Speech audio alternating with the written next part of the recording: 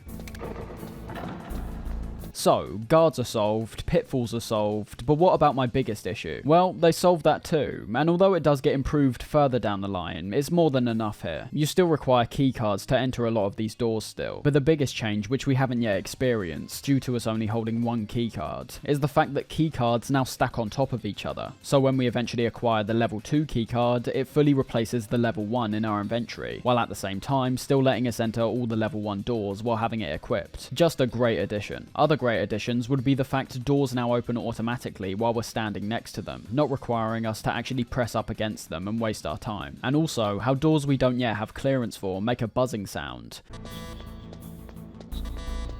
which on top of the numbers which are shown on the doors, just gives so much more clarity in relation to what doors we can enter, as well as the stacking keycards allowing us to just run past all of them swiftly, and see for ourselves which ones we can enter and which ones are locked off. The level design in terms of this second floor basement might be quite simplistic. It's working off a grid structure, with the 6 rooms that are found within the floor working as our main way of cover from the enemy. It's very simplistic once you break it down, but add in the trapdoors and the guards' unknown patterns when dealing with them for the first time, and it becomes a room that requires careful and considered traversal. This is how a large part of the game is laid out. Having us come back to certain buildings and floors this time round feels clever, both in terms of how they fit into the game's structure and also in a development sense, how they manage to conserve resources by doing this. Everything in a level design sense feels expanded and refined. It's not perfect, I'll say. There are some areas I do have a problem with, as we'll eventually see, but on the whole, it feels like an innovative step up from what we've seen before, just like it should be. Taking us back to where we left off though, the one thing I don't think is innovative, and luckily isn't repeated anywhere else in this game, is the idea of the invisible walls which we need to look out for here. I wouldn't say it's better or worse than what we had before, but about the same level of confusion. Even for someone like me, who's played all the Metal Gear games to death by this point, the hidden walls are something that occasionally catch me off guard, depending on how long I've been away from the game. The positives are the fact that the walls here at least have the distinguishing feature of being a different colour than the walls surrounding it, as well as making a reverberated sound when tapping on them to show they're hollow. The fact we're actually told about the hidden walls too is a lot better than before, where we literally had to discover these purely by ourselves, or at least that's what I gathered from my playthrough. I'm not going to write off the fact there may have been a radio call that let us into that fact, but we still have to acknowledge that it's very hard to actually see these from the top-down angle, for most people requiring a more drawn-out process of either entering the first-person mode to look at the walls, or going around and tapping the walls to see if they're hollow. It's not a huge issue at the end of the day, it just sticks out more as a strange inclusion considering how well I think the majority of this game flows. Making our way inside, however, we eventually discover the ArmsTech president, Kenneth Baker, being held captive, with wires all around him that if tripped will detonate all the C4 that is placed around the room. Snake dodges out the way of a bullet shot by Revolver Ocelot. A great visual, but one that makes Snake look more like a ninja, performing an action that I don't think I see him replicate anywhere near as closely again in other games. So you're the one that the boss keeps talking about. And you? Special Operations Foxhound. Revolver Ocelot. Ocelot's introduction here is brilliant. Everything from his character design, which we can now clearly see, having standout things like his red gloves and grey slicked back hair and moustache, as well as his voice performance being stellar. Ocelot proves himself immediately to fit in line with the very distinct Psycho Mantis, who already had the potential to steal the show off the bat. To many people, that is actually still the case. Living up to his name, Ocelot appears to have his roots ingrained in westerns, twirling a Colt single-action army in his hands and yelling draw before throwing us into a boss fight with him. Over the years, I've become more and more resistant to this boss fight, where ultimately, in this playthrough of the game, I found it fairly bland overall. This is definitely the most bog-standard encounter of the game, which is quite a shame, considering how much of a character Ocelot proves himself to be in the brief moments we see him. The biggest positives I pick out from this encounter is both the stakes which are set up, having you and Ocelot firing lead at each other in a room filled with tripwires and C4 explosives, and also, the abilities Ocelot shows off in this fight prove him to be the great sharpshooter that he was claiming himself after B. You are able to dodge out the way of quite a lot of his shots by just running around, but I'm referring more to the rebounds the bullets make around the environment, a lot of them bouncing off walls and hitting you, which is pretty cool. That's about the only unique part of this boss, however, and it's one of the few times in a game where a one-on-one fight features a back and forth, which I don't actually enjoy that much. I think this primarily stems from how Ocelot interacts with the arena here, with the entire encounter basically boiling down to a chase, where Ocelot shoots all the bullets out of his revolver and takes some time to reload, which gives you a large window to deal some damage. Years ago, when I played this for the first time, I liked Ocelot's fight. It felt intense, the stakes were high, it was the first Foxhound member we were actually going up against, and someone who appears to have a much higher level of skill when it comes to shooting. As the years have gone on though, whether you're constantly stopping to catch Ocelot off guard, or actively pursuing him around the arena by executing the move and shoot action we've got here, it just feels like the same thing, rinse and repeat until the boss is over. There's no kinds of second phases here, you're hitting Ocelot with shots until he's dead, simple as. The best thing we can observe from this first boss fight is something that carries across to most of them, and that's how equipment is handled during these. Rations aren't given out so sparingly in boss fights. Typically there might be one or two lying around when the fight begins, but oftentimes there's only really ammo placed in these fights. That's an aspect I really enjoy, as to compensate for the lower stock of ammo that we have here to begin with. Ammo is both placed at the start of the fight, and also gets restocked over the course of the fight, as your ammo increasingly dwindles. Yet another quality of life change that removes the annoyance of having to grind for certain types of ammo or rations, and making it so that you aren't completely hopeless or left stuck if you don't have these after the fight's already started, in which you obviously can't back out or run away. That's all I can really say about this fight though. Run around, get shots off, and avoid setting off any of the tripwires. Something that occurs after this fight, however, that's even more intense is the appearance of the cyborg ninja, entering by cutting off Ocelot's hand with ease and slicing all the tripwires.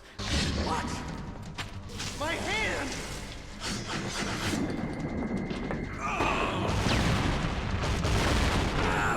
A visual which might look cool, but ultimately makes zero sense, with how setting them off beforehand would kill Baker, and lead to us having to try again. Literally, the stakes of the past fight look insignificant once you see Baker fall over with explosions all around him, and somehow still magically survive. Much like Psycho Mantis, the cyborg ninja is one of the elements in this game which really stands out from everything else we initially see, with his character having a great and futuristic looking design, which not only contrasts with all the other characters, as well as the rundown environment around him, but also is one of the first characters that seems like it takes heavy influence from more Japanese-centered culture, as opposed to the more Western elements that make up the bulk of the game. Our meeting with him here isn't just cool, but arguably the first genuinely freaky moment in the series so far, with how he eventually ends up going crazy, making all kinds of animalistic sounds and screams before darting out of the room. Again, another aspect that appears brand new and contrasting for the experience in this game, but eventually becomes the norm for Metal Gear. Our talk with Baker reveals Foxhound managed to extract his detonation code via torture methods, meaning they're now able to launch a nuclear weapon at any time. Baker reveals an interesting detail in relation to resisting Psycho Mantis's mind probe, telling us that everyone who's aware of the top secret detonation codes are given surgical implants in their brain to prevent this type of mind probing. The only way of stopping a launch now is apparently by way of the keycards, which can override the detonation codes, one of which has been handed off to Meryl. This leads to an utterly fantastic moment, which surprisingly isn't particularly seen all that often, and for myself hasn't been seen in any other game that I've played, despite being such a cool concept. We need to contact Meryl via codec, but Baker has forgotten what her frequency is, before remembering that it should be found on the back of the CD case. Oh, that's right.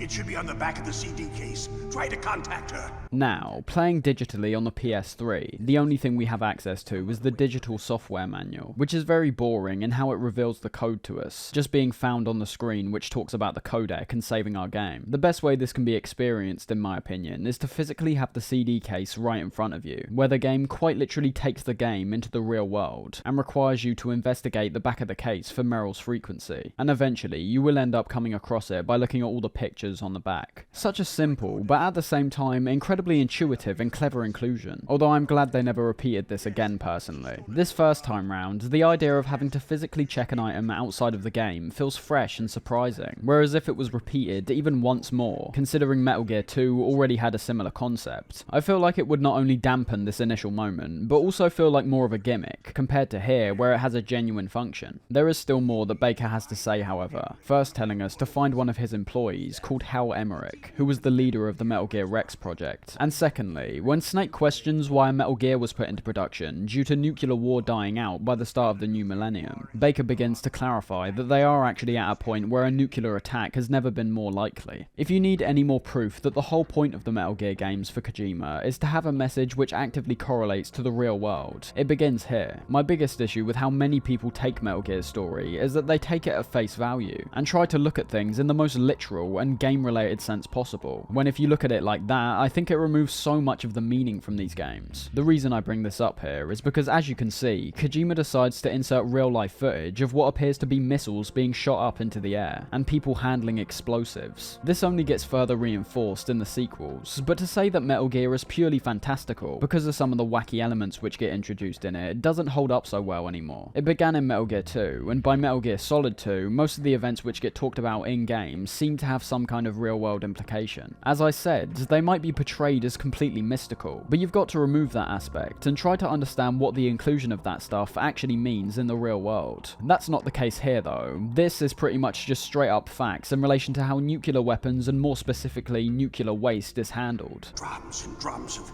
nuclear waste stacked this high, as far as you can see, because there's still no real way to dispose of the stuff. So they just close the lid and try to pretend like it'll go away? Essentially, yes.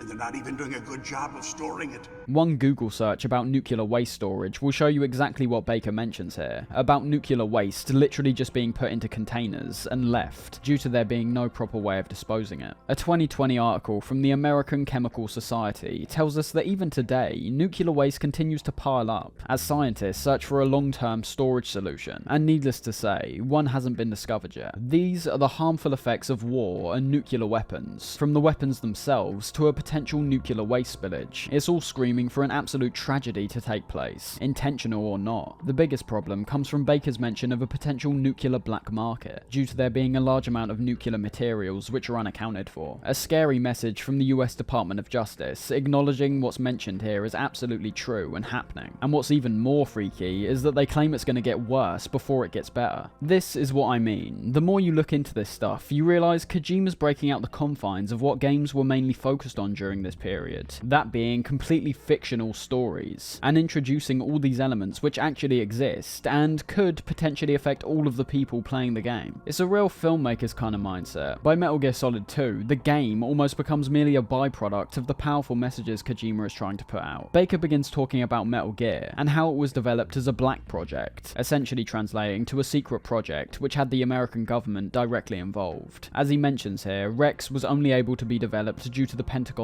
black budget funding. It refers to the idea of the game being rigged, and having the general public, and also the opposing political parties, have no say in these kinds of weapons developments. As Baker says, they were essentially given free rein on Rex's development, with no one around to bother them, saying that even the Military Oversight Committee was not privy to any information regarding Metal Gear Rex. They could build the most destructive weapon mankind's ever seen, and no one on the outside even knows it exists, all of it being bought and paid for by the American government. It's telling us that these people are not your friends, despite the president's attempts to try appear as a relatable human, which has the public's best interests in mind. There's too much shady stuff going on behind closed doors to ever truly believe the government is just and transparent in all of its actions. And with Baker giving us an optical disc containing all the information related to the Metal Gear exercise, as well as a level 2 keycard, he suffers the exact same kind of heart attack that Anderson did, while chastising the Pentagon and claiming that we're being used for something that we aren't personally aware of. Oh no, it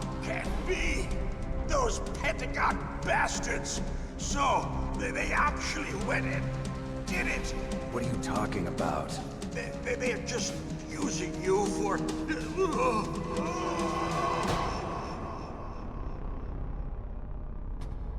Finishing up all the talk, we get put back into the game, and are given an increase to our maximum health. Just like before, but every time we beat a boss, our max health goes up. This time, having Snake do a kind of fist pump movement that's as cool as it is goofy.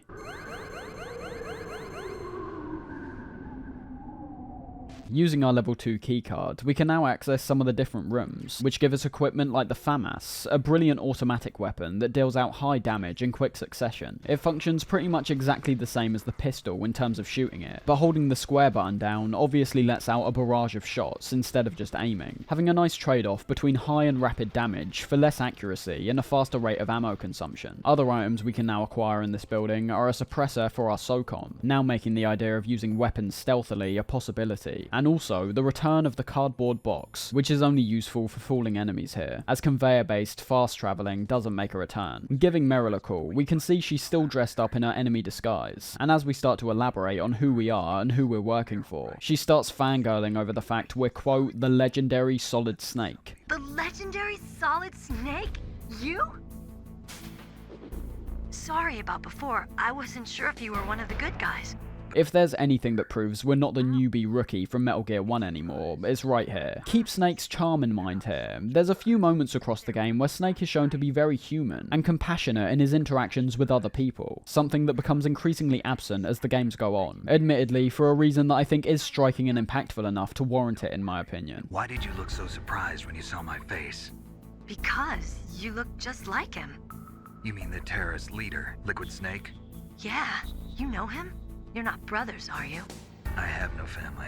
Something I haven't mentioned till now is the continual comparisons between Snake and Liquid so far, but especially in the briefings where we get zoom-ins on Snake's face. We can see his hair was almost identical to Liquid's, with his face being a bit harder to distinguish because of the very intense grain effect which is put on screen. It's one of the mysteries that's very interesting, and is pretty much just left for the majority of the game. The main villain here looks exactly like us, and for what reason, we really have no idea. The most important things we're told here is in relation to the purpose of Shadow Moses, being told that the idea of it being a nuclear weapons disposal facility is entirely false, instead being a dummy corporation set up by Arms Tech, the term dummy corporation referring to a company which is set up as a front, in this case for the development of a brand new Metal Gear. Foxhound and the Next Generation Special Forces were called here for the test launching of a dummy nuclear warhead.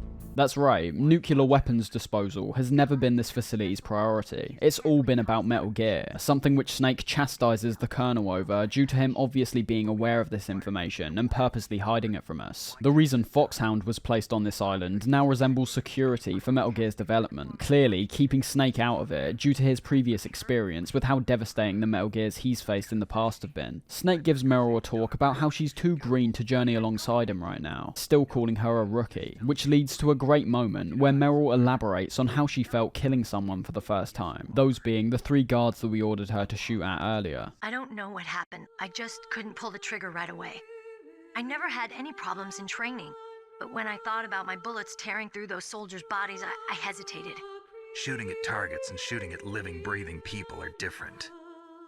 Ever since I was a little girl, I always dreamed about being a soldier. You'll hear that in the back, there's the re-emergence of the song which played at the very start of the game as we swam to the docks. This track is called The Best Is Yet to Come, and outside of it featuring a beautifully layered choir, it's used in a narrative sense perfectly as well, always seeming to come in at quite pivotal points in the story, usually to represent something like an important character development, like we see here. In a war, all of mankind's worst emotions, worst traits come out. It's easy to forget what a sin is in the middle of a battlefield. And with Meryl opening up the cargo door to the outside, it's time for us to head to the second building and find Hal Emmerich. There's some vertically moving lasers in between, which prevent us from just running straight to the door in front. Instead, having to use thermal goggles, or even more intuitively, our cigarettes, to get a visual on the lasers, and crawling along the floor while making sure we don't come into contact with them. It's not that difficult, especially with the thermal goggles, although due to the perspective we're seeing the lasers from, it can sometimes be quite difficult to actually gauge which lasers are falling in what position. Let's talk about the graphics and the atmosphere of this game for a second, as we've only briefly focused on certain aspects, despite this blatantly being a huge jump forward from the 8-bit games. The atmosphere is one of my favourite elements that feeds into the environments which are created here, where much like a lot of other aspects, it's going for a gritty and realistic portrayal. The opening section, for example, has the brilliant snow particle effects which fall from the sky, which I think create a great effect while not being too overwhelming, as opposed to many other games which implement weather effects as a filter which is thrown up on screen. We can clearly see the snowfall or actual particles which fall to the ground, which I imagine wouldn't have been the easiest thing to implement at the time, but is pulled off amazingly. Looking at the enemy's design shows a surprising amount of detail, despite the intense pixelation that came with most PS1 games. Their clothing, for example, isn't just a jet white suit, but looking closer, we can see their jacket opening up at the bottom when they walk, their collars at the top, logos on their right and left arms, as well as their weapons containing a flashlight that we can see flickering on the front. In games that are made as far back as this, we can't take these things for granted. These are things that would have taken a lot more time to implement, and the fact there's such a high level of detail to merely the grunts here should be commended. I've already talked about Snake's design, which I think is great, with everything from his sneaking suit, which highlights his muscles, to his soon-to-be iconic bandana, making the legendary hero label seem quite apt off the bat. And despite everything now being handled in this more technically intensive 3D environment, complaints I had in relation to the continual repetition of textures and objects in the previous games is entirely solved here. Sometimes, the changes are quite substantial. Looking to the front of the Shadow Moses facility shows a very believable structure, with different parts of the building sticking out, presumably to adhere to certain parts of the building with different lengths and size. Colour is an aspect that I can somewhat understand people criticising. This is a very grey and drab looking game in terms of exteriors and interiors, but of course, the counter to that is the fact it fits very well in terms of the environment itself. The setup is an island that is a nuclear disposal facility. It wouldn't make much sense for the environment to be thriving with colour here. The textures liven everything up in my opinion though. The mountains on the outside, which vary in size, and have all kinds of different indentations and slopes in terms of the landscape. Chain link fences, gates, railings, not just the same wall texture repeated verbatim. Floors with all kinds of different textures laid out across the environment, not just the floor itself, which is still varied up to a far greater degree, ranging from snow to concrete, but also more unique floors like the helipad, which features several lights and grates on the floor, metal crates with labels on them, straw bags which are piled on top of each other, yellow tinted windows to reflect the spotlight that's getting shot from the inside. And bear in mind, I'm literally just focusing on what's pretty much the first area of the game. You've got to understand that this level of care is brought across to essentially all of the interior and exteriors throughout the game as well. Once again, I don't think it's reasonable to throw these things to the side in a game made in 1998 for a console that people would consider primitive by today's standards. You might scoff when I mention all the different kinds of objects that are thrown into all the environments here, but you have to consider that these were all crafted by individual artists and developers to make the environment feel authentic, something that despite the improved hardware the PlayStation brought over the MSX, still would have definitely brought its fair share of problems when trying to actually implement everything. Let's not forget, even today, developing a game can take such a long time due to how many aspects have to be taken into account. Sometimes, developers' visions are so grand that even in the final release of a game, the game itself is barely hanging on from a complete meltdown. It's why I give more leeway to games which are released in a rough state sometimes, unless their intentions are blatantly impure, which I think can be said for games like Cyberpunk 2077, that released in a state which no one possibly expected. Games are such a hard thing to make, and it would be incredibly petty and self-righteous for me to shout down games that might not run as effectively as they ultimately should. This obviously isn't the case here, despite the sheer detail that's put into the environments, and being, in my opinion, one of the best looking PS1 games ever released. The game runs smooth as anything. Same goes for most of the animations here, some of which I find to be a bit clunky, like the neck break animation, where every time Snake consistently appears to warp away from the enemy and break their neck while holding thin air. But things like the doors opening, all the movement in the cutscenes, some of the highlights being things like the Cyborg Ninja's mix between fluid and frenetic movements, Ocelot's revolver spinning. I could go on, but eventually it'd become pointless. The graphics overall were fantastic for the time, and even when looking back, aspects like the dense, isolating atmosphere that's created, the large number of varying textures, and certain elements which get introduced towards the end of the game, like the towering Metal Gear, all coalesce to make Metal Gear Solid a great game visually in terms of when it was released. And although it may be off-putting to some people, I still think there's too many aspects which work in the game's favour to put it aside, merely for aspects like the pixelation. I'll bring it up again. Resident Evil has a remake, which I think is far superior in every way. Looking back on the PS1 version now presents a lot of good stuff visually, but also some very underwhelming things, like a lot of the very tight boxy hallways, which occasionally appear identical. In the early Resi games too, they obviously all feature pre-rendered backgrounds, which oftentimes takes away from the depth of the image, which can be felt very strongly in Metal Gear Solid. It was released earlier than Metal Gear Solid obviously, so you should give it some props for being as good as it was for the time, but it just doesn't hold up as well as I think Metal Gear Solid does, in a visual, audio, or gameplay sense. Overall though, though, it's great stuff all round. It looks great, doesn't particularly become stale at any point, and most importantly, is distinctly Metal Gear Solid. You could have the best looking graphics in the world, but if the style's not there, you'll end up faltering. I think a lot of credit should be put towards the art director, Yoji Shinkawa, who's not only responsible for the majority of the artwork featured in the Metal Gear games, but also in terms of their styles overall, being responsible for a lot of the environments, as well as the characters and mech designs. Heading back out to the snowfield outside, we get a call from someone calling themselves Deep Throat. Just call me Deep Throat. Deep Throat?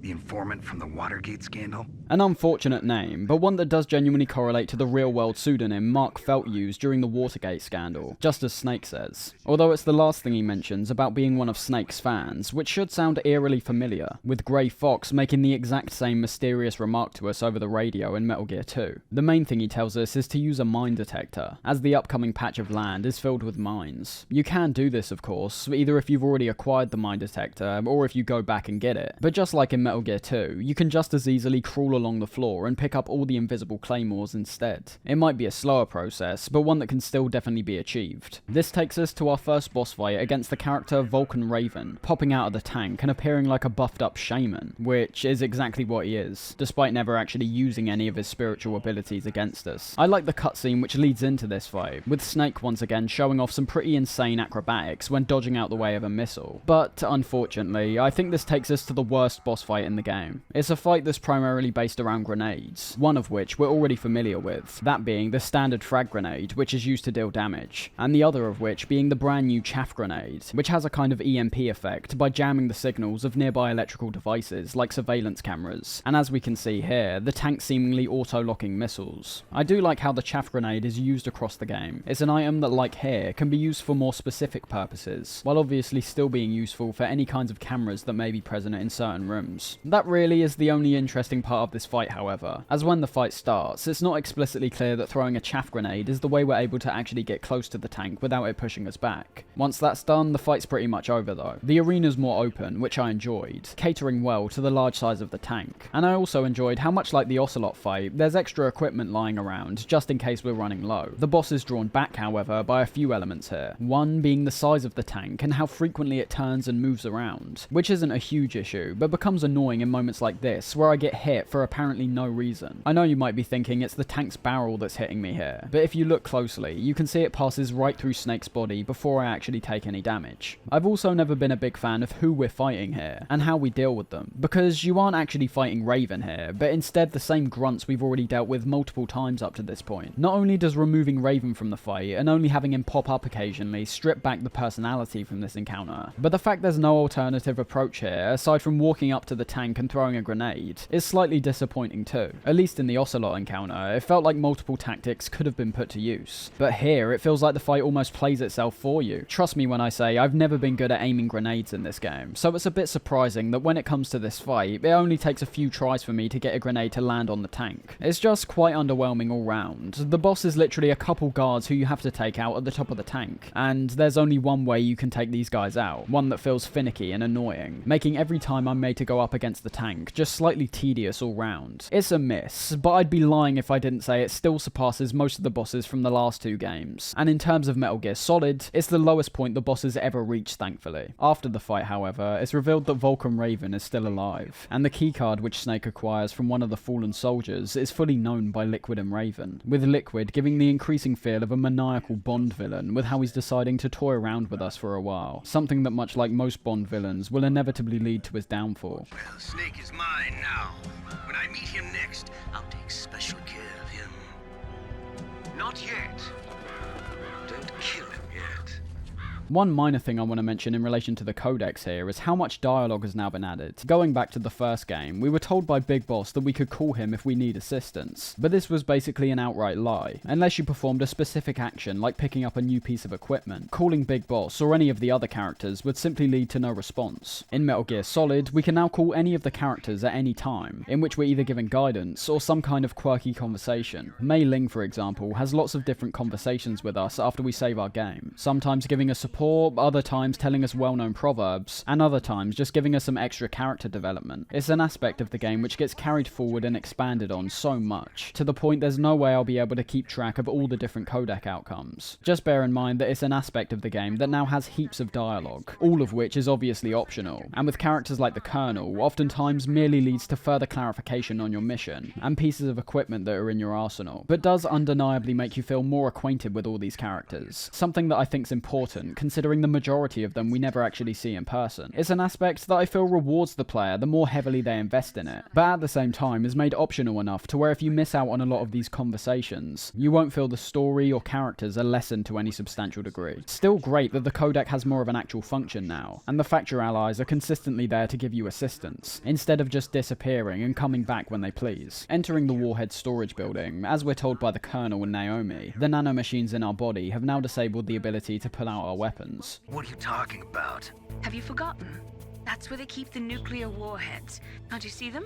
A cool concept in theory, as it shows the kind of technology that's floating around the Metal Gear Solid universe, bearing in mind Metal Gear Solid is set in 2005. But when taking a step back and realising we're playing as the legendary Solid Snake, it doesn't make that much sense. He's a hardened war hero. If he's told firing weapons in a location could lead to catastrophe, why would he even think of doing it anyway? Things get even worse, however, as due to the guards patrolling the building with weapons, you can already guess getting caught by them will result in them also shooting at you. Quite literally a scenario which makes zero sense. I like the idea of having all our weapons be unusable for a period of time, but this idea just seems sloppily executed here. We're also given the frequency to a woman called Natasha here, who's described as a member of the Nuclear Emergency Search Team. She's a fine character whenever we talk to her, but she's a lot more optional than any of the other teammates here. Unlike the Colonel, who forces you into codec calls with him, for example, Natasha only ever speaks to you when you directly call her up. And despite the information she gives out possibly being interesting, none of it ever actually ends up furthering our ultimate goals. Needless to say as well, she's a character that never returns in any future games, and is only ever mentioned passingly in conversations. Heading into the elevator on the upper level of the warhead storage, once again shows there's only 3 floors here. Floor 1, Basement 1, and Basement 2. Thankfully, they show far more restraint in this game, still making all of the different floor designs interesting, with unique challenges in between, while at the same time, not trying to go for a larger, more convoluted scale like previously. Basement 1 is where we acquire the Nikita launcher, which I'll admit has quite limited usage compared to most of the other weapons we have here, but still functions well in itself, resembling the RC missile from the previous games, with how it shoots out missiles that we can actively control. The Nikita's put to the forefront in only one moment during the game, that being the moments directly following our retrieval of it, in which we're made to use it in a room filled with gas, to switch off the electrical panels, which make up most of the room's floor tiles. I think the idea of having a room filled with gas is an interesting concept to bring back from the previous games, and although I think the concept doesn't make that much sense, why would anyone want to have offices and rooms in a place that's filled with lethal gas? It works a bit better than it did before, due to this specific missile segment. Our oxygen meter basically works as a time limit now, having to guide the missile as swiftly as possible, with different speeds being able to be achieved, depending on whether we're turning the missile or letting it go in a set direction. It's not a section I describe as being all that hard particularly, but I could definitely still see a lot of people having trouble with this. When controlling the missile in the third person view, it only has the 4 set up, down, left, right directions, unlike Snake, who can run around in circles and turn whatever direction he wants, including diagonally. It feels quite sturdy and stiff, whereas entering the first person mode, we're able to more accurately turn where we want, as well as getting a greater visual on the environment in front, which ultimately is the most important aspect here, considering our main goal was avoiding any walls or objects, on top of the cameras on the run up to the switchboard, which are equipped with weapons. Once we've done that, we can inspect some of the other rooms on this part of the basement, being able to get items like the gas mask, which admittedly is used pretty sparingly from this point onwards, and isn't even all that essential, even with these gas-filled rooms, considering how big our oxygen bar is. I do like how our first-person view adheres to the gas mask though. Continuing on from the more bizarre, horror-themed elements that Psycho Mantis and the Ninja started to introduce in this game, we get another scene which uses violence, blood, and dead bodies to create a frightening run-up to our next encounter, bearing in mind that a lot of players may have totally avoided combat up until this point, outside of Ocelot of course. They may have not gotten a clear visual on things like the blood, which is splattered all over the walls here, and the huge gashes we can see on the guards. The twisted sounds we hear while making our way forward are fantastically ominous, as well as the moment where a guard collapses in front of us, claiming it's a ghost.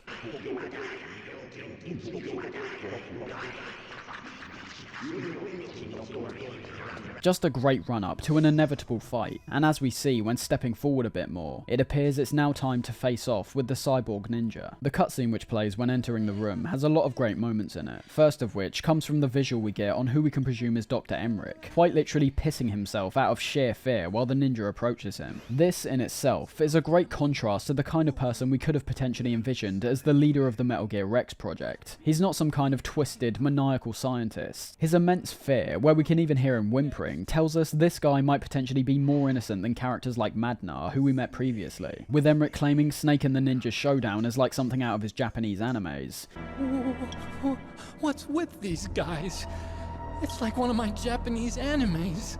Great line, by the way. You and the ninja begin your battle. I love the ninja's personality during this fight, once again fitting well into his already bizarre persona, starting the fight by telling us he wants to feel alive again, and as we'll eventually see, begins begging for more and more pain after a certain point. Unlike Ocelot on the tank, this boss fight features a few distinct phases, which I really enjoyed. The first phase basically being an all-out brawl, where the ninja fantastically shows off his far superior agility compared to Snake, which I think works well, but at the same time can be somewhat annoying because of that fact, due to attacks like his flying kick being nearly impossible to dodge out the way of, or at least that's how it felt to me. Shooting is completely off the table here, as the ninja's able to use his sword to block all of your bullets. Yet another aspect I really like, where just like in the first part of the Warhead storage building, you're stripped back to basics and have to rely on all the abilities Snake has himself, not on your equipment. The only negatives that can really be drawn from that fact is how I've already said that Snake hasn't really got too many tools to mess around with. He does the same combo every time, his movement, especially compared to the ninja, is rather slow, and when looking to how much damage he gives out, the fight becomes more of an endurance test to see how long you can survive the ninja's onslaught. Once the ninja puts away his sword, the fight begins feeling like you're on a more even playing field, although attacks like the flying kick that I mentioned earlier, as well as his large jump and slam to the ground, still remind you this guy's far more agile than you. Due to his health decreasing so slowly, however, I'm really glad they felt the need to spice things up when reaching the midpoint of the fight, where the fight becomes more like hide and seek, with the ninja activating his stealth camouflage. Just subtle things I enjoy is how this new phase is described to the player, having a short cutscene where we see him activate the stealth camouflage, before showing clearly where he's now positioned himself in the room, and then giving control back to the player to go find him. Small things like that work wonders in eliminating confusion. You give the player a concept and present it clearly, and then, after they've been shown it, you can start mixing things up a little, and throwing in more unexpected elements, but the base concept should be clear right from the start. Luckily, the ninja still isn't too hard to see during the stealth camo phase, with key giveaways being things like his shadow, which can still be seen beneath him, as well as obviously the outline of the stealth camo, which inevitably ends up sticking out from the background slightly. Still a great idea though, which could have only been improved in my opinion by focusing more on the audio. With how the ninja calls out to you during this phase, I presumed while playing that it was some kind of audio-based hint to give you an indication of where he's hiding.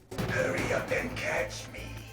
Putting on some headphones though, I noticed there was no kind of panning involved here. The audio comes right in the center, like all the other audio sources. Not an issue of course, just a missed opportunity that I think could have also worked well. Once we're done with this phase, it's clear we've entered the final stretch of the fight, where the ninja now slows majorly down, and relies more on his sheer strength and teleporting ability. You can still definitely get hit here, so it shouldn't be taken lightly, but it feels more like the fight's winding down, as opposed to escalating to any higher degree. The only part I disliked was how we're totally uninformed about the final moments of this fight, where the ninja becomes manic once again, screaming at the top of his lungs, and having this electrical bubble around him that deals a very high amount of damage when it initially spawns in. My initial attempt at this fight was put to sleep solely because I forgot this was coming, and didn't have any rations equipped. In the following cutscene, the audio once again proves to be the highlight here, with the industrial effects and distorted layered screams which play when the ninja's seizuring.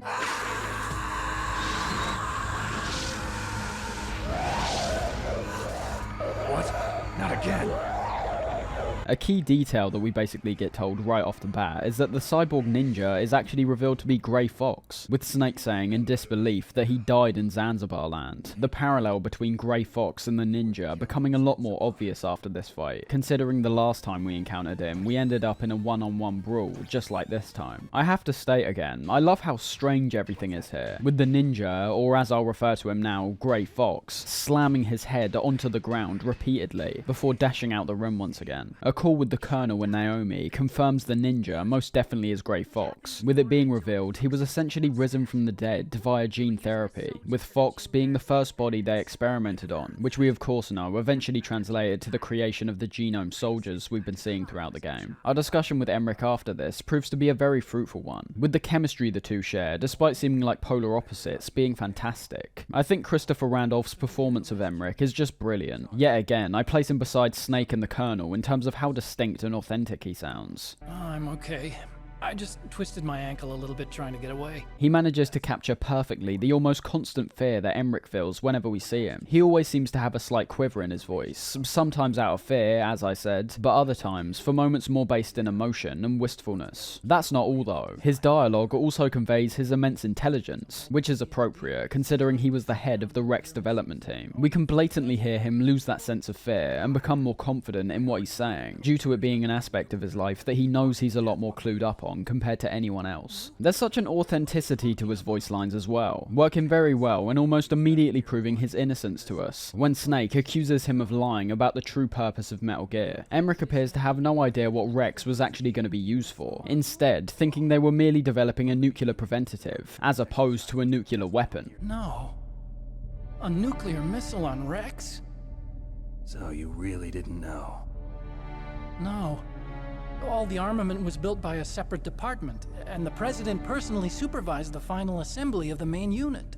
Our discussion leads to new revelations about Metal Gear, such as being told it's equipped with a railgun, and also more talk of VR and the power it now holds in the world. Rivermore National Labs, which I assume is supposed to be a direct reference to Livermore National Labs, located in Livermore, California, is described as creating a new type of nuclear weapon using VR technology. Their tests being conducted in a virtual environment, which Emmerich claims just isn't a feasible option. It becomes clearer at this point this is why Rex was created. We already know Shadow Moses was a front, but the entire exercise is all based on pre-existing tests they'd already conducted in VR. Just like Emmerich says, the research and knowledge they can gain in a virtual environment can only take them so far, deciding to plan out the exercise in real life, using Shadow Moses as the shady, unknown hub of these nuclear-centered operations. Emmerich shows deep regret towards his actions after thinking over what he's helped create in Rex. He tells us about his grandfather, who worked on the Manhattan Project. The Manhattan Project, of course, refers to the top-secret research and development program led by America during World War II, with all its efforts going towards the creation of atomic bombs, weapons of mass destruction. Emmerich mentions how science is something that he once believed would further mankind, but in reality is only applied when nations actually want them to. I used to think that I could use science to help mankind,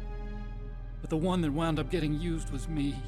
It's not too dissimilar to what we see today, like Kojima's trying to convey here, but it's important to keep an open mind in relation to these governmental powers, because always remember, these people aren't your friend. Although they talk about having your best interests in mind, a lot of the time it's just that, talk. A carefully constructed lie that will guarantee them a place of power, in which after that point is secured, they're in full control and no one can tell them what to do. Mainstream science and industries like Big Pharma have been under copious amounts of scrutiny as of late, for these exact same kind of reasons. The idea of the pharmaceutical industry calling the shots of what policies are instilled to nations like America, and that being their primary goal. Not some kind of resolution or scientific breakthrough, but control. We're going into the realms of what many people may claim as a conspiracy theory, but it's interesting when looking at the Metal Gear games, just how much stuff would be either labelled as conspiracy back then, and has only proven itself to be increasingly true as the years have gone on, or, more interestingly, things which were known as true back then, and are only now labelled as conspiracy today. This is something that rests at the core of Metal Gear Solid 2, so I won't divulge too deep into it now, but keep these ideas in mind, they'll be important much sooner than you might expect. Emmerich tells us Rex is in the underground maintenance base, and as he hasn't been called for assistance in the last few hours, he claims they're most likely ready to launch, which means we need to either activate the detonation override process, or destroy Rex entirely. Our conversation wraps up, with Emmerich telling us he'll help us in destroying Rex if necessary. A short call with Meryl after this shows her getting caught, in which there's some strange music which plays in the background. There she is!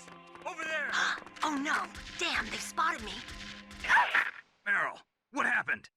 Music which Snake and Emmerich actually acknowledge as opposed to being part of the soundtrack. And finally, as Emmerich gives us a level 4 keycard, he tells us to call him Otacon from now on. The name stemming from the words otaku, referring to a Japanese word which relates to people who consume media like video games, anime, and manga, and con meaning convention, so think of events like Comic-Con, a convention related to comic books. The cutscene which follows features a very peculiar but welcome merging of Kojima's previous game Policenauts, in which I should also mention a Policenauts poster can also be found in the very same room you're standing in, as well as a PlayStation 1. It's stuff that you could begin to speculate over if you think too deep into it. Questions like, is Policenauts part of the Metal Gear universe? Is it a fictional video game that people like Otacon are familiar with and has played? But I just think we're back to the quirkiness once again. Kojima made a game that featured robotics in, that also featured cutscenes which looked very similar to how you could imagine a typical anime looking. Both things correlate to what Otacon was talking about, so I don't see any harm in throwing this in. For players who've actually played Policenauts 2, I imagine seeing a reference to it would be pretty cool as well. And with that, Otacon runs away and we're given back control. The last string of cutscenes being the most long-winded, but at the same time, most informative ones in the game so far, taking around 20 minutes for all these cutscenes to play out before it's time for us to start playing again. Believe me, 20 minutes might seem like a long time, but this almost becomes the norm for later games. It's more weird when cutscenes don't last this long after a certain point. Going back to Basement 1, we hear the strange music which played over the call with Meryl once again.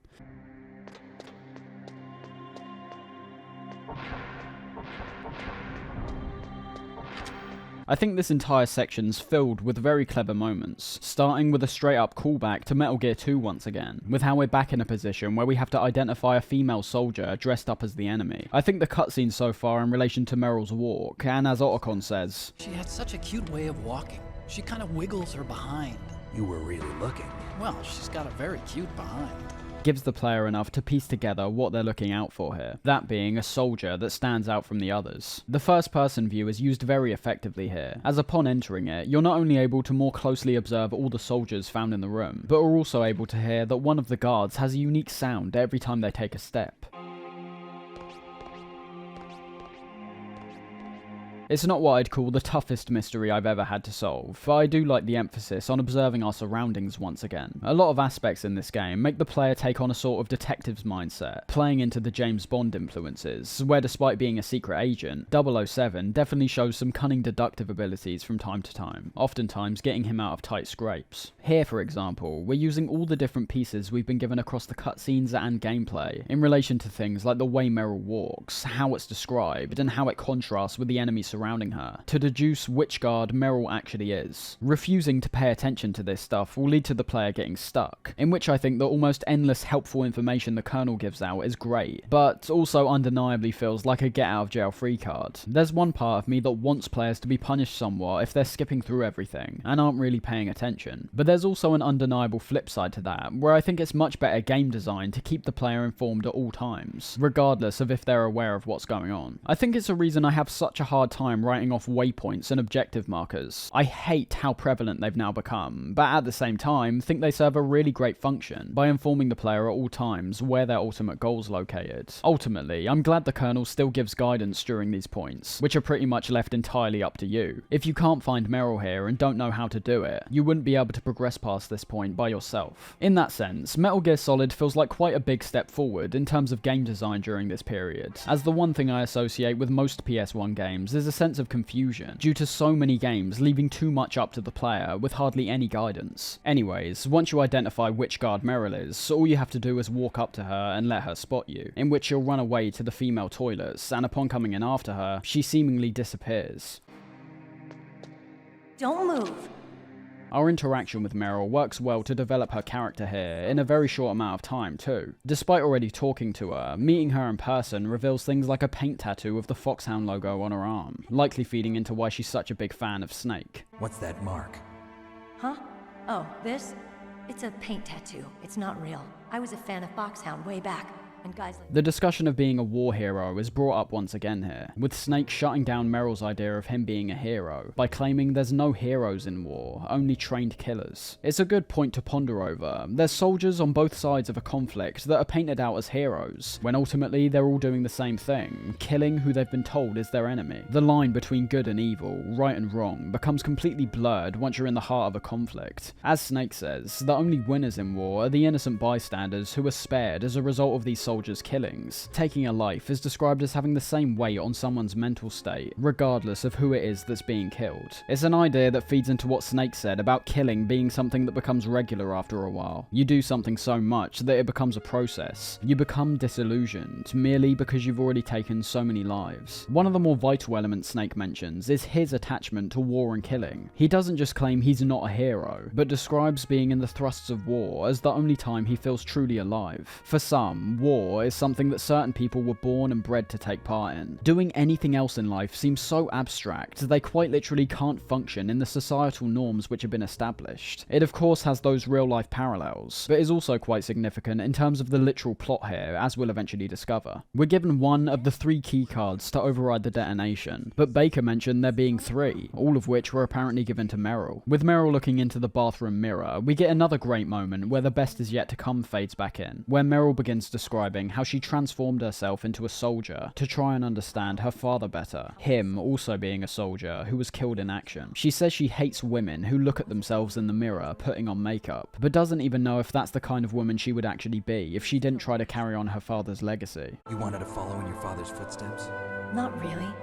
I thought that if I became a soldier, I could understand him better. So are you a soldier yet? I thought I was until today, but now I understand. The truth is, I was just afraid of looking at myself, afraid of having to make my own decisions in life. But I'm not gonna lie to myself anymore. It's time I took a long, hard look at myself. I want to know who I am, what I'm capable of. I want to know why I've lived the way I've lived until now. I want to know. Take a good look. You won't get another chance for a while. You should wash your face too while you're at it. Meryl gives us a level 5 keycard, and as we leave the room, things become immediately mysterious. There's no guards around, despite there previously being multiple on the floor, and the music which was playing before has now gone too. That doesn't last long, however, as entering the room to the north, the music re-emerges, with Meryl seemingly having some kind of head pains before reverting back to, well, a functional state again. Come on, Mr. Foxhound. The commander is waiting. It's quite a bizarre setup here. You know something's off immediately, and that's obviously the intention. I just think it could have been handled slightly better. When Meryl gets back up, she literally starts talking in a completely different manner than usual, and has the same kind of vocal effect on her dialogue that Psycho Mantis did. It somewhat already gives away the reveal that's about to occur before it even happens, with the weirdest thing being how Snake stays completely silent during the entire thing, despite oftentimes being inquisitive in relation to most things that happen around him. The encounter this eventually leads to, however, is what many perceive as the far and away highlight of the game, and that's our meeting with Psycho Mantis. The weirdness continues in the next room, with how Meryl appears to start coming onto us, while pointing her Desert Eagle at our heads, with Psycho Mantis very quickly revealing his presence, now becoming very obvious that Mantis is in control of Meryl, making her a human puppet. You don't like girls? The fight essentially begins here, first being told we can't kill Meryl, instead having to knock her out. A nice detail here being how if we look closely, we can actually see Mantis with stealth camouflage controlling Meryl while floating in the air. When Meryl gets knocked out, Mantis reveals himself, in what I would say is the most meta moment in the game, tearing down the fourth wall in a way that's both charming, groundbreaking for the time, and doesn't quite get repeated in this way ever again with Metal Gear. Mantis is a very comical villain, and that fact becomes quite obvious after he begins talking to us, deciding not to launch straight into a battle, but instead to prove how effective his telekinetic and mind-reading abilities are. He starts by reeling off things that could quite literally apply to anyone taking on the role of Snake, saying Snake's a highly skilled warrior who's methodical and careful of traps. You are a very methodical man, the type that always kicks his tires before he leaves. You are a highly skilled warrior, well suited to this stealth mission. But what you might not realise until playing a second or maybe even third time is that this is actually correlating to how you've been playing so far. For example, this is the dialogue that I got because I'd only had a few alert phases, a couple game overs, and had avoided all the pitfalls so far. Going over a certain threshold in relation to all of these, however, leads to some new dialogue, which I imagine will be immediately more striking to players who've struggled up to this point, as the characteristics he describes in those instances are more out of line with how Snake is usually described, and instead relates more to how the player themselves have been dealing with the game up to this point. After this though, things become even more blatant, with how Mantis says he'll read even deeper into your soul. What he's actually referring to here is your memory card, with what we see here being an ingenious tying in to several other Konami games, which you may have saved to your memory card. He'll list off games like Castlevania, Suikoden, and Azure Dreams. But remember, only if you've got save data from all of these games on the memory card you've been using for Metal Gear Solid. So, you like Azure Dreams? You like Castlevania, don't you? The best games to have saved, in my opinion, are Kojima's previous games, either Snatcher or Police Nauts, in which Kojima himself will make an audible cameo, saying, Failing to have all this save data leads to a slightly more underwhelming result, with Mantis saying your memory's completely clean, but I don't really mind to be honest. We see them implement yet another freaky moment that actually starts observing the player's actions outside the game, and that must be commended. Trying to bring up anything in relation to having a broader list of games be mentioned is pointless. It's a great moment, but I don't think going to other publishers to get permission to include their games here would have ultimately been worth it. The moment works, and that's all that matters. The final genius moment comes from when Mantis tells the player to put their controller on the floor, in which he'll then move it using what he claims is his psychokinetic powers, when of course, if you follow his instructions, the controller only moves due to the DualShock's vibration function. What you witness here is Kojima taking full advantage of this brand new hardware he's working with, something that I don't see him pull off anywhere near as well ever again, despite trying a couple times down the line. It appears that breaking away from the MSX's constraints hasn't just led to a more accurate vision of what Kojima's been trying to create from the start, but has also led to brand new creative ideas, all centered around the technology itself. You might see through it all and claim it's gimmicky, but I think it's actually really clever, and a part of the game that uses meta to an extent that almost no other game had during this period,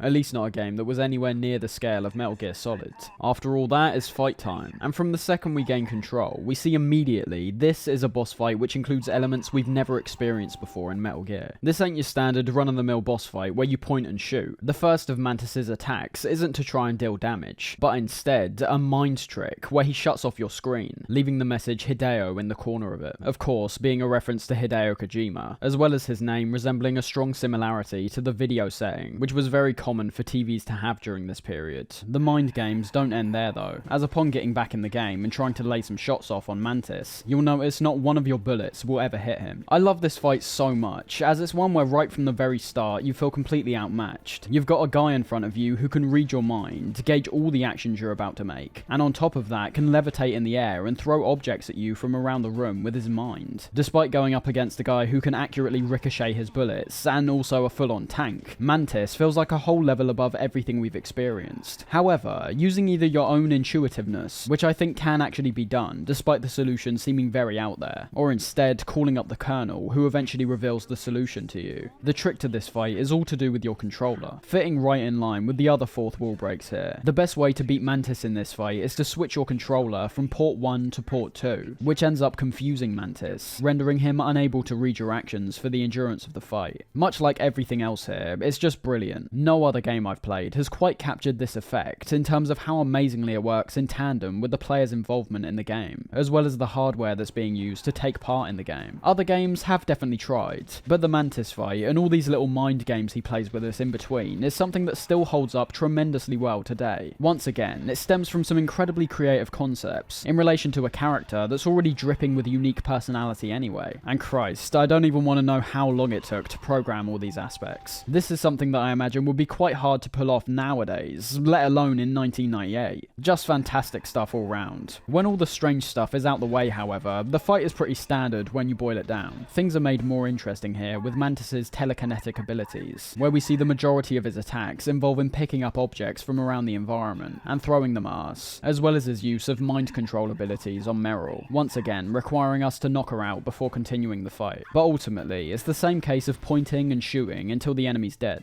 You could have asked for a more fitting process of elimination outside of the controller switch to port 2, but once you reach that point, you have to realise the amount of innovative and creative ideas we've been given already pretty much outweighs any further requests that could possibly be thrown at this encounter. Great fight, with a nice elevation in terms of the extremity and frequency of Mantis's attacks, and also a great setup and a great solution. After this encounter, I feel like our bonds with both the Colonel and Meryl are significantly stronger compared to how they were before. We've not only just saved Meryl from a life or death situation, one where Mantis was literally attempting to have Meryl shoot herself in the head, but as she's the Colonel's niece, it introduces a more personal element to both the Colonel himself and what our objective was. The entire time, we've been made to solely focus on these devastating, world-altering operations, like the launching of all the Metal Gears throughout the series. So I think introducing elements which more correlate to other characters' motivations and emotions is only a positive. It makes the characters you interact with feel more fleshed out and human, and the story itself more varied in terms of what we're made to do throughout the game's runtime. While Mantis slowly dies on the floor, he gives us directions to the underground base Rex is being stored in, before explaining why he's actually helping us out. Snake removing his mask so he can talk easier, revealing his disfigured face beneath. He describes that the act of mindlessly passing on DNA makes him sick, recounting his experiences of peering into other people's minds, and seeing these things be the sole focus in relation to their thought processes. Although during this, he finds Snake to be an apt comparison to himself and the rest of the Foxhound unit, something he genuinely describes in a positive light, despite making Snake seem completely hollow.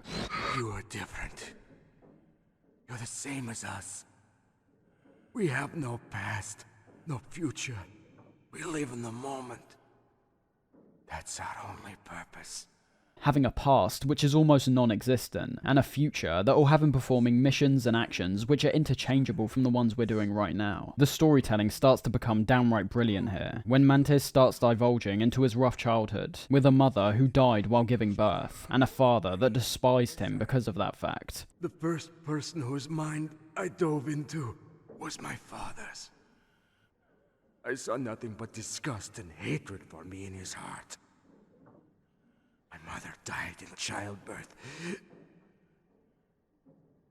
and he despised me for it.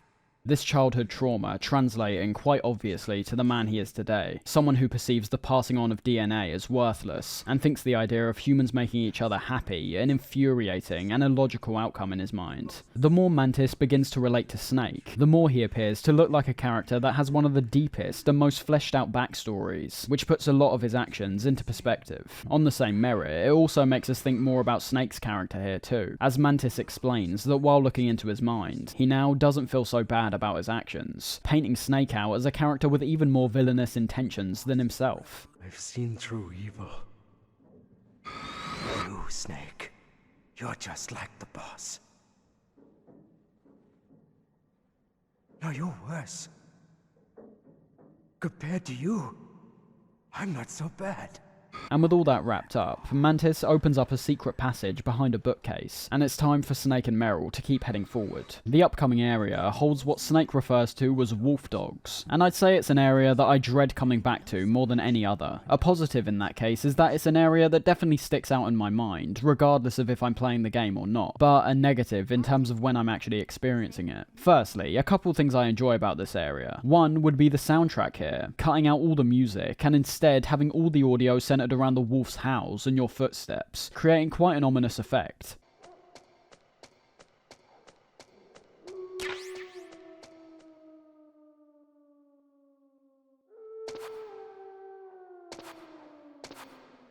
And in terms of the wolves themselves, they may not cause an alert phase after they spot you, but they definitely live up to their vicious description, not particularly giving you any kind of break, for better or for worse. The bad stuff, in my opinion, comes from aspects like the environment. The area we're travelling through is incredibly dark and dingy, which I get is obviously the intended effect, but having that paired up with the unvaried grey rocky walls doesn't make for the most eye-catching of areas. You've also got the annoyances like having your radar jam here, making the already difficult traversal due to the darker and and more unconventional layout even harder. While being a unique enemy here, the wolves oftentimes put me in a stun lock that I could only break after getting damaged consecutively a few times. And in terms of the navigation once again, they really add salt in the wound by making this dark area with no radar feature a path forward which requires you to crawl onto the ground and enter through a small crevice. A small crevice that you may have guessed is hardly visible when in the top-down perspective, and because of how dark the area is, hardly noticeable when in the first-person view as well. I know you could say use the night vision goggles, but then we've got the issue of having the entire area now appear bright green, which I think does take away from the atmosphere somewhat. Overall, this is an area that sticks out as being one out of the tons of other great areas that doesn't work so well in my opinion. I'll be honest though, it's such a small and short section that I recognise I am being a bit pedantic. It's not the worst thing in the world, but still noteworthy for me.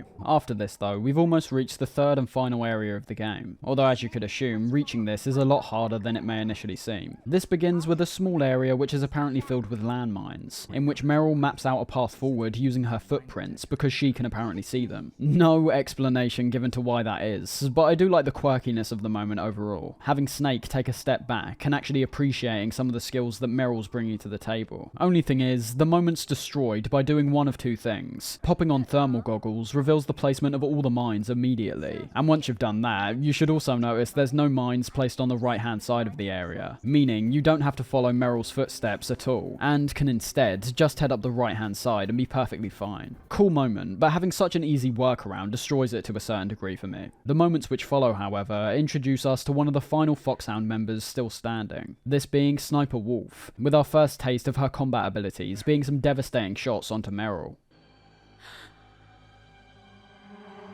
Meryl, get down! Meryl! I think this is another moment where Kojima proves how far ahead he was in terms of his writing capabilities compared to most others in the gaming landscape at the time. Even today I see games struggling with certain setups and payoffs, and how to construct particular scenes and tones without going too far in an over-exaggerated direction, making something which is meant to be emotional seem melodramatic, or having a character you're supposed to care about not be set up well enough to have us care whatsoever. If you remember, we actually experienced that exact same effect in the previous Metal Gear games, having characters crop up at the end of the game, talking to us like we're familiar with them, or have some kind of close romantic bond, despite hardly interacting with them the entire time. Someone like Meryl, on the other hand, has a fantastic character development, and most importantly, has all of this development delivered over a long period of time. We meet her right at the start of the game, where she's a complete rookie, quite literally witnessing her first few kills, while also being more antagonistic towards us. Then, over several calls and meetings with her, we learn even more about her character. She's a Snake fanboy. She's the Colonel's niece. She became a soldier because of her father who died during a conflict. All this information is delivered effortlessly. It doesn't feel forced at all, just so that we care about her character. We care about her because she's treated like a character, not merely something to further the overall plot progression and narrative beats like this Sniper Wolf moment. And coming back to that, the whole reason I went on that minor tangent is because the writing is the main thing that sticks out to me here. I've mentioned this idea already, but the fact that all of Meryl's development is strung out over a longer period of time not only makes her development feel more natural, as it'd be fairly unusual for a character to give you their life story in detail after only talking with them one or two times, but it also makes scenarios like this feel more unexpected. It's become such common practice in lazy writing to rush a character's backstory, merely so they can be used as a way to further the plot. So if you ever notice that in a film, TV show, or game nowadays, you pretty much know what's about to happen to that said character. In this case, there was no inclination this was about to happen to Meryl. Only mere minutes ago were we talking with her about those wolf dogs, and saving her from another one of the Foxhound members. So what I'm trying to say ultimately is that Kojima's writing abilities are not just excelling here when looking at his previous efforts, but also excelling far above many games that were at the same caliber of Metal Gear Solid at the time. The stakes are set brilliantly here, both from what appears to be Meryl's dying plea for Snake to shoot her, and yet again from the reintroduction of the best is yet to come, with every time it's been brought back being just as impactful as the last. As you get a call from your allies, it becomes increasingly obvious that saving Meryl at this time is out of the question, with Snake's adamance on rescuing her resulting in some confusion from characters like Naomi. What's wrong, Naomi? Nothing. I'm just surprised you're willing to sacrifice yourself. You got the genes of a soldier, not a savior. You trying to say that I'm only interested in saving my own skin? I wouldn't go that far, but... I don't know what the hell my genes look like, and I don't care. I operate on instinct. Like an animal?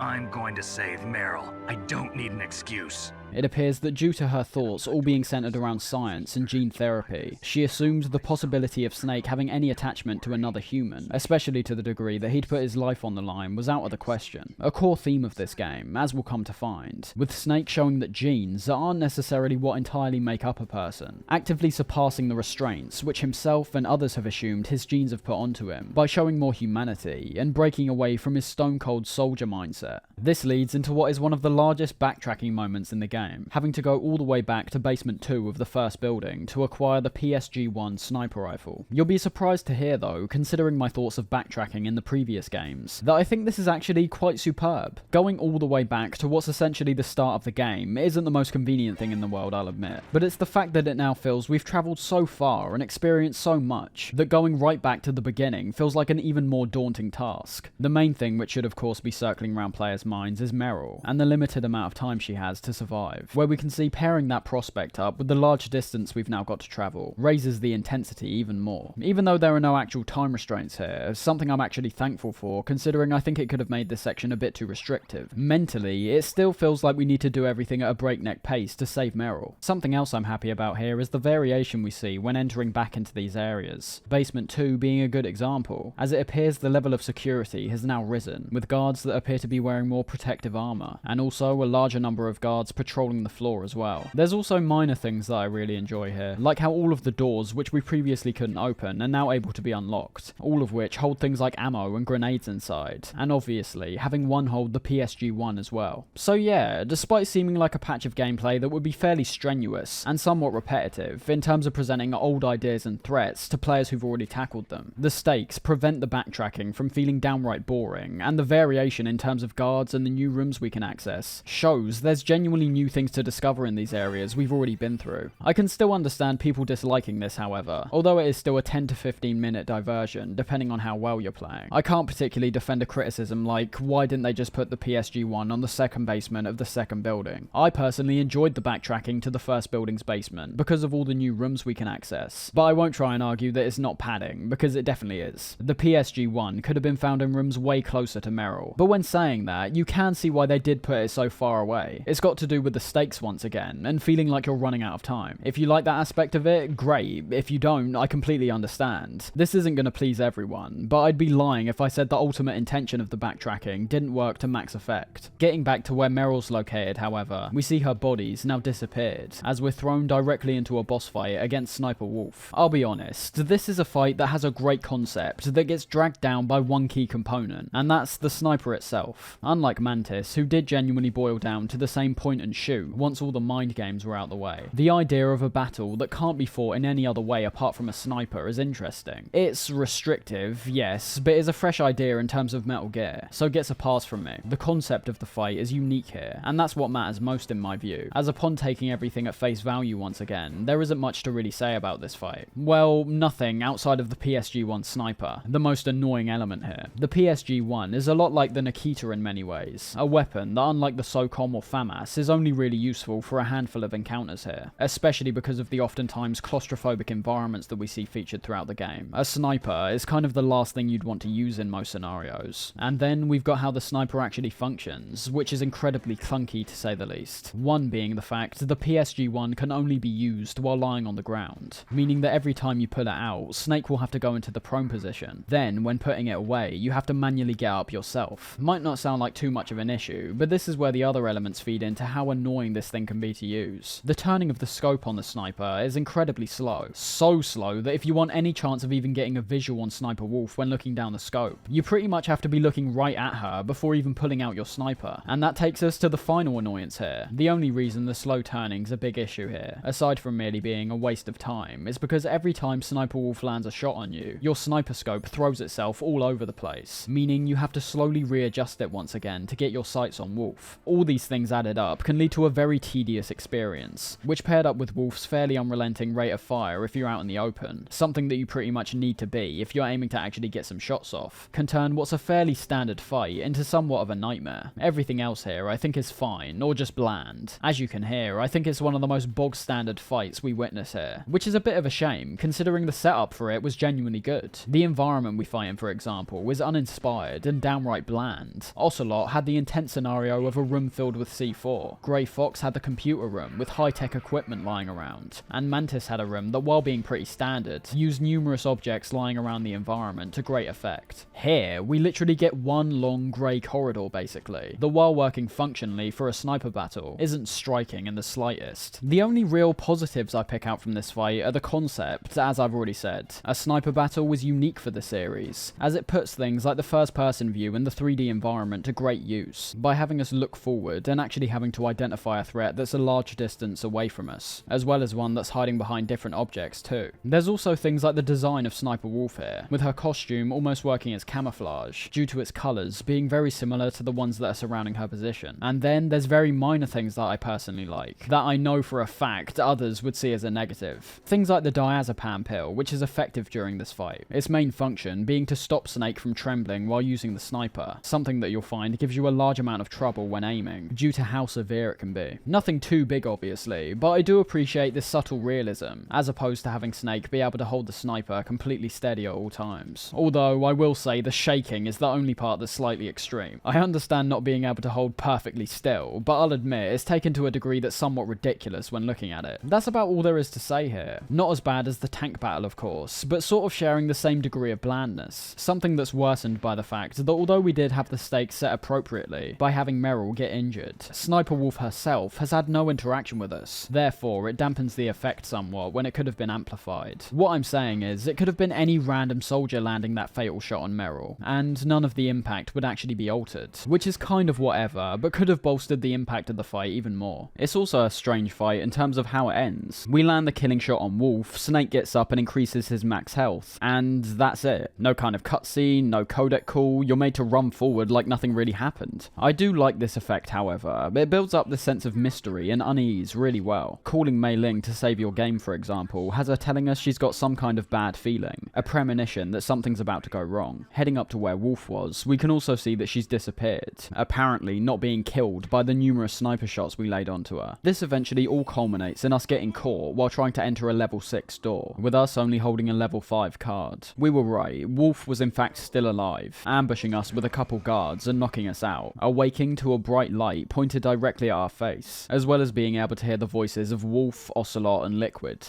Can you hear me, Solid Snake? He's tougher than I thought. Do you know who I am? I always knew that one day I would meet you. The man who stole what was rightly mine. The man who stole my birthright. Their discussion revolves around a lot of information we aren't privy to yet, but throws a lot of ideas up in the air for the player to ponder over. Liquid continually refers to himself and Snake as brothers, wanting to collect Snake's DNA to cure the genome soldiers, with them apparently having mutations, assumedly ones that detract from their superior genes. When they discover Snake has awakened, Liquid continues this talk of brotherhood, describing him and Snake as the last remaining sons of Big Boss. This idea at this point once again appearing to either be a potential truth or all-out conjecture. As Liquid and Wolf get ready to depart, we learn exactly what happened to the DARPA chief, Donald Anderson, earlier on. Although due to how it's delivered in the dialogue, I can see why some people would still be confused. It becomes obvious that Snake's about to face some kind of torture method from Ocelot, in which Liquid warns him not to push too much like he did with Anderson. Still somewhat confusing, until he mentions how they need to find out what killed Baker and Octopus, and with Decoy Octopus being mentioned at the start of the game as a master of disguise, it becomes clear that who we were talking to wasn't Anderson, with the real Anderson facing the same torture sequence we're about to face, and dying in the process. We've also got to find out what killed Baker and Octopus.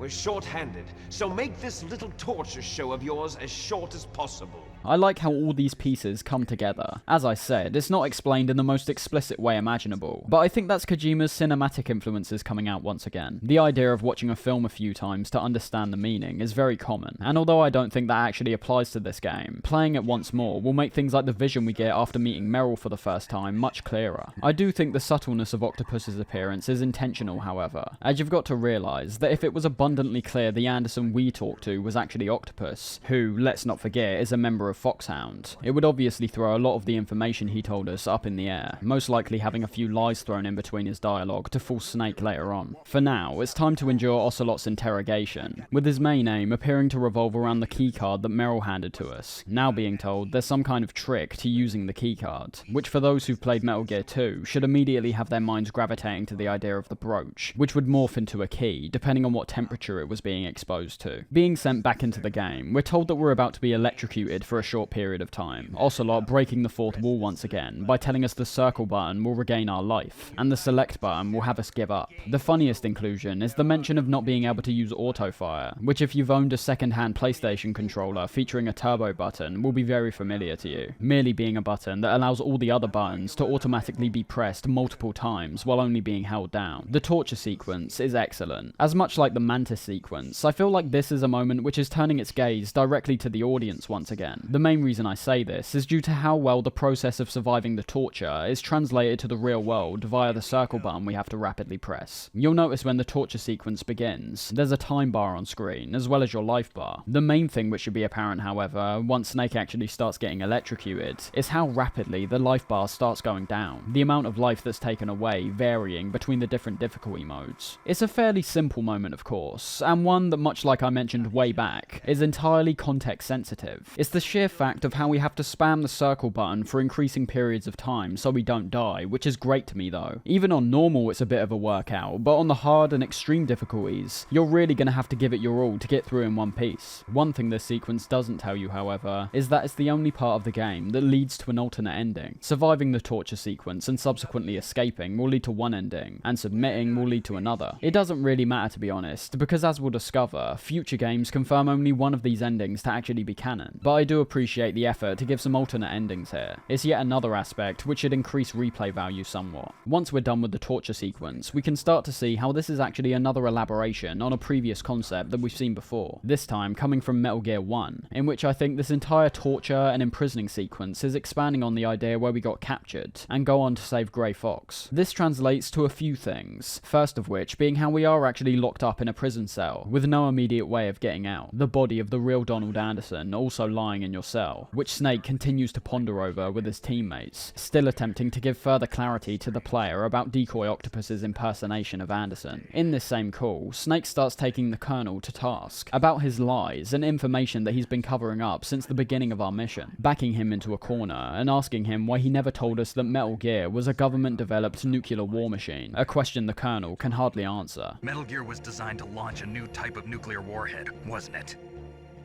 You knew it all along, didn't you? Why did you try to hide it? I'm sorry. Can't tell the grunts, huh?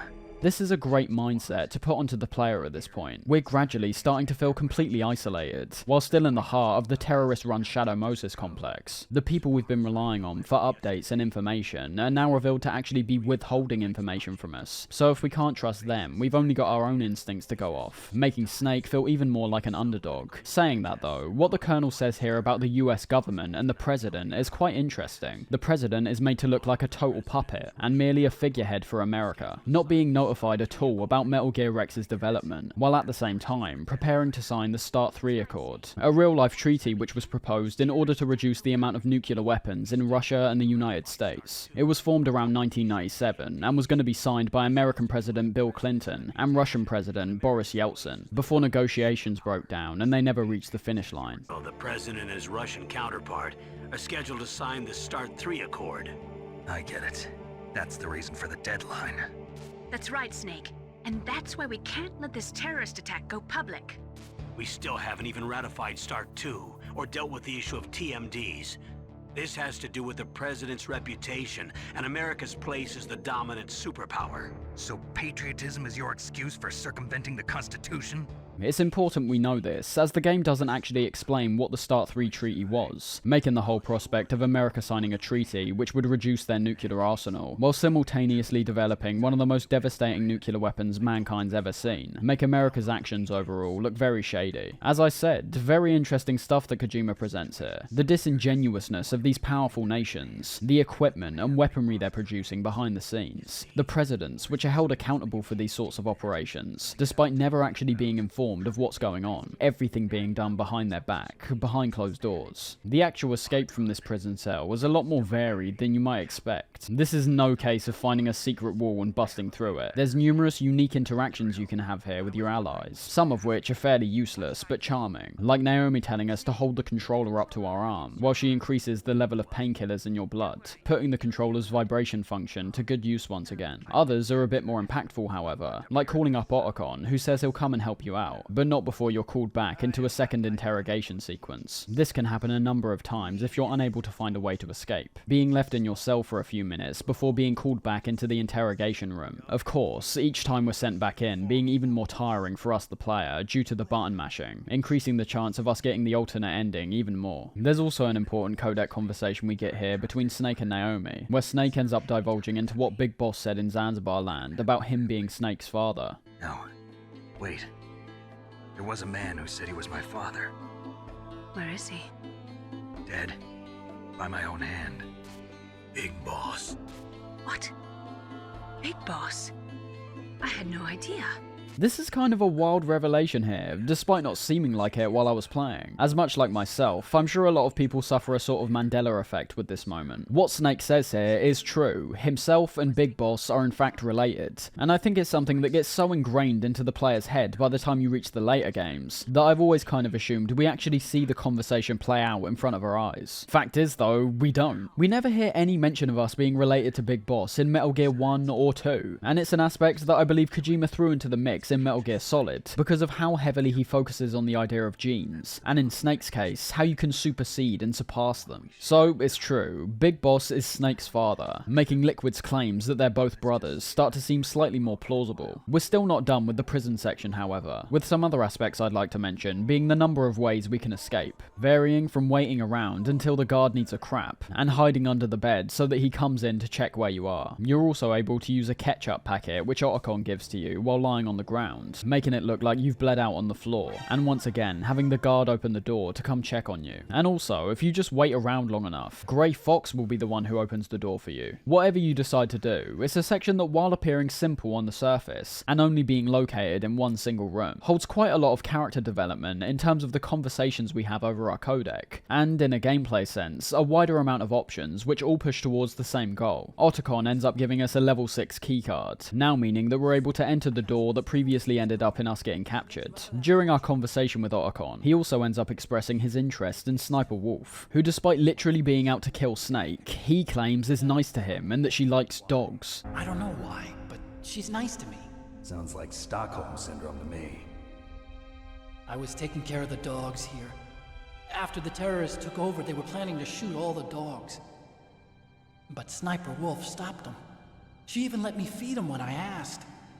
Otacon appearing to be somewhat in denial due to some kind of lustful feelings he appears to have in relation to her. Snake describing it as Stockholm Syndrome. Once we're out of the cell, it's time to collect our equipment and head back to where we last got caught by Wolf. A journey that I feel was a tad more stretched out than I think it could have been. We quite literally travelled all the way back to the first building very recently to get the PSG-1. I think having us essentially repeat this process again in what's a relatively short time span is somewhat pointless and overall meaningless, considering there's no new things to discover in any of the areas in between. For example, getting the level 6 keycard, to my knowledge, doesn't particularly open up any doors that hold unique equipment or weaponry, whereas when we gained the level 5 keycard and had to go back to the start, we got a new weapon in return, making the journey feel worth it, as well as the other impactful facets which were put in place in that instance. Here, it's literally just a case of go back to where you left off. Not a huge issue once again, and there are certain differences in these older areas, like the new cameras which overlook the snowy plain in between the first and second building, but overall, I don't think it's as good a moment as the backtracking leading up to the Sniper Wolf boss. You remove this and you quite literally miss out on nothing in my opinion, at least nothing substantial. Getting back to the comms tower, we're presented with yet another moment which is a direct repeat from Metal Gear 2. However, unlike the prison cell, which got expanded on to quite a large degree, here it's almost one for one the exact same thing we saw before, that being the chase sequence up the flight of stairs. There's not much to really say about this, to be honest, as it's literally the exact same thing translated to 3D. It's slightly more difficult difficult to get away from the enemies this time, considering they're a bit faster than you, and obviously aren't working off the more finicky bullet-based weapons as they did before. But overall, it's a tense transitionary moment that both pays homage to Metal Gear 2, while also making our long trek up the stairs a bit more interesting. Not to mention as well, it serves as somewhat of an introduction to the massively explosive events we're about to witness once we reach the top, with both our run up to the comms tower where the Sniper Wolf battle was located, and the brief moment of calm after the stair sequence working as a nice contrast to the intensity by turning everything down, not even having any music, and merely relying on the ambience for a short while to make the following moments feel even larger in scale. And it definitely lives up to expectations, as reaching the top presents us with destruction on a gigantic scale, with Liquid destroying a radar dish right in front of us with a hind.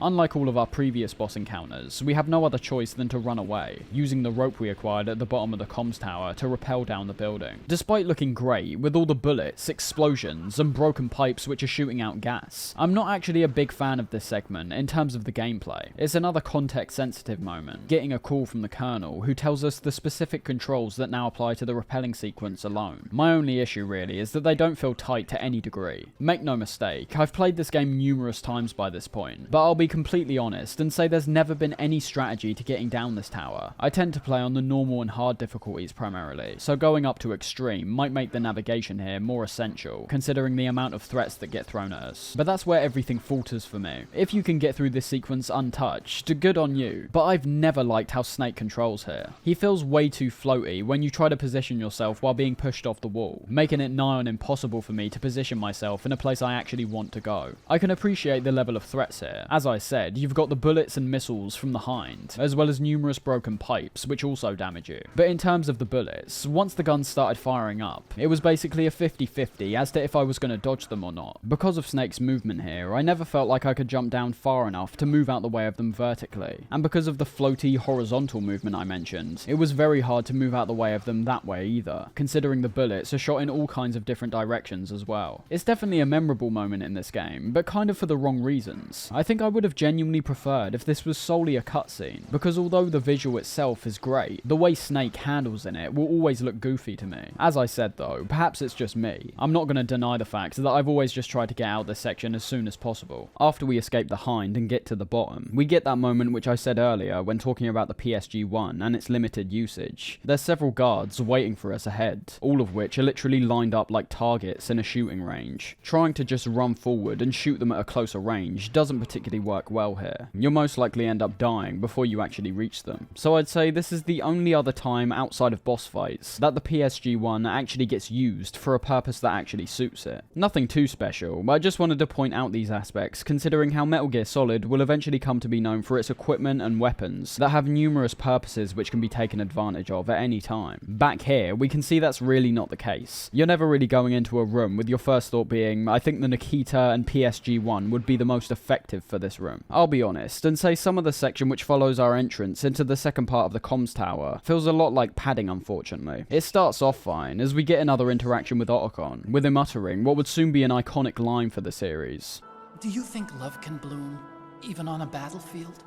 Genuinely great writing in that case. There's such a poetry to how some of the lines here are written and delivered. I can see why fans have attached quite strongly to these lines of dialogue. It's after this though where some of my problems start to crop up. First being our ascent up yet another flight of stairs. Not only is it unimaginative, considering we're literally performing the exact same thing as we did 10 minutes ago, but removing the guards who were chasing us does expose the fact running upstairs just isn't that fun, especially when you've only got concrete walls and metal piping to look at. The only real threat are the gun cameras, which I mean you can hardly call a threat really, due to them literally being a case of using chaff grenades to completely avoid them. The fact they spot you every time without using them, reinforcing how this was supposed to show off the chaff's functionality once again. Once we reach the top, it's time for a face-off against the hind being piloted by Liquid, the main way of taking it down being the new Stinger missile launcher that we got when entering this building. Much like the sniper, we're thrown into the first-person view when utilizing this thing. However, despite assumedly being a far heavier piece of of equipment to carry compared to a sniper, the turning issues are completely gone here, which works very well for what's a pretty swift boss fight. Of course, the only thing I'd say in relation to the Stinger is that despite functioning perfectly well, there's not many instances you're going to have to actually use this thing. In terms of stealth, it's sort of the last thing you want to be pulling out, but that's fine really. As you've most likely noticed, this game takes the approach of other games which I've played, which were released after Metal Gear Solid, like Max Payne, having each weapon serve an individual and unique function, with no real filler. It's somewhat of a personal choice when it comes to game development, although I've always somewhat preferred this approach to weapon implementation. For games like Grand Theft Auto, for example, you can understand having some overlap in terms of the weaponry, because the game itself is a lot more focused around player freedom, giving them the ability to choose and customize a broader range of weapons, that while having similar properties, rely on appearance as their main source of variation. In a game like Metal Gear Solid, however, the game doesn't only feel like it wouldn't cater to a wide arsenal of weaponry, due to the main point of the game being revolved around feeling vulnerable when avoiding the enemy, but also, having each weapon serve a particular function ends up making them all the more distinct. I think a game like Max Payne does pull this effect off better in my opinion, purely because the idea of stealth is not enforced at all in that game, meaning you're able to experiment around with all your weapons at any time. But Metal Gear Solid still does a great job of presenting a varied arsenal of weaponry that all needs to be used at certain points during the experience. One of those instances is here obviously, with the Stinger being the only way to attack the Hind, which is flying around the air. This is the third fight now we've had against the Hind, and I think although it's the best, I wouldn't say it's a great fight in itself. I really enjoy the scale of this fight. You genuinely feel like an ant in comparison to the Hind. The fact it can literally fly around the air and shoot missiles and bullets at you from long range is genuinely quite daunting, and although you've now got the Stinger to fight back, after shooting a few shots, you'll notice this thing isn't going to go down easily, feeling even more like the underdog here. The Stinger works pretty much perfectly in this fight, finding a good balance due to the environment which oftentimes blocks off shots to the Hind, and having that paired up with this very powerful auto-lock ability, which hardly misses when you're able to get a clear shot off. Talking of the environment, while I do find it somewhat barren, it doesn't really matter, due to most of your attention being drawn to the square structure in the middle of the arena, serving as our main form of cover. It's a fine solution to the Hind's attacks, and due to the speed it moves at, as well as the wide angles it covers, it doesn't mean you'll be able to just stand behind it and dodge everything. You do still have to be actively aware of where the Hind is, and prepare for where it's going to move next while it's firing. I do find this solution to be quite underwhelming however, and a bit goofy to be honest. Liquid spends so long just firing at the structure in the middle, when he's obviously got no chance of hitting you, and unlike some of the other encounters, which present a nice back and forth, this feels more like a waiting game the majority of the time. You wait for Liquid to attack, then you attack, rinse and repeat. So yeah, I'm not a fan of how repetitive the fight can become quite early on, once you figured out the middle was your main form of cover, and how Liquid repeats the same few attacks over and over again. You've pretty much got the fight sussed out. But that's not to say it loses any points in terms of its difficulty. It might be slightly bland in my eyes, but you're still having to stay totally engaged and alert, as failing to do so could possibly result in Liquid getting some damage off, where you'll find on normal difficulty at least, the Hind deals out quite significant amounts of damage. And to be fair, although I mentioned Liquid performing the same attacks rinse and repeat, that's only the majority of the time. I will admit, this fight was impressive to me in terms of the different types of attacks that worked as one-offs, and even changed the arena to a certain degree. The one I'm referring to right now being his missile attack, where he fires a missile at the building, and in turn makes the debris towards the bottom right of the arena collapse. It's a pretty memorable and great fight to be honest. Putting aside my criticisms of the repetitive attacks, I think the Hind fight is pulled off about the best I could possibly expect. It's not overcomplicated or too tricky. The rules are laid out very clearly from the start, and all it takes to beat it is for you to be alert, patient, and send out those Stinger missiles when you get the chance. I will say though, the part where the Hind ducks down and tries to be stealthy is just downright ridiculous. Out of all the battles to introduce a sort of stealth element, the massive, deafening Hind wasn't the right one to be honest. With Liquid down, and the path to Metal Gear being unlocked via the elevator we previously couldn't access, it's time to head back down, get in, and face yet another encounter we've seen in the past. The setup here is good, with Snake and Otacon slowly realising there's possibly a group of enemies held up in the very same elevator. The warning went off, and I know I couldn't be over the limit.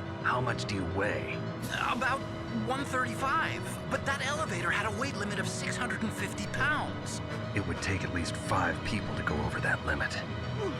Look out, Snake! The guys who stole my stealth prototypes are in there with you! And wouldn't you know, they're exactly right. As you can tell, this is a repeat of the same elevator sequence in Metal Gear 2, and just like back then, it's fine, but nothing to write home about. The one thing I'll say is that it definitely isn't as rudimentary as the encounter we saw before, but it was this fight which led me to question what the intention of all this repetition is. It's something that when going back to the Metal Gear games, I think I forgot how prevalent it was. I forgot how defined these game structures actually are. Think of it in this context. Every time you pick up a Mario game, you expect the same kinds of jumping on enemies, picking up coins, and hitting blocks. When you play the Elder Scrolls, you expect an open world fantasy adventure. It's similar with Metal Gear, but the difference I think comes in the story. There's certain narrative beats which are pulled off verbatim across the entire franchise. Something that you might have seen crop up in Metal Gear 1 now ends up being directly translated and merely fitted with a new context in Metal Gear Solid 2. The only game I think is actively aware of the repetition is the one I just mentioned, MGS2, but I only realised recently how these games are structured. It's the kind of series where if you look at things like when certain cutscenes happen and when boss fights occur, you'll start to see quite a bit of overlap. This isn't really a negative or a positive in my eyes, although due to it being primarily revolved around the repetition of a general concept, with only the new ideas livening up what could be quite a similar feeling experience. I could see some people describing these game structures as stale after a while, and don't get me wrong, I can totally understand that stance as well. Once that fight's over, it seems the unique combat encounters just keep rolling in, with Sniper Wolf making her presence known immediately when heading outside by shooting Snake to the ground. With Otacon begging us not to kill her, we have to pull out our sniper and try kill her, in a boss fight that while still suffering the same constraints from the almost mandatory usage of the PSG-1, feels a lot more intense and like an actual fight for a few reasons, stepping away from the fairly lifeless and drab hallway from before, and instead taking us to this broader, snowy landscape. With the area being larger, you now have to pay a lot more attention to aspects like your positioning, due to the environment being a lot more open with less cover, as well as also Wolf's positioning, considering she continually moves around her side of the arena. It's still the same general concept as last time, get your eyes on the target and pull the trigger, but more elements are introduced which feed into the stealthy nature of what a sniper is generally thought of as. Things like the jet white uniform Wolf is now wearing to blend into the snowy environment, frequently finding cover behind different trees. When you break it down, it is very similar to the previous fight we had with her. However, I do think this is easily the superior fight. The stakes are even higher than before, due to our previous hatred of Wolf for shooting Meryl, and now is elevated even higher because of how she captured us, resulting in us being tortured. As I've already said, I think the environment is much better compared to the first fight, both in terms of the actual visuals, how you and Wolf interact within this environment, and also the more obscured view we now have compared to before, not even being able to see across the arena when entering first person mode. And overall, that's the only aspect which can really be talked about as having any difference here, which ultimately makes the fight a fine encounter, but admittedly very similar to the first. Her death is quite similar to Mantis's, giving some final words about her childhood, which was stricken with war, violence, and a constant fear of dying. Yet again using this to give some perspective of how she ended up working for a villain like Liquid, while also mentioning how she's another victim of Big Boss's child soldier regime. Well, only a victim depending on what side you're on. Saladin. He took me away from all that. Saladin? You mean Big Boss? Like we saw with other child soldiers that were being held in Zanzibar land. Just because he saved them doesn't make him a good person. The children were a means to an end to create brand new youthful soldiers like Wolf, who would grow up with their only motivation being to fight. The music in particular during this cutscene is great. It's definitely trying to pull at your heartstrings, and for many people I think that works successfully. It's never affected me all that much, to be honest, although I think we're entering the territory of complete subjectivity about what kind of things makes one person cry and another not feel anything at all. I've got a feeling it's mainly to do with the graphical drawbacks and the slight melodrama of the situation, on top of the fact in reality this is all happening quite suddenly. Even in Mantis's case, it did take a second for him to start opening up about his troubled childhood, whereas Wolf seems to do that almost immediately. Snake once again shows how unbiased he is when it comes to these people which are described as evil and villainous by everyone around us, using her nickname Wolf to describe her as noble and honourable. Wolves are noble animals. They're not like dogs. However, the following lines, where he calls both him and Wolf mercenaries, makes it clear that Snake always seems to be on the border of total hero and complete villain. Unlike those around him, Snake completely understands where these people are coming from, and there's likely urges inside of him at points to give in to his violent and animalistic tendencies like them. After all, it's quite literally been programmed into his genes. It's an interesting thing to think about, the fact he continually claims he's a mercenary, with no actual ties to the organization he's working for. Snake can clearly see right from wrong, but he also seems to be considerate to the mercenaries on both sides of a conflict. Much like we saw earlier, it seems that Snake resists from any kind of bias because of the act of war itself, and how when stepping back from the motivations from all the parties involved, it's an all-out bloodbath, with the people who are actually fighting on the ground being thought of as expendable, and those who aren't fighting, but instead commanding these troops, being thought of as powerful leaders. As Snake prepares to put Wolf down, Otacon makes a reappearance, which just makes me think his attachment to Wolf is bizarre. I'm not even sure if this is intentional or not. Snake talked about Otacon having Stockholm Syndrome, an idea which relates to one person having a very strong attachment to someone else who treats them badly basically, some cases being more extreme than others. For as much as I think it's a relationship that's just not developed that well, there is also other things we witness which makes me think it's intentional. The shot where Wolf seemingly reaches her hand out to Otacon before claiming she actually wants her gun is a very clear example in my eyes. Almost comical. You'd think she'd have some kind of attachment to Otacon, considering how he talks about her, but she hardly acknowledges him the entire time. In fact, I think it would have been fine if Otacon didn't bring up love blooming on the battlefield after Snake shoots Wolf. I probably would have just assumed Otacon having this full-on unrequited love for Wolf, and in a way, that could still be the case. It's just the fact that Snake doesn't bring him up on it at all. It's made to seem like Wolf and Otacon actually had a chance of a relationship, despite not showing any signs of having any connection whatsoever. I don't know, I've always just found it quite weird in terms of how it's presented, and ultimately it doesn't really matter, does it? She's dead.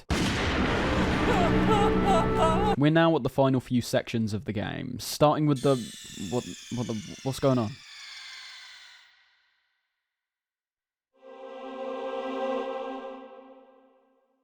Alright then, we're now at the final few sections of the game after switching over to Disc 2, which I find to be incredibly nostalgic nowadays. Now, despite not minding these final few areas, I do find them to be a lot more surface level compared to most of the areas at the start of the game. There is a very clear reason for this, I will add, which will eventually reveal itself, but going through these for the first time just felt fine and nothing else. The one thing I felt was almost absent at this point is the actual stealth gameplay, which is something else I could reasonably be seen to be intentional. The first room we enter, for example, this being the furnace, features a multi-layered design, which uses verticality very well. There's warm and vibrant colours from the fire, which takes up a large part of the floor, the tones in particular being a very clever mental note the player will make without even realising. But there's very few actual guards wandering around the room, and even then, there was something about the earlier areas of the game which felt a lot more difficult to get through. This is where the intentionality might rear its head, however, as although I have these feelings towards most of the areas in the latter part of the game, perhaps this was done purposely to show how our skills have improved as we've played the game. That does imply the difficulty of these sections are somewhat false, considering the typical kind of progression you see is having a game ramp up the difficulty towards the end, as the player is entirely familiar with the game's mechanics. But as I said, I might be wrong. Some games go for the approach I'm talking about, and some don't. But if we're looking at my personal opinion of this initial furnace area, I think it's fine. I really like the design and atmosphere of it. I like the more unique, intense ways we can traverse the room, like the tight pathway on the top floor, where we need to press up against the wall and walk across the fire below. I do think there could have been just a few more obstacles in our way, however, which in my playthrough somewhat coincided with my discovery of how effective the suppressor on the SOCOM is. There's enough distance and hidey holes where we can take out a large amount of the enemies in the room without much concern. A positive in terms of putting our weaponry to good use, but once again, you've got to think about how this affects the stealth gameplay as a whole. I'm not saying this game does this, but if you reach a point in a stealth video game where you're able to breeze past most situations without much care towards your actions, you've somewhat lost the vision on what a good stealth video game should be aiming to achieve. Past this area, we head down another elevator, this one being less enclosed and basically begging to have a fight on it, which, wouldn't you know, happens almost immediately. I haven't got much to say about this. You're killing guards with additional health on a moving platform again. I think there should have at least been something a tad more unique to make this fight feel like a necessary inclusion. I don't know if you've noticed by this point, but the game's structure has now dramatically changed from how it was at the start of the game. It's more about investigation at the beginning, getting new keycards to search rooms for equipment, finding hostages, avoiding enemies. But ever since the chase sequence up the stairs, you should have noticed there's no real gameplay outside of the set pieces at this point, only transitionary moments, and even then, the transitionary moments sometimes are set pieces in themselves. From the stair sequence, we get the moment where we jump off the roof, a short interlude where we go to the top of the second building, and we fight the Hind. From the Hind, we get the 4 guards in the elevator, directly leading to Wolf, then another elevator fight, and then a Vulcan Raven fight in a second. It's something else that I'm merely clarifying. I'm not sure if I'd consider it a positive or negative personally, as the sequences that we do see are all good to be fair, but on the same merit, I do feel like the experience becomes even more linear and restrictive than it already somewhat is. The explorative elements appear to get toned down quite a lot. There's hardly any moments in between all these set pieces where we're given a chance to discover things for ourselves. The elevator to the Wolf fight being the clearest example of this in my opinion. You literally get funneled from one set piece directly into another one. You might think it's a good thing considering there's no padding in between, and I can understand that viewpoint, but as I said, I also think there's a place for areas like the Furnace, which contain more optional exploration and aren't just boss fights the player's locked into. I love the ice cold atmosphere we can feel immediately when reaching the bottom of the 2 elevators, the ravens which get introduced on the second one being a clever indication a raven is most likely up ahead, and the colour of the scene turning to an icy blue, which much like the Furnace is also a brilliantly subtle element to present the player with. Up ahead, we see the reappearance of Vulcan Raven, messing with Snake's mind and giving him a weird talk featuring the mention of the event Earpool. There is another event that I excel at.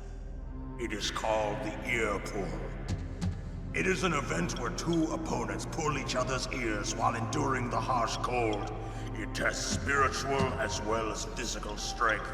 I don't have many complaints about this fight overall. The arena's more confined compared to the last few bosses we've gone up against, taking us back to the tight interiors which we experienced when fighting Ocelot and Grey Fox. The room itself isn't small, but instead is filled with numerous crates that are stacked on top of each other, this working as your main form of cover here. Raven is a beast, lugging around a minigun in which getting caught by him results in him raining hellfire towards your position. It's arguably the boss that toys around with stealth elements more than any other. The whole aim is to keep out of sight basically, creeping up on Raven while he's unaware of your presence and getting some damage off. I appreciate the variety of approaches we can take here as well, all being centered around explosives, due to bullets not being good enough to put down this beast. Of course, the most effective weapon you'll likely find yourself going to is the Stinger, dealing a high amount of damage while still being swift to use. But on the other hand, if you're looking for an even more covert and sneaky approach, you can do things like use the Nikita missiles, so you're completely out the line of fire. These do work, however you're going to have to be a lot more skillful when guiding them to Raven, as he's able to shoot them out the air very easily. You can also set up traps like claymores and C4 around the arena and lead Raven into them. For a boss that has a particularly visceral energy to it, it's surprising that it's also a fight which promotes a bit more creativity and freedom from the player. There is an elevation to this fight, however there's no different phases. After you damage Raven enough, you'll find that he'll start stepping on the gas a bit more, speeding up in terms of his attacks and movement speed. A great addition in terms of keeping you even more alert. Not to mention, the destruction of the environment is also great, having pathways blocked off due to several of the crates collapsing, and many of the crates being filled with bullet holes after Raven lets loose. I wouldn't say it's a particularly hard boss, as long as you're keeping your eye on the Soliton radar and waiting for a good chance to attack. Raven shouldn't give you too many problems. He is definitely dangerous though, so still shouldn't be taken lightly.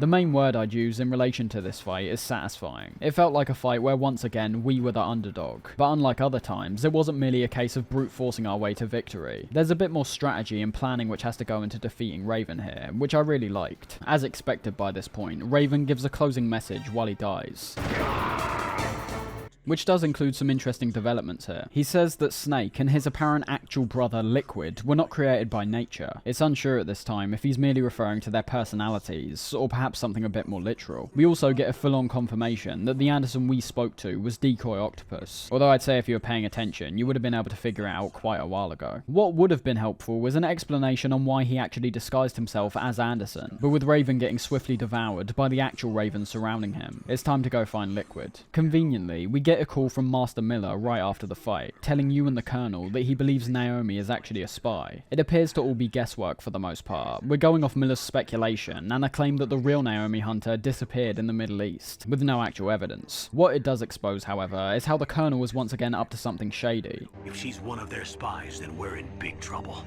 What do you mean? Nothing. Have you let her in on some kind of vital secret or something? The pauses in his dialogue and the constant repetition to Snake about needing more time, being great and turning us against him. Whatever it is the Colonel's up to at this point, Snake wants no part in it. Heading past a connecting bridge which has tons of gun cameras placed around, we finally discover Metal Gear.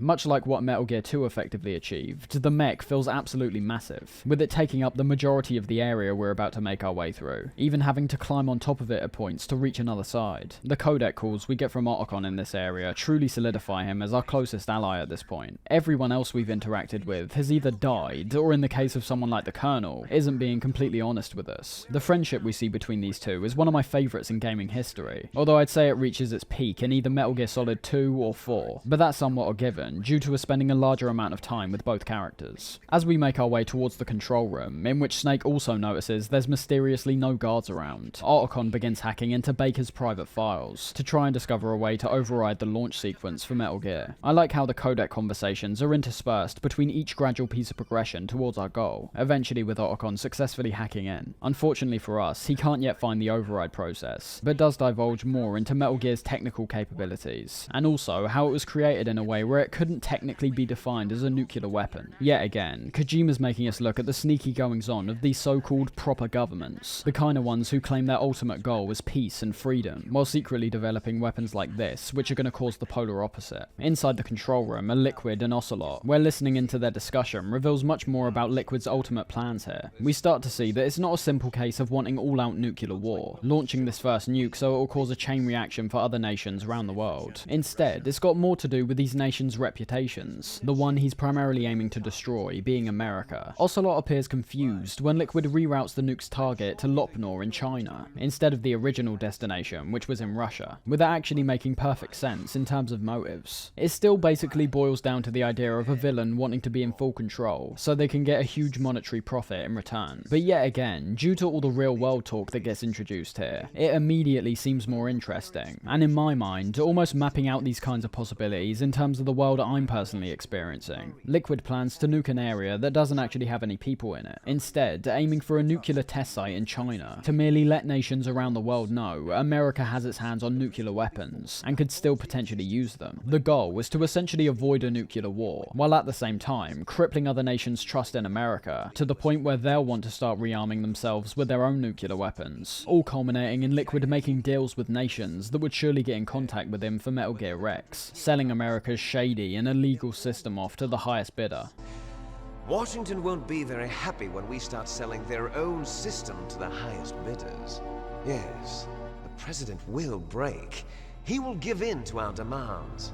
What he's describing is a full-on dismantling of America in particular. He doesn't appear to care about how other nations run their countries. He even acknowledges Russia being a bad spot to nuke because of Ocelot's heritage stemming from there. Liquid wants to see America fall to its knees, hopefully so they can eventually give in to all of their requests, those being $1 billion, Big Boss's DNA, and also a vaccine to something referred to as Fox Dye. I'm also including the Fox Dye vaccine in our demands. Fox Dye.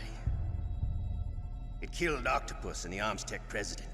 They run on this idea of Fox Dye for a minute, claiming that it's what caused Decoy Octopus and Baker to suddenly die, although it's still uncertain how these guys would have actually gotten infected by what's sounding increasingly like some kind of virus. Mantis is speculated to not have been infected because of his mask, and the same with Wolf because of the tranquilizers she apparently would take, describing Fox Dye as something which sounds man-made, saying, "Maybe it's just because this Fox Dye was still experimental and they haven't worked out all the bugs yet."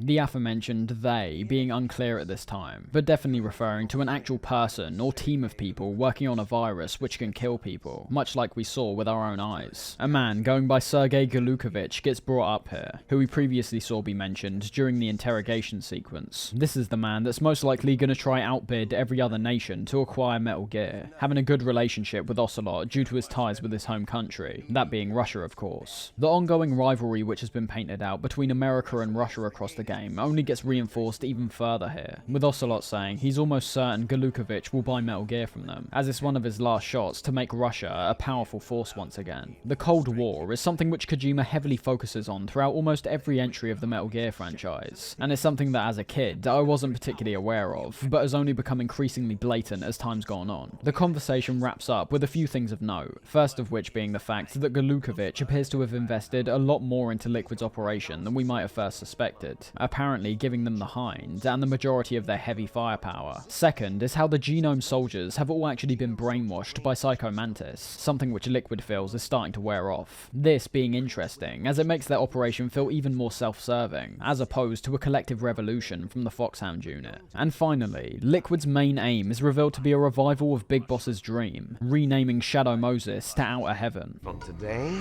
call this place Outer Heaven. Big Boss's dream. Despite being 3 games in, we're still pretty much in the dark in relation to what Big Boss's dream actually is, however. It ultimately could be anything from world domination to just being recognised as a nation, although this is obviously something which gets expanded on to great lengths later on. A call with Otacon after all this reveals the way to deactivate the launch sequence, that being an almost identical process to the brooch in Metal Gear 2, where the single keycard actually holds all 3 cards inside of it, being made out of a shape memory alloy which reacts to different temperatures, changing shape in accordance with them. It's still a very good idea, so I don't mind the almost identical reappearance of it here, but it's actually the things surrounding this mechanic which I find even better this time round. We get caught by Liquid and Ocelot, dropping the keycard down below, in which we need to make our way down there and find it. The key fell in the drainage ditch. Some clever usage from the mine detector here allows us to find the keycard amongst the sewage pretty easily. And now it's time for my favourite part, activating all 3 keycards. As Otacon told us, there's 3 separate terminals we need to activate: the room temperature, the cold temperature, and the high temperature. Room temperature is what the keycard is set to from the get-go, so all we have to do is head back up and activate it. Things might become a bit more difficult from this point on, however, especially if you decide to not get in contact with Otacon or the Colonel for a hint. You can naturally assume cold and warm temperatures come from a lot of places. For example, the sewage below is most likely quite chilly, however you'll find that staying in it for a while doesn't change the keycard. Instead, they use backtracking and visual telegraphing to max effect here, and as you might have already assumed when I talked about them earlier, it's all got to do with the furnace room and Raven's boss arena. Heading back to these areas, it becomes very obvious how the atmospheres of the rooms were purposely set up to instill thoughts of hot and cold. As I mentioned when we visited them for the first time, Raven's arena has a very distinct blue hue filling up the screen, whereas the furnace room has this same strong filter, but instead is a shade of red.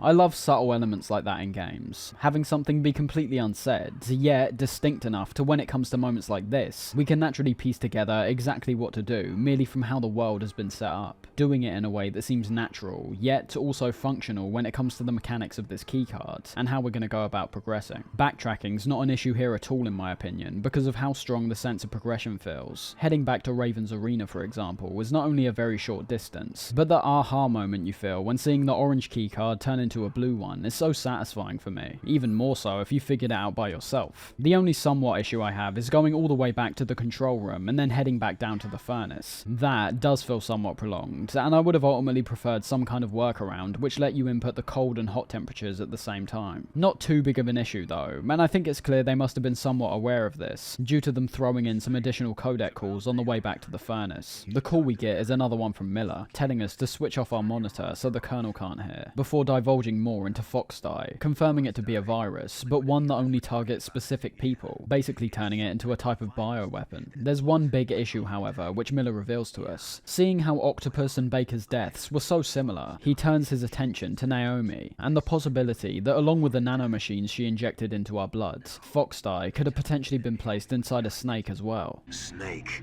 try to remember. Did Naomi give you some kind of injection? Nanomachines. She was in the best position to have done it, but I don't know what her motive was. Snake doesn't appear to be that phased, however. We're told by the Colonel that Naomi's been placed under arrest after it's discovered she was more than likely sending coded messages to the terrorists, and when reminded he might possibly suffer the same fate as Baker and Octopus, Snake merely focuses on his mission. His life, once again seeming like something he has no care in actually preserving. It's all focused around completing his mission. If he dies in the process, so be it. But Snake, you might be infected too, you know. All I can do is leave it up to the Colonel. Repeating the process from before in the furnace room gives us the red card. We're taking the 2 elevators back down, makes us realise these really do go on for an unnecessarily long amount of time. We do eventually get a call from Naomi, however, tying up a few loose ends and clarifying Naomi's ultimate motivations. For people who've played Metal Gear 1 and 2, there's something that's odd from the very first moment we meet Naomi, that being her name, Naomi Hunter, which, if you remember, was also Grey Fox's last name. This is something which finally gets confirmed here, where Naomi talks about her past, describing how her brother, Frank Yeager, and herself were saved by him. I was alone for so long, until I met my big brother, and him. Him obviously being Big Boss, with the continuous claim that Big Boss would save these people who had nowhere else to go, reinforcing both his power and force on a global scale, while at the same time showing how blind a lot of these people are. They claim they were saved, but they're not realising the reason behind why they were saved. The closest person to a saviour in their case is Solid Snake himself. There's not a chance someone growing up inside of Big Boss's Outer Heaven or Zanzibar Land operations would ever just be allowed to leave and experience life for themselves. That may very well lead to a potential leak of information, which Big Boss doesn't want to come out. So it all comes back to Control once again. He may have saved these people from imminent death, but possibly handed them a fate which many would consider worse. A life without freedom. A life where you're forced down a path you don't actually want to go down. That's what Big Boss presented these people. He's a hero and a villain at the same time. Back to our conversation with Naomi, however. It starts to become clearer that Naomi's channeling all her emotions into a revenge mission against the man who killed her brother. As she says, Frank was so important to her that she doesn't particularly care if what she's doing is right or wrong. Ever since Snake took him down, her goal has been to take Snake down too. I waited 2 long years. To kill me? Is that all you cared about? Yes, that's right. 2 years. You were all I thought about for 2 long years. Like some kind of twisted obsession. Do you still hate me? The storytelling here is just fantastic. In such a short amount of time, we understand so many more elements of Naomi's character without it feeling forced. Not to mention that within the things she says, we learn new things outside of solely her character, and are given even more things to ponder over. Much like we've already suspected, Grey Fox is basically an empty vessel at this point, having everything about him be so distorted by the genome experiments from Dr. Clark, that his only motivation at this point seems to be revolved around fighting Snake, seeming somewhat appropriate considering it's one of the only times he was bested in conflict. Naomi finally begins talking about Fox Die, describing the intricate process of how it kills a target. First, infecting the target's macrophages, these being a type of cell which actively detects harmful bacteria and destroys them, obviously with the destruction of them leaving the target open to potential viruses. Then, by creating TNF-epsilon, Fox Die begins killing cells within the body, eventually reaching the heart where the victim ends up dying from a heart attack, with the heart cells essentially killing themselves. Everything becomes a lot more suspicious, however, when Naomi mentions that killing Snake with Fox Die wasn't actually part of the plan. Listen, Snake. I'm not the one who made the decision to use Fox Die. Huh? You weren't? No. You were injected with Fox Die as a part of this operation. I just wanted to let you know that. Getting injected with Fox Die was apparently all part of the operation to begin with. Conveniently, she ends up getting discovered and put under arrest again, making the Colonel at this point appear like a double-crossing liar who knew we'd been injected with Fox Die, so there'd be no loose ends in relation to this potentially world-shaking operation. It's definite that Snake's been injected with the virus, introducing some pretty high stakes considering how the player most likely has attached to Snake's character, as well as his mission, which may possibly be left incomplete if he were to die before he can stop Liquid. The way the Colonel talks to us at this point couldn't show any more how we're just an asset to the government. The only reason they care so much about Snake's survival was because it's in their best interest. Any bond which we might have had with the Colonel at this point begins to weaken. Snake's just a puppet, and he's talking to him exactly as you'd expect in that regard. Inserting the final keycard into the machine reveals a dubious lie which has been set up ever since we met Decoy Octopus. It's something I think is quite strange when further analysing Snake's character up to this point, but works brilliantly in terms of a singular moment. Snake's proven himself himself over the course of the game to be knowledgeable, a skilled soldier, but most of all, inquisitive. You'll notice that not many cutscenes or codec calls go by where he isn't asking some kind of question, which I think works well in making Snake more interchangeable with the actual player who's controlling him. It's playing into a technique which many writers use where they make one of their characters a vessel for the audience. This can be done to good and bad effect. Snake, for example, was good in my opinion. I think he strikes a good balance between what I'd perceive as a bad example of this, by essentially giving out exposition, but in a natural way. I've always thought exposition has been a lazy technique in films and games, but when done right, it can give a necessary amount of backstory and information to the audience, which they haven't seen for themselves. Kojima oversteps the mark in certain areas, but I find Metal Gear Solid to actually be fairly concise when revisiting it. When it came out, it was renowned for its long cutscenes and long-winded dialogue, but it really didn't seem all that bad to me. Although I will admit, this could be the signs of someone being jaded by the later entries of the series. I might not think these cutscenes are long, because I damn well know the ones in future games are. Anyways, as we saw, it turns out that inputting all 3 keycards actually activates the detonation sequence. Despite knowing we'd been fooled by Decoy Octopus earlier in the game, we still took his information at face value, with everyone else throughout the game only reinforcing what we've just done as the only way to stop the launch. It's something that on your first playthrough should be genuinely surprising, and on subsequent playthroughs be satisfying to see play out with your pre-existing knowledge. Although I will say, Snake's not an idiot. It will always be a bit strange that he never questions inputting the keycards, despite knowing full well that Decoy Octopus, a guy who's working for Liquid, told him this is the way to stop the launch. The twists don't end here though, immediately getting a call from Miller, who thanks us for activating Metal Gear, laying out his master plan, which was all made possible due to Snake's contribution, and failure to realise he was feeding into a trap, pulling a downright genius switcheroo on us. Snake, that's not Master Miller. Campbell, you're too late. Master Miller's body was just discovered at his home. He's been dead for at least 3 days. I didn't know because my codec link with Master was cut off, but Mei Ling said his transmission signal was coming from inside the base. So who is it? Snake, you've been talking to... Me, dear brother.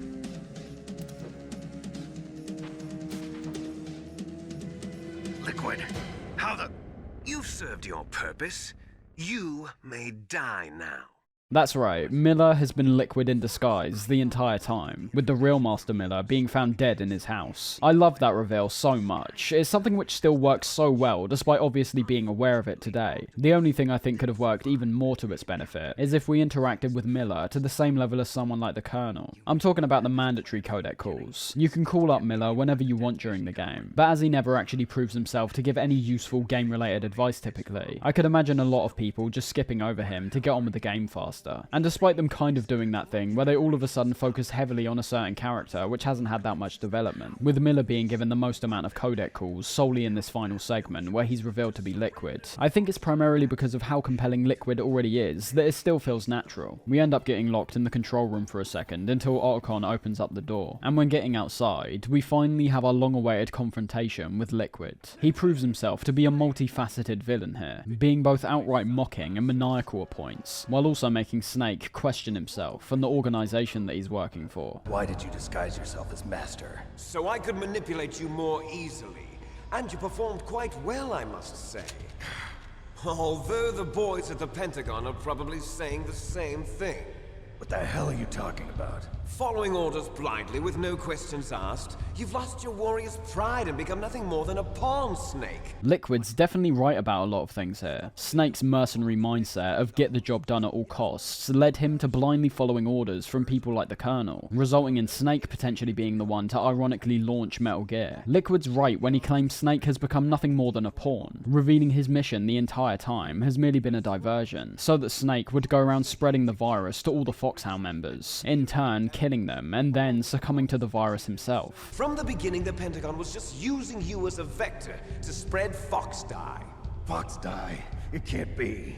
The Pentagon wanted everyone involved in this mission, even Snake, to die. No loose ends, which means no possible leaks, and also a much easier process when coming in to collect Rex, the dummy warhead data, and the bodies of the genome soldiers. Once again, this is something we should have almost suspected earlier on, but was introduced subtly enough to where we would have only raised an eyebrow at the time, before immediately going back to what we thought was the greater task at hand. The real interesting stuff begins being presented when Liquid starts talking about how him and Snake are linked, fully confirming that when he refers to them as brothers, it's not a figure of speech or bravado. They are genuinely twins, sharing the same genetic code and similar likeness to one another. In any case, if it doesn't kill you, then I'm not worried either.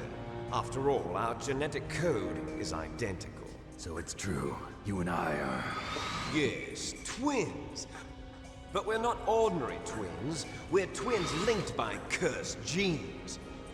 Les enfants terribles. You're fine. You got all the old man's dominant genes. I got the flawed recessive genes. Everything was done so that you would be the greatest of his children. The only reason I exist is so they could create you. As you may have seen in the briefing sequence, before Snake was deployed on this mission where he would shave most of his hair off, he shared an even more striking resemblance to Liquid. We get onto this topic when talking about the effectiveness of Fox dye. It's now up in the air how long Snake, Liquid, and Ocelot have got to live. It appears that whereas Octopus and Baker were affected pretty much instantly, you three don't show any sign that anything's wrong. Liquid refers to something known as les enfants terribles, which in English means the terrible children, and the more he talks about this project, it becomes clear that both him and Snake weren't born like any other regular child. In fact, with the way Liquid starts talking about genes, it sounds like the brothers' creation isn't too dissimilar to the Human Genome Project. It's important to realise that Liquid isn't talking in riddles like we might have once suspected. When he claims Snake was given Big Boss's dominant genes and he was given the flawed recessive genes, he is genuinely referring to the intentionality of these actions. It's not about them being born and their genes merely being that way. This was something which was programmed to occur from their conception. It's here where Liquid's motivations start to become a bit clearer, harbouring a very strong resentment to the idea that unlike Snake, who was made to be the perfect soldier, Liquid was almost like a first draft, a leftover, something to be thrown to the wayside so that Snake could be marvelled at. Liquid's motivations at this point all seem to be revolved around legacy, his hatred towards Big Boss for claiming he was the inferior child, and his hatred towards Snake for stealing his chance for revenge. It's a somewhat meta element for me. Liquid pretty much says in this moment that he's carrying out the destiny which is within his genes, which in my eyes literally refers to the idea of being the final big bad boss, which was a role in the previous two games that was taken on by his father. With Metal Gear now active, Liquid hops in and we're launched directly into a battle with it.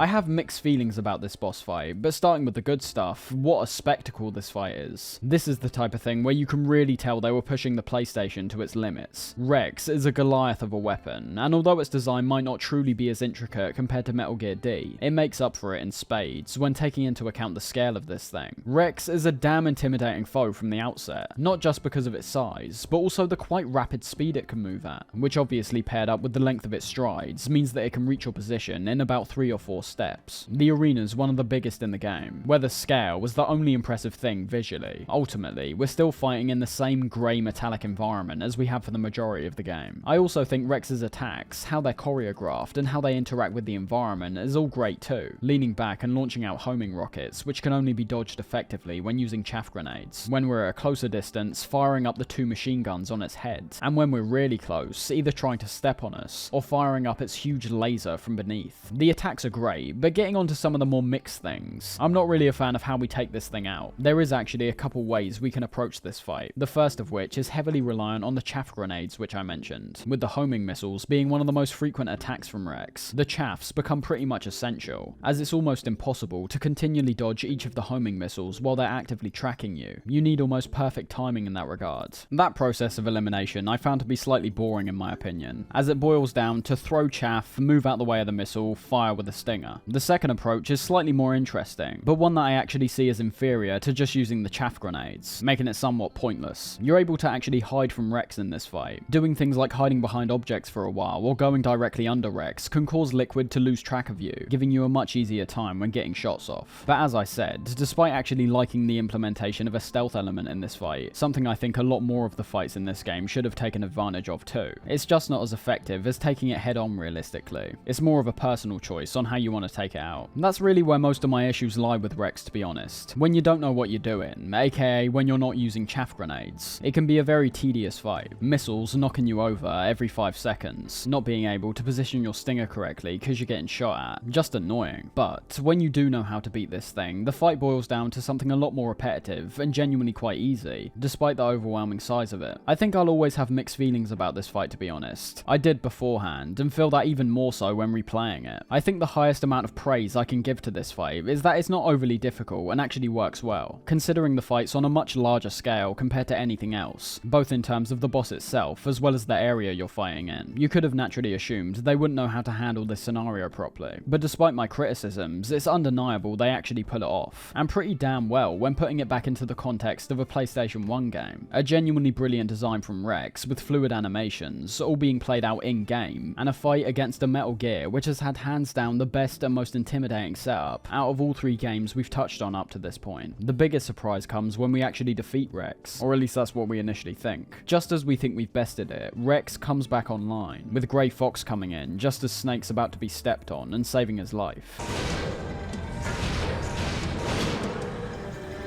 Hurry! Get away! Grey Fox. A name from long ago. It sounds better than Deep Throat. The cutscene which plays out past this point features some fantastic action between Grey Fox and Metal Gear, as well as some lines of dialogue which give some clarity on Naomi and Fox's relationship, and also a very subtle but important foreshadowing to what Snake's going to be like in the following games. That comes in the form of a single line delivered by Fox, one which sounds fairly insignificant at the time. You look terrible, Snake. You haven't aged well. We'll eventually find this isn't a figure of speech. Fox is one of the first people in the entire series we come face to face with, and by the time we reach Metal Gear Solid, this being a game that's set only 10 years after Metal Gear 1, he's saying that Snake's aged badly. Bearing in mind too, that Snake at this point is supposed to be 33. There shouldn't really be any signs that he's getting old. That's an aspect we'll save for later, however. Here, it's just an offhand comment. Instead, putting more focus on Fox's upbringing of Naomi. Not in fact being her actual brother, but instead living out a lie due to a guilty conscience, with Fox being the one who killed her parents. I'm the one who killed her parents. I was young then, and couldn't bring myself to kill her too. I felt so bad that I decided to take her with me. I raised her like she was my own blood, to soothe my guilty conscience. Even now she thinks of me as her brother. Fox. From the outside, we might have seemed like a happy brother and sister, but every time I looked at her, I saw her parents' eyes staring back at me. Tell her for me. Tell her that I was the one who did it. Fox sacrifices himself to distract Liquid, getting a great moment in between where we're given back control for a second to try and launch a Stinger missile at Metal Gear, with Snake outright refusing to bow down to the player's commands, saying he can't do it. After that, do it. Truly alive. I can't do it.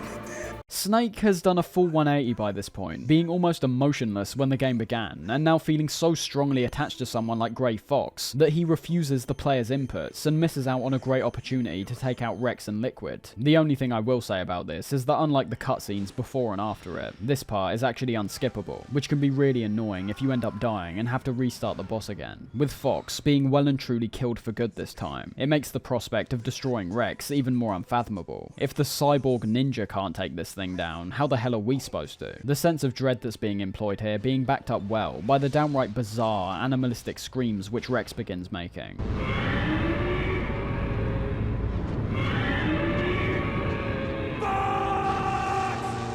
There's not much to really say about the second part of this fight, however. We're going up against the same attacks from before, with the only real difference being the target we're aiming at, now being switched to Liquid, who presents himself in the open mouth of Rex. After that, Rex is down, collapsing and letting out a huge explosion, resulting in Snake being knocked out and subsequently being dragged on top of Rex by Liquid. I think the cutscenes we get from this point on are about the most long-winded we see in the game. But yet again, I think it's actually appropriate here compared to many other moments in the future, which has almost every cutscene be this exact same length. This is a string of cutscenes which play at the end of the game to tie up loose ends, and give more clarity to elements which may have only been briefly touched on. You need to give this stuff some time. Liquid continues to show how his ultimate goals are to basically carry on Big Boss's dying wishes, a world which promotes a perpetual cycle of war, wanting fighters to be acknowledged as important and as heroes, instead of having no kinds of fighter at all, as opposed to wiping out war in its entirety, something which sounded like the world was on the brink of doing in Metal Gear 2. Big Boss, and in this case Liquid, only think of the minority, which are just like them. The motivations are quite selfish and self-centered when you think about them. People with no other reason to live than fighting. A rehabilitation process which could attempt to integrate these fighters back into a life without fighting seems completely abstract to someone like Liquid. It's either they're valued as a soldier or thrown to the wayside. Liquid wants accolades. He wants to be recognized as a valuable member of society. In a way, you could say his genes are outright preventing him from living a normal life. He was programmed to be this way. Yet again, he could be recognized as useful for something outside of merely fighting, but that just doesn't seem like a possibility in his mind. Liquid exposes an undeniable truth about Snake, which he has no choice but to accept. That being the fact that despite claiming he doesn't want to live in a world of endless war, his actions don't match up with those claims. You enjoy all the killing.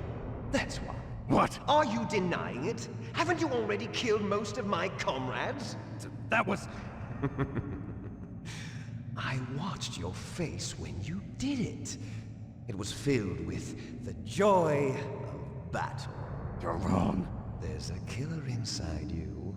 You don't have to deny it. We were created to be that way. He actively enjoys his time out on the battlefield, and worst of all, he enjoys the killing. There's a slight meta aspect to this moment as well. Just like we've enjoyed our time killing enemies and bosses, these feelings translate to Snake as well. The combat high appears to be just as addictive as any type of actual drug. For as much as you can pass this stuff off as being in Snake's genes, much like Liquid does, it doesn't really matter. This is just the type of person he is. As Liquid points out, despite being lied to at every turn by his superiors, with Snake knowing full well early on they were actually the ones behind Rex's development, he continues to fight for them. This is where prior speculation becomes full-on fact, when Liquid begins divulging even deeper into Les Enfants Terribles, now being confirmed as a project, not just a turn of phrase. The project itself is very similar to the plan Liquid was trying to replicate with the Genome Soldiers, wanting Big Boss's DNA to enhance the soldiers through gene therapy. The difference here, of course, is that these soldiers were already alive, whereas Snake and Liquid were being created from birth to be the world's most powerful soldiers. And what better model to use than Big Boss, the world's greatest living soldier, becoming a lot more obvious now that although Liquid refers to Big Boss as father, both him and Snake are more like outright clones of Big Boss, as opposed to sons, but as they were produced via the Super Baby method, a technique which allowed 8 clones of Big Boss to develop by merging one of his cells with a female egg. They were still born like any regular child. You and I were originally octuplets. Octuplets? Yes. The other 6 of our brothers were sacrificed to make us. We were accomplices in murder before the day we were even born. Liquid harbours a hatred for both the project itself and a resentment for Snake, because as he said earlier, there was further experimentation which made it so Liquid had Big Boss's recessive genes, and Snake had his dominant ones. Liquid was the experiment, and Snake was the ultimate soldier. Kojima toys around with another real-world conflict, this time being the Gulf War, focusing on a strange phenomena that came out of this conflict, known as Gulf War Syndrome. This is something which is still discussed to this day, and much like Liquid explains, revolves around soldiers coming back from the Gulf War with unexplainable illnesses. Numerous causes have been thrown out, which Liquid actually mentions here, possibly being a side effect from chemical weapons like nerve gas which were being used, or as Snake says, the depleted uranium which was used in anti-tank rounds, this also being a real-world fact. Tying it into the fictional events of Metal Gear, however, Liquid explains the syndrome was a byproduct of the soldier genes which had been put into the soldiers, this being the first wide-scale experiment to create a genome soldier. Liquid begins wrapping up his monologue by recognizing how important his genes are to him, claiming that you can't fight them, and it's fate to follow what your genes signify you to be, something which Snake obviously disagrees with, proving this straight away when Meryl gets thrown into the mix, showing care immediately, as he always has. When his genes should make it so, he has no interest in saving her at all. Liquid informs us the Pentagon already knows their prize machine, that being Rex, is destroyed, telling us to call up the Colonel for more details. This is something that I've always found strange in the Metal Gear games. Despite being fairly grounded, I'd say Metal Gear Solid 1 more than any other. There's a weird immersion break when it comes to these codecs sometimes. This one isn't that bad, considering Liquid has literally told us to call him up. But later on, you'll eventually see us having codec calls which last upwards of 5 minutes, when in the midst of a battle or a conversation with someone who's physically in front of us. It's another part which is very gamey, something I don't have a massive issue with, but one that when analysing it, reveals how strange it actually is. The codec is the equivalent of a pause button basically. The fact you can use it in the middle of a boss fight, which in reality would mean putting your finger up to your ear and talking for a while, just shows it's an element which isn't supposed to be wholly realistic. There's no explanation in terms of why this happens, of course. As a kid, I always assumed the codec was some kind of technological revolution, which made it so full-blown conversations could happen in only a matter of seconds in real time. But that's not the case. Anyways, the Colonel tells us the Secretary of Defense has now taken over the operation, planning to nuke Shadow Moses to remove all risk of any information involved in our operation being leaked into the public. The Colonel redeems himself here, after telling us all the lies he's been feeding us throughout the game were all in exchange for Meryl's life, with her purposely being placed on Shadow Moses just before the Foxhound takeover, so he'd order Snake to do things without giving any answers to his pertinent questions. However, the Colonel doesn't have time to call off the bombing run, being taken away and replaced with the Defense Secretary. Roy Campbell has been relieved of duty. This is the Secretary of Defense, Jim Houseman.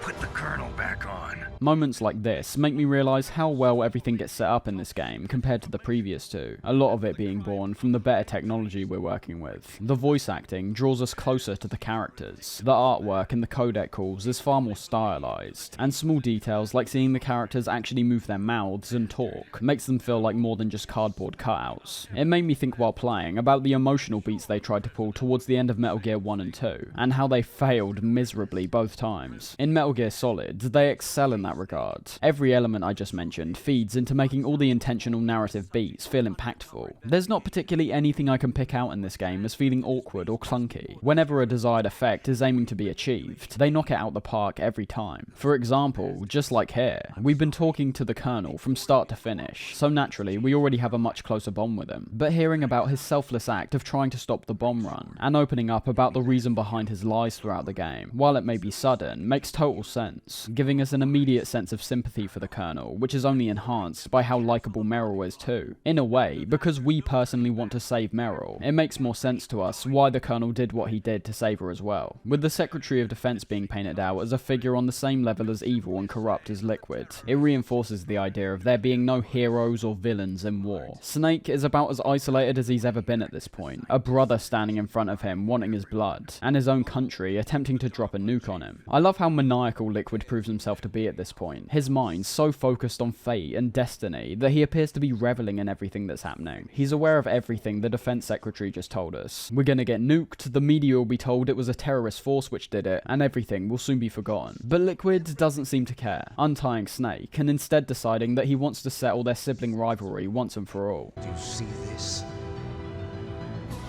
It will be the time limit for our final battle. This nuclear module is set to detonate at the precise moment of her death.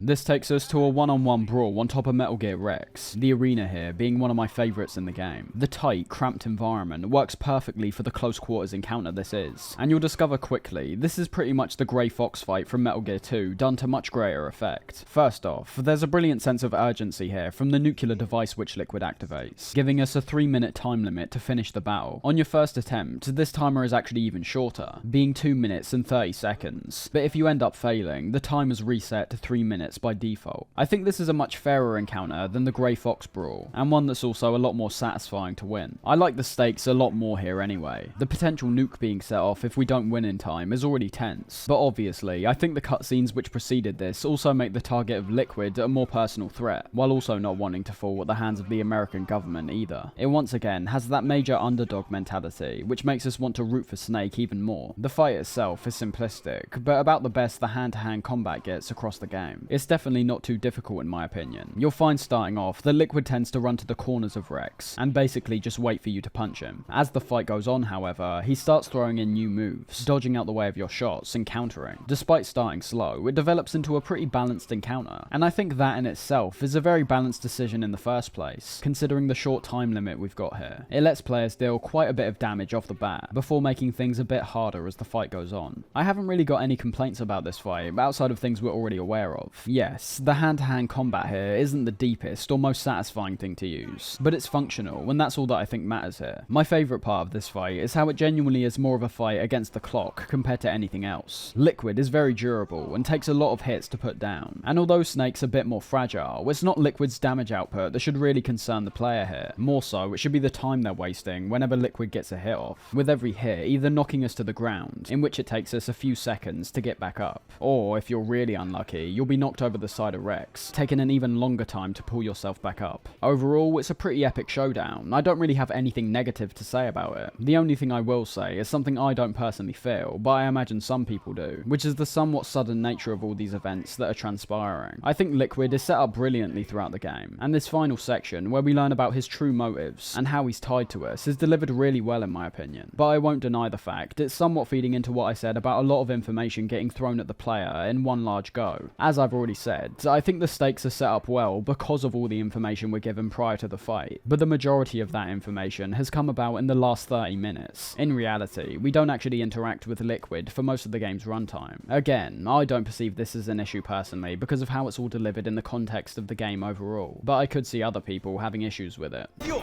out of time!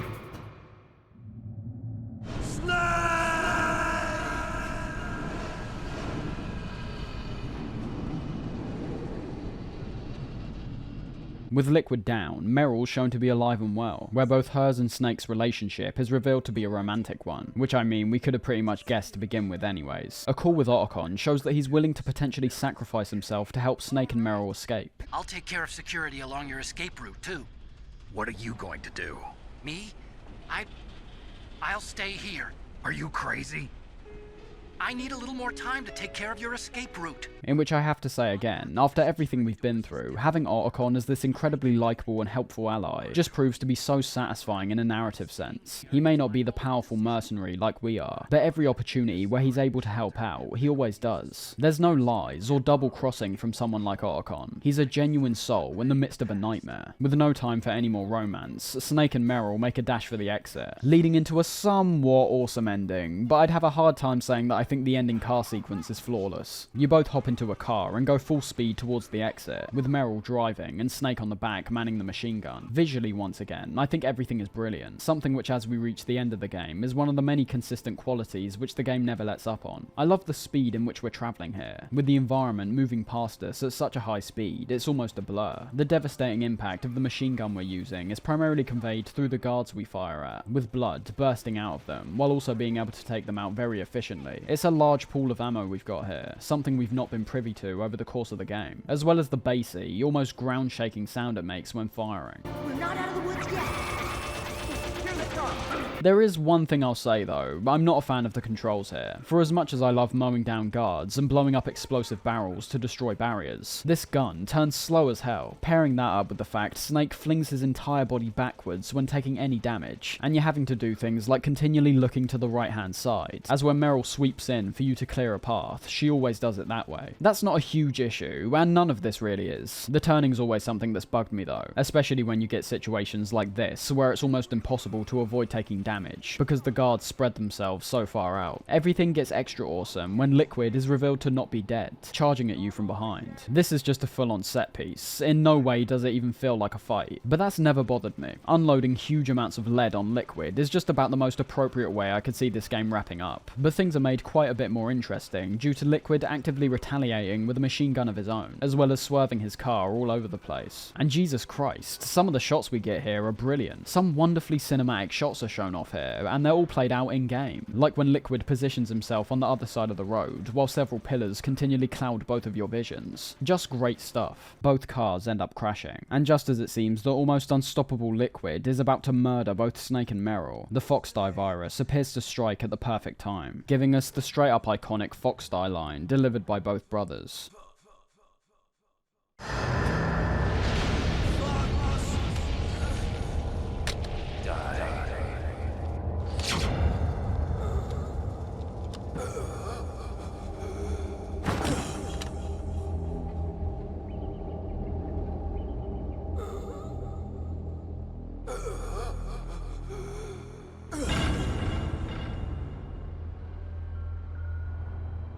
Despite being such a grounded game when you break it down, focusing on real-world issues with fantastical elements scattered in to not make the game utterly dull, we appear to have a happy ending. The Colonel managed to get in contact with the President, having the Secretary of Defense put under arrest, and the bombing run on Shadow Moses cancelled. There are still some loose ends hanging in the balance, however, which we end up finding out when switching over to Naomi. Snake shows compassion towards Naomi by not telling her about Grey Fox murdering her parents. But he had one last message he wanted to say to you.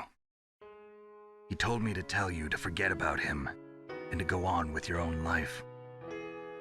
Frankie said that? Yeah. He also said he'll always love you.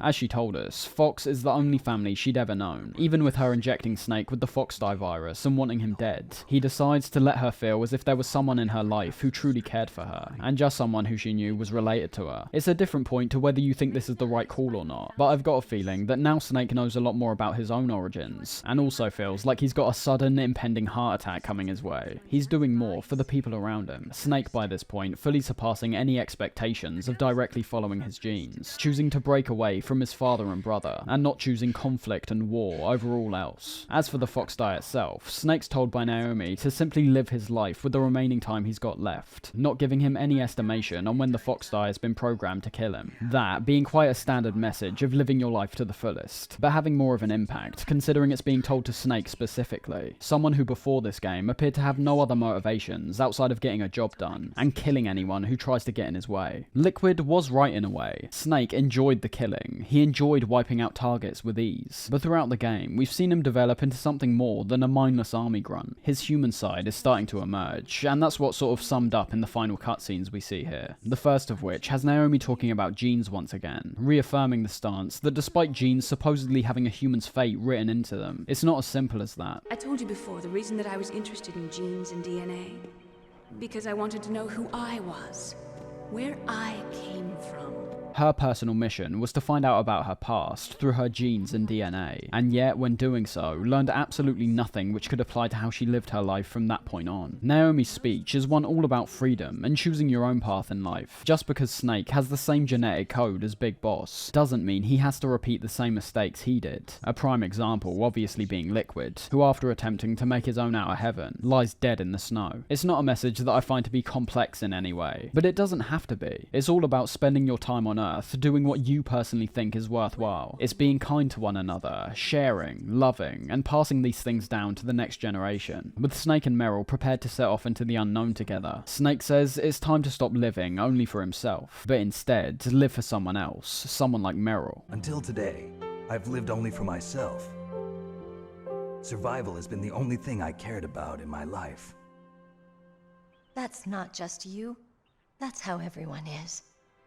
I only felt truly alive when I was staring death in the face. I don't know. Maybe it's written into my genes. What about now?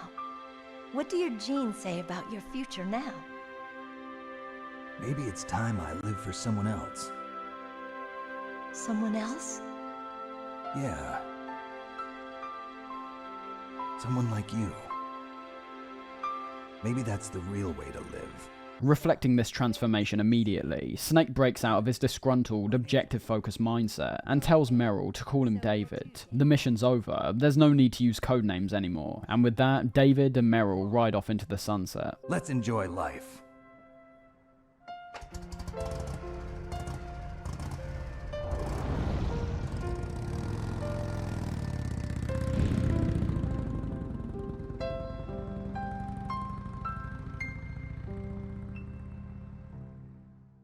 Kojima just couldn't let you go that easy though, putting up some genuinely scary final messages on screen. In the 1980s, there were more than 60,000 nuclear warheads in the world at all times. The total destructive power amounted to 1 million times that of the Hiroshima A-bomb, enough to destroy the world 10 times over basically. START 2 was signed, and the United States and Russia agreed to reduce the number of deployed strategic nuclear warheads, somewhere in the range of 3 to 3,500 in each nation. But as of 1998, there still exists 26,000 nuclear warheads in the world. Damn scary in my opinion, because as you might imagine with this figure being placed in 1998, the chance of these decreasing seems like a very far out concept. The figures we're given shows they reduced them, yes, but nothing is stopping them from creating more. That's the issue, but even with the removal of all these nuclear weapons, the mindsets and ideologies haven't changed. They know how to make them, and that's all that matters when a nation finds itself in a tight spot. A quick search online reveals that in 2023,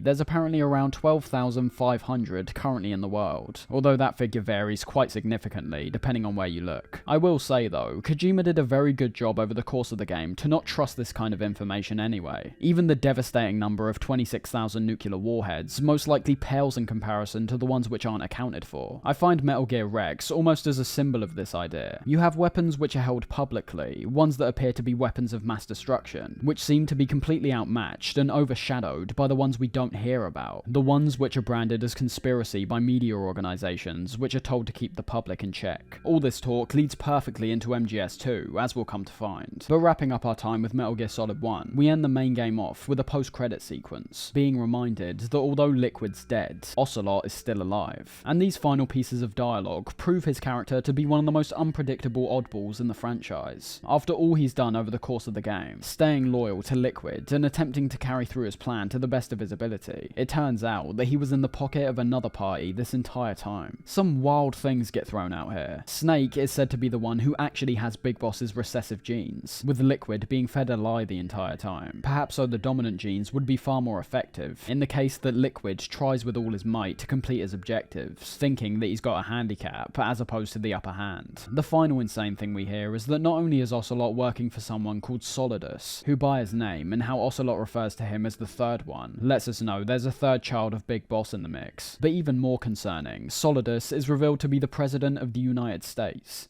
Thank you. Goodbye, Mr. President.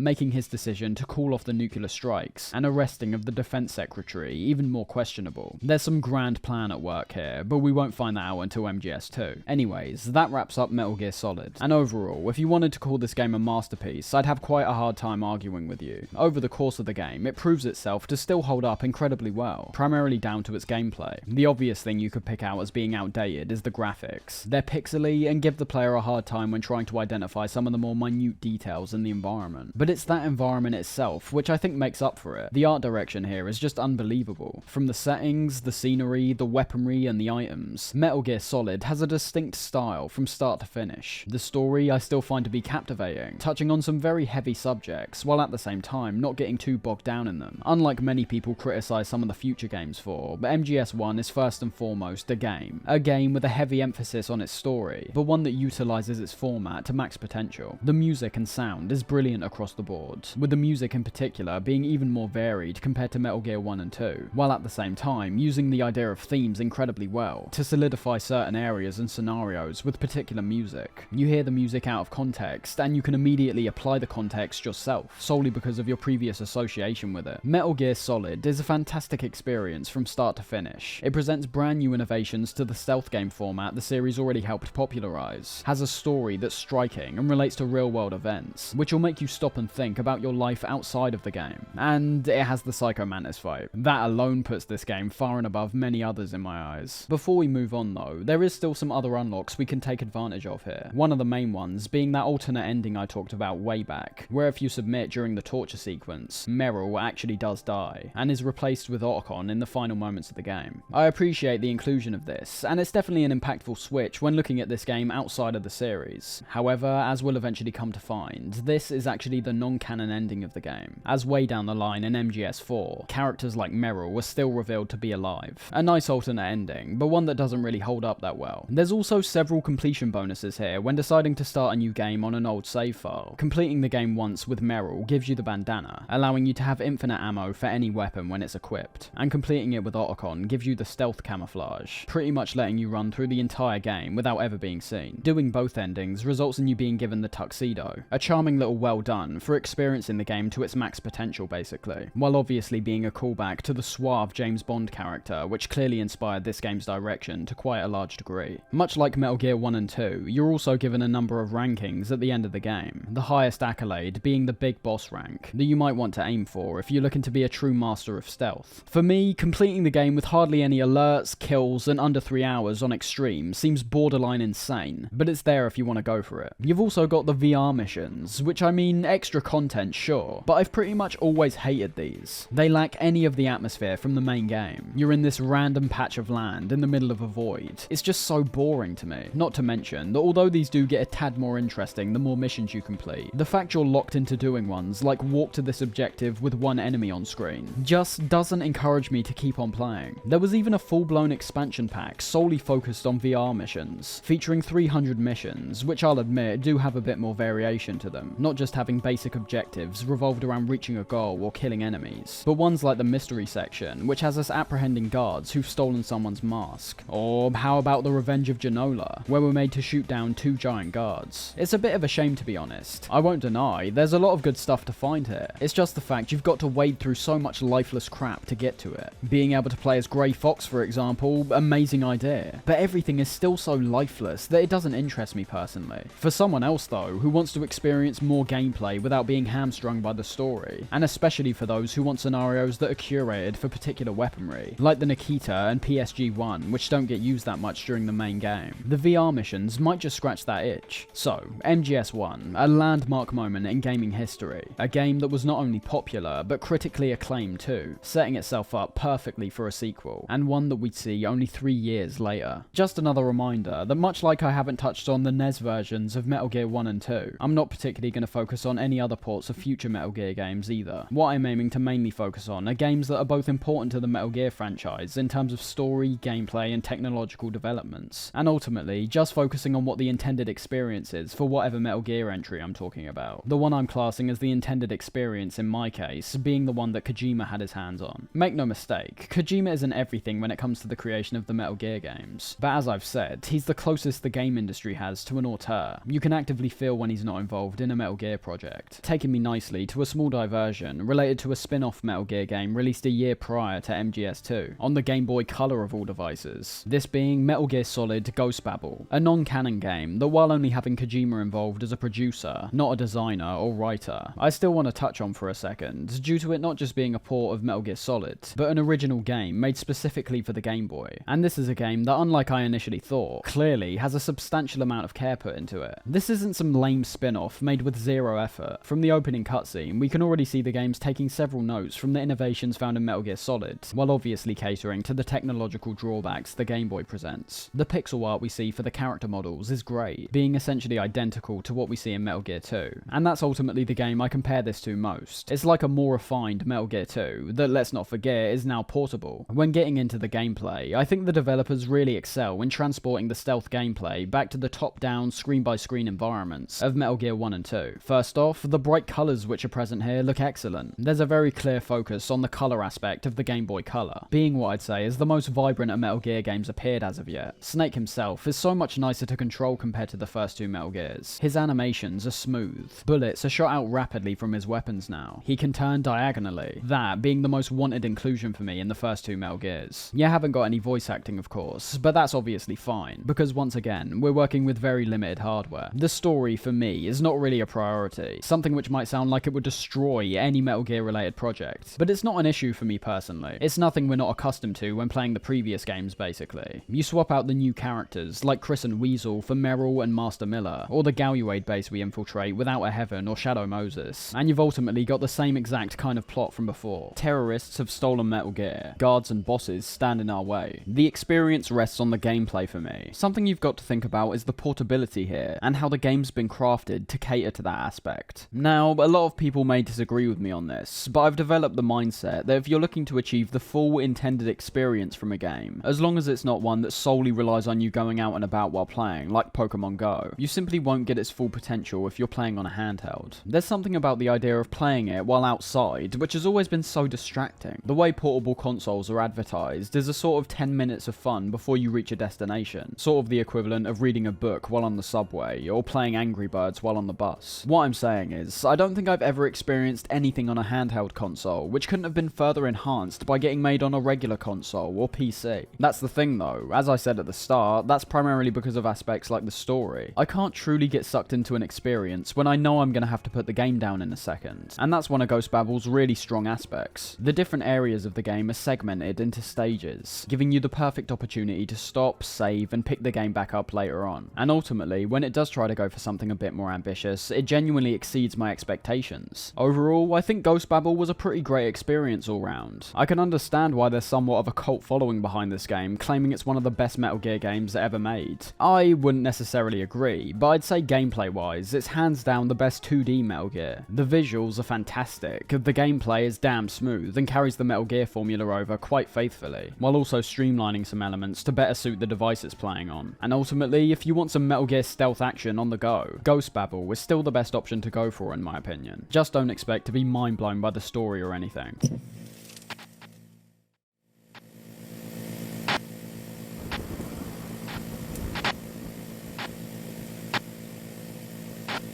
Coming into Metal Gear Solid 2, however, I'm going to stay away from the pre-development phases for right now, as they're quite vital to several things we're going to focus more heavily on later. Let's start by remembering the insane amounts of hype this game generated. This was Call of Duty levels of hype being thrown towards this game. Trailers released at the time proved MGS2 to be a true next-generation experience, with it being released on the brand new PlayStation 2. The game's graphics looked stunning. Snake appeared to be back in full force, for the first time, truly giving us a detailed visual on the legendary mercenary.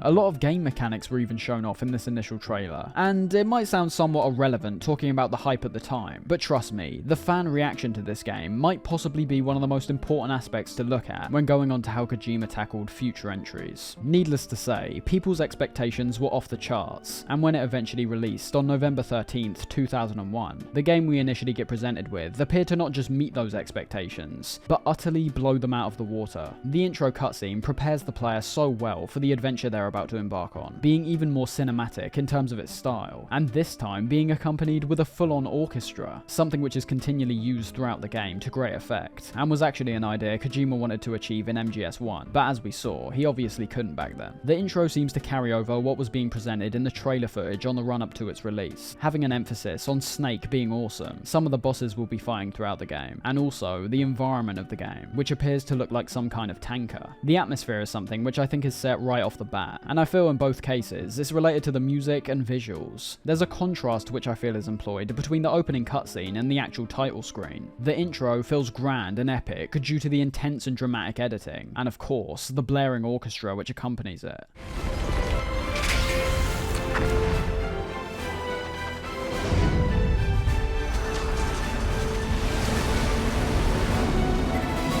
But then, when reaching the title screen, the music becomes a lot darker, giving off this ominous, futuristic tone, almost the polar opposite to what the main theme was conveying during the intro.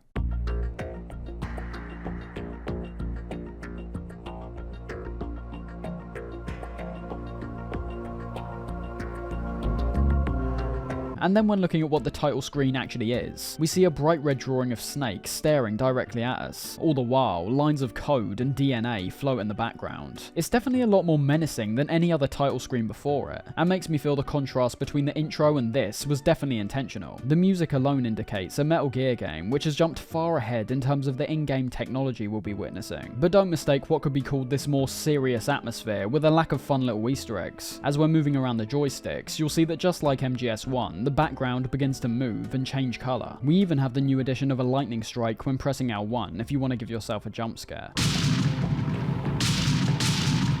Attempting to start a new game, however, presents us with something intriguing straight away. Instead of being given a difficulty selection screen, we're instead given the options Tanker and Plant. I've always found this a really strange inclusion, to be honest. What it's referring to is the two areas of the game we explore. But one, I don't think skipping the Tanker section is really necessary, as it sets up a lot of the characters and scenarios incredibly well. And two, without any knowledge of the game, someone will be looking at this and literally not understand what it means. Same goes for the radar type we're made to choose after picking our difficulty. I appreciate the choice to customize your experience with the game a bit more, but I'm not sure if this should have just been a static choice which is already made for the player. After that though, we're plunged right into the experience, a reminder which flashes up on screen being a downright genius foreshadowing for what's to come. Make no mistake, I think Kojima put this here front and center on purpose. Just remember what this message is saying. It's telling us outright everything in this story is fictional. Any comparisons you make to real life are purely coincidental.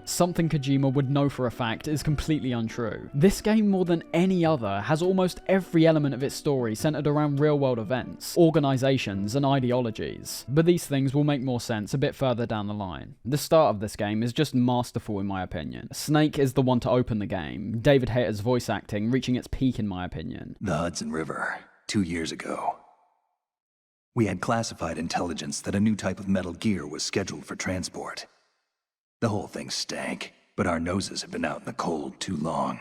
Feeling quite a bit more grizzled compared to MGS1, but still having a natural quality to it. Snake talks in the past tense here, telling us about an operation where a new type of Metal Gear was being transported on the Hudson River. It's quite a peculiar opening, to be honest, when you're jumping straight from MGS1 to this. That game literally ends with Snake riding off into the sunset and deciding to live for something more than violence and killing. It appears that in only a short amount of time, Snake's already gone back on his word, with who he's working for this time round currently being unclear. The cutscene which follows primarily works in setting up the style of the game, as well as the atmosphere of the Tanker section as a whole. I could gush about the majority of cutscenes in this game. The way they're directed has boatloads more style to them, even when compared to the already cinematic MGS1. The cutscenes are one of many things that you can blatantly see Kojima is now using to their full potential, with no points where it feels like things are being constrained by the technology it's running on. I'll abstain from going on about the style alone, however. I know this video is already long, but you'll see for yourself how great these look anyways. I'll still discuss key moments though, which resonate with me on a deeper level than most of them do. Snake, who initially appears in a raincoat here, slowly increases in speed until he reaches a full-on sprint, the raincoat flying off him as he activates stealth camouflage, this effect being one which is replicated a few times throughout the series. This entire opening feels very self-aware at how the fans feel in relation to Snake. They amp up the cool factor with him to an insane degree, bungee jumping onto the tanker while only getting brief glimpses of him in between. It leaves the audience on the edge of their seat, building up suspense as they wait to take control of the now iconic legendary mercenary. Snake isn't the only familiar face we see here though. Ocelot also shows up here. Alright boy, he's right on schedule. Immediately feeding into the more mysterious side to his character, which we saw at the end of MGS1, actively spotting Snake and deciding not to engage. The way he talks about him clearly shows he's not our ally, so Ocelot once again is making these seemingly out of character decisions, but on the other hand is very blatantly looking for the opportunity to execute some kind of master plan which requires Snake, despite being his enemy. Just like MGS1, we begin to realise it's going to be a bit of a wait before we're actually given control, an element of the game which I think is key to discuss as we progress. As you can tell already, Kojima's going full-on cinematic mode here, which undeniably creates some incredible moments. But on that same merit, it's also in this game where Kojima was being described by some people as too self-indulgent, and there is definitely a case for that too. For now, let's just stick with the scenario, with Snake ending the cutscene by using his codec, a device which essentially returns 1 for 1, and calling up our old friend Otacon. This is Snake. Do you read me, Otacon? Loud and clear, Snake. Kept you waiting, huh? I'm at the sneak point. The "kept you waiting, huh" comment from Snake is one that any fan of the series will know, being an amazingly cool line, primarily because of its significance at the time. Obviously, you say a certain phrase enough and it becomes a catchphrase, but I feel this one really caught on due to the overwhelming hype surrounding the game, which I previously mentioned. I feel it's another nod to the player that after waiting so long, it's finally time to step back into Snake's boots. I do like the subtle links to the previous game here. For example, the stealth camo we get at the end of MGS1 is then used in this intro, with Otacon saying they must have overused it when Snake tells him it's broken. Their talk reveals a few things about this operation they're setting out on, one of the most vital being how Snake and Otacon seemingly appear to be working on their own. Sorry, but you're gonna have to deal with it.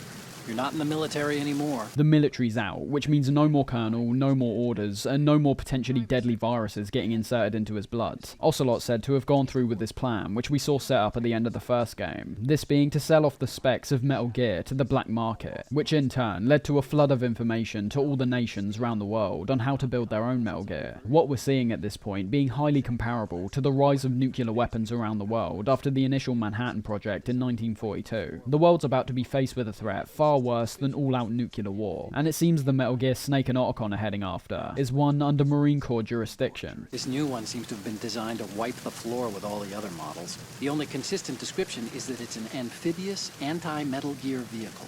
That explains why this one is under Marine Corps jurisdiction. A Metal Gear being created for the sole purpose of destroying other Metal Gears, which as you could assume makes this one a main priority to destroy, especially considering it's being created by an organisation working under the same governmental bodies who initially ordered the development of Rex. The US government couldn't be trusted back then, and with word that Snake's third unknown brother is potentially the President of the United States, things have a large chance to go south for the entire world. Our mission's laid out by Otacon in the following cutscene, needing some reconnaissance from the bridge of the ship to see where the tank is heading, and also some photographic evidence of the new Metal Gear. One of the most important things Otacon tells us here is the organisation we're working for, one going under the name of Philanthropy, and being described as an anti-Metal Gear organisation. Don't you forget that you're part of Philanthropy now, an anti-Metal Gear organization and officially recognized by the UN.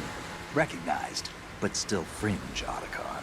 Snake, however, somewhat throws the official talk out when claiming they're recognised, but are still fringe in the eyes of the UN. They're the kind of company that's acknowledged, but still kept a close eye on. Snake and Otacon now appear to be on the side of absolute justice, something most nations in the world preach, but never end up practicing themselves. We get a brief tutorial on some of the new mechanics that we're working with here, all being pretty substantial, when about as appropriate an expansion as you could have naturally assumed from MGS1. We'll get into this stuff in a second when actually getting into the gameplay, but as you can see, what we're getting here is basically a more fleshed out version of the tutorial from the first game, actually having button pushes flashed up on screen, while showing Snake performing these actions to give a very clear visual to newer players. I will say though, although the new stuff does get elaborated on here, people who haven't played MGS1 are left in the dark about things like the Soliton radar, which I mean ultimately is fine. It got explained quite heavily in the first game, but I think most people playing will be able to figure out pretty quickly what the radar is, and how they should avoid the enemy's cones of vision. Snake begins observing the guards on the ship, once again giving us some insight into some of the choices made to both yours and their equipment. You would have already seen that Snake's now carrying a tranquilizer pistol. This well and truly feeding into the idea of a non-lethal approach, which I mentioned way back, with the entire game now being able to be beaten without killing a single enemy, even bosses. If you are lethal, of course, it's not too much of an issue. There's no kind of punishment you'll feel while playing, although depending on the amount of enemies you kill, it does end up affecting your ranking at the end of the game. Just something else to keep in mind, but I think having a punishment is a good choice anyway. It's a personal choice that's being thrown at the player, and ultimately one that should have people questioning why they decide to kill instead of tranquilizing, a feeling that should get reinforced even more when taking the higher level of violence we see here into account. Anyways, the point about us being given the tranquilizer feeds into not only the anti-violence messages Kojima has been increasingly promoting in his games, but narratively, it's also got to do with the Marines which are scattered across the ship, being told to avoid contact at all costs, but in the case we do get noticed, we haven't got any violent methods to rely on, only non-lethal ones. I know you could take the choke and neck break into account here, but ultimately it doesn't really matter with what's about to play out. Those men,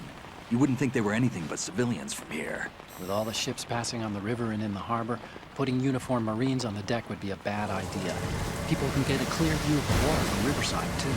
The Marines on the deck appear to be unarmed, and don't even seem to be dressed up in their uniforms, trying to keep their shady operations under wraps, considering they're able to be seen from the riverside by the general public. People start seeing armed military on a tanker heading down the Hudson River, questions start getting asked, questions which the government would much rather stay quiet. That violence I mentioned a second ago gets shown off in all its gruesome glory after we discover the presence of some unknown soldiers on this ship. It appears these are the troops working alongside Ocelot, swiftly taking out all the Marines on the deck of the ship, revealing all kinds of gory details. Blood spurting out of people, necks getting slit, stab after stab into a Marine's chest. We feel almost immediately the graphical advancements have led way to violence that feels even more realistic and visceral than before. It looks fantastic, even now for me. What's lacking in sheer fidelity is made up for with the amount of blood we see. When a throat gets slit, blood bursts out in huge volumes, something which is made even more gruesome from the sounds which accompany these visuals. After laying eyes on their leader, Snake speculates these are Russian forces, possibly with the man we see here being Galukovich, the guy Ocelot mentioned he had connections to in MGS1. And after that, we're put into the shoes of Snake once again. As you could assume, there is quite a lot to talk about here, so let's take one step at a time and start picking out some of the more substantial upgrades we've seen here. And as we're out on the deck currently, let's begin with the graphical upgrades which MGS2 presents. First off, we can obviously see a huge jump in graphical fidelity from the PS1 to the PS2. I think it's no surprise the PS2 is still the highest selling console in history, as the sheer jump in technology is arguably the most noticeable we've ever seen. We went from the low-res PS1, which had a screen filled with pixels, to the PS2 with far more clarity, near to no pixelation, and even better performance across the board. After this point, with the PS3, 4 and 5, you've gradually noticed a significant decrease in noticeable changes. From 2 to 3, we get HD and the first signs of photorealism. With 4, we get games that look undeniably realistic, unlike before, where people were almost fooling themselves into thinking games looked real, merely because they hadn't seen anything look as good up to that point. And 5 has proven itself to stumble by far the most, caving to the increasing popularity of PC gamers, and instead trying to make a console that stacks up to PC hardware. The PS2 was an amazing console, and MGS2 seems to once again use it to its max potential, something we can see right from the start of the game. The main thing people like to bring up in relation to the tanker section of this game is the deck, and more specifically the weather effects here. This is for a very good reason, as everything in relation to the deck, and if you want me to be honest, everything in relation to every single area in this game is immaculate. Not in terms of featuring the most outstanding, mind-blowing graphics you've ever seen, but visually being one of the most consistently atmospheric experiences I've ever felt while playing a game. The art direction is something which should be given huge amounts of praise here. Once again, a lot of it stemming from Yoji Shinkawa. But let's not ignore the technological aspects here, as they are still great when observing them. As I've said, the one everyone likes to point out is the deck, and mainly the rain we see here. I think the rain effects we see are layered perfectly to create an impressive image that's both crowded with rain droplets while not being distracting to the point of making the image cluttered.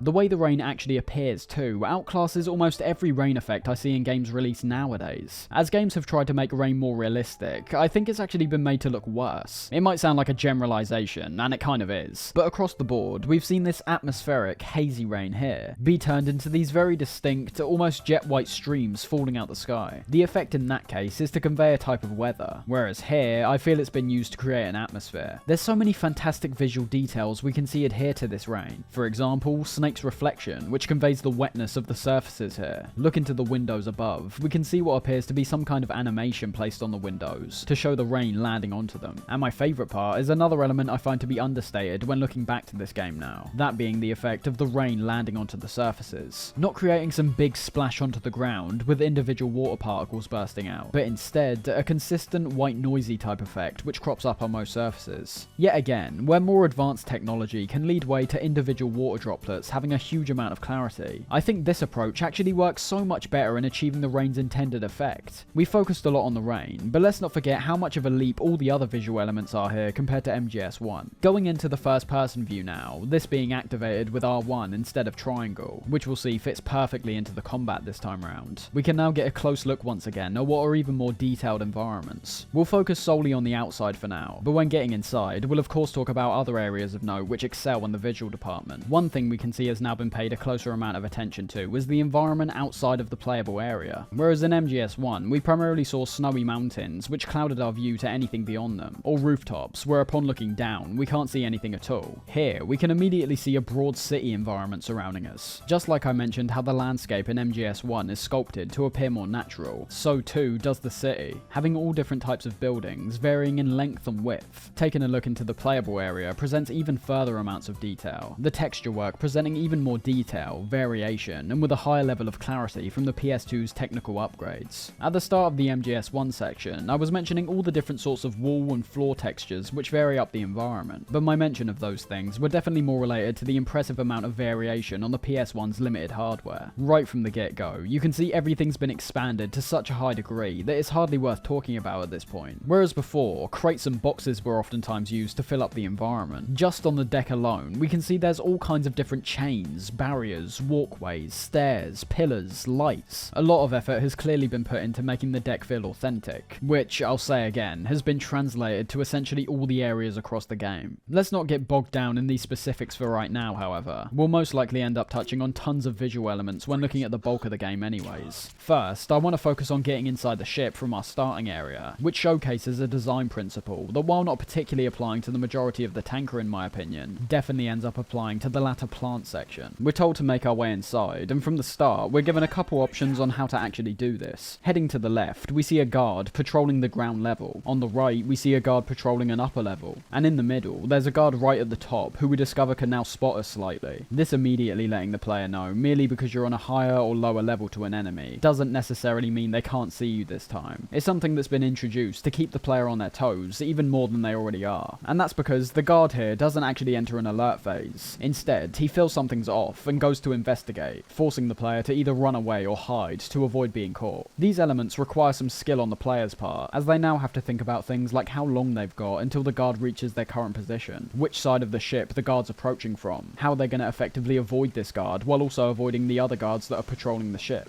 It's not just that though, but you would also be able to tell from my mention of the right and left paths here, that the level design is even more considered. I think the deck is a really good example to begin with, presenting two pathways with two different threats, all being to do with the enemies, how they're patrolling the environment, and how you're making your way through that environment. On the left, for example, the guard's on the ground floor, with there conveniently being a stairway above from his position, where we can drop down and enter the door in front without being detected. In this same scenario, you could also take out the guard with your pistol, or you could also tail them as they patrol and once again enter undetected. On the right hand side, the verticality is giving you the bulk of the issues here, with your only way up being through stairways once again. But unlike the guard on the left, the guard here is heading up and down all the different stairways in this area, making timing much more important if you're aiming to avoid detection at all costs. My favourite addition is what we see when actually making our way inside from both positions. Keycards are something which aren't used in the tanker section, so for the bulk of this area, we're primarily working with these airtight doors with wheels on them, which can at points introduce some tension in terms of trying to get a door open while an enemy is en route to your position. This only being an issue due to us having to manually open the doors ourselves, taking a little bit more time than the automatic doors we're used to. Both doors here genuinely lead to two different parts of the tanker, the one on the left taking us to the port, and the one on the right taking us to the starboard, which in actuality is quite a bit closer to our current goal. There's still stuff to see when taking the port route though, the first of which being some new mechanics and the new presentation of the camera this time around. The camera's one of those things which stays a constant throughout the game, but as you can see with how the camera's now being positioned, there's a lot more style to all the angles here. Although I'd never say MGS1 was lacking in style, MGS2 amps things up to another level. You still get all the nice angles when pressing yourself up against walls and such, where the camera swoops in and gives you a nice view of the area in front of you. But whereas MGS1 typically had the camera directly above you most of the time when you're just running around, even in the most simplistic areas, the camera always seems to be taken into consideration now, like the hallway leading to the locker room in the port. You could imagine in MGS1, the camera would have most likely been positioned above Snake for the endurance of this area, but we can already see when walking down the hallway, the camera swoops back, making Snake appear further in the distance, slowly tracking his movements down before snapping back to a horizontal tracking shot once again. The camera angles are still locked for the whole experience, but just like before, there's no points where the camera's ever an issue. I mean, quite literally, but I can never think of a time where I'm not getting a clear visual on things, or having the camera lead way to confusion in combat or stealth. Despite some people likely thinking it's a restriction because you can't observe the environment in third person yourself, I don't think I could play MGS2 any other way than this. Just like MGS1, I think the game was designed very closely around this camera. Removing it after the fact would take so much away from the style of the general gameplay in my opinion. Considering we're in the cruise quarters, I also want to mention the addition of the lockers here, this being another idea which was originally conceived for MGS1 but couldn't be implemented during development. Lockers have a few functionalities and are placed quite quite commonly throughout the game, making them an actual useful mechanic as opposed to a sporadic gimmick. Opening up a locker, we can sometimes find items like rations or ammo, so it's always worth searching them if you ever come across any. This first use is to do with acquiring useful items, whereas the second and third uses are related to avoiding the enemy. Stepping inside allows us to close the door, getting a nice first person view where we can observe the outside area from the small slits in the locker. As you could assume, this introduces a brand new way of hiding from the enemy, whether it's got to do with an enemy that's unaware of your presence patrolling an area, or if you've been spotted and need to break the enemy's line of sight. Lockers are very much useful for dodging the enemy this time round. The final use of the lockers links to the brand new dragging ability we now have, allowing us to pick up unconscious, sleeping, or dead enemies from the ground and move them around. This function's useful in a variety of ways. Firstly, when picking a body up and dropping it on the ground, we're oftentimes given items like rations and ammo once again. Secondly, we're able to actually stuff them in the lockers, keeping the enemies out of sight and out of mind. Continuing to pick them up and drop them on the floor, or crouching on the ground and punching them in the first person view, we're now able to wake these enemies up much faster than just waiting around. And also in the scenario there aren't any lockers around, you can also think more creatively about where to place the body, so other enemies don't discover it. A nice little detail about these is that when opening a lot of these up, you'll typically find some kind of poster on the inside. Taking a look at one of the models in the first person view and calling Otacon ends up revealing what Snake is actually thinking about when looking at them. What do you think you're doing, Snake? You don't have enough to keep you busy? Try to remember the mission if you can. The legendary Snake just can't contain himself. I love how the tanker's designed here. I think there's a very good and welcoming progression to it, where the upper levels should be fairly standard for those who've played Metal Gear in the past, however possibly giving newer players a harder time. But as we progress forward, the areas we explore end up becoming both a lot more dense, but also a lot more intricate in terms of their design, as well as being packed with a lot more enemies than we see in the top layers. The crew's lounge that we travel to from the quarters is like a hub of interesting details. Entering this area for the first time always leads to a small moment where Snake peeks around a corner and looks at the enemies inside the room.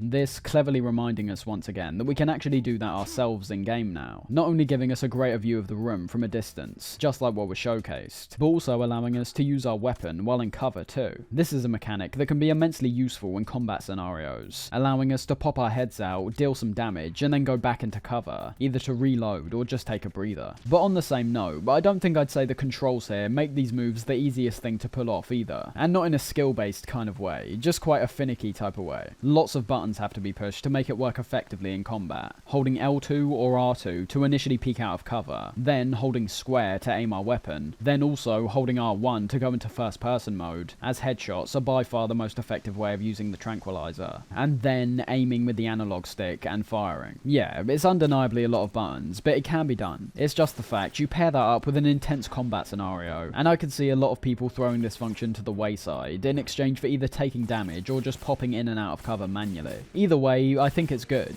I just think it could have been implemented in a less bloated way. In the lounge, we can find a bar with different kinds of alcohol in the back and ice placed down on the bar itself. Shooting any of these things starts to show you the incredible amount of detail that's packed into this game. Detail which goes into the most minute aspects, which I'm sure the majority of players will most likely ignore, due to it not actually furthering our mission. But for those who do witness it, surely have to appreciate. MGS2 is where Kojima really came into his own in my opinion, and where he truly developed that auteur status that he's recognised as having today. This is one of many things which makes up what people think of as a Hideo Kojima game. The tiny details, which many other developers would never think of implementing. But I haven't even explained what the detail is yet. Shooting the alcohol results in the bottles smashing, which might seem simple on the surface, but you've got to understand that at the time this game came out, these physics-based objects were incredibly uncommon. I mean, Jesus, even games today you don't see these details too often because games are so prioritised on looking real that when it comes to shooting a bottle, it just moves around like it's made out of titanium. Here though, it's not just about the bottle breaking, but the insane amount of differences which can occur depending on where you shoot it. You shoot the top, and the top of the bottle will shatter, with the rest of it staying intact. You shoot the middle, the top half collapses, and the bottom half remains intact. Remember, this is a bottle. This has no impact on our overall goal, but the impact it has in terms of making our surroundings feel authentic is astounding. Same goes for the ice found nearby. You shoot this out of the container it's being held in, and all the different ice cubes land on the bar. What's already a nice addition is made even more interesting when you wait around for a while, being able to witness the ice cubes slowly getting smaller and smaller as they melt, until they eventually disappear entirely. This game gives us the privilege of these tiny details which reward players for doing things in a more unconventional manner. Snake's the type of character to get on with his mission, and not stop to start annihilating a bar full of alcohol. But as the player's in control of him, this possibility is also not ignored.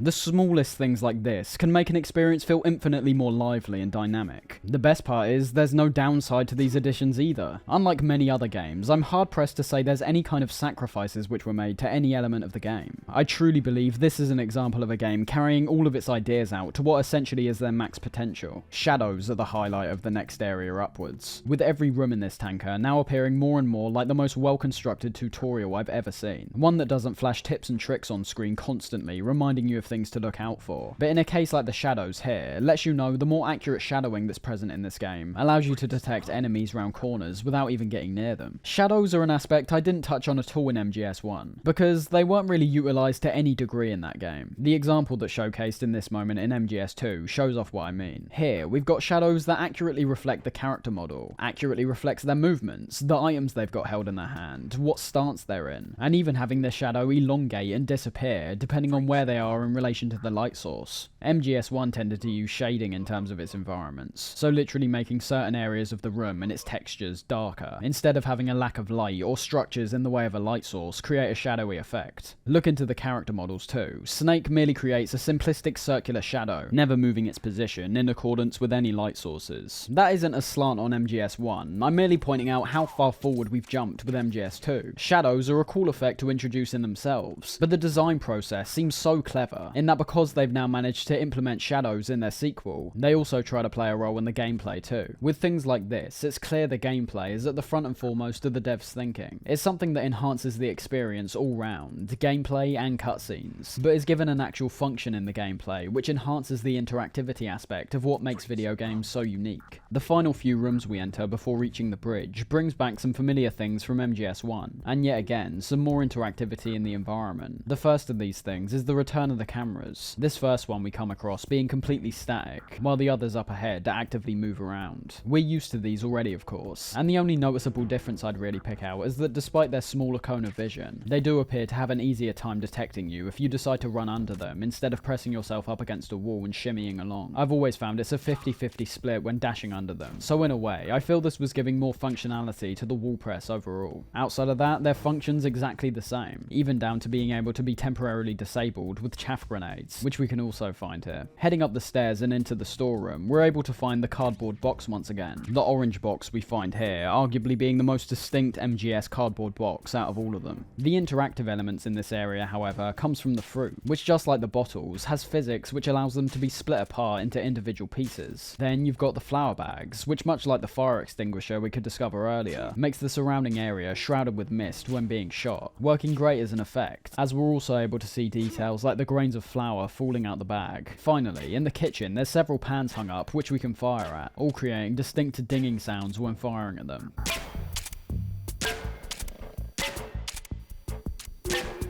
A true showcase all round at how thought out all these environments are. Upon reaching the bridge and checking which direction the ship's heading, we can see the Metal Gear must be ready for testing, with the ship heading into the middle of nowhere basically, out in the Atlantic Ocean. It might sound strange, but taking into account what Otacon mentioned about this Metal Gear being amphibious, meaning it's been designed to be suited for water, they're clearly going to try test out this Metal Gear's full capabilities where no one else can witness them. During your discussion with Otacon, you're alerted by a noise, where Snake manages to detect a woman walking around on the outside. In the cutscene that follows, we discover this woman's called Olga Galukovich, now obviously being the same Galukovich Ocelot mentioned, with him wanting her to get off the tanker due to her carrying his grandchild, and refusing to do so, Snake makes his presence known, and as he attempts to disarm her, she ends up catching him off guard and retreating, taking us to a boss fight. Not too shabby, is it? New York, I mean.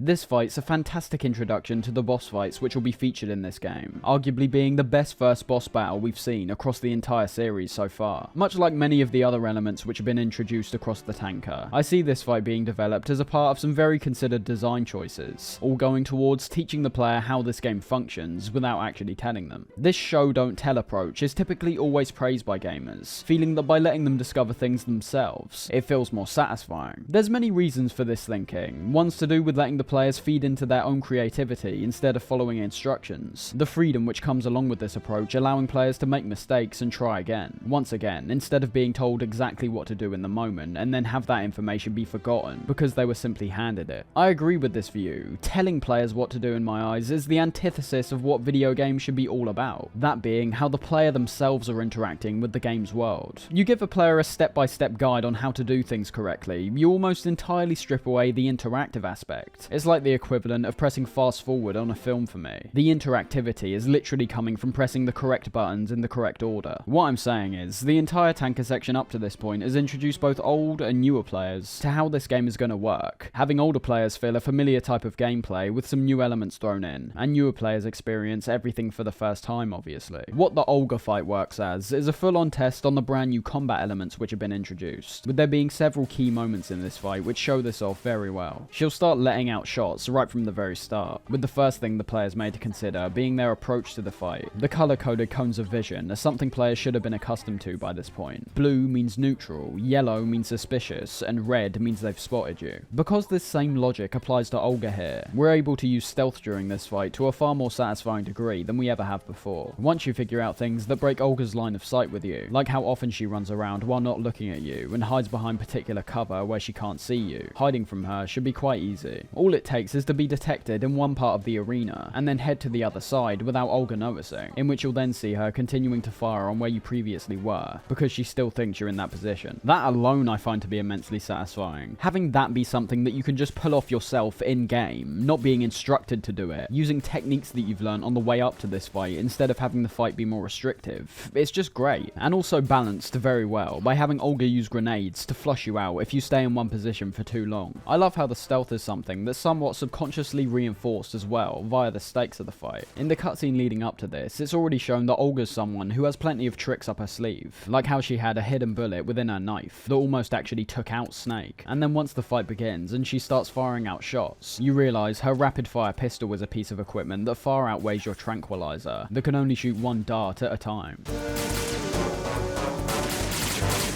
That's something which makes our inevitable victory feel even more satisfying. But the cunning nature of Olga is what ends up presenting some of the best moments in this fight. Of course, you've got the stealth we can pull off, sort of working as a battle of minds and combat technique to see who can get the upper hand. But as you progress through the fight, you'll start to see her using the environment to her advantage, which feels wonderfully dynamic and can present some really fantastic changes to your tactics when replaying the fight in the future. She utilises the spotlight by shining it on our faces, and also the sheet which is placed on some cargo so that we can't get a clear visual on her. My favourite part about these isn't just how she dynamically uses her surroundings to her advantage, despite that obviously being great, but it's how we can prevent this from happening before she even activates them. If we start the fight off by shooting the sheet loose and destroying the spotlight, she can no longer use them to prevent us from targeting her, adding a whole other layer of depth to this fight. But at the end of the day, when you boil this fight down, it's still essentially a typical shootout, arguably the most standard one we experience in the game. There's not a problem with this fight at all, but a mark of how all the other boss fights in this game equally excel past this point. And ultimately, the Olga fight accomplishes its goal in giving us a fight where both fighters feel like they're on an even playing field, and using all their tools and skills to get that upper hand on their enemy.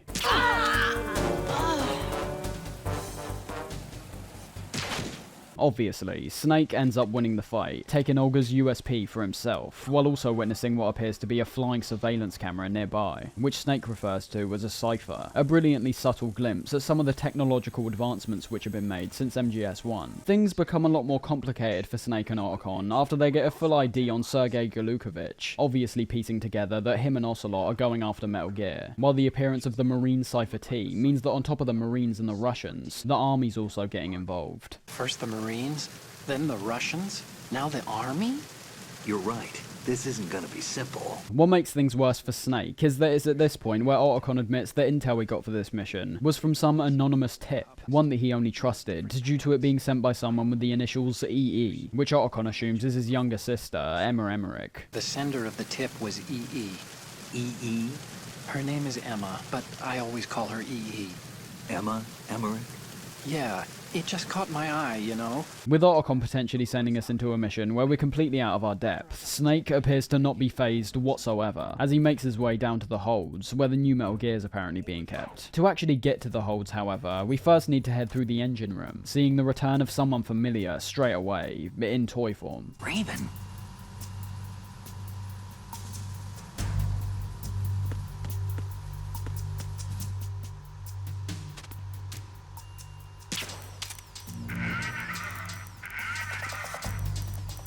A locker nearby shows us what happened to all the workers down here. Yet another completely optional and missable moment, which is still freaky if you're paying close attention to your surroundings. And the engine room itself is a brilliantly designed area that always sticks out as one of the highlights in the tanker section. Whereas in the main bulk of the tanker, we were dealing with relatively small rooms with only 1 or 2 guards patrolling, the engine room presents an area on a much larger scale, with numerous enemies spread throughout on several different levels. This is where those faded cones of visions really come into play, as they're incredibly useful when attempting to gauge if enemies are on your current level or if they're above or below. That's definitely the highlight of this area for me, the verticality. In terms of the enemies, it's asking more from the player due to their patrol routes and positions being more obscured, not to mention there also being another element of surprise in terms of their patrols, in that some guards tend to survey one floor and then actively move on to another one, meaning that a guard you think is staying permanently at one level may start moving to another one at the same time as you, catching you off guard as you attempt to go up or down some stairs. Something else the verticality introduces is a new way of traversing, being able to press up against certain ledges and hang off them, in which you can either drop down to a level below, shimmy along the ledge you're currently holding, or drop down and grab onto another ledge with either quick reflexes or by spamming the triangle button. This is known as the hanging mode, and is a mechanic that while not being utilised all that frequently across the game, is still used enough to where it doesn't feel like it's underutilised either. It's definitely useful, so I'm glad it's here. In certain areas, it opens up the level design opportunities immensely, but if it were to be used too much, I imagine aspects like the relatively slow moving speed we have while in the hanging mode would be a tad annoying. Another good thing that's used in the engine room is the audio, with the loud sounds of the engines making it difficult to identify things like the enemy's footsteps in your case, something which typically lets you know an enemy's in the area even if you can't visually see them on your screen or radar. But it also works to your advantage, with how you're now able to shoot enemies with the brand new USP you acquired from Olga, without having any other guards actually hear it. Nearby guards will still detect you if you fire a shot from the USP, but generally, if there's no other guards on your radar, you should be fine to blow their faces off with the USP in this area and still be undetected. Although, to be honest, the only reason you'd actually want to do this is if you're severely lacking tranquilizer ammo. In the final part of this section, the updated first-person camera is put to great use by once again making the player perform a sort of skill check, this time in relation to an environmental obstacle, which is quite new for the series. We've obviously had issues with doors and keycards in the past, but here we're made to take out several control units so we can bypass some sensors. Attempting to enter the door without doing this results in a game over. This screen, as you could assume, being a reminiscent but slightly more intense version of the one we're already familiar with. Stop kidding around. Snake? Destroying these control units is an objective that both utilises the first-person view, and also is drawing our attention to our surroundings once again, something that when repeated enough times will naturally make players take their environment into account even when not being asked a specific request. A perfect ideal to instill into the player's mind for a game focused around stealth. I haven't actually mentioned the updated first-person view as of yet, and although the view itself hasn't changed substantially, there are some new additions which shake up the gameplay quite a lot. The main one, as you've already seen, being our ability to now shoot while in first person, making the combat in MGS2 border on a first person shooter. As in a lot of scenarios now, you'll find that trying to tackle enemies the same way we did in MGS1 is just ineffective this time round. It's still possible, and I'm sure there's people who might prefer it, but I'd say the combat overall was a lot more tailored to the first person view now. We'll get into it more heavily later on when taking a look at the gameplay overall, but a good example of this links to the brand new mechanic of being able to hold up your enemies. Going behind enemies now and holding up your weapon will have Snake tell them to freeze, in which the guard will immediately raise their hands and do exactly that. This mechanic is a good way to do a couple things, one being the ability to take out enemies easier by removing most of the risk of missing your shots, considering the enemies now completely still, and the other being related more to the first-person camera. Aiming at the enemy's head will give you one of two responses, not literally, because the extremely large amount of enemy dialogue in this game is actually quite astounding, but they essentially either act more or less intimidated of you. The ones who are intimidated will literally cower in fear and make a whimpering noise, where if you continue to aim at their head, they'll shake themselves down and give you an item in return. Don't kill me.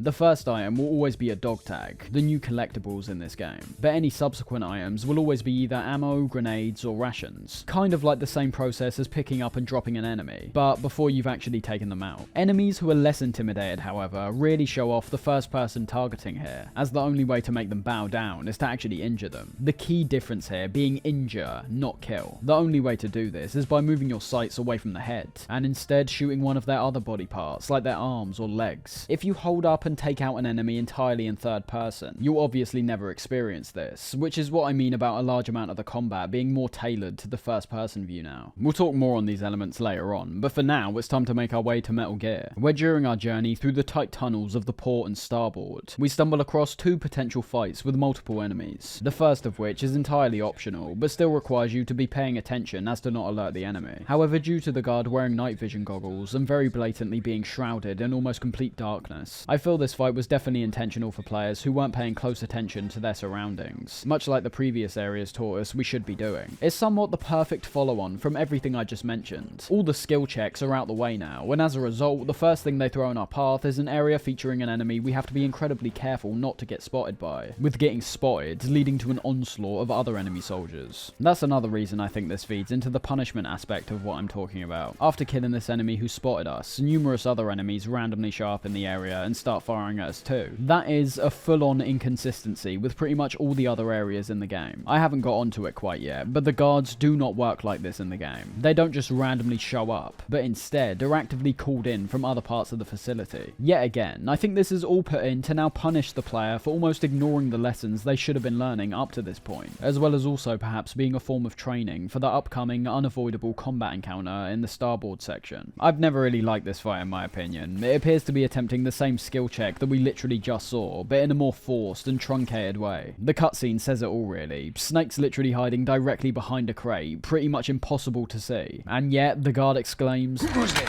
acting like you've just been standing right in front of him the whole time. The best things this fight showcases are technical once again. I think most players would have just experienced the idea of getting caught and having to go into full-on combat mode in the other room. For those who didn't, I suppose this now serves as their potential trial by fire with the combat. And in terms of the arena we're fighting in, I will say that it's actually a lot better than the previous one. You're right up close with the enemies here, with this intense claustrophobia definitely being intentional in my eyes, especially with how towards the end of the fight, several enemies begin charging directly towards your position, compared to the area before, which had enemies scattered throughout these incredibly long hallways, that being more a test of shooting at range compared to anything else. Having them so up close introduces a new kind of intensity, where we're almost guaranteed to get hit if we aren't eliminating these guys efficiently. But in reality, that's literally all we do here. This fight's no different to any of the other potential alert phases we've gotten up to this point. There's several enemies popping out of various positions, some of which do a roll on the floor, making them slightly harder to hit, but most merely moving out of their positions, shooting, and then going back into cover. As I said, it's the graphical elements which I'm most impressed by here. Things like yours and the enemy's flashlights, which now illuminate certain parts of the environment depending on where they're being pointed. This being something that becomes extra essential when the enemies start targeting the lights, leaving the arena in almost complete darkness. These new kinds of tactics, I should add, no matter if they're part of scenarios which are scripted or unscripted, make the enemies feel even more authentic than they already were. And then you've also got a semi-destructible environment. No actual destruction to be seen, but instead gas which can be seen bursting out of pipes when getting shot by snakes and the enemy's weaponry. As I said, I've always found this fight to be fairly lackluster. The threats aren't unique, and depending on if you fought in the previous room, the encounter's not particularly unique either. Nothing that's working to the game's detriment, of course, just nothing all that special. As Snake makes his way into the holds, Ocelot proves himself yet again to be a true oddball, talking with one of the surviving Russian soldiers and promptly shooting him in the head.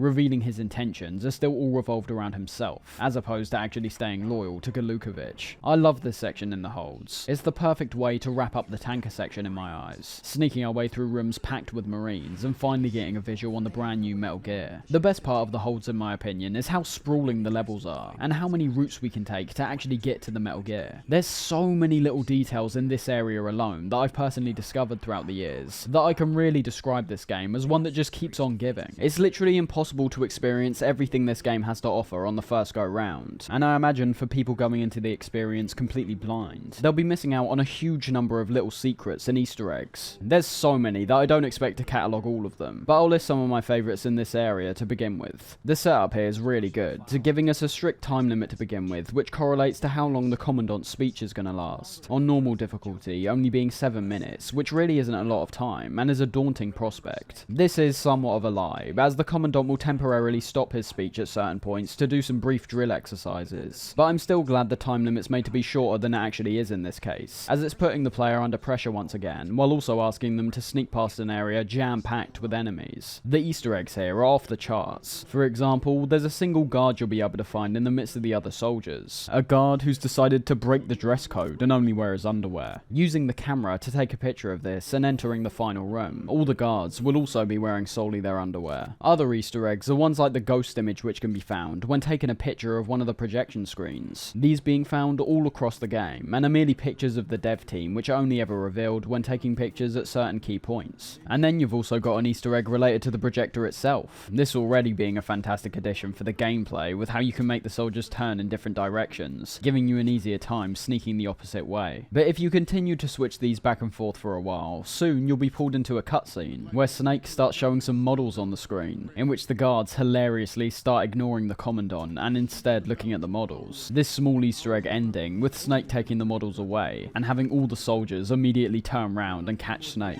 With this area for some reason featuring one of the only unique cutscenes in relation to getting caught. It seems like something which perhaps would have been tried to be applied across all the areas in the game, but only ever happens here. In terms of the level design however, it's marvellous once again. Getting to Metal Gear essentially boils down to heading directly forward for a few rooms, until you finally reach the room with the Commandant and Metal Gear in. That's taking away so much from how we can navigate the rooms leading up to this however. For example, the most simplistic way to make our way forward is to merely run through the doors on the ground level. They occasionally present some threats like the noise producing floor tiles and actual guards standing in your way, but ultimately you're just running to the end of the level. Then, if you're paying attention to your surroundings and try to think creatively a little bit, you'll discover even more ways of heading forward. One way is focused around travelling above the enemies using the hanging mode, being able to shimmy along ledges to reach the doors located to the north. I imagine this is perhaps the least common approach players will be taking here, as it's only possible to do this when your hanging mode is leveled up, something which is never really explained to you in this section, but is still possible. And there's also the approach of going forward while being under all the soldiers, being able to find some floor grates, which admittedly do blend into the floor, and just crawl through the air vents to Metal Gear. This is already brilliant. I can't begin to describe how well this stuff works for a game's replay value, but even in the first playthrough, catering to numerous possibilities the player may envision in their head is a really difficult task, but one that almost always gets praised when implemented properly. It sort of relates to the idea of context sensitivity, which we talked about earlier. There has to be limits to a game experience, otherwise you'll just be developing a game that will likely never actually release. That's how broad the possibilities for an interactive experience are. But even giving a few different possibilities like here, in turn makes the experience feel even more open, and thinking about the developers, even more thought out in terms of the game design. I also love how all these different outcomes are catered to in different ways. When you finally reach the hold where the Metal Gear's being kept, a cutscene will play to essentially show it off. But depending on which route you took, the cutscene will actually look different. We're primarily seeing this cutscene through Snake's perspective, and in turn view this Metal Gear from either the ground floor, upper floors, or bottom floors. A tiny detail in the grand scheme of things, but yet again, something which makes your experience feel even more personalised, almost begging you to replay the game to see how the other paths differ. Our ultimate objective here is one that's solely unique to this section, but is very cool regardless. Otacon told us right from the beginning that all we're doing here is getting pictures. Unlike Shadow Moses, combat was supposed to be avoided at all costs. Our presence should be almost completely unknown. Of course, our mission didn't really pan out that way, but getting the pictures of Metal Gear is still our sole mission. I'd say that this is the easiest part of the entire tanker section, navigating this relatively small room and taking pictures from the left, right and middle, and also the Marines logo that's present on the Metal Gear. It's an interesting development in both both Snake and Otacon's characters. Their missions no longer revolved around stopping this Metal Gear at all costs, but instead revealing its presence to the public via the brand new World Wide Web, which has become increasingly popular since the events of MGS1. It seems that both of them have carried over some resentment from the lies they were fed in relation to Metal Gear's development during the Shadow Moses incident. So now, it seems they want to expose almost every party involved in this operation. The Marines, the Russians, everyone. It's no longer about just stopping Metal Gear, it's about tearing down the organizations that want to use a machine like Metal Gear for unnecessary, destructive purposes, to gain power in the eyes of the world at large. Once all the pictures are taken, it's time to send them to Otacon via the nearby computer, where depending on what pictures we've got saved on our camera, Otacon will give appropriate responses to them. Might seem simplistic, but it's another aspect which proves itself to be so diverse. Like all the possible outcomes the player could come to in their playthrough were catered to. Taking pictures of that ghost from earlier, for example, results in Otacon saying it's creepy, even having a unique sprite where Otacon gets chills. Same goes for if we take a picture of Ocelot nearby the Metal Gear, something most players will likely miss, due to him disappearing immediately when you take your eyes away from him. Pictures like the soldier in his underwear makes Otacon laugh.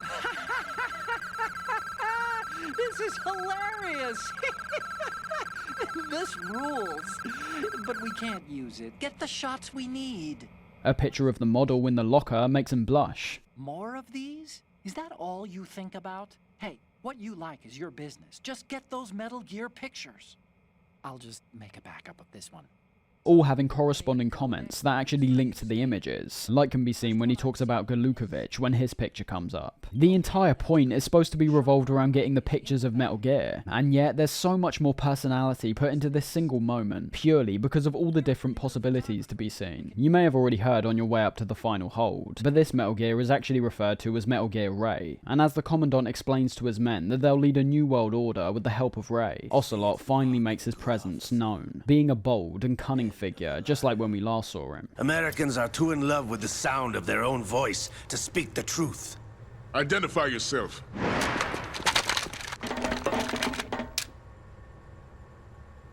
I am Shalashaska, also called Revolver Ocelot.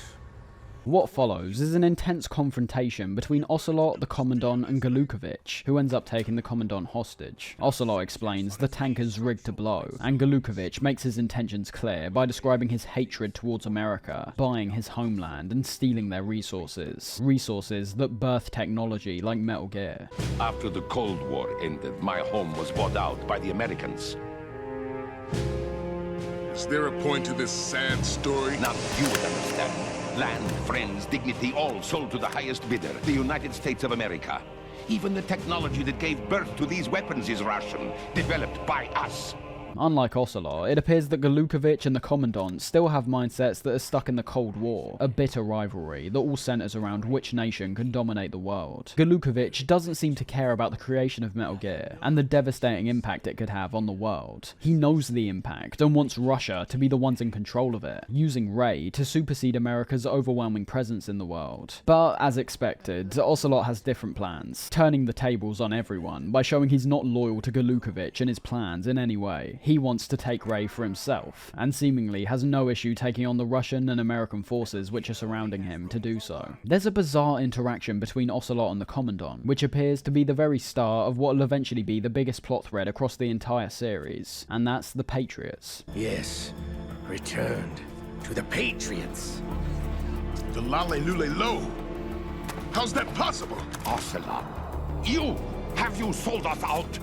Ocelot says he's returning Ray to the Patriots, in which the Commandant appears to acknowledge what the Patriots are, but instead of calling them that, he instead calls them the Lali Lule Lo. It's unclear at this time what either of these names are actually referring to, and why it appears the Commandant isn't able to actually say the word Patriots, but we'll eventually discover down the line that this organisation they're referring to are the ones behind essentially everything in the series. With Galukovich letting his emotions get the better of him, Ocelot shows off his incredible marksmanship skills once again, taking out both him, the Commandant, and the Russians surrounding him. Damn you!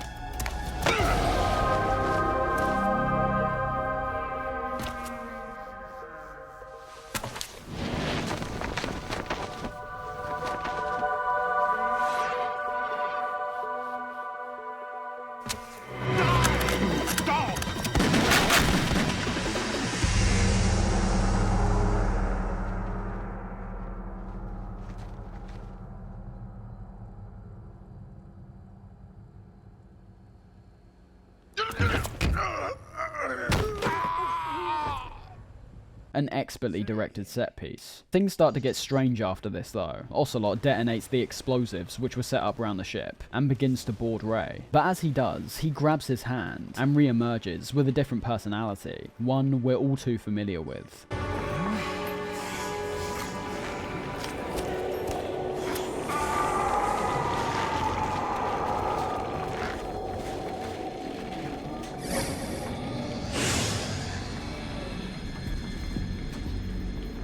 It's been a while, brother.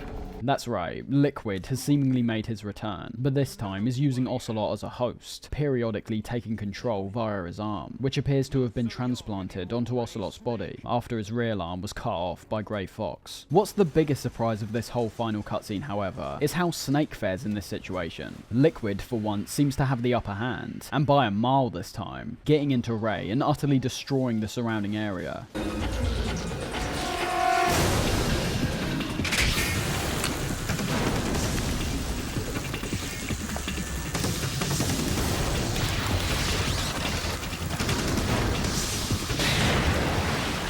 Once the ship is completely destroyed, the cutscene switches to the outside, showing off some of the insane capabilities Ray has. Its amphibious nature is shown off very clearly, with how it swims amongst the bodies of the fallen soldiers. But what we don't expect is the sheer agility of this thing, leaping out of the wreckage at an incredibly fast pace, while also jumping an enormous distance into the air. This is a Metal Gear that more than any other appears to be unstoppable, the sound of the thing making it even more bizarre and intimidating, much like Rex did.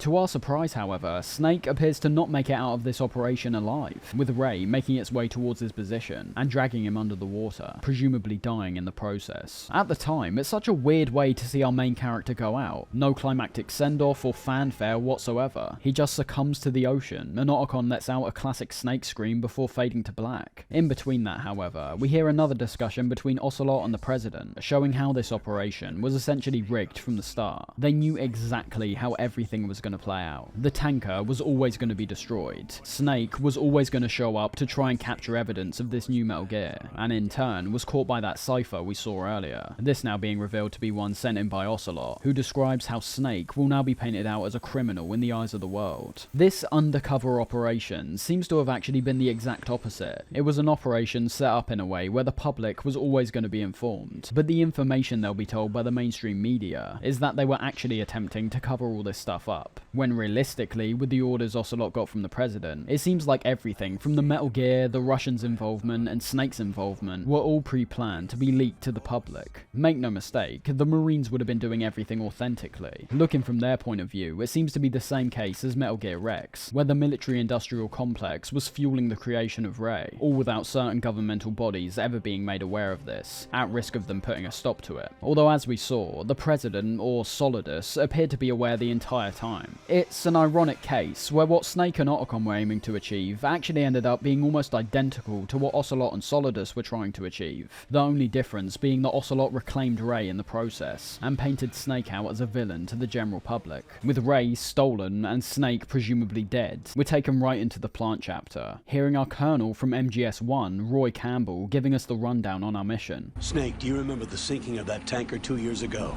I'd say right from the very start of the plant section, however, from the very first line of dialogue, the first shot we see, the game starts its journey into a full-blown postmodern meta-nightmare. This is a big part of the game for me, leading to discussions on the true meaning of the game, the subtext, what certain characters and their motivations actually mean, and the well-known VR theory that holds up incredibly well in the context of this game alone. We start this plant section off with Roy Campbell recounting the events of what we just experienced on the tanker, the dialogue here signifying that 2 years have passed since then, but mysteriously, he's still talking to someone called Snake, a sort of illusion that's immediately broken when this so-called Snake talks for the first time.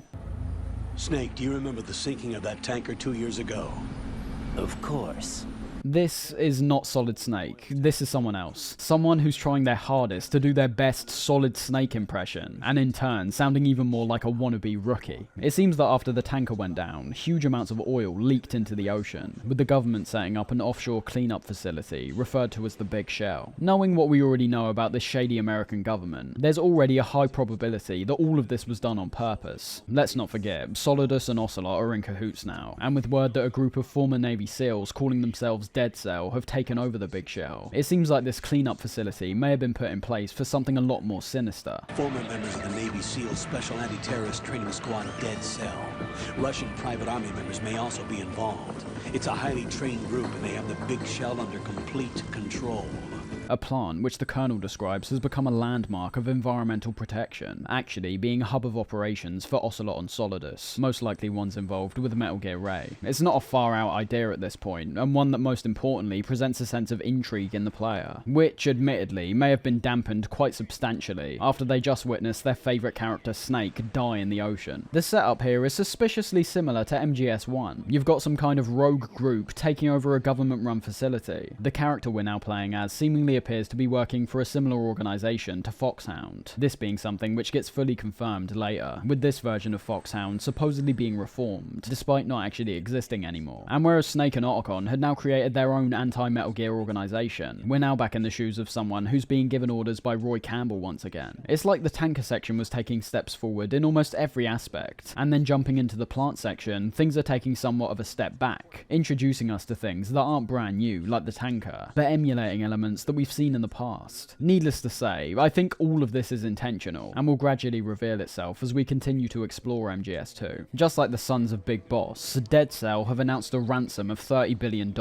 in exchange for some very high value hostages, one of which being from the government, and another being a VIP from one of the major conservation groups. But it just so happens the person from the government is actually the president himself, James Johnson. This is one of the strangest things we hear, as it's been very blatantly established by this point that Solidus is, or at least was, the president, all the way up until the tanker incident. Perhaps the years which passed since that point led way to another election, one that Solidus ended up losing to President Johnson. As this new Snake makes his way inside, weirdly through a hole which wasn't cut by him, Campbell describes that if anything goes wrong, Dead Cell will sink the Big Shell, igniting the crude oil surrounding the facility, and creating a gigantic fire on the Manhattan Harbor, while at the same time releasing dioxins from the chlorides which are used to decontaminate the surrounding water, this turning a huge area of the surrounding ocean into a full-on toxic soup. Making our way out the sea and onto the Big Shell, Snake gives the Colonel a call, making a bizarre remark almost immediately when Snake mentions how he got into this place. Any problems? There was a brand new hole cut through the oil fence. There's someone else besides me that wanted to get in badly. That's not possible. Well, it very much is possible. We made our way in because of a hole in the fence. There's such a confident determinism to how he says it here. Not that it wasn't likely, but it wasn't even possible. Shortly after this, Campbell switches our codename from Snake to Raiden. A decision we'll see is due to what the leader of Dead Cell was referring to themselves as. A small detail which some players will miss here is what the Colonel mentions about us covering infiltration in VR. You've already covered infiltration in VR training. I've completed 300 missions in VR. I feel like some kind of legendary mercenary. Okay, we'll skip that part. If you decide to go directly into the plant segment without playing the tanker, the dialogue differs slightly. You are now designated Raiden. This will be your first sneaking mission.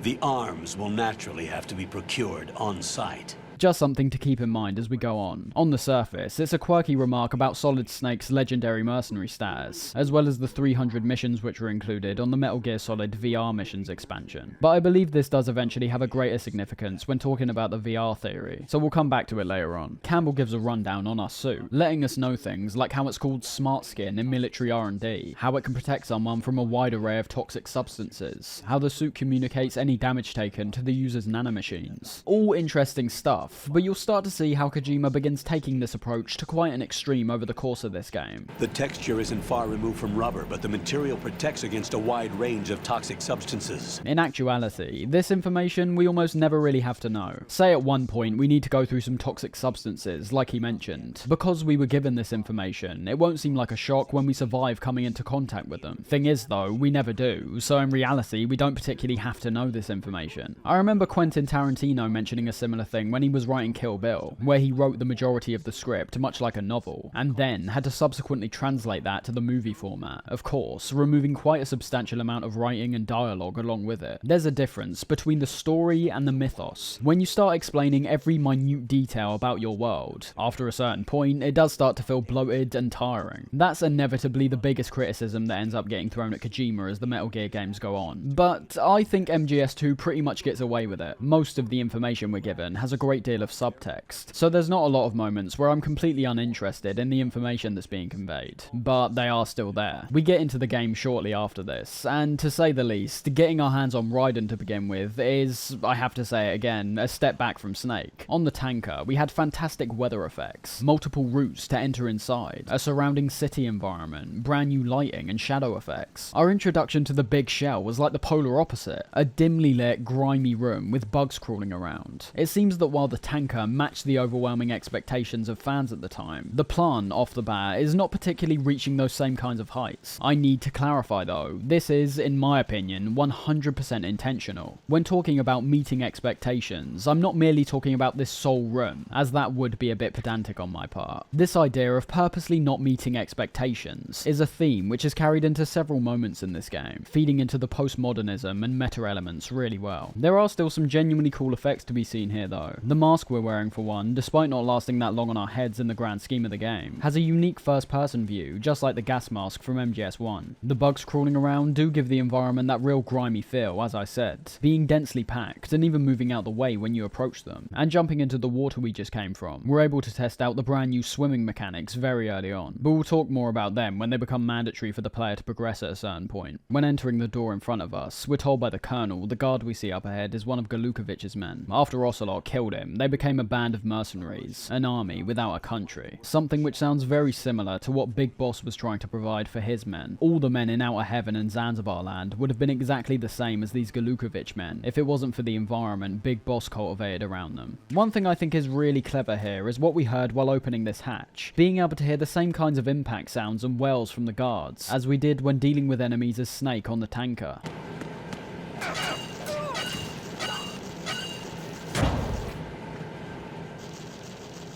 And as we enter the next room, we can see exactly why, with a figure going up the elevator nearby that, while obscured, appears almost identical to Solid Snake, the legendary mercenary who apparently died 2 years ago. Relaying this information to the colonel, he says that just like the opening in the fence which allowed us to get inside the big shell to begin with, another intruder besides us is not a possibility. Colonel, there's definitely another intruder in here besides me. That's not a possibility.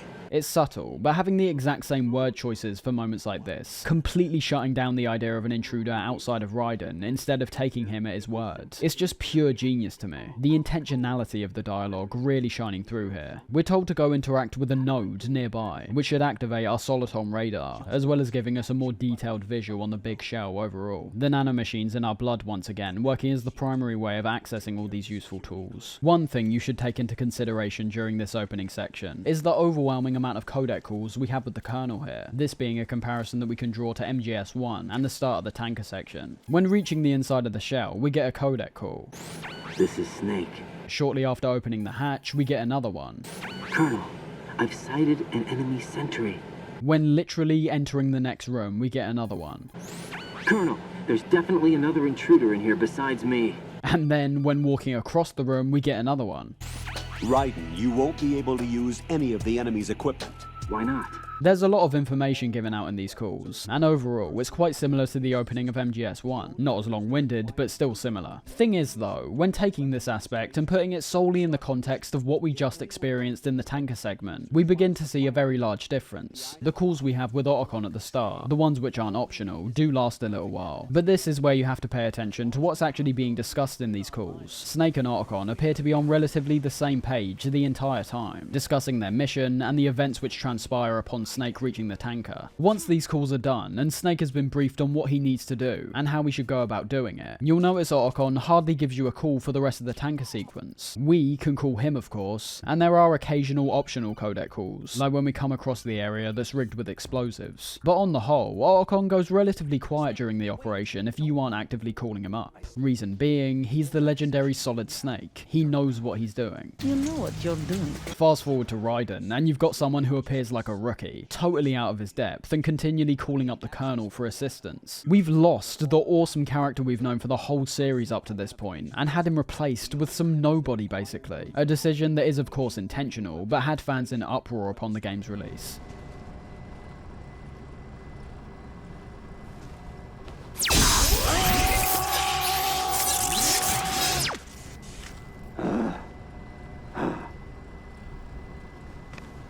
We log in successfully to the node, in which we're taken to a new peculiar screen which tells us to input certain data about ourselves. Not Raiden, but us, the player. Things like our name, our birthday, and our nationality. For what purpose, we really don't know, and will continue to not know for the majority of the game. The node, more than anything, is basically just an options menu, letting you turn off things like blood, captions, switch your radar type. A pretty intuitive addition in game, but one that also makes me think, why didn't they just have an options menu when pressing pause, like so many other games by this point? Anyways, as the guards nearby begin to wake up, we're given a familiar set of instructions about our Soliton radar, which has now become active. The bright dot in the middle is you, Raiden. The red dots are your enemies, and the blue cone shape represents their field of vision. That's right, the exact same explanation of the Soliton radar Mei Ling gave in MGS1, copy and pasted, literally just replacing Snake with Raiden, which even then sounds like it's been awkwardly inserted in. The bright dot in the middle is you, Raiden. Laziness or genius, I know which side I fall on, but we'll get back to that later. During this same call, it turns out that Raiden's girlfriend, Rose, has been brought in to help assist him during his mission, the reasoning behind this being very unclear from the Colonel. Jack, is everything alright? What are you doing here? Jack, can you hear me? Rose, you're not supposed to be involved. What's going on? Jack, I'm a part of this mission. Colonel, what the hell is going on? First, the Colonel says she's been brought in because their initial Foxhound analyst was in an accident. The Foxhound analyst that was supposed to take part in this mission was in an accident. Rosemary was brought in as a replacement.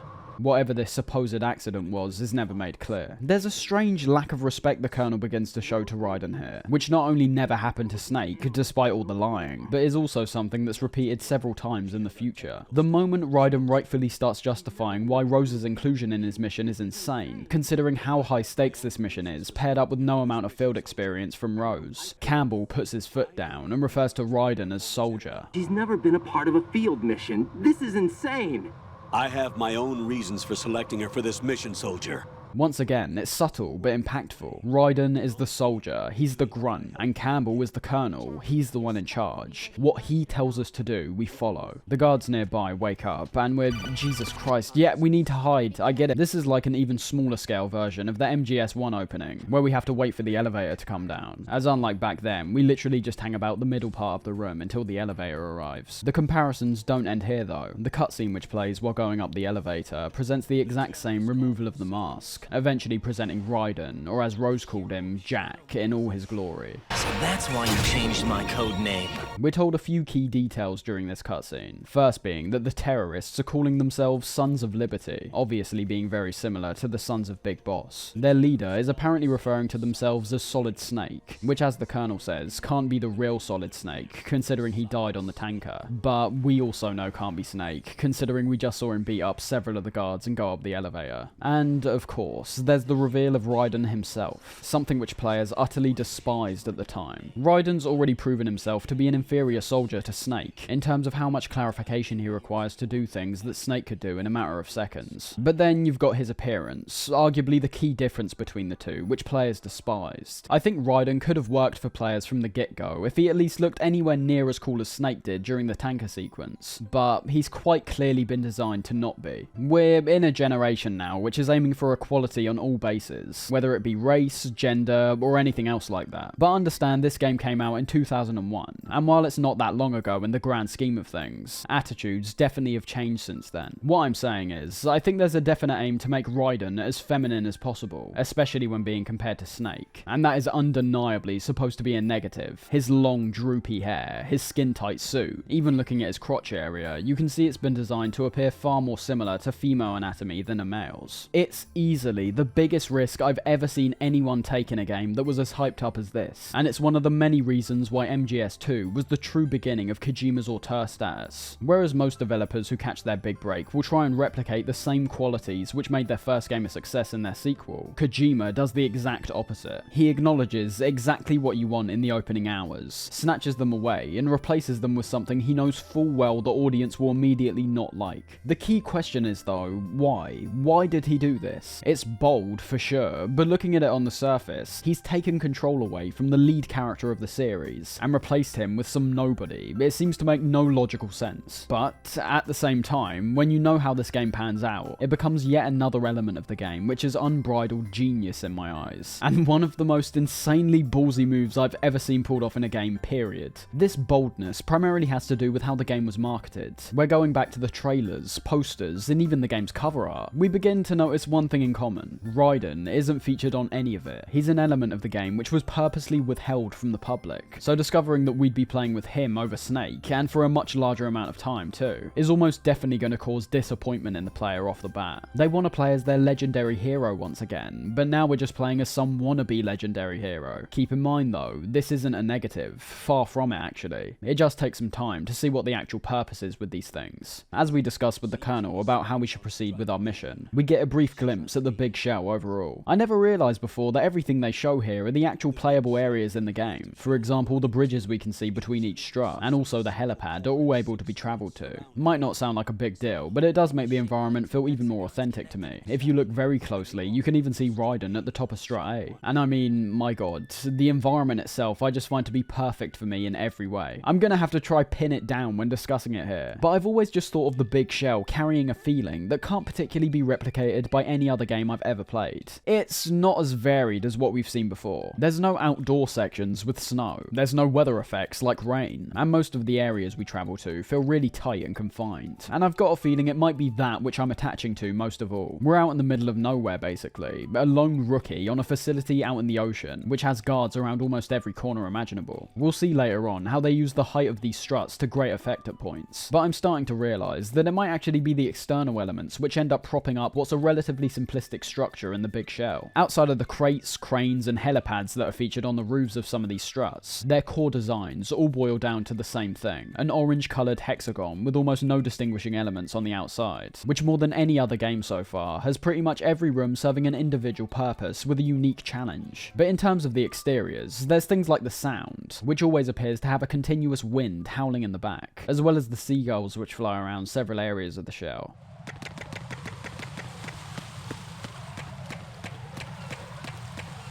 The sun is something else which I always note down in my mind as being fantastic, really putting an emphasis on those shadows which we saw in the tanker, due to the environment being so open, with not a great degree of shelter in any place. And in relation to that sun, I think all the colours and tones in these outside areas are brilliant. They do gradually change as you progress through the game, to signify the day going by, but it doesn't happen naturally of course. You can't wait around until it turns nighttime or anything. But let's just say that by the time we reach the closing stages of the game, and bear witness to some of the amazing sunsets, the environment of the big shell definitely proves itself to stack up not only to the tanker, but in my opinion, to every other game released in 2001. And that is a hell of a feat for the time, considering the graphical fidelity and style when games like Halo, Eco, and Silent Hill 2 were also praised immensely. That's all for the environment for now, but we'll obviously come back to it when actually entering some of the new areas in the future. Our first objective is to get to a node, which is actually located inside of the strut, but even on this roof, we can bear witness to several details, some of which being useful, useful, others of which being strange and hilarious. Starting with the ones that are useful, once we end the codec call, we can clearly see an item floating on some crates nearby, introducing the idea of vaulting in this game. We were able to do this in the tanker section, of course. It's one of the only ways we can destroy one of the control units on our way to the holds. But as I didn't mention it back then, I'll just say now that despite vaulting ultimately being rather context specific, I'm still glad it's here. It's working off this new adherence to verticality once again, now being able to climb up on boxes to acquire items as we saw here. We're also able to use vaulting to gain access to new routes through interiors, and ultimately it just makes things feel less restrictive overall. I think this, along with the hanging mode, are some really necessary additions here. As in MGS1, you'd kind of already expect Snake to be able to shimmy along ledges and just jump up onto small crates, but I assume that much like the lockers, it might have been something Kojima wanted to integrate back then, but simply couldn't. The items themselves basically appear no different to how they did in MGS1, just floating boxes, which vary in appearance depending on what they actually are, while still featuring the same satisfying pickup sound too.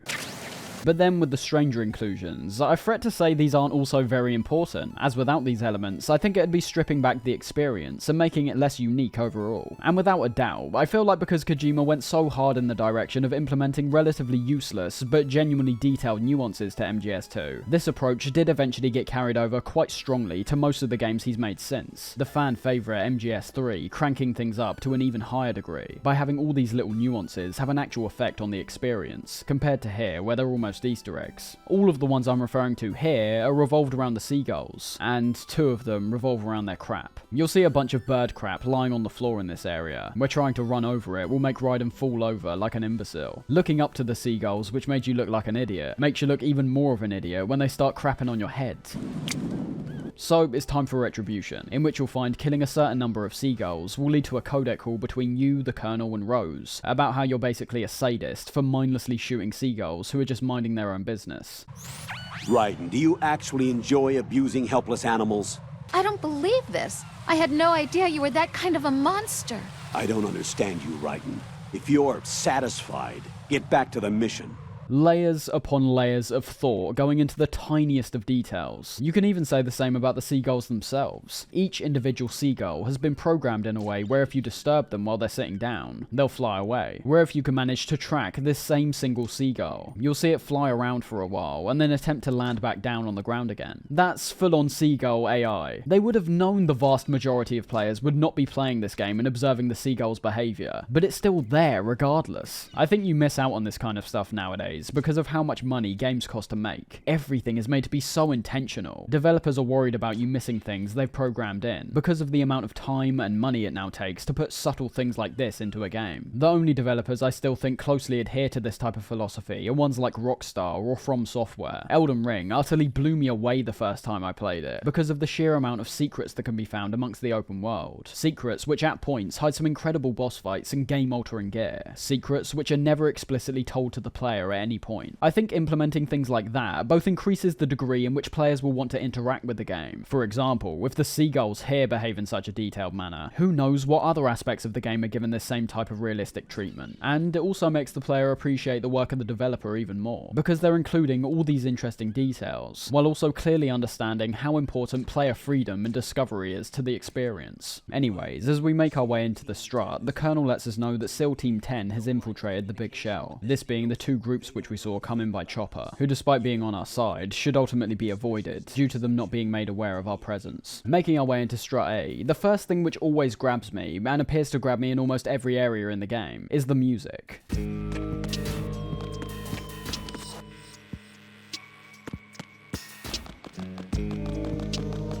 I think I can pretty confidently say that MGS2 features my all-time favourite soundtrack. And it's not just that the music is great, it's the fact that it fits so well to the scenario, much like MGS1. This first track we hear in the pump room, for example, is smooth as anything, serving as a great representation for the stealth gameplay, that when you break it down, is all focused around being in control.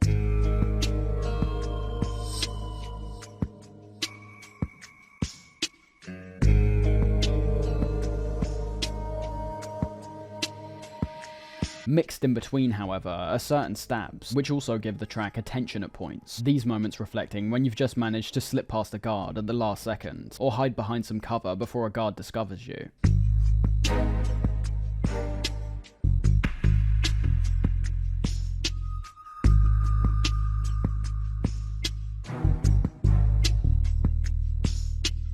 I'll dive more into the soundtrack later on, but I think it's finally time we take a plunge into the gameplay. We've already discussed some of the newer elements which have been introduced, but I also think it's important to see how all of that stuff now fits into a formula that, while being fairly similar to the first game, has some major developments in terms of the enemies and how we go about avoiding them. The most noticeable difference you'll experience from the guards to begin with is their spectacularly improved AI, linked in with the alert phases that coincide with them spotting you. The way guards patrol was still relatively the same. They have a base route they follow, while occasionally stopping to look around, in which the player can observe this and then take advantage of it. I feel there is a difference between where the guards are made to patrol, however. It feels like there's been more consideration towards the difficulty of dealing with multiple threats stealthily, with how it's a lot more common to see guards interceding each other's paths, requiring even more precise timing if you want to take one of them out. Where they really start to shine, however, is when you end up getting caught by one of them, as it highlights one of the best new additions here, that being the more realistic communication they have. You can already get a feel of this when observing them without being detected, where they'll periodically stop and radio into HQ, saying that everything seems to be normal in the area they're patrolling. When getting caught, this trend continues, where unlike MGS1, where you're put into an alert phase immediately, the alert sound plays, the music starts ramping up, but you'll notice you haven't actually entered into an alert state yet. Who's that? Instead, the enemies now employ a new tactic upon discovering you, trying to first damage you so they can create some distance between you and them, and then radioing into HQ to launch the alert phase. This is a great change, presenting a new kind of authenticity by not having everyone be aware of your presence when only one person spots you, and also giving you a chance to somewhat redeem your mistake when getting caught. The fact they retreat doesn't mean you can't go after them, of course. If you manage to actually kill them before they can deliver their message to HQ, the alert phase will in fact not start up. But that's not all though. You've got to understand that almost every element in relation to the enemy's detection now has a call and response type effect. So, if HQ gets a call that sounds like it's been cut off mid-sentence, they obviously find it to be suspicious.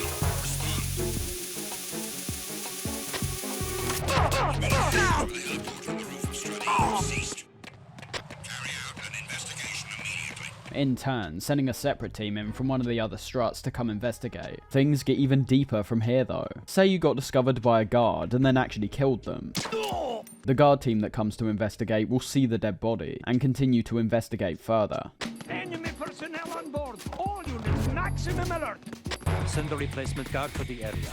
However, if they merely find someone sleeping on the floor, they'll assume they're just sleeping on the job and tell HQ everything's normal. Situation is normal. All clear. All in all, there's a lot more consequences now for things like getting spotted, how fast you can react to getting spotted before someone picks up their radio, and how you'll manage to avoid the additional enemies that come to investigate further. But just when you thought it couldn't get any deeper, you better believe it does. There is one other way to avoid this alert phase, and that's by shooting out their radio. You can do this in two ways. One being a sneakier but also riskier way by shooting it while it's on their back, removing any risk of HQ getting a call. This way being quite risky due to the radio potentially being on a moving target that may pick up the radio at any point to call HQ, meaning the resulting shot could potentially miss and alert the guard of our presence. But the other way is one that may even happen accidentally for a lot of players, this being when the guard spots you and pulls out the radio to call HQ, where you can just shoot it while they're talking. It's the enemy! I need help! This being less effective, but a little bit easier to pull off, as although the radio's in a locked position that's easier to get a shot on, if the guard begins talking at any point, HQ will still come to investigate. There's just layers and layers of intricacies to the detection alone, as we've also got to observe the new ways guards attempt to locate and take us down. Obviously, it's still all based around taking down the player at all costs, but the guards are a lot more tactical with their approaches now. We already saw when being spotted that guards will try and attack us before retreating back to some cover, a process that gets repeated quite a lot if you're particularly close to an enemy. The additional strike team which gets sent in alongside the guards in the area are a lot more equipped to fight you, oftentimes having body armor and riot shields, an appropriate and yet again realistic elevation. But taking a look to all the different detection phases themselves, you've got the alert phase, which as usual means the enemy knows where you are and will proceed towards your position to try and kill you. Evasion, which means they've temporarily lost you. But whereas before, where ending the evasion state meant things went back back to normal. MGS2 now features a brand new state, this being the caution phase. The evasion phase has now been made more cinematic. It's a phase that's still based on staying out the enemy's line of sight, but with the introduction of things like the lockers we can hide in, we also bear witness to the new clearings the enemies can perform. Say the enemy spotted you on the inside of a strut, and you managed to lose them when entering a separate room. There's a big chance after this point the enemy will then attempt to clear the room, which we're able to visually see on our radar screen when it's being performed, giving us time to either hide away or get ready for an attack if there's nowhere left to go. I think the new caution phase is actually a lot more similar to the evasion we had in the past, this being a state where the enemies are merely on higher alert, being able to notice an increased amount of vigilance in the enemy's patrols, as well as there also typically being additional guards sent into the room as well, making your traversal through the room a lot harder than it was to begin with. Cleverly, however, whereas you may have sat down in the past and waited out the evasion phase, the caution phase takes a significant amount of time to die down, with the more intense music that plays during this phase almost beckoning you to take the guards head on. There will of course still be players that wait until it's completely safe to sneak around again, but I still think the approach of encouraging players to keep moving, despite the increased amount of threats in the room making the experience harder, really works. There should be some kind of punishment put in place for getting caught, and the caution phase definitely feels like one, but it's also a phase where you can show off your stealth capabilities and apply them to their max potential. Enough on that for now though, we'll look at more gameplay elements like the combat and stealth in a second, but back to where we left off, with Raiden heading into Strut A. When trying to activate a node, we come up against a guard once again, which, as per usual, Raiden treats like a life or death situation, and consults the Colonel instead of just dealing with it himself. We get told to use the knocking ability once again, where we can press ourselves up against a wall and tap to make the guard suspicious and go investigate. Even things like this are a staple of the Metal Gear games by this point. I'd say we've now reached a point where if the tapping mechanic wasn't integrated into a Metal Gear game, it would feel very noticeable. Nothing's changed in relation to it though, obviously. It's still just a tap that makes the guards move to your current position so you can run around them. As you can see when activating the node, the radar pops up when coming out of the screen, just like last time. This now fully confirming that all the preamble the Colonel gave us about the nodes turning on our radar is actually true in game. The line between what's necessary information in the game sense and what's merely part of the story becoming increasingly blurred as the game goes on. There's two pathways we can take from Strut A, one leading to the FA connecting bridge and the other leading to the AB connecting bridge. Heading down the FA path to our right, we're brought immediately into a cutscene when discovering one of the ciphers, which we obviously saw on the tanker. These not merely being used to take pictures now, but being used as active surveillance, almost like a flying security camera. One thing you'll notice when the Colonel's explaining their functionalities is the visual which comes up in the middle of the screen, basically showing exactly what the Colonel's talking about. This has happened a few times throughout the game already, and I think it's a great way to liven up the codec conversations. All three mainline Metal Gear games so far have just had a radio screen where the characters are visually shown talking to each other, which I mean is fine, but coming into MGS2, I am glad they try to spice things up a little bit, as I can imagine the developers envisioning a sense of fatigue in players if the presentation was one for one with the previous titles. And talking of the codec calls, the visuals we see in the middle isn't the only thing which has been expanded on. You'll find here that this screen, which we've become fairly accustomed to by this point, has now become a lot more interactive. For example, moving both analog sticks now will move each of the characters' portraits on the left and right. The portraits, I might add, now being the actual in-game character models, instead of the drawings from MGS1, losing some style in the process, but obviously being a better reflection of the characters we're witnessing while playing. It's more personal whether you like or dislike that in my opinion. Pressing both analog sticks down also zooms into the characters' faces, and pressing R1 or R2 now lets us throw in some random lines, which either praise or antagonize the character we're talking to. That's not true.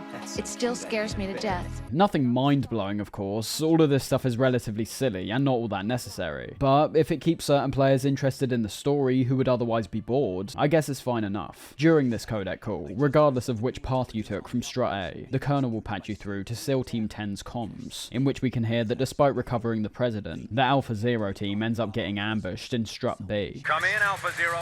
This is Alpha Zero. We're under attack. This is crazy. Is that... Alpha Zero, respond. Heading over to the AB connecting bridge, we're given yet another call about the hanging mode. These calls are now becoming increasingly strange, and far too in the player's face than they really should be. You have to think about the tanker sequence once again. That section literally comes first. Although you can pick the plant chapter alone from the new game screen, choosing the tanker never has this degree of over-explaining mechanics in it. The codec screens at this point are starting to become more like a joke, and one that makes Raiden look like even more of a rookie than we might have initially thought. We've literally performed the majority of the actions Raiden questions here with Snake. I personally think, and I know many will likely disagree, that what's being portrayed here is vital to the story, but not so vital for the player. Although Raiden's being given instructions like press the action button, enter the hanging mode, and all that kind of stuff, which is directly talking to the player with the controller in their hand. Because the game made it very clear in the tanker segment that we're being trusted to learn these things by ourselves, without these mandatory codec calls, what we're witnessing is Raiden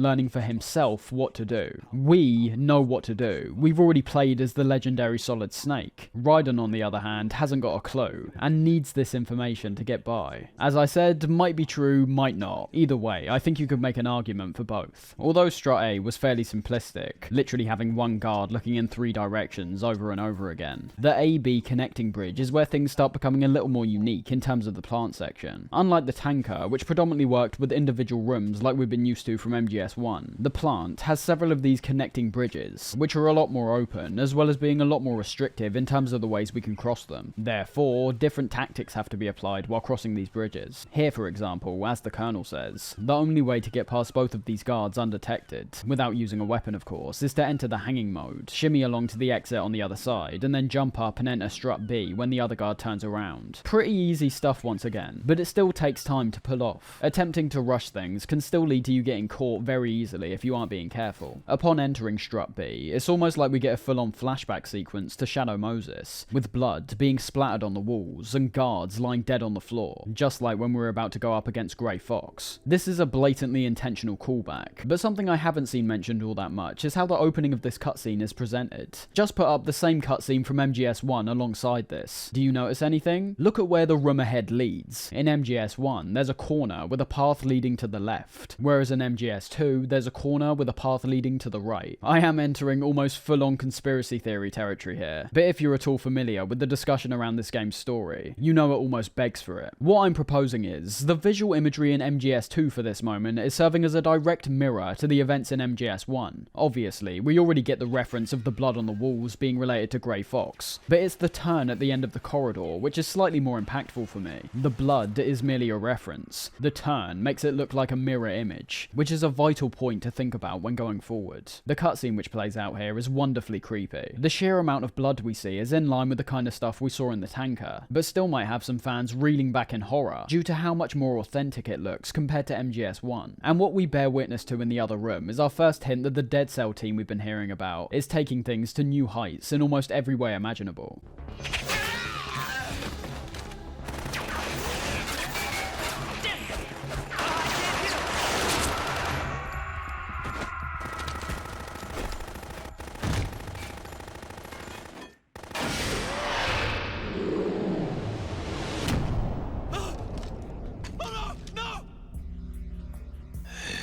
This is Vamp, and yes, his name is referring to the fact he's an actual vampire, something Raiden bears witness to when confronting Vamp himself.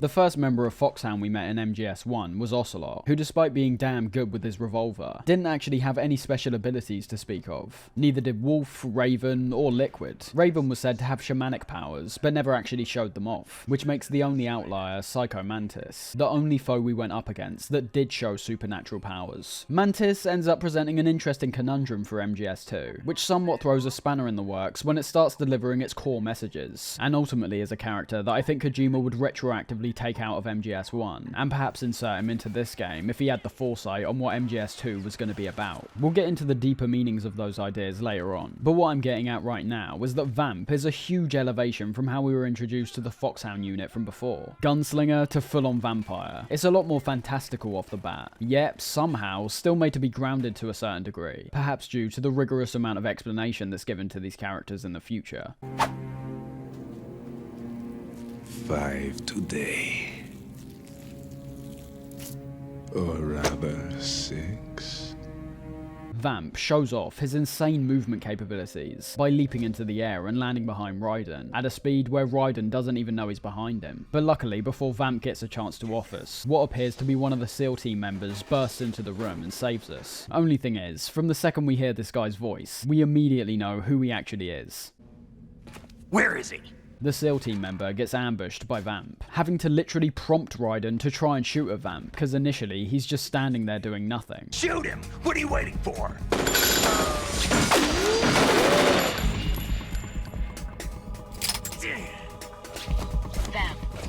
Yeah, Queen. But before we even have a chance to take him down, Vamp disappears, going off to meet someone who he refers to as Queen. A fantastic introduction to the Dead Cell unit all round. We were completely outmatched by the very first member we've come up against, so in turn, the prospect of going up against Vamp, let alone everyone else, is incredibly daunting. After our altercation with Vamp, Raiden decides to have a chat with this SEAL team member, who unsurprisingly starts the conversation off by immediately identifying himself, referring to himself as Iroquois Pliskin. My name is Pliskin. Iroquois Pliskin, Lieutenant Junior Grade. This being a very obvious reference to the film Escape from New York, with Kurt Russell playing the main character who was called Snake Plissken. I love the insanely large pause which comes after this so-called Pliskin takes off his mask.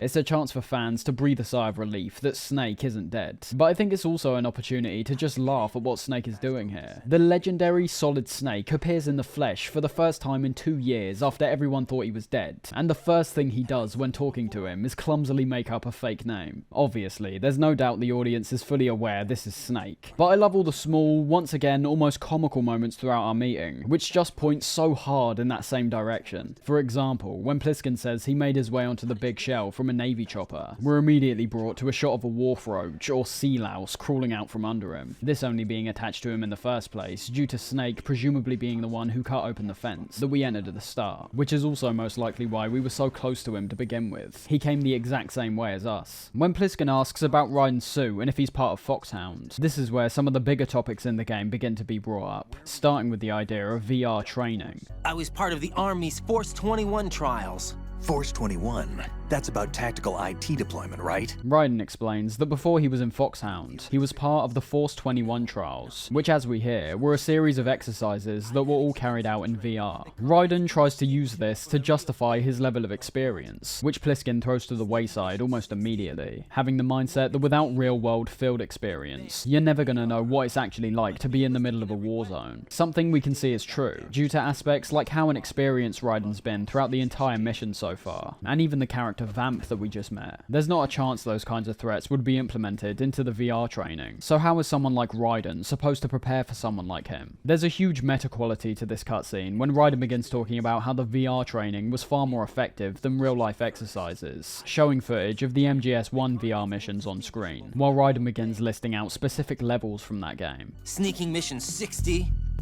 weapons 80, advanced VR, huh? But realistic in every way. A virtual grunt of the digital age, that's just great. That's where things should start becoming clearer to the player about why it's so important we're playing as Raiden here. Kojima's already shown a distinct contrast between Snake and Raiden, but the big question we were initially asking was why did he actually do this in the first place? The ultimate answers come towards the end of the game, but what this cutscene establishes in the player's mind is that Raiden has been trained just like them. Although you might not like his character, his personality is undeniably closer to the player in every way. Just like us, he was trained in combat by by interacting with a virtual world, killing fake enemies and using fake weapons. The mention of Raiden being very familiar with the Shadow Moses incident because of his VR training speaks even more to this idea. If it wasn't already clear from the missions he listed out, Raiden's literally describing how he went through the exact same experience we played in MGS1 in his training. You're familiar with the Shadow Moses incident? You know I covered it in VR. Raiden is a vessel for the player, much more than Snake ever was. Someone who looks on at the legendary Solid Snake in admiration, and tries their hardest to basically embody him. Pliskin chastises the VR training, however, explaining how despite the innovations that Raiden describes, like pain sensation, and a sense of reality and urgency, nothing can actually replicate the feeling of being on the battlefield. Even if all those qualities that Raiden mentioned are true, they're almost made negligible by the fact that after you experience this excruciating pain or heart-pumping combat encounter, you take the VR headset off and the effect is immediately dampened. After a while, you'd merely become accustomed to the fact that no matter how much stress or pain you come under, the headset will come off eventually. But as he says at the end, I think what's also trying to be conveyed here is the idea of VR training turning the soldiers into mindless grunts. That's the way they want you to think, to remove you from the fear that goes with battle situations. War is a video game.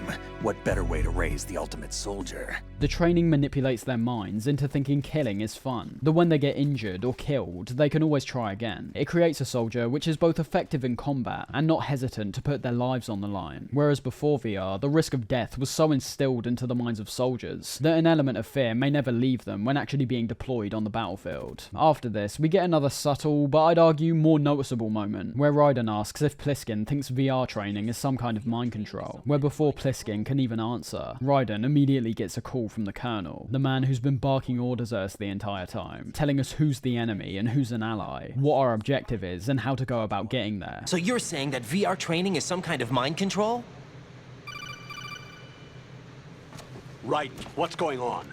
The Alpha team from Navy SEAL 10 is dead. No, a single survivor.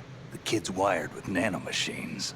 With Pliskin looking on in disdain at how Raiden's wired with nanomachines, due to his own bad experiences with them in the past. When Raiden asks about Vamp, Pliskin begins divulging into Dead Cell overall, with the backstory of these guys being really interesting. They were a unit set up by ex-president George Sears, who we can assume is most likely Solidus from what we saw in the talks Ocelot had with the president previously. The unit was originally an above-board government organisation, much like Foxhound was before Liquid took over, with them providing anti-terrorism training to Navy SEALs and the Marine Corps by actually going in and launching surprise attacks on allied bases. The operations they were performing were basically what Pliskin told Raiden about earlier. It's a form of training that prepares soldiers for real-life surprise conflicts with real consequences. The unit would launch unannounced assaults on government complexes for the ultimate terrorism simulation. They were needed to show VR troopers like you how to deal with the real thing. It's yet another case of a seemingly reputable organisation turning rogue, becoming more extreme after their original leader died, and beginning to attack civilians and US allies. But after their unit was devastated by the US military, only 3 remain: Vamp, Fortune, and Fat Man. Things get even more interesting when Snake gets brought up again, this time with Pliskin not only reinforcing the rumour that Snake died during the tanker incident, but also saying that he was the one who sank it. Right, and he was the one that sank that tanker. But he's a legend. Legends are usually bad news. There's not a lot of difference between heroes and madmen. It appears that Snake himself is still grappling with the idea of people thinking he's a hero. He's basically got a fanboy standing right in front of him, unknowingly talking to his idol, and as opposed to revealing he is actually Snake, he feeds into the lies which were spread to the masses. He'd rather go on living in the shadows, living as this Iroquois Pliskin, compared to being Snake, which is likely why he puts the emphasis on dead and buried at the end of the discussion. Snake is dead. And buried. In Snake's mind, the man he once was is gone for good, and you get the feeling this is something he might have even wanted back in MGS1 as well. He's someone who's always seen fighters and war for what it really is: brutal violence, where both sides are verging on heroes and madmen. The conversation wraps up after that point, getting Pliskin's frequency, and also a more effective SOCOM pistol, before heading to the BC connecting bridge. There is a small interaction we can have with Pliskin right after our talk though, where because we're given back control while still in the same room, Pliskin can still be seen sitting on the stairs. Despite looking like he's sleeping, pointing our gun at him will result in him immediately waking up, and pointing his own weapon at us. Think you can shoot that thing? Calling him up shows more closely his disapproving look, but letting him go back to sleep after this and calling him again will actually show him sleeping on the call. He's asleep? Heading to the bridge, we get the brilliant introduction to the second Dead Cell member, Fortune, revealing her special abilities straight away, while also being accompanied by her theme, this being a track which solely features saxophone, conveying perfectly the types of yearning and hopeless emotions which make up Fortune's character.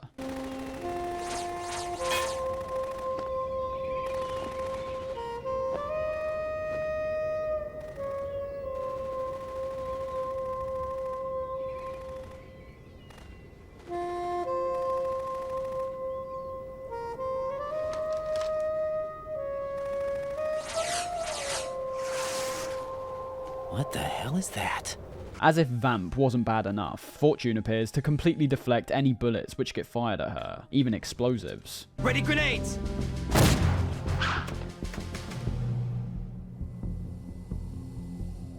And on top of that, the railgun she's carrying can deal out pure destruction with only one shot from it.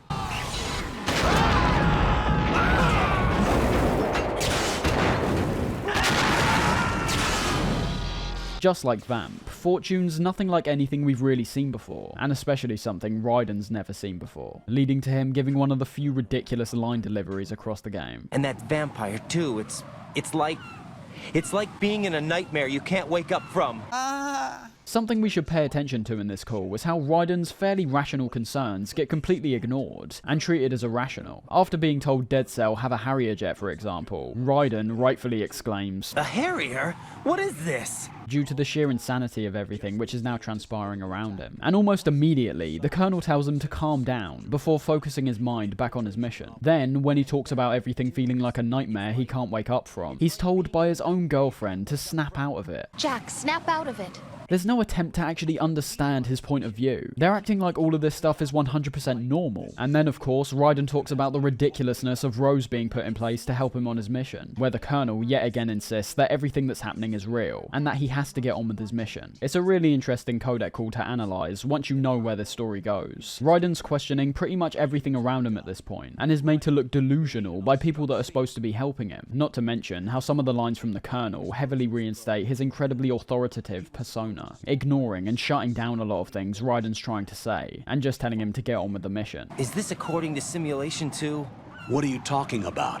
Get to Strut C and find him. So as we saw during the cutscene and that codec call, not only has the President been taken back by Dead Cell, but it's now been made clear to us there's definitely explosives which have been placed around the shell, with us being currently unsure if and when Dead Cell might activate them. So heading into Strut C, we aim to find the explosives expert that came in with SEAL Team 10. After only a short amount of investigating, we come across the supposed bomb expert. Freeze! Don't shoot. Initially interrogating him quite vigorously, before being told he's one of the good guys by Pliskin, making a surprise appearance here, despite apparently still being asleep in Strut B if you try call him before this. How much longer is this guy gonna sleep? It almost doesn't need to be mentioned at this point, but Ryan's made to feel inferior and small almost instantly by Pliskin, when he essentially makes fun of our cautiousness. The guy's revealed to be Peter Stillman, a man who Pliskin refers to as the bomb disposal guy, his influence running very deep into bomb disposal. Despite being an old man with only one functioning leg, Stillman was apparently brought in due to his connection to the Dead Cell member Fat Man, Fat Man being described as an apprentice of Stillman, creating an atomic bomb by the time he was only 10. He built an atomic bomb when he was only 10. I created him in a sense. And that's why you're here. I'm pretty rusty. I was supposed to supervise the bomb disposal. Looks like it was taken care of before I had my turn. It appears that due to Stillman's limited movement capabilities, it's going to be up to Raiden and Pliskin to deactivate the bombs scattered around the shell. Interestingly, when Stillman talks about any remaining survivors from SEAL Team 10, he mentions an engineer that was brought in, the visual we're given in the cutscene, very clearly making us realise this engineer is actually Otacon, coming in disguised as a member of the SEAL team, compared to Snake, who had to swim inside. A small codec call we have with the Colonel and Rose continues the trend of this very twisted manipulation from the two of them, Rose's purpose being made very clear during moments like this. Not to merely be an analyst, but basically a bargaining chip that will make Raiden do almost anything. Get those C4s neutralized now. Colonel, I'm not qualified for bomb disposal. Jack, it's me. Rose? You can do this. Trust me.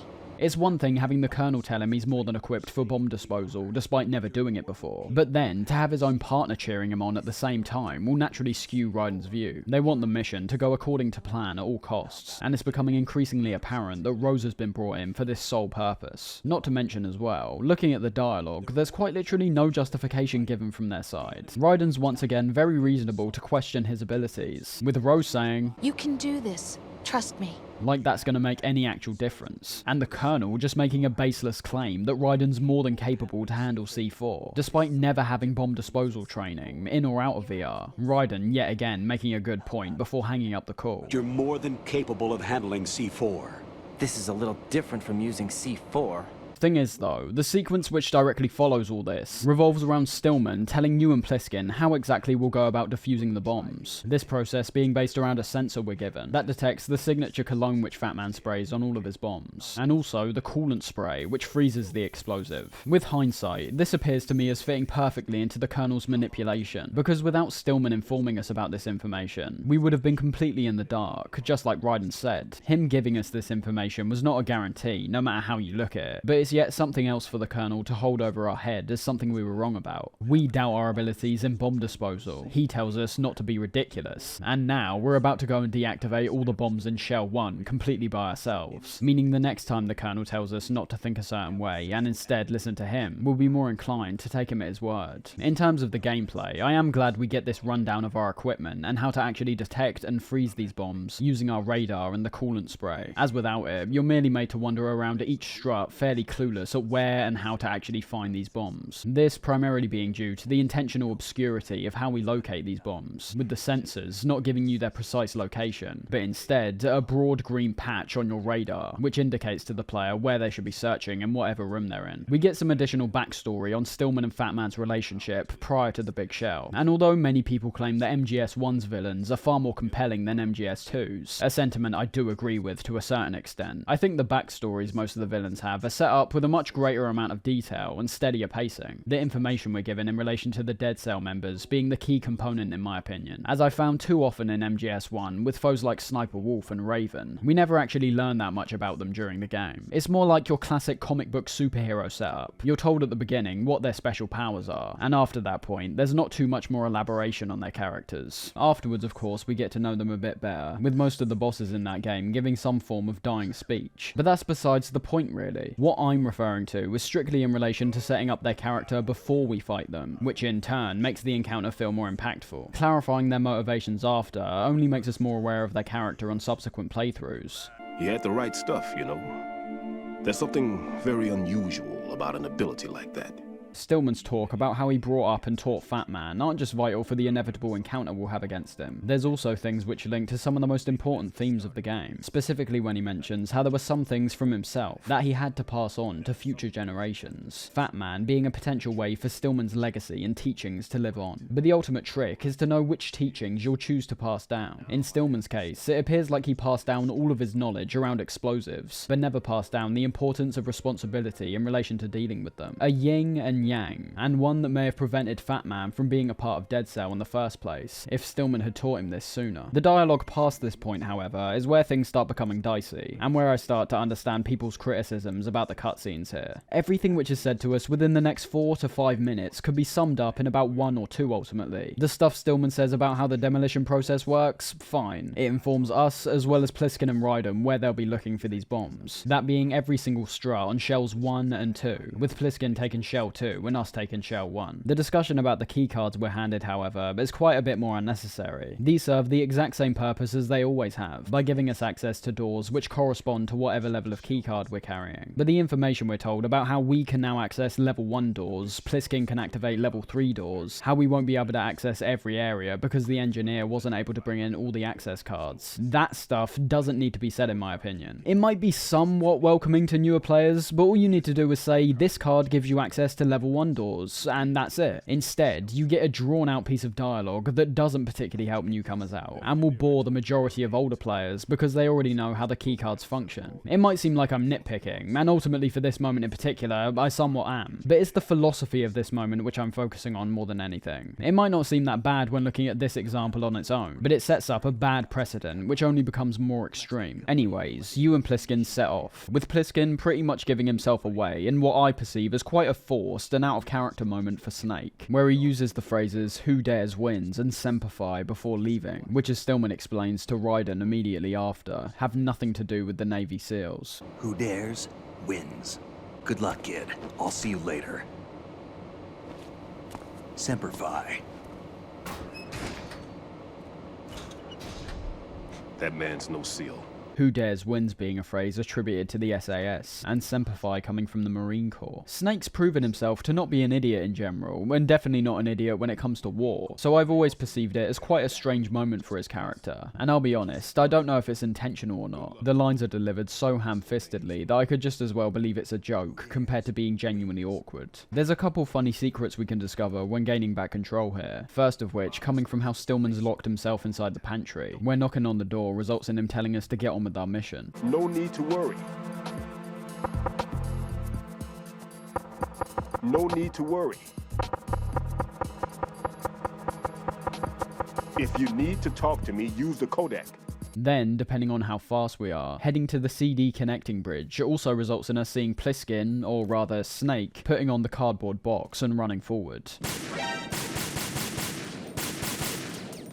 So, as we're basically being told to explore the whole of Shell 1 for the first time, something which works really well for the game's pacing, considering this gameplay section is mostly uninterrupted, and works as somewhat of a relief from the almost non-stop cutscenes and codec calls we've been seeing so far. It's time to delve a bit deeper into the gameplay here. We've already discussed aspects like the enemy AI and the brand new first-person shooting, but I think now more than ever is a good time to talk about how the overall stealth gameplay has been built on, as well as how combat fares in this game. Well, starting with the stealth gameplay, this is as refined as we've ever seen the stealth be in a Metal Gear game so far, taking numerous aspects which were introduced in Metal Gear Solid 1 and fine-tuning them to a marvellous degree. I'm not gonna lie, in terms of sheer innovation, this game doesn't take a huge leap forward, especially when compared to other games in the franchise. The jump from 2 to 3, for example, was massive, and the jump from 4 to 5 is also grand. Unlike games like MGS3, where I can find myself tackling a situation in numerous different ways, depending on what I find to be most appropriate. In MGS2, it feels very similar to MGS1, with how most of the time my eyes are glued to the Soliton radar to see when I should move and where I should position myself. I think it's time we talked about the Soliton radar for a second, as ever since the radar's inclusion in Metal Gear 2, I've found the games have become more and more reliant on it. As I said back in Metal Gear 2, I feel the radar was totally necessary, considering the amount of vision restrictions we had in terms of the area as a whole. The individual screens, mixed with the guards which would now move in between these screens whenever they wanted, made the radar a fine tool to gauge their movements when we can't even see them, something which was even more important considering their almost infinite sight lines. As I said back in the Metal Gear 2 section, I think more than any other Metal Gear game, that one felt like it needed the cones of vision to make things just a tad more fair. In MGS1, we obviously know the radar came back, now introducing the cones of vision, which were incredibly helpful when trying to identify enemies. But the drawback of this, in my opinion, is that it was a bit too helpful. Even though I was being given the option to look in first person and survey the environment even more closely, I was aware of a few prerequisites after a while, which meant I didn't have to waste my time doing that. The radar's wide enough to where you'll be able to see an enemy coming from quite a distance away, and because you run faster compared to these guys, it means you can pretty much just look at the radar the entire time to deal with the targets. On top of that, because the radar also maps out all the surrounding objects, it almost becomes a microcosm of the game that's actually playing out on the majority of the screen. Instead of moving your eyes back and forth between the radar and the actual game, why not just glue your eyes to the radar and get a more simplified version of what you're actually doing in game? Outside of small crates, for example, it doesn't matter what kind of cover you're hiding behind. If a cone of vision is coming towards you, you run around some cover and bypass it, simple as. This is an argument that I've seen go in both directions. On one hand, you've got people saying the radar shouldn't be changed because of how intuitive and useful it is to the player, which, yes it is. And then there's others saying it should be toned down or even removed because it's an element that takes too much of the player's focus away from the actual game. It's the same thing I mentioned mentioned when talking about the GTA games, which I think is one of Rockstar's worst traits when it comes to developing games nowadays, Red Dead 2 being the worst example of this. Visually, Red Dead 2 is one of the most spectacular games I've ever witnessed. The environments are so authentic, all the weather conditions are immaculate and transition smoothly. The clouds alone are something that can be marvelled at for huge periods of time. But my biggest issue is in relation to the minimap. It's placed in a position where the player's eyes are being drawn directly away from the amazing visuals, and features incredibly vital information on it when doing missions. We'll get onto Red Dead 2 at length in a future video, but the same thing can be applied here. I love the look and atmosphere of MGS2, and even after playing the game a few times every year for essentially my whole life, I still feel my eyes glancing up to the radar just a bit too often for my liking. The node is a great inclusion in that case, having each new strut you explore have no radar until you activate the node, making it necessary to observe your environments a bit more, which in turn will make players further appreciate elements like the level design, enemy AI, and art direction. But then you've got another issue in that once you activate it, we're essentially back to square one again, as it stays on permanently. I personally perceive that as an issue, and one that's blatantly rectified in MGS3 to great success. It appears that even Kojima knew this was a slight problem. But anyways, we're supposed to be talking about the gameplay here, and overall it's fantastic. Starting with the stealth gameplay, as I said, there's not too many actual developments in terms of what actions we can perform to avoid the enemy that I haven't already mentioned. The hanging mode is great, with how you can both avoid enemies by hiding away or shimmying along to a new position. The first person view obviously has the shooting now, but the button which activates it feels a lot more natural, which also goes for the transition into this view, now being smooth and quick, compared to what I've always perceived as quite a slow and clunky transition in MGS1. But some of the best innovations here are in relation to Snake and Raiden's movement, both in functionality and also their animations and general style. Unlike MGS1, which only featured a straight run and crawl, now there's a bit more depth to each individual movement state we enter. We of course still have running, which occurs when pushing the stick in any direction, the running animation for this game in particular being one of my favourites of all time, due to how smooth and natural it appears. But then, you'll find when moving the joystick back slightly this time, Raiden will actually start walking instead,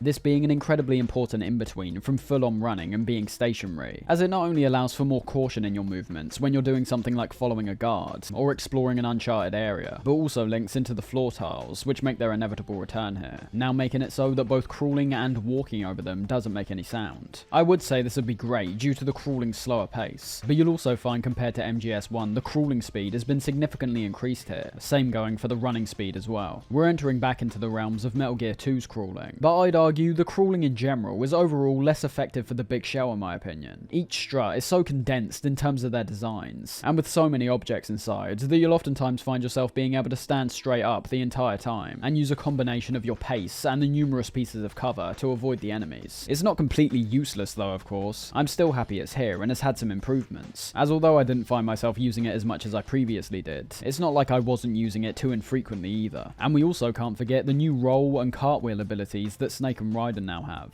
this feeding into both a swift avoidance of the enemy by perhaps just rolling out of their line of sight before they detect you, and also being an effective tool in combat, obviously giving you a larger opportunity to avoid oncoming damage, but also being able to knock over and potentially knock out guards. The cartwheel can be especially useful when you've been detected, due to the large distance it can launch you at a pretty high speed, making it so that if you don't knock the enemy down, you'll at least be quite a bit closer to them, so you can actually knock them out before launching an alert phase. As I said, although we're not seeing leaps and bounds of innovation, I literally have zero complaints about these new additions. They do exactly what I said, build upon the foundations which were already set up, which I think is fine. Like in this case for me, I think there's no problem with releasing a sequel that's more trying to perfect ideas from the past, compared to creating new ideas in the present. There's a time and place for both in my opinion, and if MGS3 carried this trend on, I imagine it would start to become tiresome somewhat. But the fact is, it doesn't. MGS3 proves Kojima and his team are more than capable of pushing the video game medium forward. The intention of MGS2 was very clear in both the gameplay and, as we'll soon find out, narrative sense as well. Finally, I just want to touch on the combat here, as although like the general stealth gameplay, there's not much to really say which hasn't already been mentioned in MGS1. There are definitely improvements here, which make the combat far more satisfying. We've already talked about the first person shooting, but I can't underplay how fantastic this feels in practice. Although I guess you could say the shooting mechanics in MGS1 were serviceable, that's all what I've ever perceived them as. I didn't like the auto-aim for one, as auto-aim in general is a function that feels like the game is playing itself to a certain degree, when I'm the one who's supposed to be in control. But even when not using it, the turning while aiming your weapon was quite slow and imprecise. And no, I'm not just talking about the incredible incredibly slow aiming of the PSG-1. It served its purpose in MGS-1, but in MGS-2, I actually find combat to be enjoyable all round. You'll find that aiming can present somewhat of a different experience depending on what weapon you're using. Using the tranquilizer, for example, we hold the weapon to the side of us, and primarily use the laser sight which shoots out of it to target our enemies. The laser sight being something which carries over from MGS-1, and is put to even greater effect for this first-person shooting in my opinion. Then, with weapons like the SOCOM, you aim directly down at sights, while still having the accompanying laser, ultimately having quite a negligible difference, but one could argue that due to us using the weapon's sights, we may be more accurate with our shots compared to solely relying on the laser. And then we've got weapons like the M4 and AK, these both still having laser sights, but presenting a high amount of recoil when using the first-person view, this obviously being substantially different to the FAMAS from MGS-1, due to there never particularly being any noticeable recoil with that weapon. All that variation's great in my opinion. As you've seen with the examples I've given here, the weapons in this game are no longer solely confined to set functionalities anymore. The M9 and SOCOM, as well as the M4 and AK, essentially serve the same purposes in terms of their individual weapon types. And although I didn't mind the approach of having one weapon for each varying weapon type, I'm also not complaining about a wider arsenal of weaponry being given to the player. Ultimately, it just means more variety in appearance, a greater ammo pool to utilize, and just more freedom to our choices. If we don't want to use the AK, we can always use the M4. If we don't want to kill people with the SOCOM, we can tranquilize them with the M9. Just small differences like that can present big differences in terms of how the player perceives and appreciates the game as a whole. Two final things I appreciate about the shooting here. One being that although I think the first-person shooting is far superior this time round, third-person shooting is still an option, being relatively unchanged compared to MGS-1, catering nicely to players who prefer this style of play instead. And two being the ability for us to peek out of cover now while using the first-person mode. This can be used to great effect when either being stealthy or loud, simply requiring you to hold L2 or R2 while in first-person mode to have your view be moved slightly to the left or right. As you could assume, this allows us to do things like get a good view of a room while still being behind some cover, meaning that if an enemy's about to turn around and spot us, we can let go of the peek buttons and almost instantaneously be right back in cover once again. And in terms of the combat, we're now able to use this cover to our advantage once again by peeking out of it, shooting at the enemy and then hiding away again. A very immersive feature, and one that works well in a practical sense too. That's all we'll talk about on the gameplay for now. Heading back to where we originally were, we've got some bombs to deactivate. This is arguably one of the best patches of raw gameplay in the entire game, making you explore Shell 1 to its full potential, while also not being interrupted by cutscenes anywhere near as frequently as we've been experiencing up to this point. The bomb in Strut C, the strut we start in, is definitely one of the most simple to find, serving as a good introduction to the concept of discovering and disarming these bombs. I've become so accustomed to this game over the years that I can tell you where each bomb is without even being in the same room, but I won't deny, this will give some first time players some trouble if they aren't appropriately surveying their surroundings. This first one being a good example of that. The patch of green ends up leading to the toilets, but when arriving, there's no bomb to be seen. Getting closer to the sinks eventually results in some beeping which can be heard.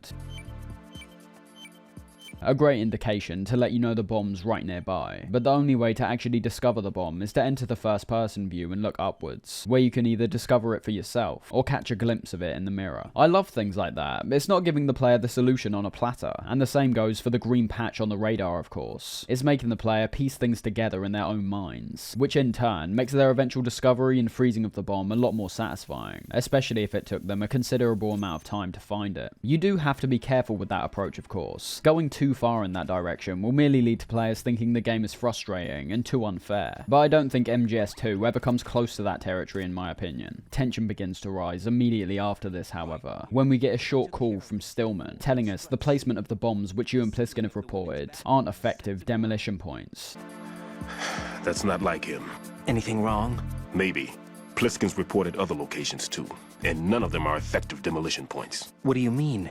It means that they wouldn't be the best places to choose if you wanted to destroy this place. With Fat Man being so experienced, he should be fully aware that placing a bomb in this bathroom isn't going to impact the structure of the big shell in any way. He'd surely be looking to plant bombs in rooms which would tear down the shell's entire foundation. There's clearly something wrong, but we keep going along with the bomb disposal anyway. From here, we're able to go in whatever direction we please. All the struts are free for us to explore at this point, point, which following Raiden's bomb disposal gives us a good opportunity to discuss the bulk of the environment we'll be exploring here. As I already said, struts A and C are fairly simplistic, featuring little to no enemies, and not many things to interact with in terms of the environment either. For most of the game, I see these struts as being more narrative based compared to gameplay based. Other ones we've already explored, like strut B however, are slightly different, especially when going back to it when guards have been introduced. The design of strut B is noticeably more suited to actual stealth gameplay scenarios, having one long path leading to the exit with a guard continually patrolling it, and a room which features an upper and lower level to it. I perceive rooms like this as more gameplay oriented, because they're very blatantly leaving more room for the player to approach the strut in the manner they see fit. For example, if you're looking to avoid all contact with the enemy without using weapons, it's safer to head inside the transformer room and bypass the guard inside here, either heading below him and running to the exit, or staying on the upper level and using the transformers for cover. You can always try sneak up behind the guard on the long path, but there's also the noise activating tiles on the floor, which if you're not paying attention may notify the guard in front of your position, but also may notify the guard inside the transformer room, depending on where he is when the sound activates. Even then, however, I still perceive this room to be on the simplistic side of things. The speed of Raiden alone, paired up with his suppressed M9, means you can essentially take out the guard on the left path and just run to the exit. Even if the guard inside the room hears something, he literally won't be fast enough to catch you if you keep on running. Since we're also talking about the bomb disposal mission, however, I also feel the need to say that despite the simplicity that I'm pointing out, this task alone elevates all these struts designs to another level in my opinion, as there's numerous other factors you have to take into account when going after the bomb. Will you be able to find the bomb before the enemy discovers you? Is the area you're searching in the way of the enemy's patrol route? And how much time have you got before they reach your position? If you take all the enemies in the room out, you've now only got a certain amount of time before HQ tries to call, and in turn sends another team to investigate, bringing up a host of other problems. We'll start talking about the bombs in each strut alphabetically, but with each new strut I haven't yet discussed, I'll of course divulge a bit more into that strut's design, and how well the stealth gameplay works in it. Starting with strut A, you already know my thoughts on the strut itself, so realistically all I can talk about is disposing of the bomb, and overall it's fine. The bomb's found inside a room in strut A, which almost never has to be accessed again. Slightly underwhelming, as it shows this strut isn't particularly being used to its full potential, but I guess I've already established the introductory nature of these first three struts anyway. The bomb's located inside a passage of pipes, that while potentially being confusing to navigate, doesn't actually hold any significant challenge. Strut B features a more clever approach to the bomb's placement, taking into account all the risks I mentioned a second ago, which feed into the bomb's elevating how you approach these different struts, with the bomb not only being found right in the middle of a guard's patrol, but also is sneakily hidden behind a door. Yet again, I think sound's used effectively here to give you a hint of where this one's located, as well as being able to notice what I presume is the same sort of power box beside it having its door shut, resulting in the bomb's discovery when you close the door of the one that's open. The sediment pool is a room that sticks very closely to the hexagon design of the strut, having the entire room be a fairly open, two-level structure that has numerous guards patrolling the top and bottom floors. The openness is the key here, and is the reason why this is a room where you've really got to be paying attention, I'd say regardless of if you have the radar activated or not, because there's hardly any cover to hide behind, with even proning being relatively useless due to the railings not being a solid slab of metal. You're very much needing to utilize the first-person camera here to observe your enemy's movements. One thing I failed to mention up till now is how although the cones of vision are still very useful to give you a clear view on what direction the enemy's looking, you'll find that much more often now, enemies will become suspicious and think they've seen something, even when you're not in their cone. This can make stealth scenarios a lot trickier, as now it's a lot more common for enemies to come and investigate the area you're in if you haven't correctly gauged the distance between you and them, which obviously, with the numerous other guards also patrolling the room, increases your chances of getting caught. The sediment pool feeds into this new element really nicely. Because the area is so open and the guard's vision is relatively unrestricted, you're having to choose your opportunities to move very wisely. Not to mention that because this room doesn't feature any other individual rooms inside it, or any places to hide like the lockers, the guards will also have a much easier time finding you when they think they've seen something. There's really not many places to hide or run away to here. Add on to that the fact guards can now notice you from positions which are lower and higher than you, and the sediment pool becomes a particularly challenging test of your stealth abilities, but one that I find immensely satisfying to pull off. One other thing you can pull off pretty effectively in this room is increasing our grip gauge. This is something the game hardly tells you about. The idea of your grip being a level-based element is only shown very subtly with the level 1 that shows up beside the grip bar. Leveling this thing up is obviously important so you can hang off ledges longer, but I found in most scenarios across the game, level 1 always lasts long enough to where you're never at any risk of falling and dying. The main usage for the grip level has always been associated with the tanker chapter for me, with it only being possible to reach Metal Gear Ray in the holds via the hanging mode, if you're your grip gauge has been leveled up.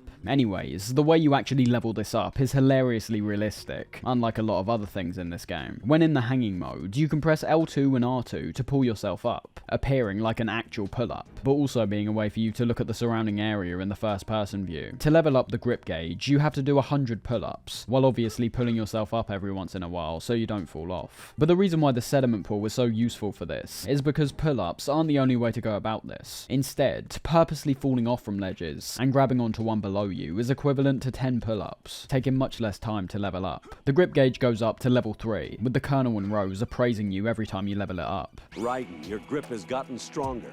Guess your hard work has paid off. Again, I've never found it to be all that necessary, especially during the plant chapter, but it is a little secret that some people will get a kick out of discovering. Finally, the bomb in Strut D is yet another pretty clever one, this time being hidden beneath one of the several floor panels which are scattered across the room, being another case where you'll be following the green patch and having to observe your surroundings closely to actually get a visual on it. I haven't mentioned any of the connecting bridges so far, and that's because they aren't really anything that special, to be honest. There is some variation to these, of course, some featuring 2 layers, which you can use to bypass enemies, some featuring guards which overlook the bridge from above, some having ciphers, and some even having landmines. Visually, they're all pretty similar, but I do still appreciate the authenticity of having us cross these bridges to the next strut, as opposed to having a loading screen merely take us directly into it. And I also appreciate things like how the bridges put the sheer scale of the big shell into perspective, with the water and any structures we see below seeming very far down. And of course, the fact guards are actively patrolling these bridges is also good, making it so they don't feel entirely pointless either. Coming into Strut E, which serves as both the parcel room inside the strut itself, and the helipad on the roof. This is yet another really well designed room. Much like the sediment pool, observation is the absolute key to getting through this area undetected, as due to the claustrophobic environment and numerous objects which are continually moving around the room, there's a large chance you could fool yourself into thinking you're safe, when you're actually not. I already used the word claustrophobic, and that's definitely the word I associate most with this room in particular. Despite only having a couple guards patrolling, the countless boxes and crates which are placed around the room, as well as the ones moving on conveyor belts, makes this room feel really dense and restrictive, which works really well here. I'd say going prone and crawling in this room is particularly effective, as not only does the height of the conveyor belts provide a good amount of cover while you're on the ground, but there's also several openings which we can also crawl under to either get closer or move away from the enemy. There's also some very cool interactions we can have with the conveyor belts themselves in this room, all revolving around the different cardboard boxes that we can find across the plant. I'm not going to go through every single one, but the cardboard box we find in this room, for example, can be equipped on one of the loading bays, and by not moving, the conveyor belt will eventually stop and Raiden will hop on. Doing this while equipping the box found in Strut E takes us to Strut A, but depending on if you've got another box equipped, you'll be transported to a different strut instead.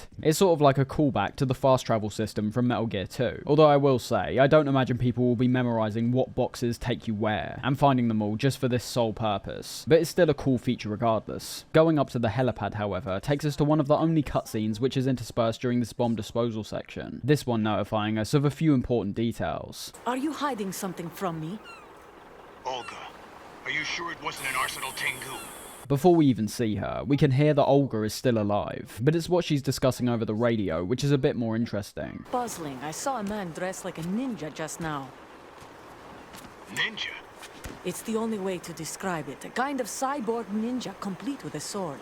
The return of the cyborg ninja, but it can't possibly be Grey Fox. We literally watched him die in Shadow Moses. We did also watch him die in Zanzibar Land before that though, so who knows if it's really him at this point. Olga mentioned seeing someone entering Shell 2 in a cardboard box, a nice detail relating to Pliskin that we obviously saw for ourselves earlier on. Raiden confronts her, but in another moment which makes Raiden look like even more of an amateur, he repeats the exact same shtick that Snake did when telling her to drop her weapon, with Olga this time refusing with a grin on her face before leaping away. Drop your gun! Not a chance.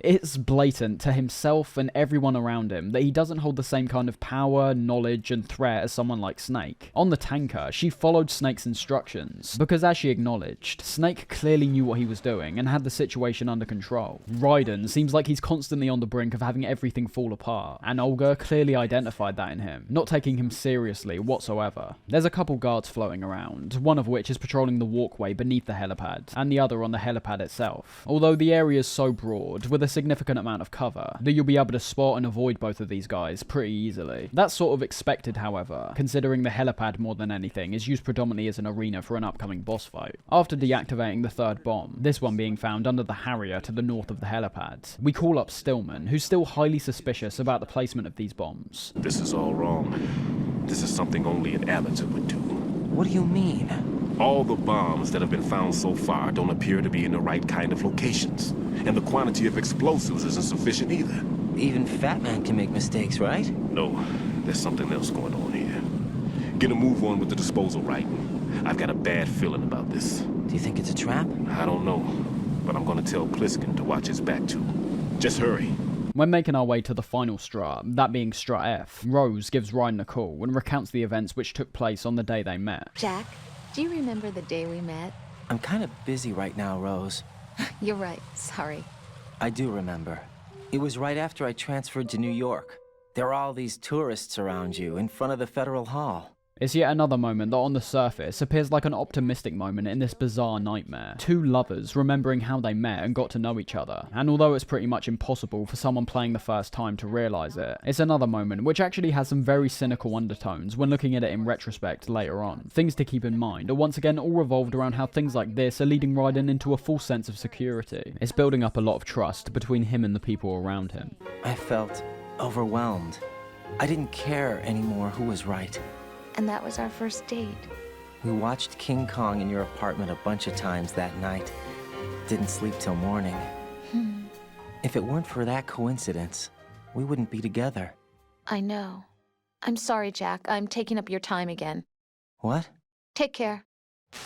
Finally, when reaching Strut F, this being the warehouse, we're presented with yet another really well designed area. This one, more than any other, being used almost always for raw gameplay, and never particularly any story sequences or cutscenes. This is a room which utilises a lot of the new additions and refinements to their full potential. The hanging mode is used to hang off the railings on the upper floor, which we can use to either get the book, a brand new and very goofy item, which serves as a great way to distract the guards. But the hanging mode's also used in this room to get access to the final bomb as well, making it pretty essential for our mission. The verticality of the room is great, once again having two separate floors with numerous guards patrolling on each one. But it's also in the warehouse where you'll most likely experience things like the clearing state from the enemies if you get caught. As within this strut, there's several different rooms we can enter which contain equipment and ammo. This room in particular having almost identical functionality to the second floor basement in the first building from MGS1, featuring several doors which aren't accessible to us yet, which we'll eventually find hold some really useful equipment and weaponry. The lockers are also here, which makes the room clearings even more intense if you hide inside one of these. And there's also some great secrets to be found here as well. For example, like the room which features the SOCOM suppressor. The crates in the room are too high to climb up, but you can blatantly see the suppressor floating in the bottom right. This in turn promotes further and a more detailed exploration of the area, with the way we actually acquire this being almost solely revolved around the first person mode, with there being a vent in the adjacent room which can only be seen when looking in the first person view. Although to be fair, you are able to see the outline of the vent leading into the next room on your radar as well, so that might also somewhat give it away. And of course, what tends to almost always be my personal favourite element to all these struts is the music, the warehouse theme in particular being a highlight for me, having all the same elements to its creation that I mentioned about the track which plays in Strut A, fitting perfectly into the high stakes espionage stealth gameplay.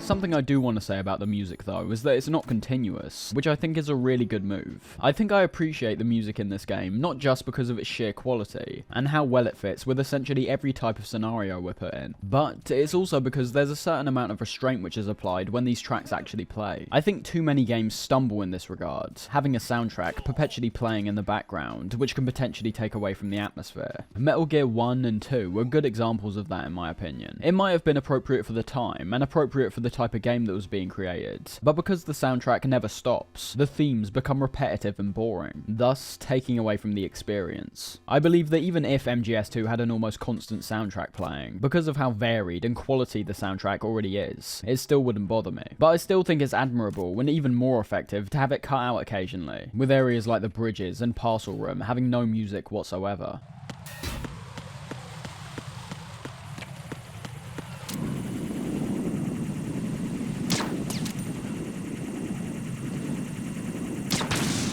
which I think is not just great for variety, but also makes the reintroduction of music even more impactful. Anyways, everything about the warehouse is great. Just like the sediment pool, I think it's a strut which presents some of the more difficult challenges in terms of having the player stay undetected. And talking about the final bomb here, I already mentioned that it requires the player to use the hanging mode to jump on top of some crates and then jump down into a small secluded area on the bottom floor. With me really liking this one in particular due to its combination of observation, which has been the common theme for discovering all of these bombs, and also an interaction with a new mechanic. I suppose you could say the same about the one found in Strut B behind the door, as you weren't able to open doors like this in MGS1, but I think the hanging mode is a bit more practical and multi-purpose than that. Your call with Pliskin and Stillman after freezing the second to last bomb reveals that Stillman was correct in his suspicions about where the bombs were placed. Although the bombs we've been discovering so far would have caused some damage, Pliskin ends up discovering a large amount of C4 packed into the bottom of the strut he's currently on. A hell of a lot of C4s packed into the bottom of the strut.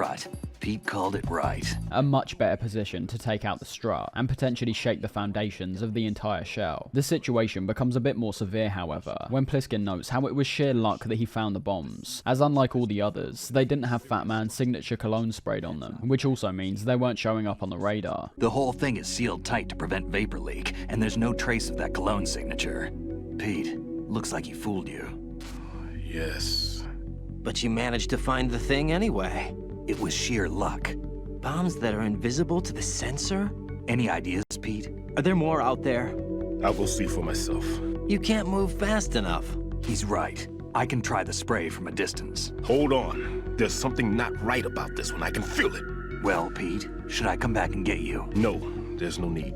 Raiden, you have one left to go, correct? The music which plays during this moment being very, very cool, conveying really well the somewhat hopeless feeling that's starting to creep up on us. We've been tricked, and there now could potentially be a massive explosives at the bottom of any strut within the shell. I will say, despite liking the intensity of this moment, I can't deny it is a slightly ridiculous setup. Stillman became so accustomed to Fat Man's cologne routine that he didn't even think it was a possibility for him to plant explosives without it. You can explain it away with Fat Man's seemingly unintelligent but also prideful persona when we eventually meet him, but I've always found it strange that nobody thought this could happen. I'd somewhat understand from Stillman because he knows Fat Man so well, but I think it would have made more sense for Raiden and Pliskin to be a bit more curious about bombs which don't have the cologne on. They don't know him as well, so despite being told this is his signature, they shouldn't be all that surprised if they find ones without it either. Stillman reveals in this same conversation that his leg is actually fine. It's a lie which he's been living out due to his guilt over a failed bomb disposal, which resulted in the destruction of a church and the surrounding area. I have the level 4 card that'll get me into Shell 2 in any case.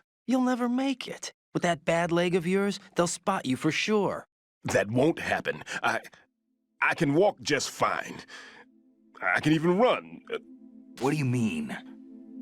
That bomb 5 years ago, I messed up. Even with all my experience, I lost it. And the church was lost in the explosion. All those kids playing nearby too. These past 5 years, I've lived a lie. Lied? Yes. Lied. I didn't lose my leg in the explosion. The significance may appear on the surface to be merely a justification towards how Stillman is able to make his way to Shell 2 safely, with him wanting to help us out disposing of the bombs. But I think it's also a part of Stillman that can be reflected in Fat Man as well. Once again, having this sort of pride, due to him being known as one of the world's best bomb disposal experts, yet having a mission go so wrong that it killed numerous people nearby. As he says, he lived this lie because he wanted people to feel sorry for him. He didn't want to be painted out in the media as a failure. Instead of protecting me, it's made my life even more hellish. What good can that do the victims?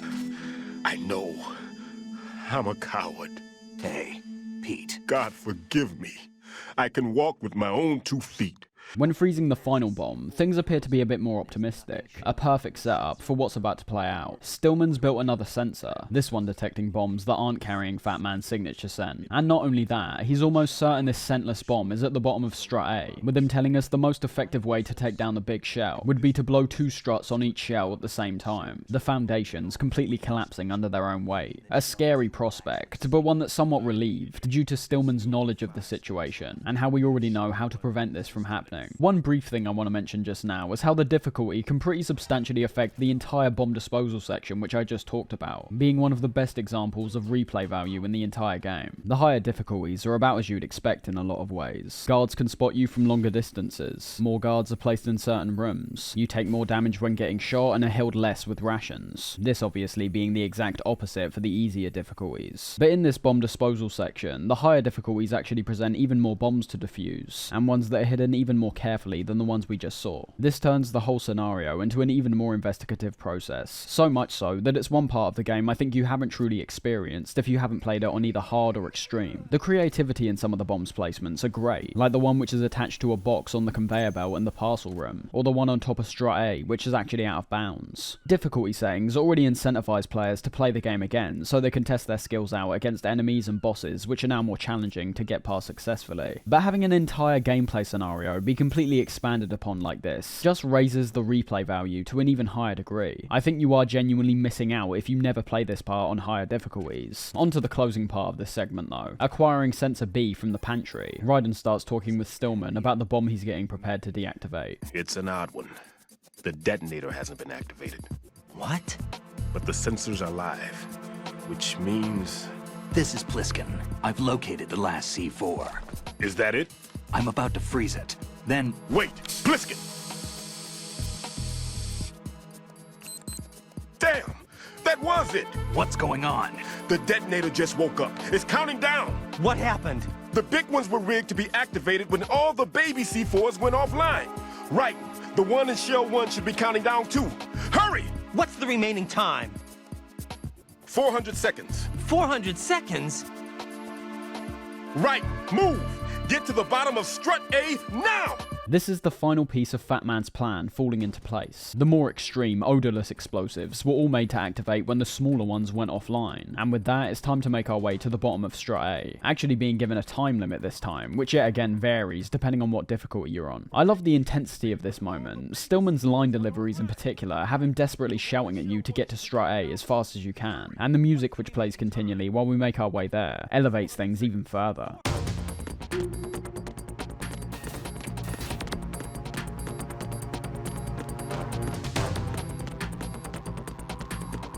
Well, it plays almost continually. I'd say it's one of the only times in the game where I think it should have been kept a constant, even during the connecting bridges. It sort of takes away from the high-octane pace of the situation before reintroducing it upon entering another strut.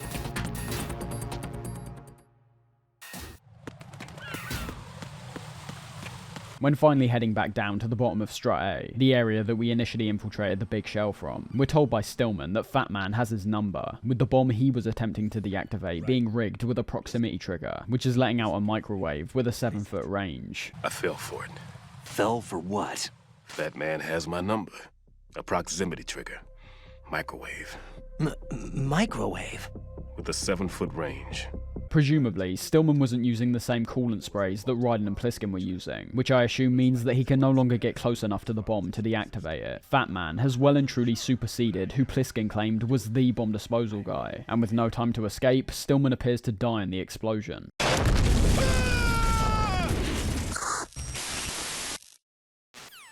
I've always found Stillman's death very freaky. The sound of his scream mixed in with the distorted explosion sound, as well as having his screen turn to white noise, and the codec screen itself rapidly starts shaking to emulate the explosion. When getting to the docks to deactivate the bomb, however, you'll find that ultimately the process of discovering it isn't all that different to Sensor A. Despite only being notified where the bomb is through sound this time, as you could assume, the beeps we hear either get faster or slower depending on where we are in relation to the bomb. The closer we are, the faster the beeps. Real simple stuff. And that's why I don't see it as too much more of a challenge compared to what we just did. For some, it could be even easier, considering there's no more confusion in relation to the area we should be searching, but instead, a direct indication in relation to how close we are to the bomb. That's all fine though, I don't really have any issues with how this bomb's fairly easy to find on normal difficulty. Although yet again, difficulty does also play a factor towards where you actually find this one, moving into different and more secluded positions on the higher difficulties. With the bombs disposed, our mission has now reverted to rescuing the President once again, but since we're back to speaking with the Colonel Colonel due to Pliskin turning his radio off temporarily, and Stillman obviously being killed, we see the reappearance of this negligible and uncaring attitude from the Colonel and Rose. For someone like Raiden, who's clearly showed his inexperience throughout the entire mission, you'd expect their attitudes to be far more similar to Pliskin and Stillman's. Literally, on our final call with Stillman, he was telling us how he believed we could locate and freeze the scentless bomb, in a very encouraging way as well. And ultimately, that really went for both of their attitudes during the course of that entire segment. Raiden was clearly showing his inexperience in bomb disposal, but wasn't actively being talked down to. Getting back on the call with the Colonel, Raiden's immediately questioning of his orders. His morals are getting called into question in a way they weren't with Pliskin and Stillman. In this case, it's revolved around saving the president versus saving the hostages, which are also on the big shell. They shot one of them on the roof, just to make sure we caught it.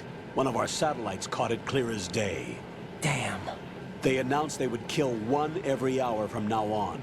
Despite being told Dead Cell have now started executing the hostages, with them now announcing one will be killed every hour from this point on, the Colonel tells us to only focus on saving the president for now, something which Raiden disagrees with. What follows is what we've now seen several times at this point. Raiden shows defiance, the Colonel shuts him down, Rose chirps in to try calm Raiden down and get him round to the Colonel's way of thinking, and then Raiden eventually complies. President Johnson is your first priority. Priority my butt. They're all in danger. Jack, be reasonable.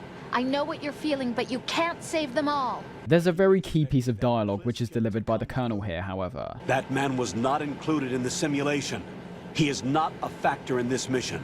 What do you mean by that, Colonel? The Colonel's mentioned this idea of this simulation before, which is frequently used as one of the standout pieces of evidence to the VR theory, when you look at it within a certain context. But looking at it objectively for the moment, the Colonel mentions how Pliskin was not a part of the simulation, that being the virtual run-through of the mission which was prepared beforehand, so Raiden knew essentially everything that's about to play out. Less unexpected surprises means a much higher chance of having the mission achieved successfully, an especially important facet to accomplish, considering Raiden's rookie status. But let's say that's true, and Pliskin truly wasn't part of the simulation. There's quite a large inconsistency to what the Colonel says here, and that's the fact that when you look at how Raiden got into the big shell in the first place, it was through an entrance that was cut open by Snake. As we'll come to find though, this piece of information isn't a plot hole, but something that in retrospect, Raiden should have ultimately taken the Colonel up on at the time. And then there's also the other elements we can take apart. If Pliskin wasn't a factor to the mission, then why was he so vital towards the bomb disposal operation? Why was he the one who saved us from Vamp, when we would have ultimately died otherwise? It's been pretty obvious that Pliskin is 100% an intended part of the mission, yet the Colonel still disagrees. Trying to make our way back up to the elevator, however, we get ambushed by Fortune. It appears that she's on the lookout for Snake, but decides to try and kill us anyways, her main motivation gradually being revealed here to be death itself. Maybe you can give me death. My name is Fortune, lucky in war and nothing else. And without a death to call my own. Hurry! Kill me, please! This takes us to a boss fight, kind of. A brilliant detail off the bat being Fortune's health bar. It's laughably small. Literally one bullet would take her out, which makes her elimination seem tantalizingly close and easy, making Fortune's yearning to be put down seem even more tragic. I say this is kind of a boss fight because ultimately it's all based around survival on our part. Attempting to shoot at Fortune will yield the same result as always. Your bullets fly past her and there's no actual way to get a shot off in this fight. It's not a case like Psycho Mantis where there's some fourth wall breaking workaround. You quite literally just have to wait until the fight's over. It is one hell of a spectacle though. Fortune's railgun destroys the environment with ease, making it more of a battle against the collapsing surroundings compared to anything else. It is still simplistic, but I wouldn't say it's a walk in the park either. The player has to be constantly aware about things like the barrels towards the back of the arena, which have the tendency to have oil leak out of them and light on fire. The boxes and crates around the arena can be used for cover, the bigger ones being able to take a fair amount of damage, whereas the smaller ones usually break with only one shot from the railgun. As the battle goes on, Fortune only gets more intense with her rate of fire, putting the player's swift movement and dodge ability at center stage, being the most effective tools to surviving this fight. And how could we forget the incredible track which plays during the majority of the boss fights throughout the game, that being Yell Dead Cell, one of my favourite tracks from MGS2, and possibly my favourite piece of music for boss battles in the entire series.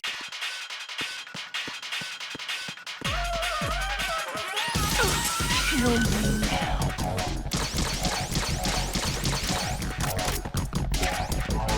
The The fast-paced nature of the track perfectly reflects the frenetic situations you're oftentimes placed in with these guys, and I think the inclusion of the more electronic-based sounds for the majority of the soundtrack fits in line with the rapid technological advancements and futuristic tone of the game. MGS1 rightfully felt a lot more industrial, whereas MGS2 kicks things up a notch. You'll know the fight's over when you get another call from the Colonel, telling us that Fat Man has contacted your team directly, informing them that he's placed a bomb on the heliport and wants to have a showdown with Raiden. That man called us? Yes. Looks like he placed a bomb on the heliport. He specifically asked for you, Raiden. What? He's killed off Peter. Now he's after you. The cutscene which follows shows Vamp arriving from the elevator, with both him and Fortune showing confusion at Fat Man's personal motivation to destroy the Big Shell, going against Dead Cell's intended plans. It seems our friend Fat Man is out of control. He'll actually try to destroy this place? Yes, this could unravel everything we've planned. But why would he do such a thing? Who knows? But he's nothing more than a stereotypical mad bomber now. He's completely lost sight of our ideals, and with it, his loyalty to Commander Jackson. Ironically, despite being described as completely useless by Fortune, Raiden manages to hit Vamp in the head and body by sheer luck, due to Fortune's powers making the bullets dodge her and hit him instead. Now!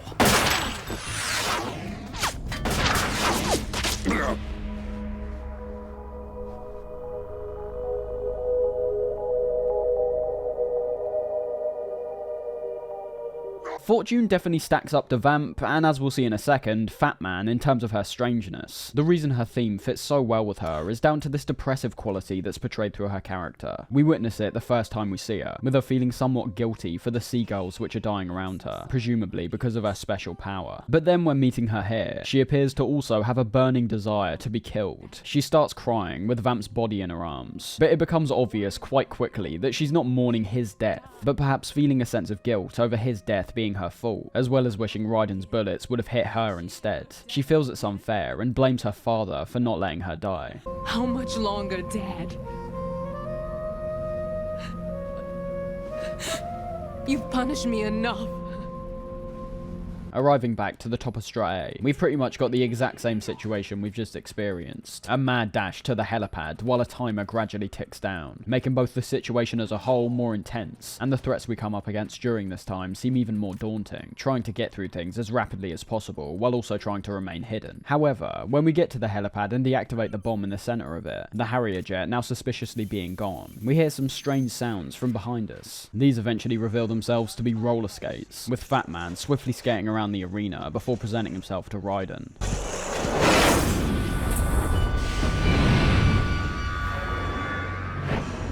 Life is short.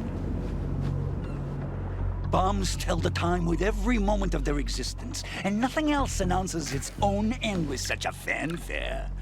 Glad you could make it. The party's about to start.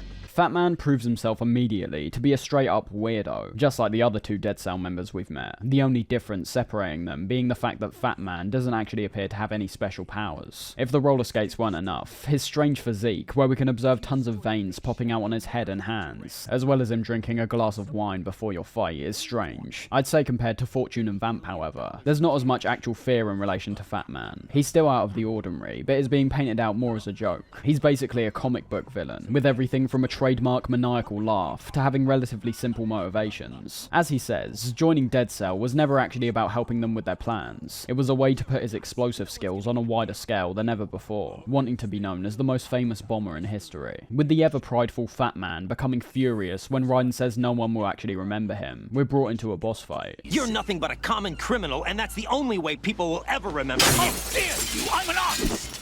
One that, unlike Fortune, is actually able to be fought this time. I'm aware people have had a few complaints about MGS2 in terms of the bosses, claiming they aren't as memorable compared to the bosses featured in MGS1 and MGS3, and although there is some merit to that, I don't think it ever takes away from their fights either, something which in a video game I personally perceive as the true mark of a boss's staying power. I can understand where people are coming from, I just don't think they're taking into account certain aspects like the quality of all the boss fights in MGS1 either. I think a big part of the reason all the bosses from MGS1 stick with you issue is due to your encounters with them. Aside from ones like Psycho Mantis, Liquid, and Ocelot, who are literally dripping with personality from the second you meet them, other bosses like Raven and Sniper Wolf would have been just as forgettable in my opinion, if you didn't fight them a couple times, instead of just once, like we do here with Fat Man. That brings up a whole other issue in relation to how I think both of their first boss fights are pretty terrible. Fact is, I can see why someone would claim the bosses here are somewhat forgettable. You've already fought Fortune, which wasn't even a fight, and this is the first time we've actually met Fat Man, and the first thing we do is kill him. I will take this trade-off, however, for less repetition in our encounters. Despite liking the second Sniper Wolf battle, we can't deny it's merely a slightly more fleshed out version of a boss we'd already bested.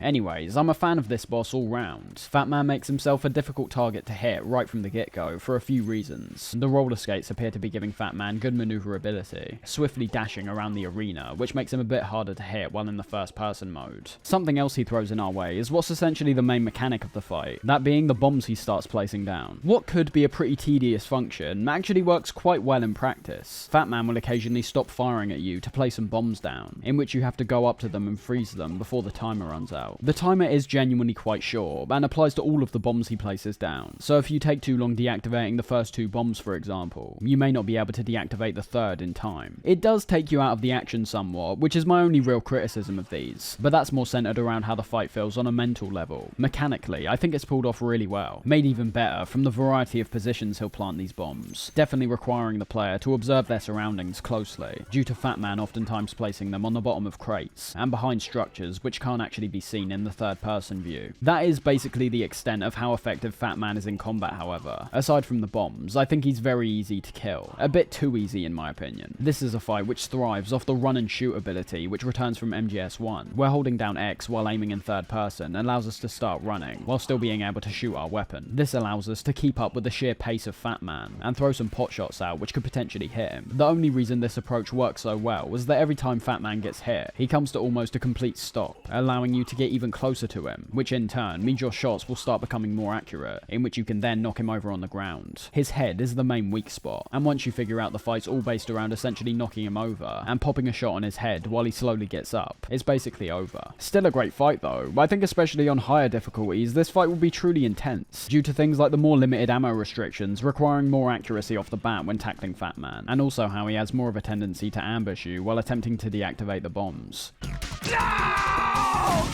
The boss fight isn't quite finished when taking him out, however. As he slowly dies in front of us, he appears to have one last trick up his sleeve, activating what he claims is a bomb powerful enough to take the big shell down in one go.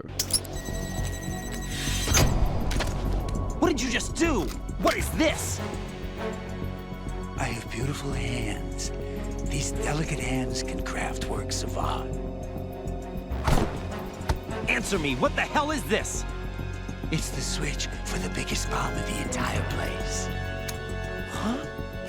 This is reflected when we get back in game, with one final bomb needing to be shut down, and despite me obviously knowing this solution after years of playing, I still think having the bomb be directly under Fat Man is a very sneaky and ingenious way to fool the player. The player's minds have been accustomed up to this point to predominantly observe their surroundings when looking for the bombs, so even a small obstacle like Fat Man's body could end up tricking them into running out of time. Our call with the Colonel afterwards further shows Raiden's disobedience, being told to ignore the call that he starts receiving while talking to him, and then immediately picking up when the Colonel hangs up. Wait, I have another call. Want me to take it? No, I'll go offline.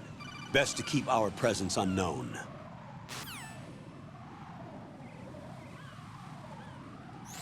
How you doing, kid? It turns out that it's only Pliskin, with Raiden pretty much just giving him a recap on the situation, due to him being knocked out from the explosion in Shell 2. The only interesting detail which can be picked out here is his response to Raiden towards the end, when he makes it very clear that despite helping Raiden, he's actually not on his side. Do you know where the president is? No, that one's all yours. The president is at the top of our rescue list. These are our orders, Lieutenant JG.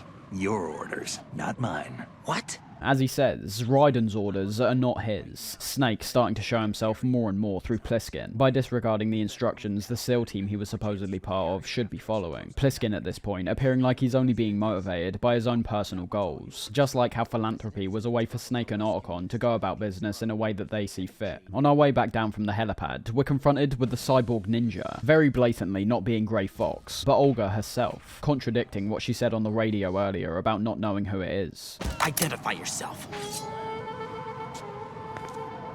I'm like you. I have no name.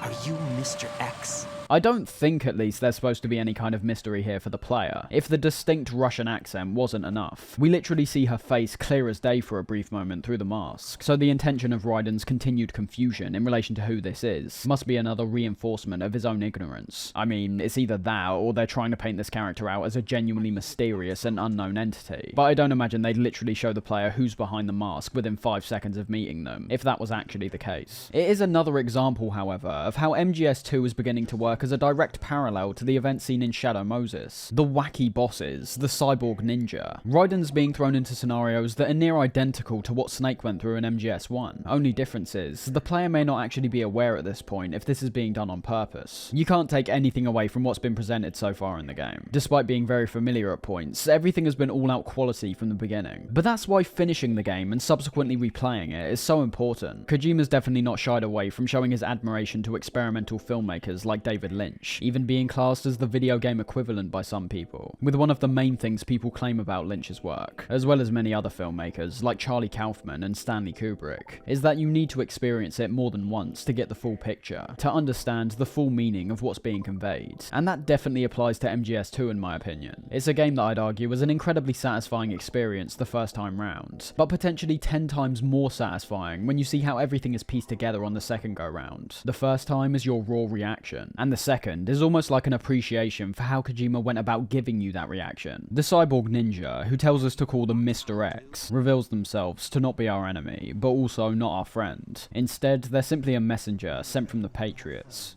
Just a messenger from the Lali Lulelo.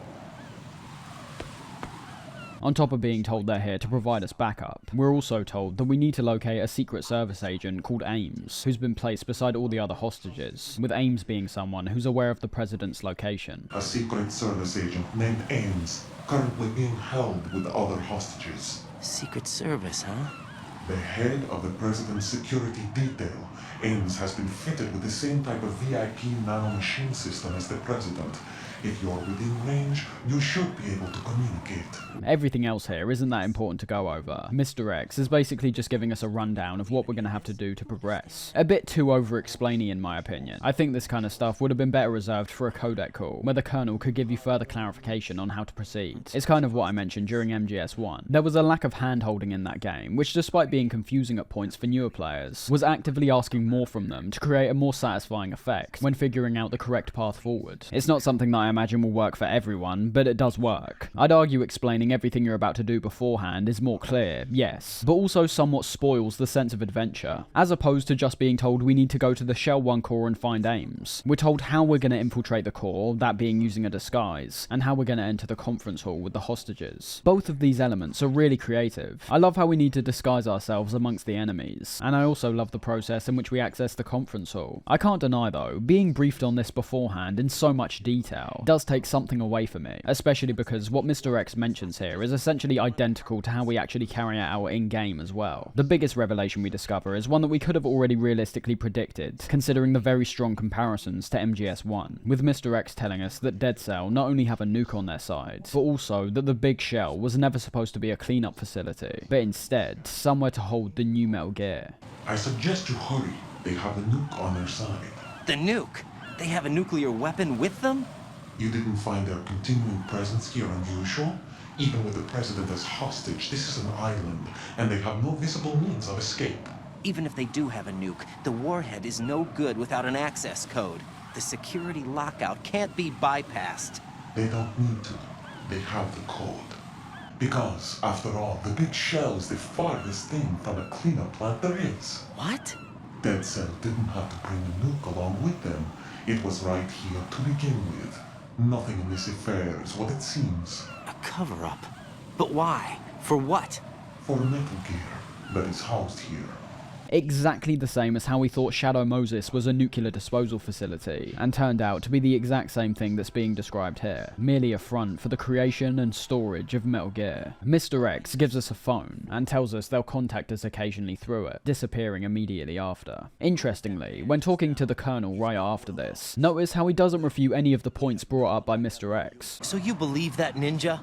Since we have no leads on the president's current location, we have no other alternatives.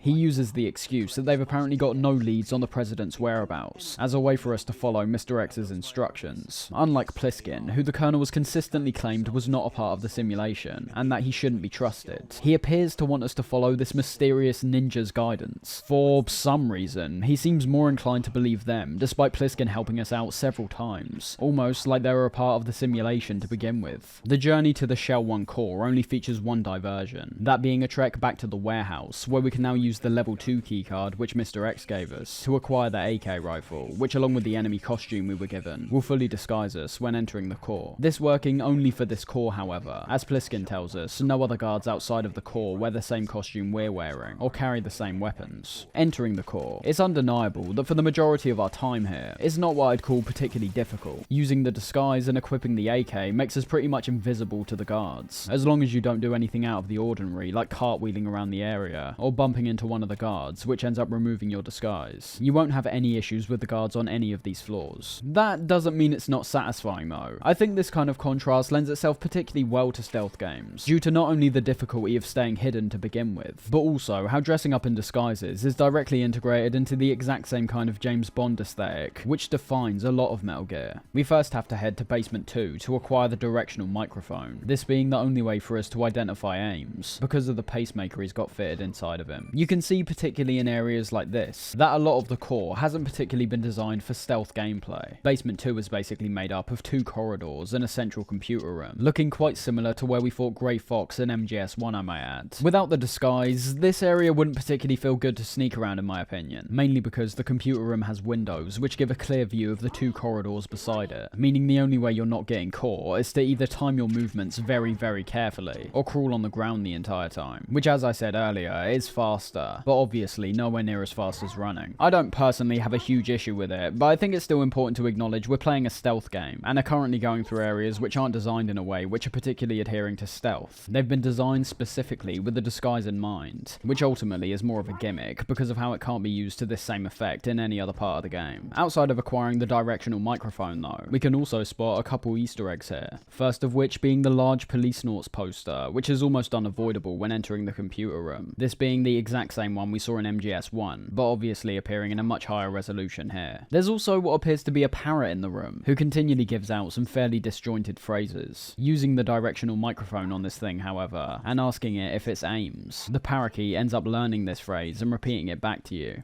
You must be Ames. You must be Ames.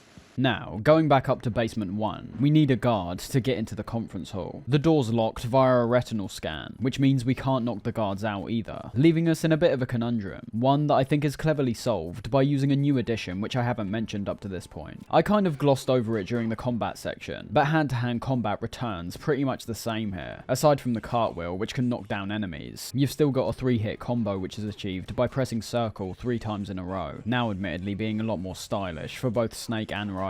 And then there's the choke and flip. The flip being almost identical, but the choke now featuring a non-lethal takedown, which can be achieved by tapping the choke button a certain number of times before it snaps their neck like usual. And in terms of activating this retinal scanner, we can also move the enemy around while choking them out now. Taking too long to either knock them out or snap their neck results in the enemy beginning to flail around, where they'll eventually break free if you don't do anything to stop them. Ultimately, it's not a massive change, but still useful outside of moments like the retinal scanner. It's pretty much like our ability to pick enemies up and move them now, whereas opposed to knocking them out or killing them first, we instead just drag them directly where we want to hide their body, and then knock them out. The conference hall is where things really start heating up, however, seeing the re-emergence of numerous foes we've met in the past, and also ones that have only been mentioned up till now finally making their appearance. The search for Ames is something which has been well and truly tainted for me as time's gone on, even when trying to look at it from an objective standpoint. I can no longer decipher if I actually enjoy this part or not. The concept is fantastic. The fact we have to use the directional microphone to locate this guy's pacemaker is a really fun idea, and I like how we're merely told this is what we need to do, but aren't actually told how to go about doing it. There's no kind of hint to Ames's appearance at all. We're going off the pacemaker alone. Things start to fall down a little bit, however, when you realise that on repeat playthroughs, Ames shows up in the bottom left corner of the room every single time. This is mainly because the cutscene which follows on from us discovering him wouldn't make sense if we discovered him anywhere else. They didn't decide to to adapt the cutscene to another location, or merely having the same cutscene play despite finding him in a different area. That takes away quite a lot from this moment, as upon finding him once, you'll always know where to look when coming back to this point. But aside from that, I do like the interactions we can have with the hostages here. The Colonel's not lying when he says we need to be careful about who we ask. Some of the people here will start moving around and making noise.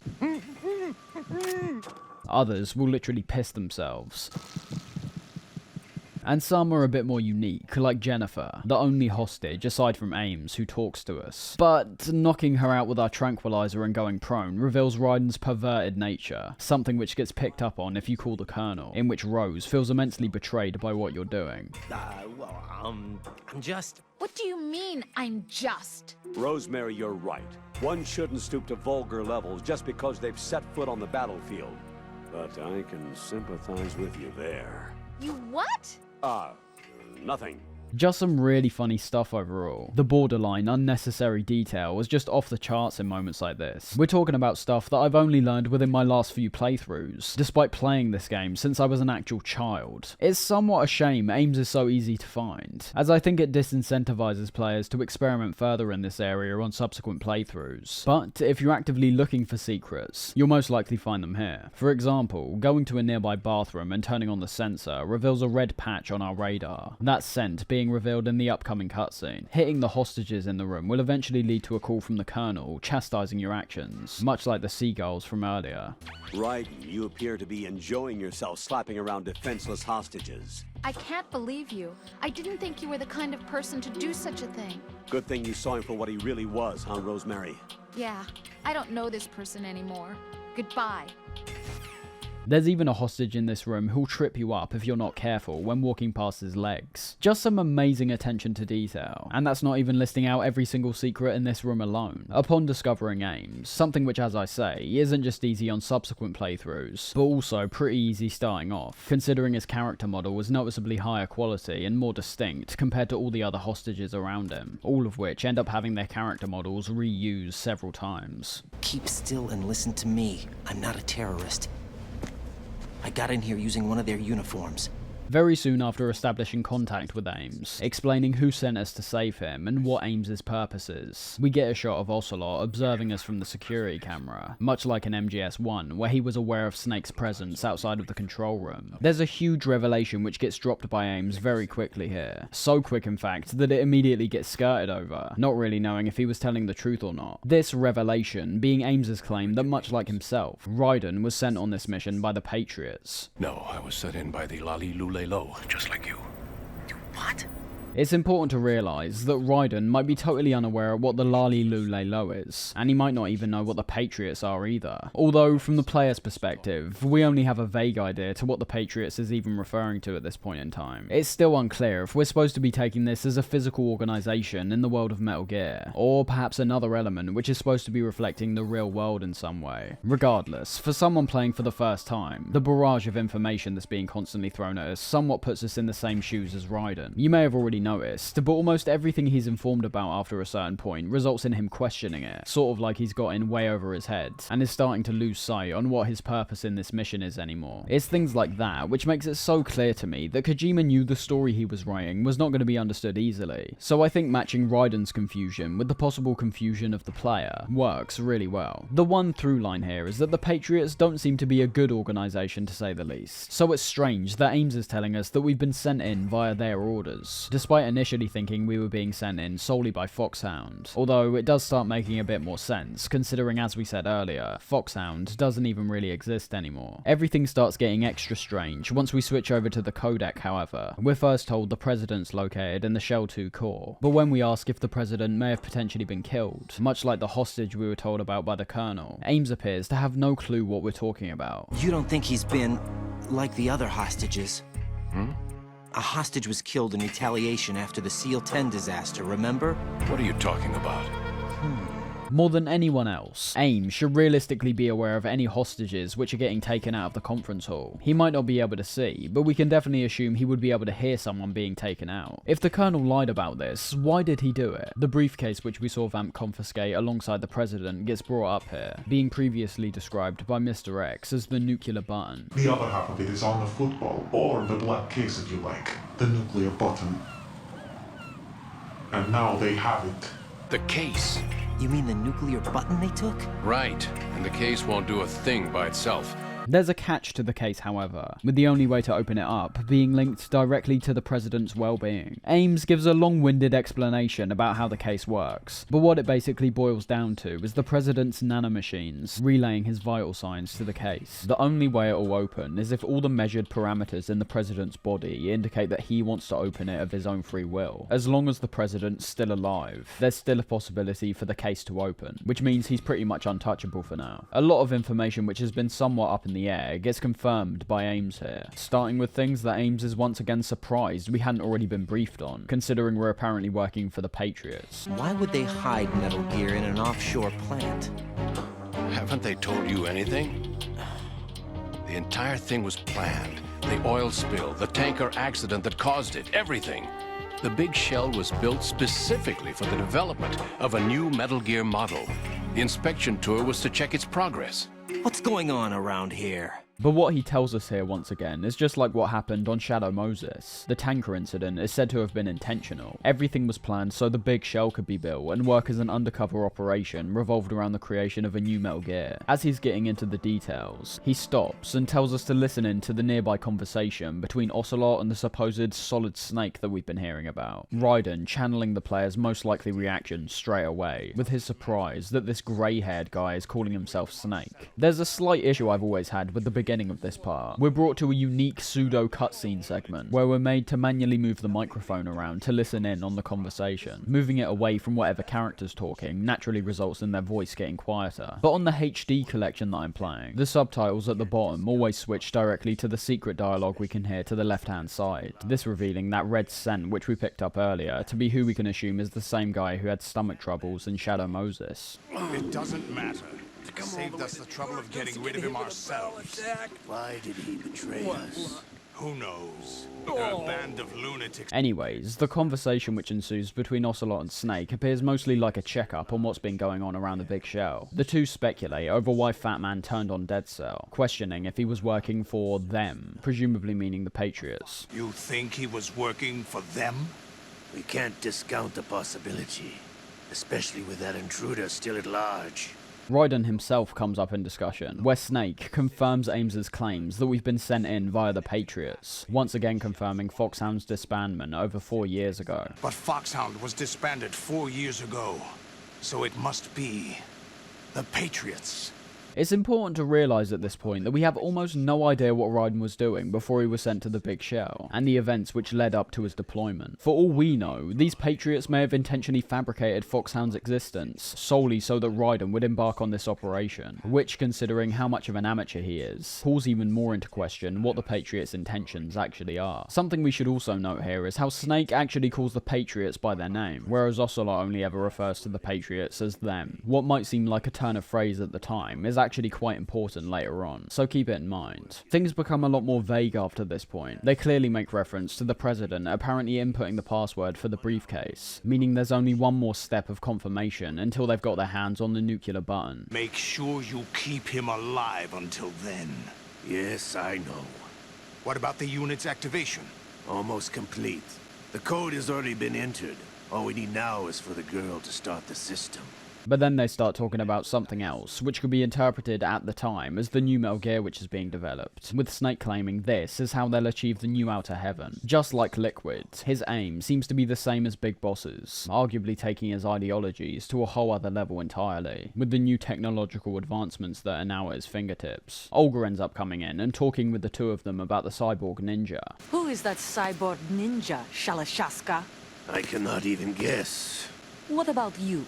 Her role in this now appearing even more mysterious than it already was. She not only helped us get here in the first place as the ninja, but now is casting doubt amongst her supposed allies as to who the ninja actually is. That's about all there is to see here. We get a brief discussion about Liquid's arm when Ocelot reels back in pain while clutching it, but that's merely just a reminder that Liquid himself might play a factor later down the line. Relaying this information to Ames, he claims the president may have started cooperating with Dead Cell willingly, because he's tired of being a puppet. The language which is used here and the manner which it's delivered in, making the President of the United States seem powerless instantaneously. You said the password entry into the black case had to be made by the President willingly. That's right. So this means the President is cooperating with them. It would have to be, yes. Why? Probably tired of being a puppet, but it wasn't a smart move to betray us. Puppet? Ames talks about him as a puppet in such a matter-of-fact way that it's almost made undeniable. The Patriots at this point becoming a clearer concept to grab hold of. All the information isn't quite there yet, but if we link the idea of the President being a puppet directly with the Patriots putting him in that position, whatever they are, they appear to be working at the upper echelons of society, the ones with ultimate control, the ones who can see the next 100 years, due to them shaping the world and all the nations within it as they see fit. Ames reveals another lie which we were previously fed, that being the fact there's apparently no ransom which has been set by Dead Cell, despite being told by the Colonel they were demanding $30 billion to stop the launch of a nuke. Turns out, that's actually been their sole objective. Fire the nuke, but it's nowhere close to the ransom deadline. Ransom? $30 billion in cash. What are you babbling about? The nuclear strike is not a threat, it's been the objective all along.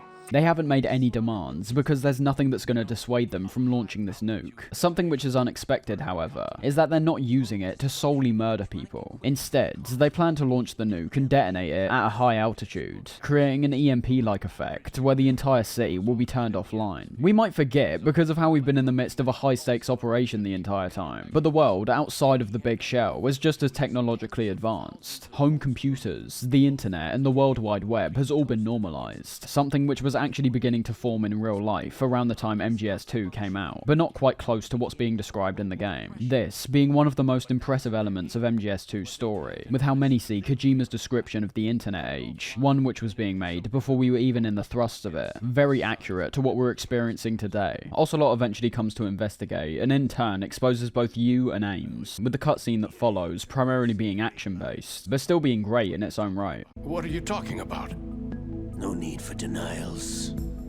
We know what you are, Colonel Ames. They knew that the President was planning to betray them, so they sent you in to keep tabs on him. Am I right? You? Sorry, Colonel. You failed to carry out your duties. You'll never escape the Lali Lulelo. Ames ends up suffering a heart attack, although one that conveniently occurs just as he's about to reveal an unknown and assumedly vital piece of information about Ocelot. You tricked me. I understand now. Ocelot. You...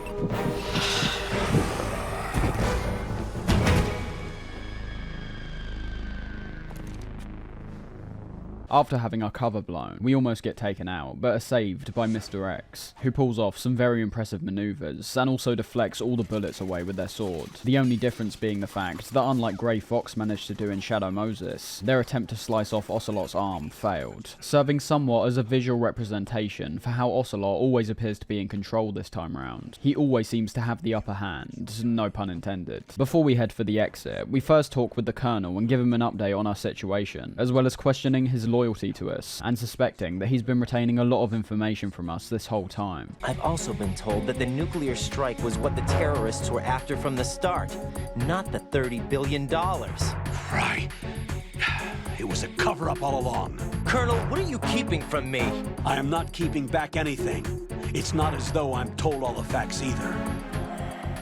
It's undeniable at this point that Raiden's basically living out his own Solid Snake fantasy. The confrontation we have with the Colonel here is nearly identical to when Snake confronted the Colonel on his lies during Shadow Moses. Looking at this singular moment, you could try pin it down to Colonel Campbell merely being an unreliable source of information. He was back then, and he is now. But putting it in context with all the other strange things we've been seeing so far, and we've got to start questioning if this is intentional or not. The Colonel loves to talk about how things are and aren't factored into the simulation, but is he counting himself as a factor in the simulation? Does he already know the most effective way we'll go about doing our mission, and is acting a certain way so that we continue on the path to success? I mean, Rosemary's been brought in for what's basically that exact purpose, with Raiden only continuing en route to the President when he's encouraged to by Rose. With a level 3 keycard in hand that we were given by Ames, we repeat a similar process to what we did before heading into the Shell 1 core, that being a trip to the warehouse to open up some of the previously locked off doors, and gaining some new weaponry which will help us progress. We were actually able to gain access to the M4 before this point, as it was placed behind a level 2 door, but there's not much to really say about that weapon, as I mentioned when talking about the almost identical functionality between it and the AK. The two other weapons you'll find are the PSG-1, which is the weapon that's required to move forward to Shell 2, and also the RGB-6, this being a grenade launcher, though while being fairly impractical due to it going directly against the stealth gameplay, packs a hell of a punch when put into practice, obviously having each shot result in a big explosion, which has a much wider area of effect compared to your bullet-based weaponry. The PSG-1's functionality is pretty much the same as it was before. Outside of a couple areas which are very obviously crafted solely around it, you're not going to find much use for it in general gameplay, with the spaces still being very confined for the majority of the game, and us also now being able to shoot in first person. It's arguably even less practical compared to MGS-1. That's not a huge issue though, of course. Much like the grenade launcher, it's a weapon that is very loud and doesn't feature any kind of silencer, something even the AK is able to be equipped with this time round. But upon making our way to the Shell 1-2 connecting bridge, the PSG-1 really shows itself off to be a genuinely satisfying piece of weaponry this time round, whereas before it was nothing but a pain. One thing I want to mention real quick before talking about this scenario is based around how we actually go about equipping weapons like the PSG-1 now, and that's the inventory. The intuitive inventory system from MGS-1 makes a comeback here, still having your selection of weapons come up when holding down R2, and having your support items come up when holding L2. As you see here, most of the equipment we're pretty much familiar with, seeing the returns of several weapon types that we utilised during MGS-1, and in terms of the support items, having items like rations return as our main form of healing. We do see the return of throwables here, like the grenades and chaff, and I feel these unfortunately are just as clunky to throw as they were in MGS-1, still having that weird, unclear system where the more you hold down, the further the grenade's thrown. But there's also two new ones here, those being the magazine, which can be used to distract enemies by generating noise in the location they're thrown in, where they then go to investigate, and also the stun grenade, which is essentially just a non-lethal and just as useful version of the regular grenade. What you'll notice when observing these items in the inventory screen now, however, is a slight change to how they've been organised. This is something that was desperately needed in MGS-1, as one of my only criticisms I saw in that game's inventory system was how it becomes gradually more convoluted and slow to navigate as it gets clogged up with more and more items, both in terms of ones that were useful and also ones that were pretty much useless after a certain point in the game. That final part isn't exempt here, unfortunately. For example, despite not really being used again for the rest of the game, the sensors are never removed from our inventory. However, it's not really an issue anymore, because as you can see, there's now multiple items that have now been placed into each row, whereas before, you'd have to select each weapon individually by pushing up, something I found to be both arduous and confusing when you're carrying a lot of things. Now, you can push to the left and right when the first item of the row is selected to equip the other items. They're all obviously categorized into individual groups. For example, the SOCOM and M9 have their own pistol tab, the more intense bullet-based weaponry have another tab, and the explosive weaponry has one of their own as well. It might seem simplistic, but this quality of life change is one that can definitely be felt strongly for those who've already played the first few games. MGS2 easily has the best inventory system so far by a long shot. I pretty much have no problems with the inventory system at all in this game. It's quick to use, is clearly labelled in terms of both the items' names and their illustrations, and also irons out all the issues I had with the first game's inventory. And talking of ironing out issues, that can also be seen very clearly when using the PSG-1 to take out the control units in this area. The whole thing here is that just like on the tanker, where we had to shoot the control units to deactivate the sensors, we're now doing that on a much wider scale, with these units being placed far more creatively and at a greater distance in this area. It's a concept that I think is good to begin with, and is executed really well. There's no real tricks which can be done to identify these units. Ultimately, it just comes down to your observation and aiming skills. Discovering the units is one thing. They get pretty creative here with the placement of some of these, having ones placed behind flags, on top of a cipher, and even right behind us. It definitely requires the player to think outside the box a little bit, which I really like. Something else I really like here is the PSG-1 itself, controlling better in pretty much every way imaginable. The turning is so much faster, you no longer have to lay on the floor to use it, and although the somewhat over-the-top shakiness still returns here, it can still be prevented by taking pentasamin, almost being essential for units like the one that's on the cipher, as if you accidentally blow the thing up, so too does the bridge along with it. Just yet another really well-designed moment, taking full advantage of the PSG-1, the environment, and also our aiming skills. In the codec conversation which follows when deactivating all the control units, it appears obvious that we're mere moments away from Pliskin's cover being blown. The dialogue shared between both Raiden and Pliskin over the course of the game has developed their friendship very naturally. Pliskin initially thinking of Raiden as merely a rookie, and gradually gaining respect for him after Raiden's admittedly repeatedly proven himself time and time again to be an effective soldier. In turn, it feels like he's built up enough trust with Raiden to reveal the engineer which was mentioned earlier, that being Otacon, who's shown to be piloting the Kasaka, which they plan to use to exfiltrate the hostages. Raiden,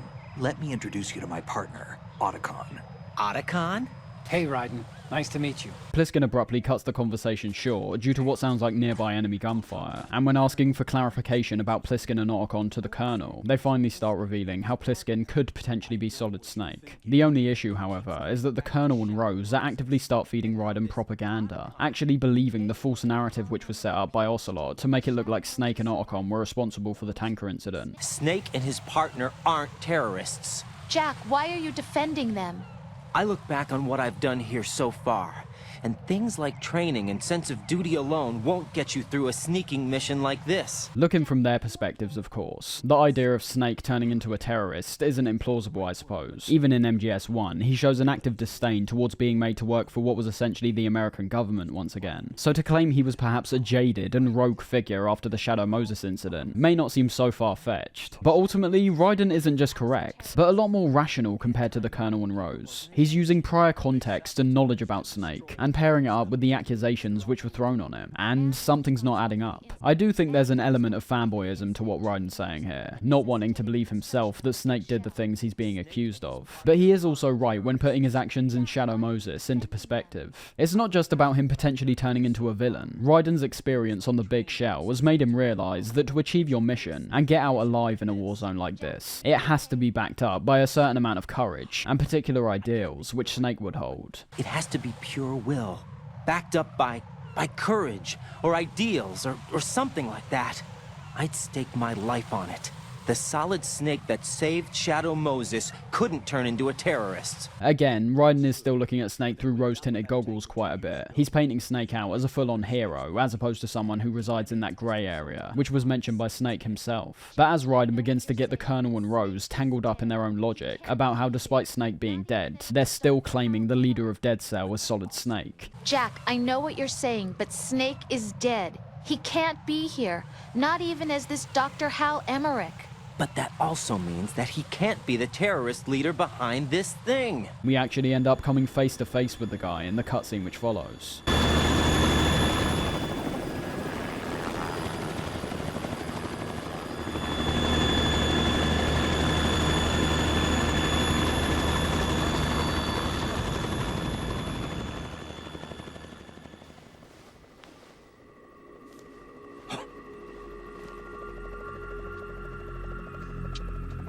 I've been waiting for you. A messenger from the Patriots. I do love his dominating presence that's immediately conveyed to the player. We aren't sure of how powerful he is yet, which gives us a fear of the unknown, but even his initial appearance is quite freaky, with how he's shown to just be watching us while blocking the way to Shell 2. Raiden, and us the player, are let into some really vital information here. Stuff that we could have previously speculated over, but gets fully confirmed here. First of which is in relation to the idea of this supposed Solid Snake, now being revealed to be Solidus once and for all. Not just that, but Pliskin himself, who flies in to confront Solidus on the Kasaka, pretty much entirely baits himself out to be Solid Snake right to begin with. Prior to this, he genuinely appeared to have no motivation to maintain any kind of legacy. Yet, when hearing Solidus claiming that he's Solid Snake, he appears enraged and shouts out that it's not really him. Solid Snake. No, that is not Solid Snake.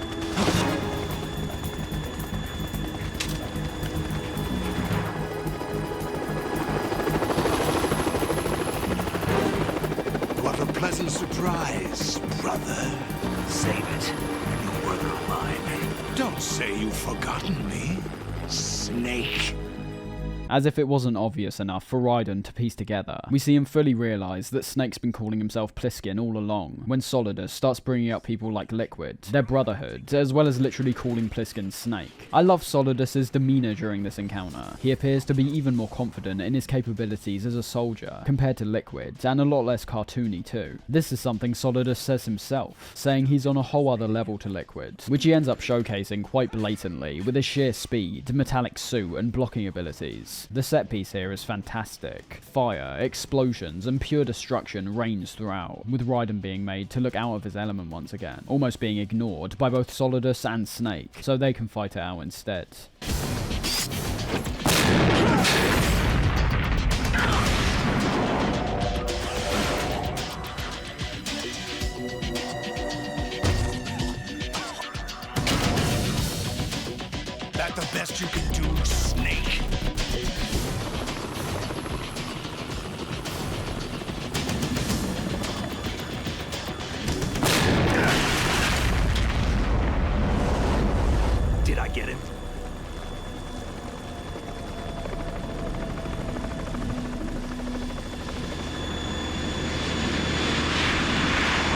Things get pretty dire, however, once Solidus turns his attention to us, eventually piloting the Harrier jet alongside Vamp, and sending us into a boss fight, our only real hope to begin with being the Stinger missile launcher which Snake throws down. I've pretty much got no complaints about this fight whatsoever. It's a fight which is clearly aiming to emulate the Hind from MGS1, but manages to excel past it in almost every way imaginable. The Stinger missile we use in this fight is even more satisfying than the one we had before, having swifter aiming and also the return of the lock-on system, which is what I perceive as the borderline between making the fight fun and making it tedious. There's a lot of things we've got to potentially look out for in this fight, first of which being the Harrier itself, featuring quite a vast range of attacks, which it continually switches between. Some of these attacks working as transitions between different phases in this boss fight, like when Solidus hovers the Harrier over the arena and attempts to burn us alive, or when he launches a barrage of explosives, and in turn ends up destroying a large part of the arena. It's a boss which feels really dynamic. There always appears to be developments as we continue to deal damage and progress through the fight. The Harrier overall is a way more intimidating threat compared to the Hind. First of all, it's damn fast, making our reactions to its attacks even more vital, as well as having our missiles have a greater chance of missing, depending on factors like if the Harrier gets out of our line of sight, or at points, the Harrier can literally just outpace the missile, requiring us to fire another one. I think the addition of having Snake and Otacon constantly hovering nearby was fantastic for a few reasons. Firstly, a sense of support during this fight, and especially one from the legendary Solid Snake, feels exhilarating. Without Snake, we'd almost feel hopeless, but due to his continued support throughout the fight, where he throws down ammo and rations to help us out, we feel much more like we've got a fighting chance. There's also the flip side to the Kasatka's presence, however, that being the fact it also occasionally serves as a barrier between your missiles and the Harrier. I wouldn't say it happens incredibly often, but the Kasatka does have the tendency to get in the way of your shots, either preventing you from firing or potentially taking some damage accidentally. I'd never say you're at any real risk of taking this thing down unless you're really trying to, but I feel that definitely was the intention of this thing's inclusion to an extent, especially due to its separate life bar that we can see on the top left. This is a fight that's just keeping you on your toes constantly. It's not a short fight by any means, but it feels like everything's still happening at a breakneck pace. The music reinforces that a lot in my opinion, having a slightly remixed version of the Yale Dead Cell track that I think appropriately elevates this fight even further.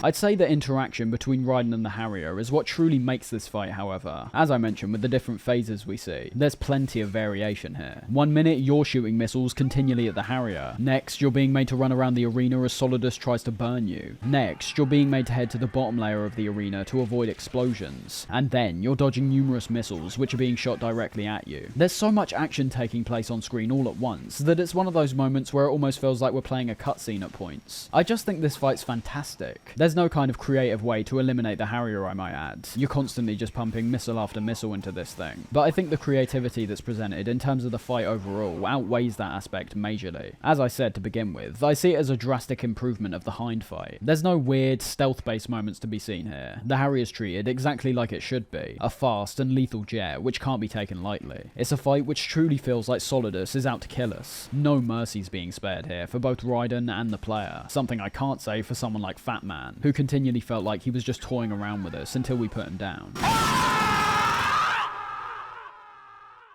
One thing I want to talk about real quick before we move on is the sound, an element of the game that I feel amplifies moments like this fight to an exponential degree, but also fits the experience as a whole perfectly. The music and ambience I've already mentioned a few times now, with MGS2 easily featuring one of my favourite soundtracks to any game I've ever played. I'm using the term soundtrack in terms of the sound overall here, not just the music. But talking about the music, I'm hard pressed to find any track in this game which either feels out of place or even remotely bad. Norihiko Hibino has to be commended immensely here, as although I see many people get confused due to composer Harry Gregson Williams typically getting top billing on the Metal Gear games, it's Hibino that actually makes up the majority of the soundtrack, creating all the music which plays in-game. In terms of weaponry, with the upgrade to the PS2, you'll find that much like everything else, the definition of all the sounds is obviously a lot higher, although I will say that whereas weapons like the SOCOM really pack a punch to them when firing shots, weapons like the AK and M4 are somewhat lackluster to me. They definitely convey the rapid fire nature of those weapons, but ultimately there's no sense of bass to when the weapon's being shot.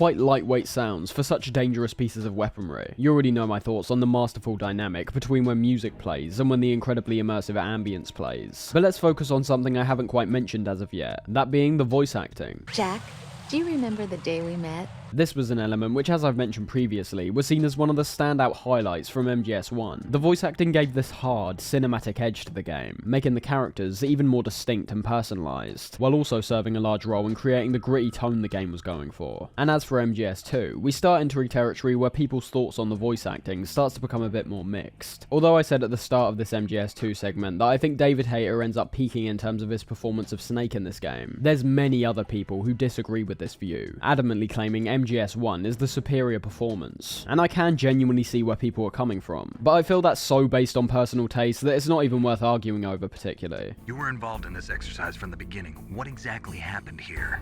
The big shell is too much ground for just dead cell members to hold down. Hayter's actively going for a more grizzled delivery in MGS2, which I think only enhances Snake's dialogue for me. He perfectly captures the idea of Snake experiencing a lot over his time out on the field, and removing the more naturalistic delivery from MGS1 feeds perfectly into Raiden's perception of him being this war-torn hero. I won't talk about the Colonel for now, as we'll focus a lot more on him later on, but I'll just let it be known now that Paul Eden gives hands down the best performance in this game, and one of the best in his entire career. As for characters like Raiden, Stillman, and the Dead Cell members, they all serve their purposes well enough, but I will say they do feel stunted at points. Raiden, who's played by Quentin Flynn, perfectly captures the idea of a soldier who's almost entirely out of their depth. Even everything down to the timbre of his voice just lets you know that he's almost perpetually uncomfortable. Even Fat Man can make mistakes, right? But you managed to find the thing anyway. It was sheer luck. Bombs that are invisible to the sensor? Constantly questioning, getting emotional due to being confused, whereas Snake proves himself to be a lot more stoic. Raiden's the polar opposite in a lot of ways. And you, Rose, I can't believe you're on this mission. I keep thinking I'll wake up. The bosses are all handled really well too, in my opinion. They're all varied obviously, and suit all their separate characters well, but the one through line between all of them is their borderline goofy intensity. We just heard it with Solidus, with how he was continually screaming and shouting at the top of his lungs when trying to kill us.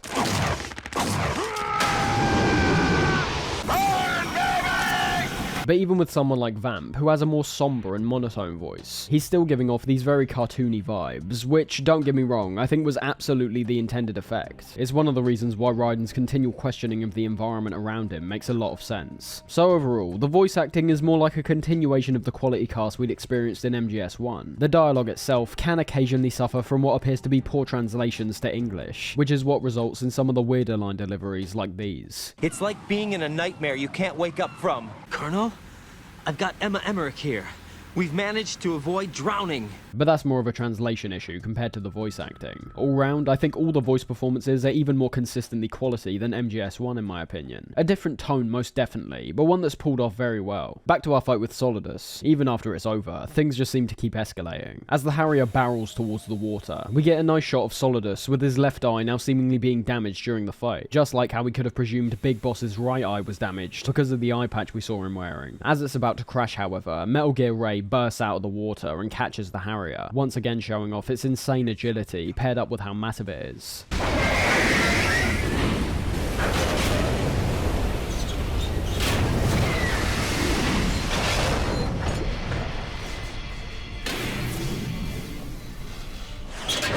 That's Metal Gear! It's already active!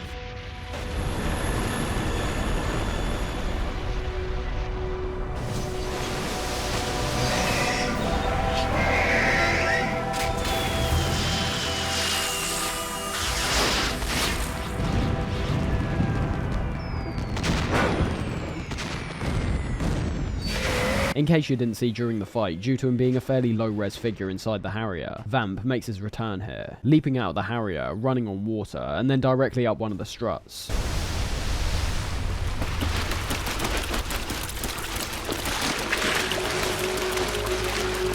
Hey, what's that? It's running on water.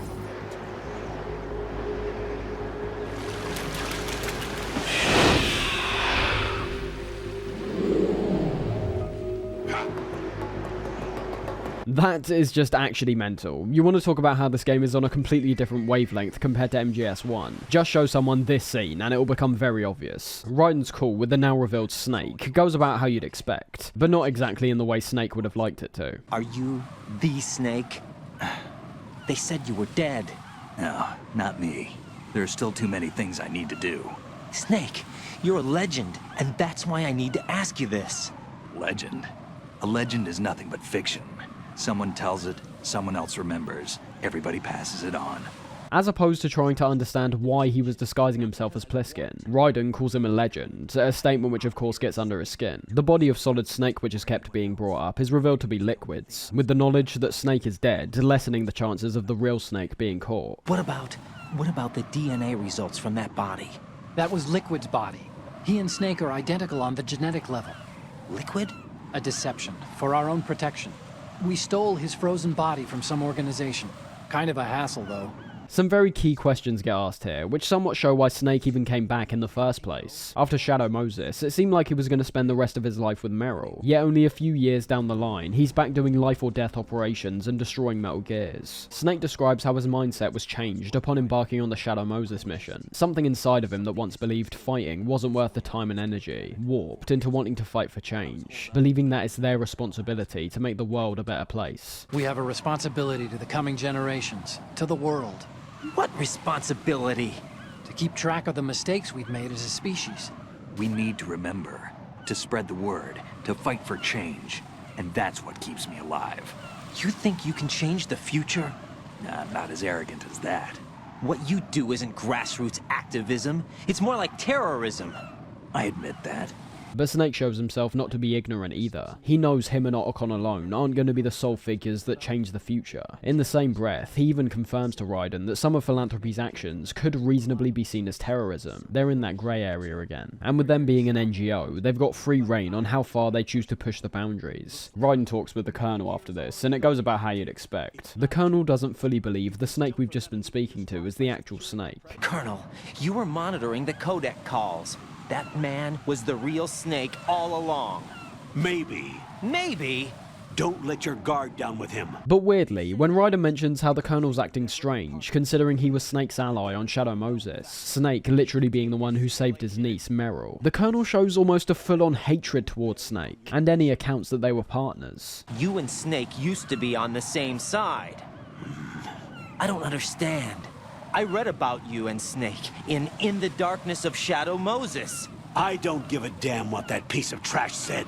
Do you get me? Over the course of the game, the Colonel slowly turned into such a weird character to interact with. He hardly holds any of the same values or personality that he had during Shadow Moses, and every time he's questioned, he loses his temper pretty much instantaneously and shouts Raiden down. Getting back into the game, we reach another section that I find to be really creative in terms of how we traverse it. As you can see, the bridge has been decimated from our fight with the Harrier, which means we obviously can't just make our way to Shell 2 now. Instead, we've got to use our environment to its full potential, with there being one of two ways we can make our way to the other side. The first of which is the one most players will notice quite quickly, that being the ledge which leads to the pipe on the right hand side, being able to drop onto it from the hanging mode and run onto Shell 2. I say run, but there is also bird crap on the pipes which works as a trap, so walking is likely the best approach here. The other way to get across is a bit more difficult to pull off, requiring a well-timed cartwheel which catapults us off the ramp that's in front of us. I'd say ultimately it is worth trying and failing a few times to get this right, as on the other side we're able to find the AK suppressor behind some flames. This is one of the very few moments where the mobile phone Mr. X gave to us comes into play, being told that we need to use the coolant to extinguish the flames. I found the mobile phone to be such a weird addition. We literally have codec calls constantly throughout this game. I'm not sure what the actual purpose of the mobile phone is, apart from just being a quirky inclusion. I love the navigation past this point, as it introduces new environmental threats that we haven't yet experienced, due to us approaching these struts in a different way than we normally have. Before this, of course, we've been going into each strut's interior, whereas now we're navigating their perimeter. One of the first sneaking moments we experience here is when two guards emerge from a connecting bridge above us, creating this amazing image in both a visual and gameplay sense, where Raiden's placed at the bottom of the screen while the enemies are placed at the top. I love how this looks to begin with, but functionally it's allowing us to keep a constant eye on the guards at the top, to reduce the chance of us getting spotted. I wouldn't say it's very difficult, as I think due to there being no radar, the way the enemies are telegraphed is a lot more obvious, walking along and looking back and forth between the bridge we're hiding on and the opposite direction. In the moments that follow, however, it becomes even more obvious the guards aren't really supposed to be the main threat here. Even in our initial journey onto this perimeter, we experience the trapdoors which fall out from under us, and these continue once we reach an area where a couple guards are peering through windows. See, that in itself isn't that difficult, you just have to wait for the guards to move and then keep going. Introducing the trapdoors alongside this, however, makes the scenario a bit more difficult, as you're having to balance a waiting game with also having to move before you fall. Round the corner is something I personally perceive as one of the most distinct images in the entire game, but for what reason, I couldn't really tell you why. Working our way around the outskirts always gave me this strange feeling of not being allowed to be there. That same kind of feeling you might have felt when performing a glitch in Call of Duty or something. A key example for me, and we're getting real specific here, being the Spec Ops mission Hidden in Modern Warfare 2, featuring the same areas from the mission All Gillied Up from Modern Warfare 1. The Chernobyl atmosphere we're set in is pretty bleak and creepy already, but there's an extra, additional fear that I've always personally felt when doing the Out of Bounds glitch on this mission. I remember being really creeped out for some reason as a kid, that despite the Spec Ops mission taking us in a completely different direction, we can still fully explore all the other areas from the original mission through this glitch. We weren't supposed to be there, yet it's still accessible just like I'd done when playing Modern Warfare 1, except now there's no set pieces and no fighting, just me exploring by myself. A long-winded explanation for something that's pretty unnecessary. Seems like Metal Gear is really rubbing off on me. But anyways, I like how we have to press ourselves up against the wall and duck in this moment, and I especially like the shot which has us looking down towards the water. Scale once again being employed here to great effect. Continuing forward, we literally get pissed on by a guard, which is just...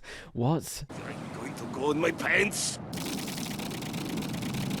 You can't just revisit it. I think this whole area is designed pretty nicely, but is very clearly being designed in a way where they know we're never coming back to any of these places. The two shells in some ways almost work mechanically and narratively as two distinct acts. The first half being a wonderfully crafted, interconnected map, which had you exploring each individual strut and gradually returning to them in all different kinds of contexts, whereas Shell 2 appears to be more of an all-out adventure, exploring new areas more frequently, and not particularly going back to previous areas that we've already seen. The ciphers in this area are a great inclusion in my opinion, yet again because we've got no radar. You'll pretty much always hear the ciphers before you actually see them, and despite not really talking about them that much, I still definitely like them in terms of their appearance and their functionality. We started off the game seeing purely the surveillance ciphers, whereas now it's more common to see the gun ciphers, becoming a lot more obvious that these machines are literally just a flying version of the surveillance and gun cameras we're already familiar with. The technological evolution is obviously the most vital part, however. It reinforces the futuristic tone the game's going for, and makes the player think about the further possibilities of these machines in the future. The area we're exploring right now, for example, doesn't have a guard in sight, only these ciphers. Somewhere down the line, it might be the case that these machines are the only thing which is required for security, with no human involvement being needed whatsoever. And in a gameplay sense, although I do find the ciphers very easy to avoid for the most part, primarily due to their search patterns being a lot more obvious compared to the guards. Taking them out is something I've always found satisfying, either aiming for the circular part, which is easier to land shots on, or putting your aiming skills to the test and trying to hit the gun or camera directly, resulting in the cipher exploding instantaneously. A small detail that you'll commonly find when attempting to do this being the realistic bullet travel. It's something that doesn't really impact the majority of gameplay, and is a visual detail you'll hardly ever notice because of the enclosed environments. But while you're on the outside attempting to hit these things, you'll see that when either landing or missing a shot, there'll be a split-second delay before you see or hear anything happen, emulating the bullet traveling through the air.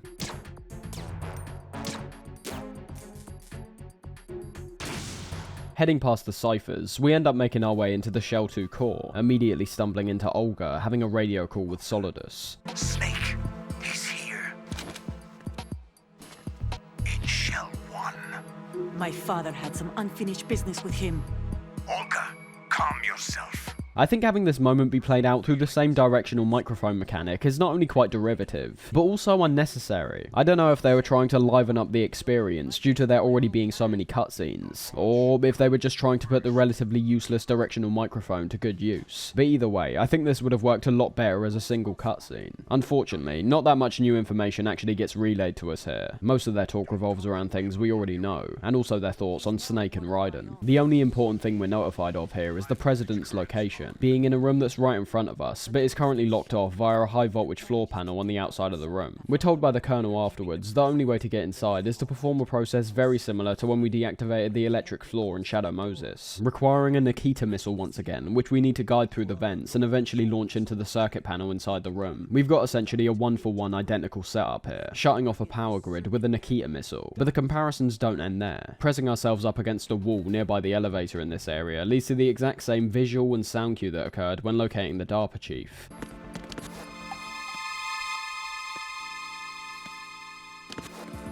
Huh?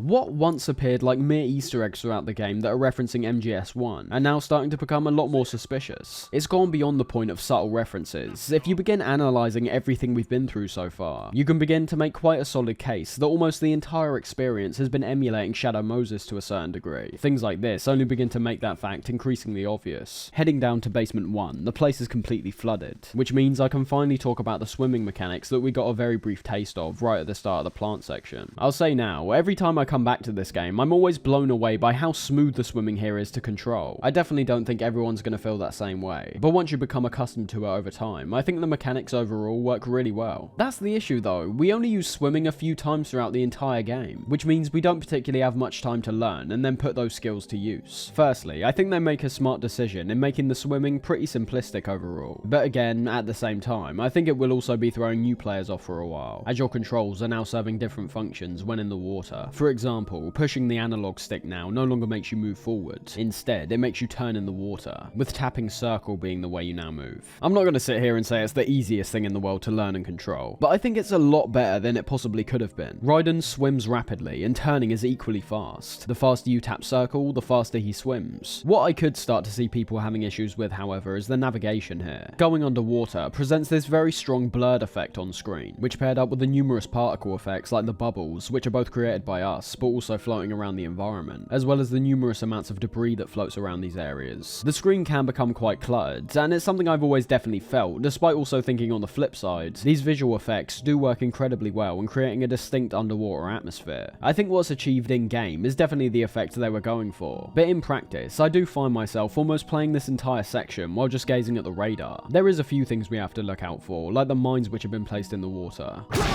But ultimately, it is genuinely a lot easier to navigate your way through while looking at the radar. It boils an area that's filled with twists, turns, and debris, down to simplistic pathways and shapes, which we can use to reach the Nikita much more easily. So on the whole, I think I have to say the swimming here is pulled off to great success. It looks great, it feels good enough to control, and I wouldn't say it's a walk in the park either, because of the threat of those mines which I just mentioned, as well as the oxygen meter which rapidly decreases while we're underwater, only being able to be refilled when coming to the surface at one of the many vents we can rise up at. The O2 gauge being something that, while fairly easy to control as Raiden, is put to even greater effect later on. With the Nikita in hand, it's time to go rescue the President. The Nikita missile was almost identical to what we saw in MGS1, the only real difference being that when firing, we only have the first person view to control the rocket now, which I think is appropriate considering it had the better controls to begin with. As the Colonel said, we have to shoot a missile through the nearby vents and guide it to the control panel inside the room. However, I've always found this moment slightly awkward, not in relation to the controls, they're fine. There's two different vent shafts we can fire this thing into, which doesn't really present a difference whatsoever. But I've always found the separate vents that we have to blow up during this moment quite annoying. They're not challenging at all, because as you can see, it's literally the first thing we run into when firing the missile into the vent. They're just annoying, due to them taking several missiles to actually be destroyed, when ultimately, as I said, they don't change anything. They waste ammo and waste time, when one good missile with appropriate guidance could have been easy enough. That is a real nitpick though, something I've only picked up on after completing this game several times over. You do have to be careful when entering the room with the missile though. The President has the tendency to move quite sporadically around the room, and especially towards the control panel, so the chance of you hitting him isn't nothing. Our meeting with the President is one of the most important interactions we've had up to this point, and to be honest, one of the most important conversations in the entire game. It delivers a lot of vital information for the game and series as a whole, and in quite rapid fashion, so it's definitely important we take our time here, and really analyse what President Johnson says. He acts strange off the bat, clearly being aware of the Patriots sending Raiden into this mission. Is this some kind of sick joke? I thought you came to kill me. What? I'm prepared to face the consequences of my betrayal. What are you... Hmm. What the... You're a man? But as he says, he expected his objective to be revolved around killing him for his betrayal, not rescuing him. Switching over to the codec, the president explains to Raiden why he inputted the code sequence to activate the nuclear strike, coming down to a real self-absorbed and simple reason: power. I punched the sequence in myself. You're working for them? If you asked me 2 hours ago, my answer would have been yes. Right now, they're keeping me alive until my vital signs are reconfirmed. They betrayed you? I wouldn't quite put it that way. I wanted power. They sought destruction. But why stoop to terrorism? I wanted absolute power. But you're the president. You have power. No, I'm just a figurehead. He worked alongside Dead Cell because he wanted to be in control, but he was obviously not wise enough to realise they'd turn on him the second he inputted the code, only keeping him alive for the confirmation phase. Johnson shows resentment towards the Patriots, while describing himself as a figurehead. Raiden appears to have bought into the notion that because the president is described as the head of the American Republic, that's actually how it's played out in terms of how America's run. Johnson contradicts that immediately. He explains that himself, and presumably most other presidents before him, have essentially no control. They're a figure put in place so the general public have someone to attach to, someone to praise, and someone to blame. Meanwhile, Johnson isn't doing anything at all. Any new policies, new laws which are being introduced to America, it's all coming from the Patriots. Johnson begins describing who and what the Patriots actually are, but in a narrative sense, everything's still kept fairly vague. Very few are aware of their existence, even among those with code word clearance.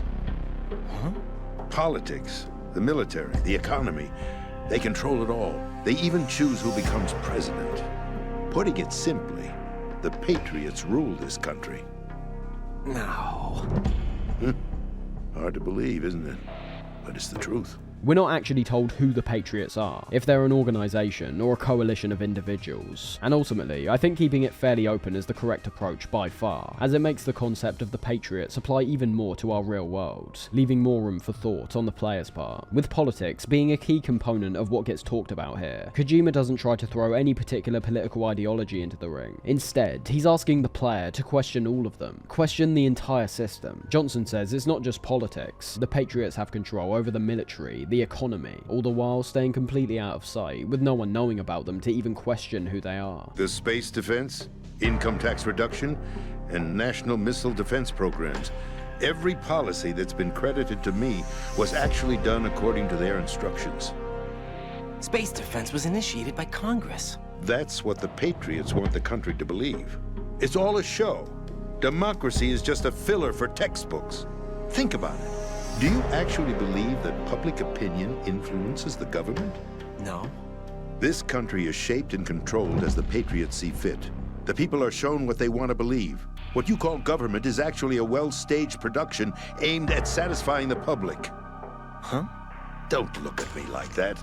I'm legally sane, you know. It's not your sanity that worries me. Johnson continues to instill this point into Raiden, claiming all the bills he apparently passed were really done according to the Patriots' instructions, Congress being yet another governing body which has merely been set up to give the illusion there's some kind of democracy in America. The Patriots don't trust the general public with holding that kind of power. They don't even trust the president. They can be swayed too quickly. They want to live lives where they travel the world, watch movies, play video games. They're too human and too unpredictable. Johnson defines the government in America as a well-staged production that is merely put in place to satisfy the vast majority of the public. Individuals don't matter to them. They're described as being able to perfectly gauge the general direction the populace is moving in and follow it. It's the kind of control that appears on the surface as some kind of democracy, but one that at the press of a button or a single phone call could warp America and its people into believing something completely different. It leads into everything: the media, advertisements, billboards out on the street, what news is deemed worthy of being reported on. In the case that the Patriots disagree with the direction that people are focusing in on, whether that be siding with a certain political party or something like that, subtle propaganda becomes a surefire way to switch the majority back to their way of thinking. There will be outliers, of course, but they don't matter in a country where the mindless majority vastly outweighs the more speculative nonconformists. You must understand at this point that all of this information is of course being applied to our real world. Everything that's being said here is only applying to the game on a surface level, in my opinion. Kojima's blatantly got something he wants to say about America and how it affects the world as a whole. And this is just the beginning of it. He's using the game as a mouthpiece for his actual thoughts on how he perceives the world, the mark of a true artist. Yet again though, it amazes me that MGS2, and specifically its story, is still held up so highly nowadays, as the content within it would be demonized within a certain context. We're currently in an age where, just like the president describes, you can look at the vast majority believing what they're told without doing any research of their own. And if you want to talk about propaganda, it's not just the worst the West has fared in my lifetime, but the absolute worst it's been for years before that. Countries like the US with their mainstream news stations at least have varying opinions to a certain degree, but countries like the UK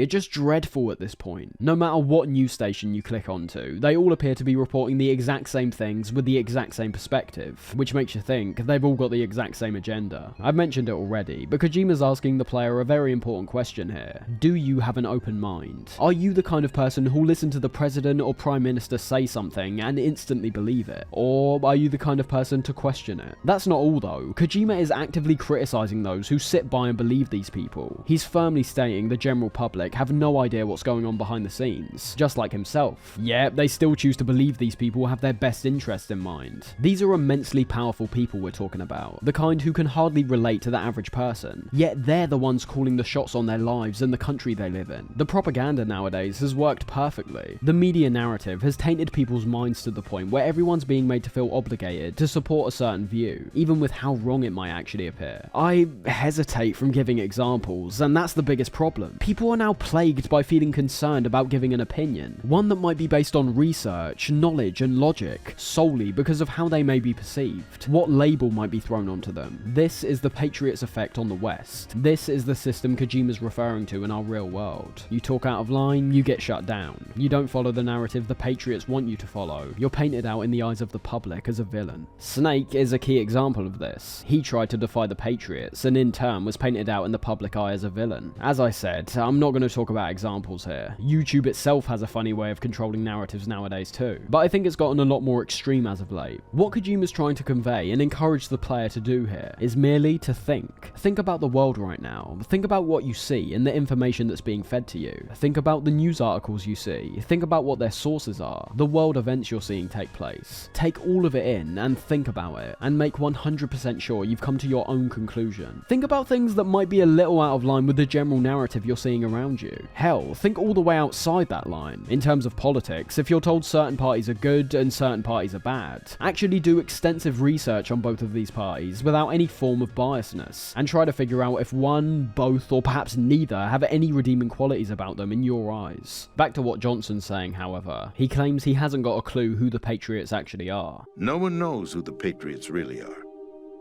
Even my instructions come from a cutout. All I've been told is that every key decision is made by a group of 12 men, known as the Wise Men's Committee. Your office? The White House? Merely puppets, pawns in a game. By pledging my loyalty, an insignificant son of a senator was awarded the presidency. Of course, that wasn't the only price I had to pay. What do you mean? Even if a pawn becomes a queen, it is still just a playing piece. I wanted to leave my own mark in history, but my ambitions were... You'll understand someday. They could literally be anyone, from the kinds of people who hold themselves up in areas they'll never be found in, or your average Joe walking down the street. In terms of presentation, this moment is fantastic. The mysterious music, paired up with the 12 unknown men in the back, works perfectly to create this intriguing atmosphere, having the players at the edge of their seats and wanting to discover who the Patriots actually are. Johnson explains how the only way he won the presidency was by pledging his loyalty to the Patriots. He even says himself he was a nobody, an insignificant son of a senator who somehow climbed his way to becoming president of the United States. Although he didn't really do that, it was handed to him by the Patriots. The example that's given here of playing pieces in a chess game is some astounding writing, with Johnson clarifying that while a pawn, meaning a human without any substantial power, can eventually become a queen, they're ultimately still a playing piece. They're still part of the game that's life on Earth, while the Patriots are the ones playing that game. The plot thickens when Johnson starts becoming more blunt with his motivations. I wanted to wield the power of a king instead of being an expendable pawn. And that justifies acts of terrorism? Yes. I'd intended to use the new Metal Gear as a bargaining chip. Bargaining chip? But I underestimated Solidus. He actually wants to challenge the Patriots, even if it means the destruction of the world. What are you saying? Whether you believe it or not, the balance of power rests in the hands of the Patriots. They regulate the country's various interests through controlled presentation, staging a drama that is palatable to the general masses. Can you imagine what would happen if they ceased to function? He doesn't shy away from his self-absorbed thought process which led him here. He wanted to be part of the Patriots, and was going to use the new Metal Gear as a bargaining chip. His only issue was the people who were surrounding him, with Solidus attempting what he perceives as the impossible, that being to actually go after the seemingly untouchable Patriots, and tear them down. As Johnson continues, he clarifies that despite the controlling nature of the Patriots, they've integrated themselves into the minds of the American people, and as a result, minds all over the world, that the balance of power rests upon them. They've been around and have commanded for so long that removing them at this point will inevitably result in absolute world chaos. It becomes clear that Solidus is aiming to stage a revolution. He wants to topple the Patriots at all costs, even if it means the world collapses alongside them. It's an incredibly hopeless message, but one that definitely resonates. With the Patriots in charge, you've got no control, and without them, you've got nothing at all. So many people will be grappling for power, everyone will tear themselves apart. A space that every powermonger will try to fill for their own greedy ends. I'm talking about an unregulated power struggle, panic, civil war, chaos. Like it or not, the Patriots is an organization that must continue to exist. So you changed your mind because you wanted to avoid global chaos. Exactly. When I told Solidus that I wished to prevent disaster, he replied that pawns can never become players. And who is this Solidus? Johnson begins going more into the backstory of Solidus before the events of the Big Shell, being known to the public as George Sears, the now ex-president of the United States. I knew him by his code name, Solidus Snake. He was the third Snake, preceded by Solid and Liquid, a survivor of the Les Enfants Terribles project. Neither solid nor liquid, he was a well-balanced masterpiece that the Patriots saw fit to entrust with the presidency. However, he fell out of grace with the organization 4 years ago. When acting on his own, he started an incident. 4 years ago? Shadow Moses. There is a slight problem that you could pick out here in the fact that it's not claimed that anyone recognized the son of Big Boss and the clone of Solid and Liquid Snake was the president, despite their near-identical appearances. But there's never been that much talk about any of these three getting reported on a large scale to the general public anyways. And ultimately, Kojima's very blatantly working with ideas here to state an overall message, which can be somewhat detrimental to the game when you potentially pick out strange coincidences like I just mentioned. But ultimately, I don't have a huge problem either. Further clarification on the Shadow Moses incident is brought up here. Donald Anderson, the DARPA chief, being the one who essentially launched the development of Rex, alongside other influential parties like ArmsTech. Ocelot's confirmed to have never really been an ally of Liquid the entire time. He was working undercover, and essentially provoking Liquid so that he'd launch the Foxhound Uprising, and take over Shadow Moses, giving Ocelot the chance to steal the data from both Metal Gear Rex and the nuclear warhead, which is what we see him and Solidus discuss at the end of MGS1. The issue is, however, due to this uprising taking place, and obviously having people like Snake sent in with support from many others who were aware of what was really going on at Shadow Moses, certain things like the Genome Army and Metal Gear Rex itself were revealed to the public. It's not mentioned here how that actually happened, but we can remember earlier that Ryder mentioned the book In the Darkness of Shadow Moses. This was a book written by Natasha Romanenko, who you might remember was the Russian weapons analyst that we communicated with during the operation. Needless to say, this was information the Patriots did not want revealed to the masses. They might seem all-powerful, but we can see in cases like this that things can slip through the cracks to screw them over somewhat. The Patriots' hidden identity and control relies on things like the American government and the idea of democracy being taken seriously by the public. The last thing they want is for the public to believe they aren't being told the truth, as they'll begin to not listen and revolt, the Patriots in that case losing their control. Solidus was promptly removed from his role as the president, and the presidential race which ensued after this is described by Johnson as quite a show. But that would mean that the presidential race was... That was quite a show, wasn't it? It was a well-scripted drama staged by the Patriots for the benefit of the public. Even the Democrats and Republicans were dancing to the Patriots' tune. Everything went according to plan, but for one exception. Following his resignation, Solidus' health was scheduled to fail him, bringing about his untimely death. Capped? Correct. But before the Patriots could execute their plot, Solidus went underground with the help of Ocelot. Once again, the Patriots are feeding into what the general public want: entertainment, in this case with the addition of having something and someone to believe in. This is an idea that can be seen throughout history: political debates, controversies, intentional leaks to the public. It's keeping them interested and also making them choose a side. Democrat or Republican, it doesn't matter. The choice is already made up. Once again, not due to votes being rigged or anything like that, although that is still an easy workaround, but to have the public themselves vote for the person the Patriots want as the president. It's almost like a test of their power. If they can sway the public to do exactly what they want, they're still in control. Solidus, however, wasn't buying into the Patriots' plans. He was fully aware that upon his resignation, they tried to off him and paint it out to the public as merely some kind of illness or disease that he come down with, fitting perfectly with their resignation story. Solidus went underground before this could happen, however, with Ocelot being the one to go out and do his bidding, much like we saw in Shadow Moses, ultimately gaining control of Dead Cell, and also the trust of Galukovich and his men. A big revelation is given out when Johnson discusses Solidus' ultimate plan to try and overthrow the Patriots, primarily being revolved around stealing the new Metal Gear project. However, as Raiden says, it's already operational, and at least appeared to have been in Solidus' control. The only thing is, Ray is in fact not the new Metal Gear. Instead, Johnson claims the Big Shell itself is the Metal Gear, the upper levels which we're on merely being camouflage, with what's being referred to as Arsenal Gear being on the ocean floor. You're standing in it. To be more precise, this entire Big Shell facility is the new Metal Gear. Would you say? No, I'm quite serious. The upper structure that you've seen is camouflage, designed to represent an offshore cleanup facility. The main structure extends from the foundation all the way down to the ocean floor. The connecting elevator is located on the B2 floor of the Shell 1 core. Arsenal Gear. That's the code name for the new Metal Gear. Arsenal?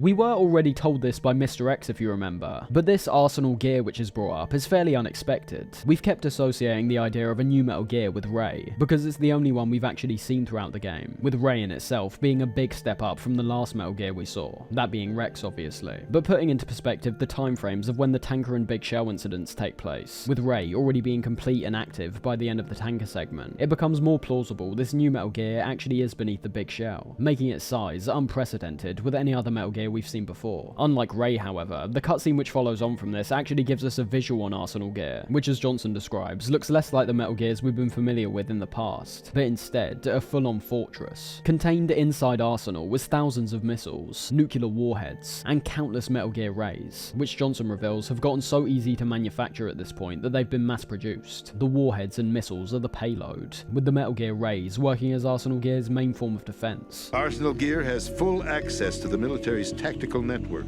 giving it the ability to exercise absolute control over our nation's armed forces, not to mention our nuclear armament. In short, Arsenal was created to be the core of our country.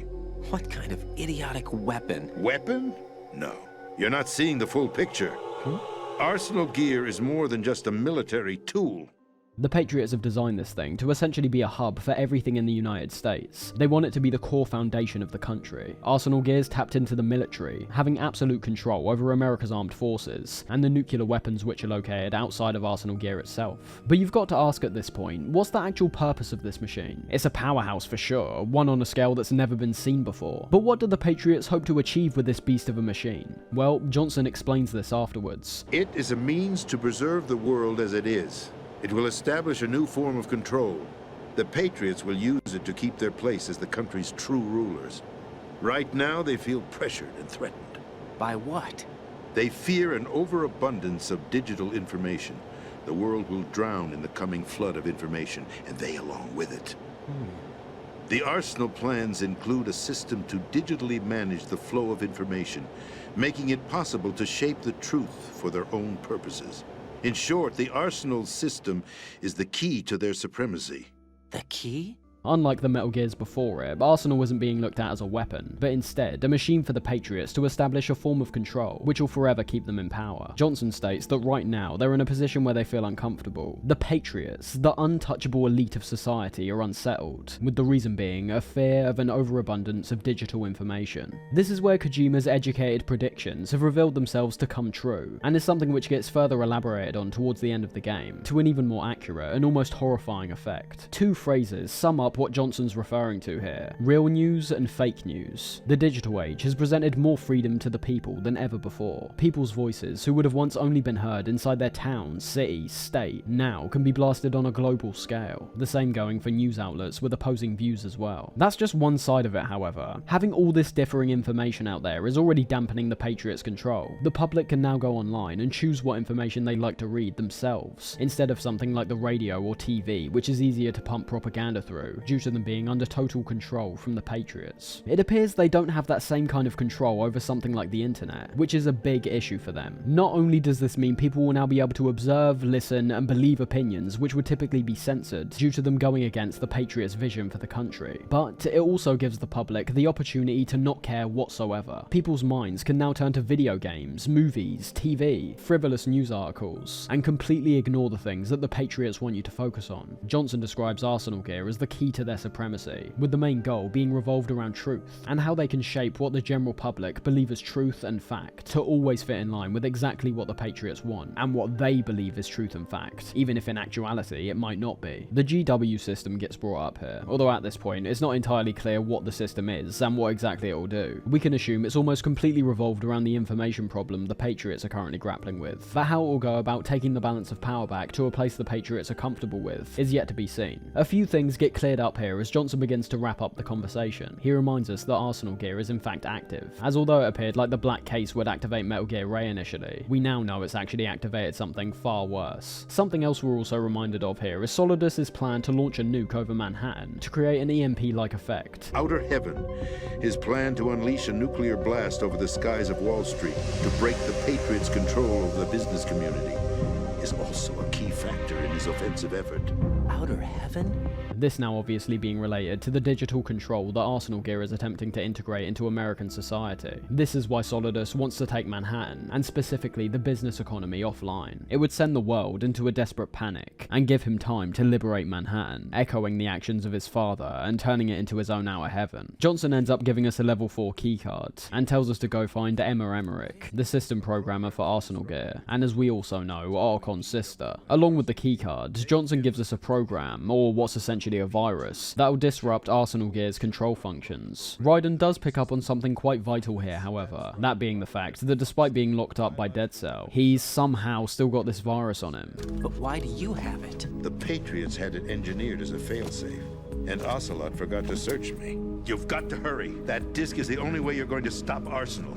Johnson acts very strange in this moment when responding to Raiden. Everything up to this point seemed fairly reputable, and reached conclusions that seemed reasonable. But when asked this simple question, he says 1, that it was a failsafe, in which you could immediately question why it was given to him in the first place, considering he wasn't actually part of the Patriots. Surely a failsafe is something they want firm control of, considering it's got the potential to destroy their grand plan. And then he says that Ocelot forgot to search him. Very out of character for someone like Ocelot, who's continually proved himself to always be a few steps ahead of every other character. Those two lines show something weird's going on. The prior information might have been true, but the directions we're being given don't appear to be as trustworthy. But before we can have a chance to even think about anything, Johnson demands Raiden to kill him before his vital signs are checked to activate the nuclear strike. Now, kill me. What the? There's no time to argue. The final check for my vital ID will start any second. If you kill me now, you'll at least prevent the nuclear strike. Cut it out! Do it! That's your role! Pull! No! Do it!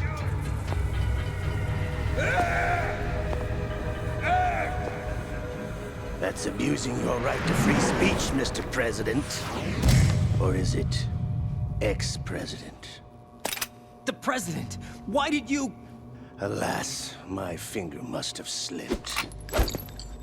We don't actually end up killing him, however. Instead, it's Ocelot that does, sneakily making his way inside the room and getting a clean shot on Johnson. It might seem like the kind of thing Ocelot would do. He's never had an issue with murdering high-value targets in the past. But the reason it's weird is because it directly goes against who we've assumed he's been working for, that being Solidus. He even says himself in a sarcastic tone that his finger must have slipped. We're starting to see that, unlike we may have thought, Ocelot may very well be working for the Patriots himself, and once again posing as an ally to Solidus, so that he can shut them down from the inside. In a way, that would make him and Raiden allies to a certain degree, although I'd argue that Ocelot appears to have a considerable amount more control over this whole situation compared to Raiden, who's merely been sent in and is carrying out what the Patriots are presumably telling him to do. With our main goal now being to shut down Arsenal Gear, we start making our way towards Emmerich. Our call with the Colonel afterwards shows him encouraging us to proceed with the President's orders, and switching over to Snake and Otacon, they reveal they were fully aware of all the information we've just been told by Johnson way before we had any idea about it. Maybe there's a way to launch without reconfirming the vital ID.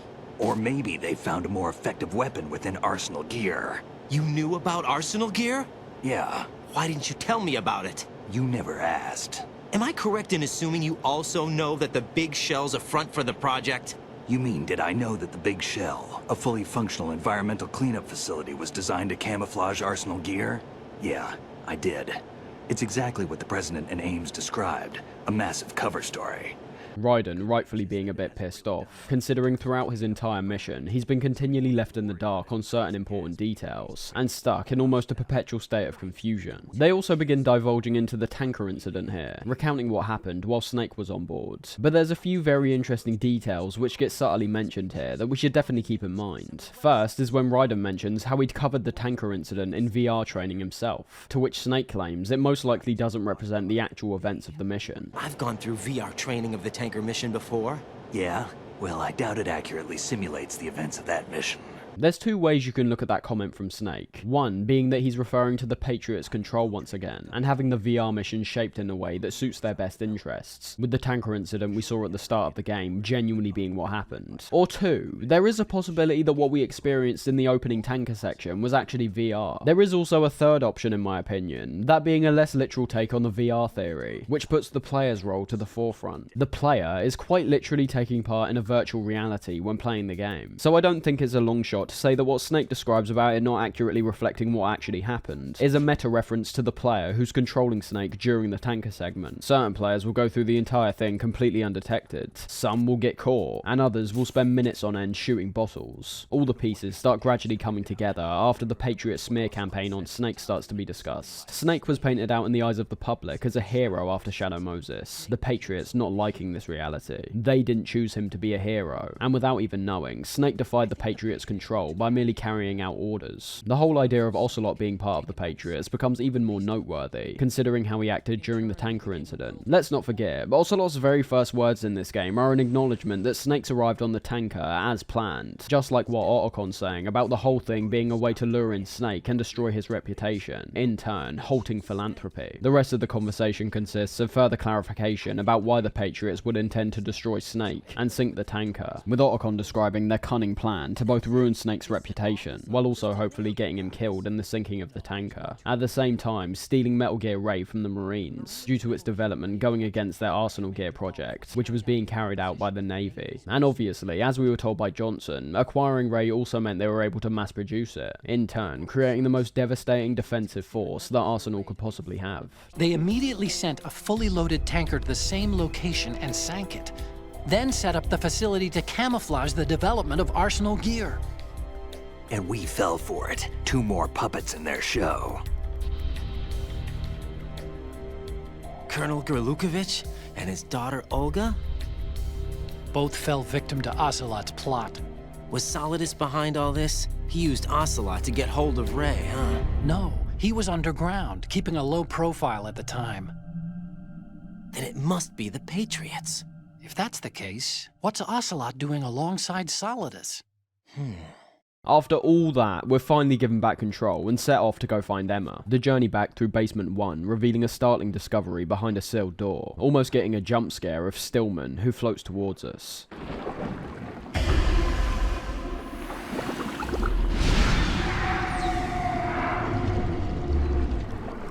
Logically, it doesn't make all that much sense. I've seen people try justify this moment with the fact the Shell 2 core is used for water purification, and Strut H, the place where Stillman presumably died, destroyed the piping which carried contaminated water to where the purification took place, and instead was pumped into the core itself. Although I think it's somewhat of a stretch, and the fact no kind of reasoning is given towards any of this makes me think it was just a freaky moment which Kojima wanted to add in. But it's fine in my eyes, because it is still genuinely creepy. Reaching the other side, we're told by Otacon that Emma's hesitant to swim, due to a traumatic experience where she almost drowned while calling out to Otacon, who despite being nearby, didn't go to investigate for a currently unknown reason. She's afraid of water.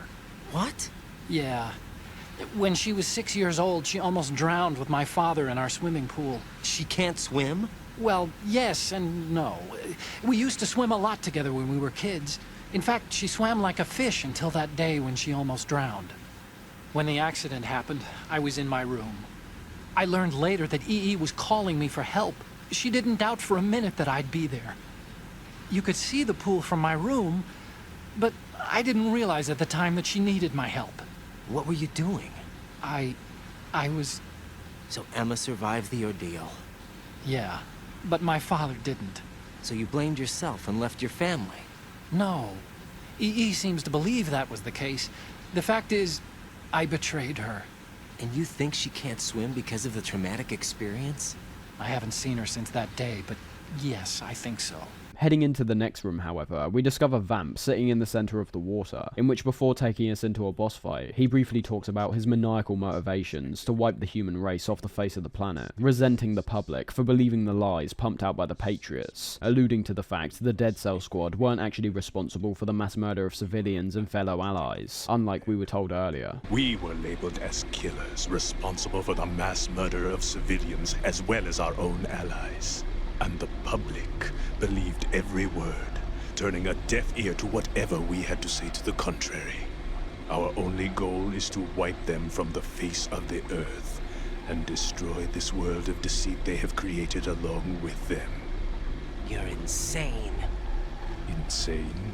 We might be the only ones telling the truth. Although with it becoming blatantly more obvious that we're taking orders directly from the Patriots, Vamp might not be as insane as Raiden's claiming him to be, and as sirens ring out around us and arsenal gear is announced to be ready for launch, we're thrown into a boss fight against Vamp. This is yet another boss fight which I think works really well. Raiden versus Vamp is a fight that arguably has some of the highest stakes so far, due to how early Vamp was set up as a villain. We even saw him considerably earlier than the main villain of the game, Solidus. Not to mention, despite us going up against the Harrier, Fortune and Fat Man, Vamp is arguably the one who came closest to killing us during the cutscene where we met him, creating a kind of personal vendetta between the two, which, judging by how both characters are treated in MGS4, was likely very intentional. As for the arena, it's a bit more stripped down compared to what we've been used to, still fairly cramped, but not having any forms of cover. This is primarily because of how Vamp acts during this fight, staying true to his incredible speed and movement abilities we've seen so far, and continually leaping around the arena. I love how Vamp's confident persona is shown off during this fight, with there being several moments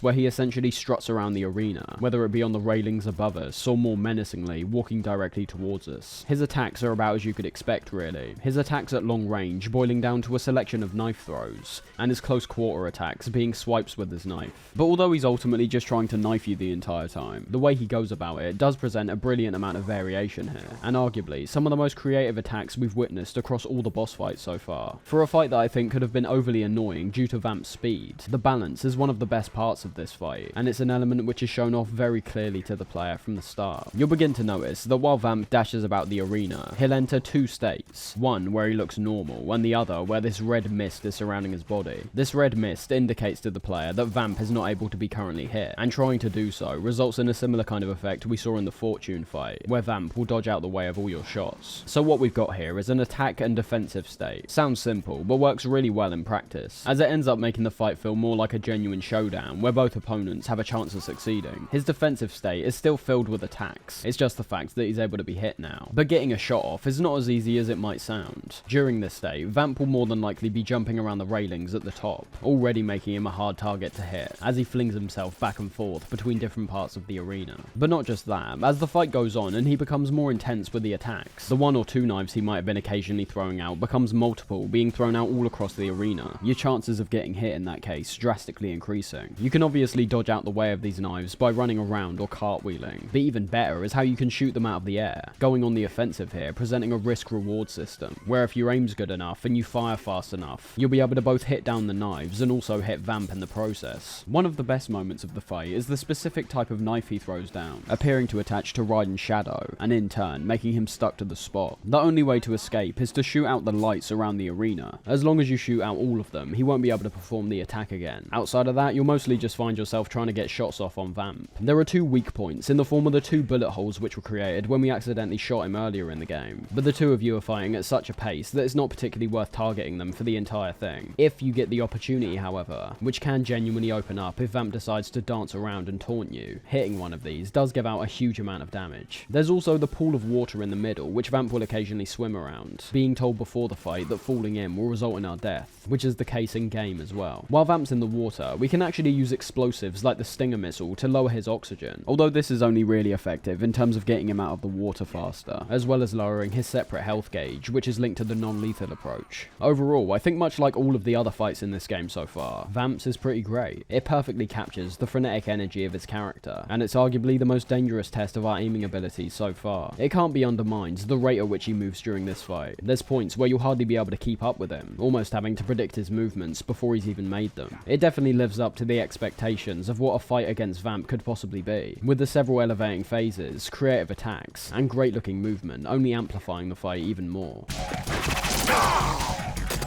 After the fight's done, we have another short swimming segment before discovering EE in the locker room.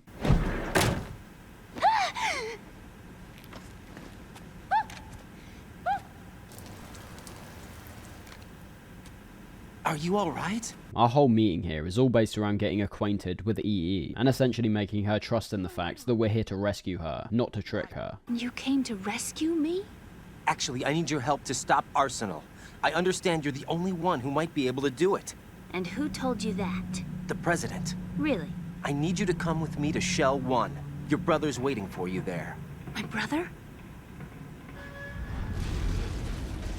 But things get cut swiftly short when the place begins to flood around them, featuring some great character building, which all revolves around her ability to swim. I feel EE's a character that most players will almost immediately be able to attach to, if not for the fact she's clearly been alone and scared the entire time, but also that she's directly related to Otacon, a character that's already very likeable in his own right. Emma's got more of a chance to be a likeable character off the bat by proxy in a way. Ultimately though, despite me not having an issue with all the dialogue and setup for Emma here, there's not that much to really say about it for the most part. As I said, it's primarily based around Emma's refusal to swim, making us realise through her dialogue the sheer impact Otacon had on her life, and the emptiness she felt when he left her. Also setting up the next gameplay sequence as well. I was injected with something.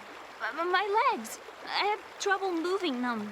Listen, Emma, just hold your breath. I'll do the rest. It's all revolved around backtracking essentially, not just in these underwater sections, where we now have the additional risk of having EE start drowning on us, her O2 gauge making us have to go up for air a lot more frequently. But we're also going all the way back to the Shell 1 core, where we need to insert the virus. Things obviously aren't as simple as just walking back though, with EE telling us she'd had an injection in her legs, which prevents her from walking properly, leading to us having to hold her hand and lead her the entire time. We get a small taste of this when guiding her to filter chamber 2, and although I'm fully aware a lot of people have a problem with this segment, I think it's a lot better than it could have been. The only real negative when it comes to having to drag her around is the fact we get slowed down, which I'll admit is pretty annoying, but I can't deny that it's also necessary for what the whole point of this gameplay section is doing. EE is supposed to make areas we've previously travelled to a bit harder. We have to be more aware about our positioning, and gauge things like if we'll be able to get out of sight in time before a guard turns around and spots us. We can of course preemptively take all the guards out in each area, but if you decide not to, I don't think there's going to be any real issue to your progression. When holding Emma's hand, it's not like you move at a snail's pace. You are still able to gauge pretty quickly how long it will take you to bypass guards, and stuff like that. I do have to say though, the music in the underwater sequence is yet another one of my personal highlights from the soundtrack. The shimmering chords we hear in the back reflect the underwater environment really nicely.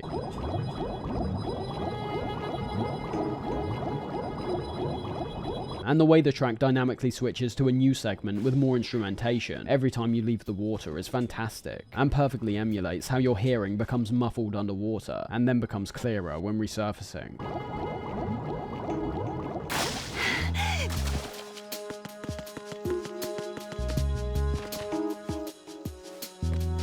Not to mention, this track alone ends up becoming Emma's theme somewhat. It's given a slight variation later on, but only plays during Emma's section of the game, making the section as a whole even more distinct to me. So yeah, I'm aware quite a few fans have a problem with what's basically the escort mission in this game, not liking how we have to protect someone outside of ourselves, and also not liking even the minor elements which I thought worked quite well, in terms of building up EE's personality, like her fear of bugs and heights.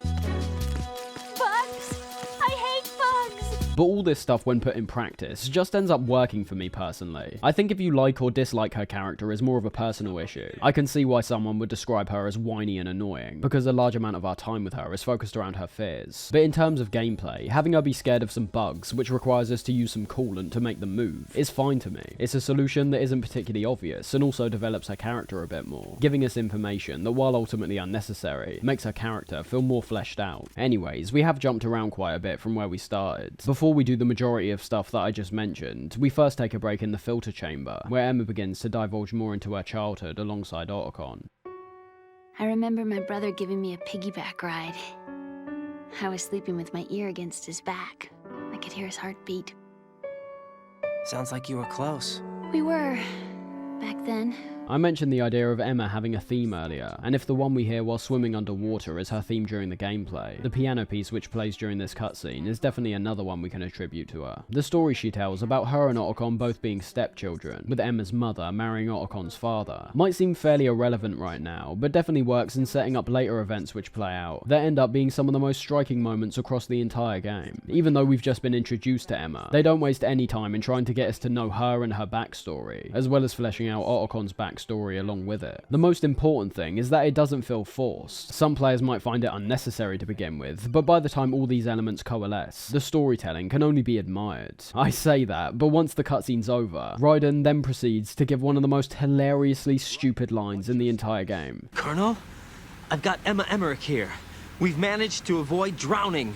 Good job. Translation error, I assume, but a line that's definitely become iconic over the years for me. We're told by the Colonel to head to Strut L and go across the oil fence back to Shell 1, our initial way back obviously being destroyed due to the destruction which ensued during the Harrier fight. And when giving Snake an update, we let Otacon and EE talk for a second, although it's not as pleasant a reunion as you might have assumed.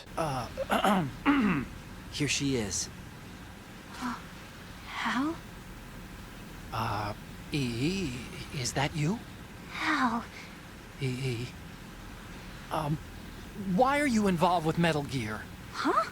You knew our family's dark history and still got involved? What's wrong with you? I should have known. Answer me, why are you repeating the same mistake? I wanted to hurt you. I wanted to see you suffer. EE? You abandoned me. No, that's not what happened. All right. That's enough. Their interaction doesn't last long, however, with Snake and Raiden cutting them off, in a moment that, while subtle, definitely represents the alliance the two of them now have. Snake and Otacon's friendship will always come first, but they've developed into more of a trio at this point. Soon after, Emma starts explaining more about Arsenal Gear and its purpose, first saying that she's the one who created GW, while confirming the President's evaluation of the Patriots, by saying they're scared of what this new form of online networking means for their control over the public. The President said that Arsenal Gear was the Patriots' key to supremacy. That's as good a description as any. What exactly is it? It's a massive data processing system capable of controlling information on a global scale. A data processing system? That's right. The system's a social device for maintaining the Patriots' control. You've lost me. Well, in this day and age, information emerges from every direction and is freely distributed. A variety of information gathered by servers employing the latest in high-speed communication networks and P2P technology is rapidly circulated to individuals. In fact, the speed of this circulation process is accelerating on an almost daily basis. The Patriots seem to be afraid of this development. Apparently, they believe that their role will shift from dominant to dominated. For the first part of their discussion, Emma is almost reiterating what we've already been told by Johnson. However, with Raiden appropriately still appearing quite confused, despite him already being told this exact same information. I think it's yet again acknowledging the intricate nature of the topics which are being discussed here. They're big and important enough that glossing over them wouldn't achieve the full effect we see here. But at the same time, Kojima definitely realizes that he's still working within the confines of a game, with there almost definitely being a certain audience who are playing this game with little to no understanding about the themes he's tackling, and also those who aren't even interested in them to begin with. Arsenal Gear, and more specifically GW, is defined as the Patriots' attempt to fully control the flow of information that's being spread to the public. Emma uses the Snake situation as an example. With a processing system like GW in their control, they wouldn't have had to frame Snake to begin with. They would have been in control of the information beforehand, so that Snake and his actions were never publicized in the first place. Let me give you an example. You're aware of Solid Snake's anti-Metal Gear activities, aren't you? Yeah, I know a little about it. Well, that's just a small sample of uncontrolled information. I can guarantee you the Patriots did not want Solid Snake's name publicized. Now, look at it like this. Political scandal, corporate corruption, up until now, the Patriots have managed to keep a lid on these and other self-serving events. But with their existing data processing system, they're no longer able to effectively control the flow of information generated at the individual level. It's all based around technological advancements, basically. The systems they used to control information before, things like television, newspapers, and the radio, have all now become old-fashioned. People can now access a far wider range of information online whenever they please. That alone is ripping control away from the Patriots. But then, they've also got to think about what information these people are actually tapping into. With the newly created system, they can fully regulate digital information. High-level information can be categorized in stages, given clearance levels, and deleted as necessary, never to be seen by the public. By deleting such information, the Patriots can shape the course of history as they see fit. GW aims to fully regulate this digital information, in a way where to the public it will appear like nothing's different, but on the inside, the information will be categorized in a way where only certain people with clearance can actually see particular data. The information the Patriots doesn't want anyone to see simply being deleted, completely wiped from history. Emma brings up a huge point that we may have failed to realize, which is linked to the people's involvement in all of this. Somebody's bound to catch on. No, the memory capacity, not to mention the lifespan of the average individual, is extremely limited. On the other hand, digital information lasts virtually forever. It doesn't deteriorate. So? There's not a chance that every single person will sit by and not notice what's going on. No matter what, to those who are paying close attention, they'll realise there's been a distinct change in terms of what they were once shown online compared to what they're going to be shown with GW in control. But the big problem is that humans don't live forever. The Patriots are aiming to change history to what they perceive as the most appropriate outcome, only in terms of them, of course. These outliers who realise what's going on could be in the millions, but it doesn't matter. The system they plan to implement is aimed to last for generations. It will quite literally outlive those who acknowledge its censoring, several lifetimes over, eventually with the people which use it in the future not even realizing there's anything different because of how accustomed they already are to how information is being given out. You attempt to spread the Patriots' controlling nature over the internet, your information is deleted. They aim to censor any opposing views that might make even one individual realize what's going on behind the scenes, so that eventually they can go about their business without the threat of any information being given out that they don't want the public to see. It's all based around the passage of time, which Emma shows very blatantly by claiming that instead of having 26 letters make up the alphabet, there could have originally been 30, saying that we wouldn't know about the remaining 4 letters due to how they were controlled by the Patriots, and promptly forgotten by future generations. The alphabet, 26 letters, right? It could have been 30 letters. What if the 4 deleted letters were controlled by a program? Impossible. It's not. In fact, something similar is already underway. Notice what would happen if you genuinely try to claim there was 30 letters in the alphabet in this case. Say you actually utter what they were. You'd immediately be seen as a mental case who gives out uncredible information, which is exactly what the Patriots want. Emma gives another example, this being revolved around the Human Genome Project, and how at the turn of the century, the 100,000 genes which were originally theorized to be in the human body were reduced to somewhere around 30 to 40,000 by the Patriots. Do you know how many genes exist in an individual? About 30 to 40,000? Right, that's what was announced at the turn of the century, but there's actually 100,000 according to the original theory advanced by the scientific community. Information regarding the remaining 60,000 was suppressed by the Patriots. No. Why? How would you know? Do you know what a gene looks like? Did you count them yourself? There are research organizations. Of course, and their reports have already been subtly altered. They're even beginning to believe the doctored reports. GW is a system that allows the Patriots to decide what will be recorded in tomorrow's history.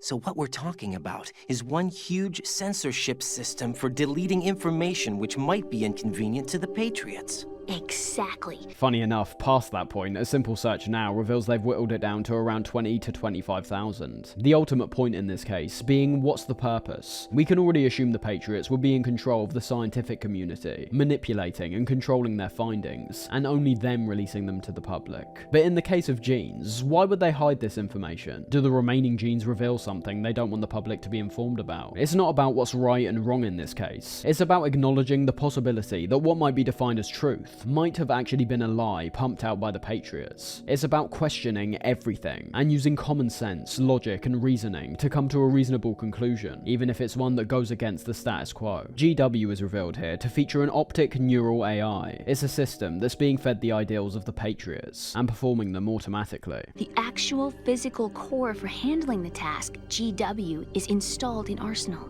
It's the only system in the world with an optic neural AI that has a parallel processing capacity of 980 trillion Hammets. I suppose that being a specialist in neural AI and complex logic played a significant role in your association with the Metal Gear project. That's not the only reason. What do you mean? I guess there are plenty of other reasons. Yes, there are. I understand. Do you? So Arsenal Gear was actually designed to protect the GW system, wasn't it? Yes.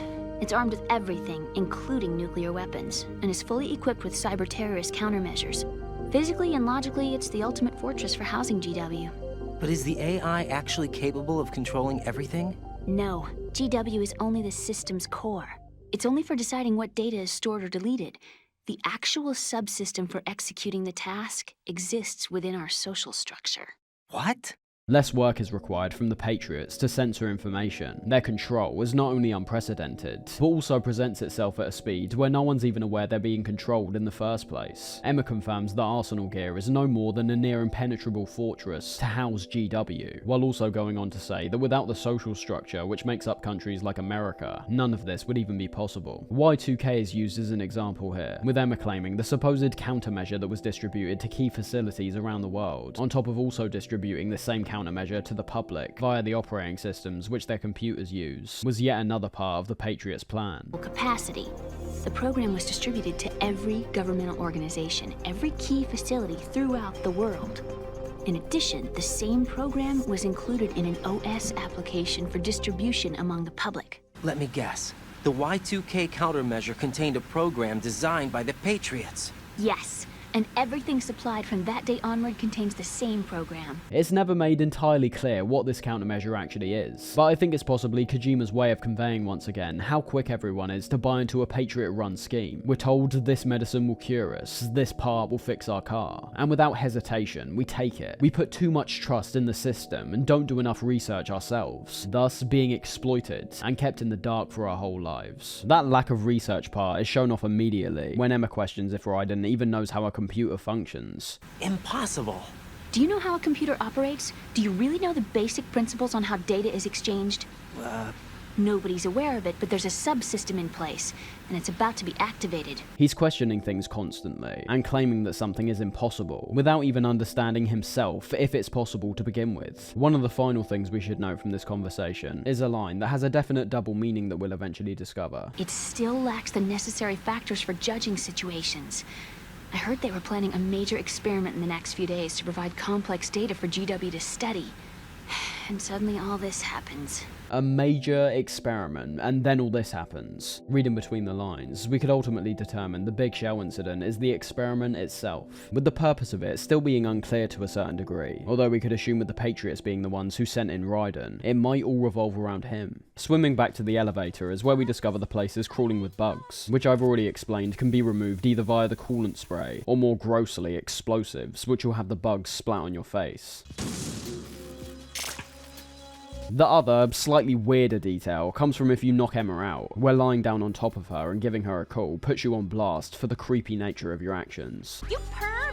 Past this point, it's just a matter of making our way to the oil fence, which I've pretty much already talked about in detail. You deal with guards, ciphers, all the while dragging Emma slowly along behind you. It's fine by itself, but for those who don't particularly enjoy this section, it doesn't even really last that long anyways. You only have to go through a couple areas and you're on to the next gameplay section. This being the sniping section, which presents some of the most visually astounding moments from the game, with the sun-drenched atmosphere of the scene. The sunset itself looking fantastic, but even details like the shimmering reflection reflections from the water, and admittedly, the pretty good looking water itself, making everything even more stunning. Heading into this gameplay segment, we're told by Snake that Emma's going to have to travel the oil fence alone, due to the weight of both of you potentially making the fence sink. This is where the sniper becomes important, of course, as throughout this whole section, you're merely staying in the same position, and tackling the threats which Emma is going up against from a distance. The setup itself is fine, and I'm glad we're actually getting some time to use a weapon that has little to no functionality for the majority of the game. And although I'd say I enjoy this segment overall, for both the brilliant visuals as well as the even more layered version of the song we heard during the underwater segment before, I've always found the thermal goggles which are placed at the start of this section quite gimmicky. It's one of the only moments in this game where it appears like they had an idea they wanted to implement, but didn't really set it up beforehand, leading to this weird situation where we're given thermal goggles, despite obviously never being mentioned prior. It's the kind of item we'd usually have to find for ourselves earlier on, but is just handed to us for no reason, with it not making any real logical sense why there'd be thermal goggles lying here anyway. But that's the thing, we can actually find these earlier on, specifically in the conference hall, making their random inclusion during the sniper section seem even more tacked on. I know, it's another kind of nitpick, although I do have more of an issue with this example, due to it being an essential item which is genuinely out of place. Outside of that though, I think the only complaints I could see here would be how shaky the sniping still is. The shaking can quickly become a pain if you're lacking pentazamin, but even then, I wouldn't say constantly bringing up your inventory to take the pill is that fun anyways. Everything else is pretty great in my opinion. There's a broad range of threats we have to tackle here, most of which are thrown at you at a fast enough pace, where you could quite quickly become overwhelmed if you haven't been paying attention, and haven't been landing your shots accurately. The claymores at the start are what the thermals are used for, these basically being invisible to spot without the goggles. As Emma progresses however, we find it ends up becoming a balancing act, and yet another test of our aiming skills. On each of the two struts which she journeys across, there's enemies continually patrolling on the upper and lower levels of the perimeter. That's an aspect where the timing and accuracy of our shots is shown off really well, as these guards have the tendency to come out from behind the strut when we can't see them, at very similar times, meaning that if we don't want Emma to get spotted and promptly shot at, we're having to act quick to take both of the enemies down as fast as possible. That's about all there is to say for the guards. I'd say the upper and lower levels are the main threat here, as well as them both being targets which are quite unexpected, and aren't sizable enough to be totally easy to hit. Alongside them, we also have the ciphers, which patrol the oil fence itself. These are also being programmed to spawn back in within a certain amount of time, where we can witness new ciphers flying in from above us, and making their way back to the oil fence. These are slightly easier to hit due to their size, but what I appreciate most is the intensity which is employed here, even despite having all this action take place from a distance. The number of threats we're dealing with is substantial enough to where we can never take a break. There's never really a moment where we're waiting around for something to happen. As I said, getting overwhelmed can happen pretty easily if you're taking the enemies lightly, and once Emma's tiny health bar starts dwindling, that only makes the whole situation even more anxiety inducing. I have to say again though, it's the environment and atmosphere of this section that stands out more than anything else to me however. The scene just looks so good, the music is fantastic, and I think the visual of a sunset nicely shows how we're starting to come to the end of our time in the Big Shell. This is also another segment with a couple fun secrets, but first I just want to showcase a few hilarious highlights throughout the game that should give you an idea on just how layered the codec calls are now. This isn't like Metal Gear 1 where you won't even get a response. The sheer amount of varying dialogue you get is astounding, let alone the dialogue which only activates when certain parameters are met. For example, hiding in the cardboard box and calling Rose can result in this call activating. What?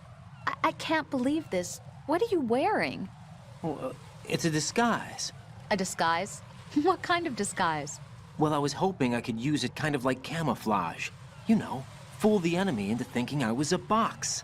You'd have to be an absolute idiot to be fooled by that. Yeah, maybe. But there are more idiots in this world than you think. You mean like you? What? Never mind. Anyway, good luck. You'll probably need it with that stupid box on your head. Hitting Emma and calling her or Snake up will result in Emma and Otacon chastising you. What do you think you're doing to her? And linking back to the secrets I was going to talk about, if you use the microphone on Emma while she makes her way around the oil fence, you'll be able to hear her talking to herself. Phew, safe, I guess. If I managed to get this far, it must be thanks to that riding guy. But what is the deal with him? He's got a weird name, dress is pretty weird too. And I'm not really sure about the way he holds my hand and things. At one point, she'll start commenting on Raiden's appearance, and questioning if his hair's real, in which calling her up will show Raiden confronting her about this. Emma, about what you said behind that column there.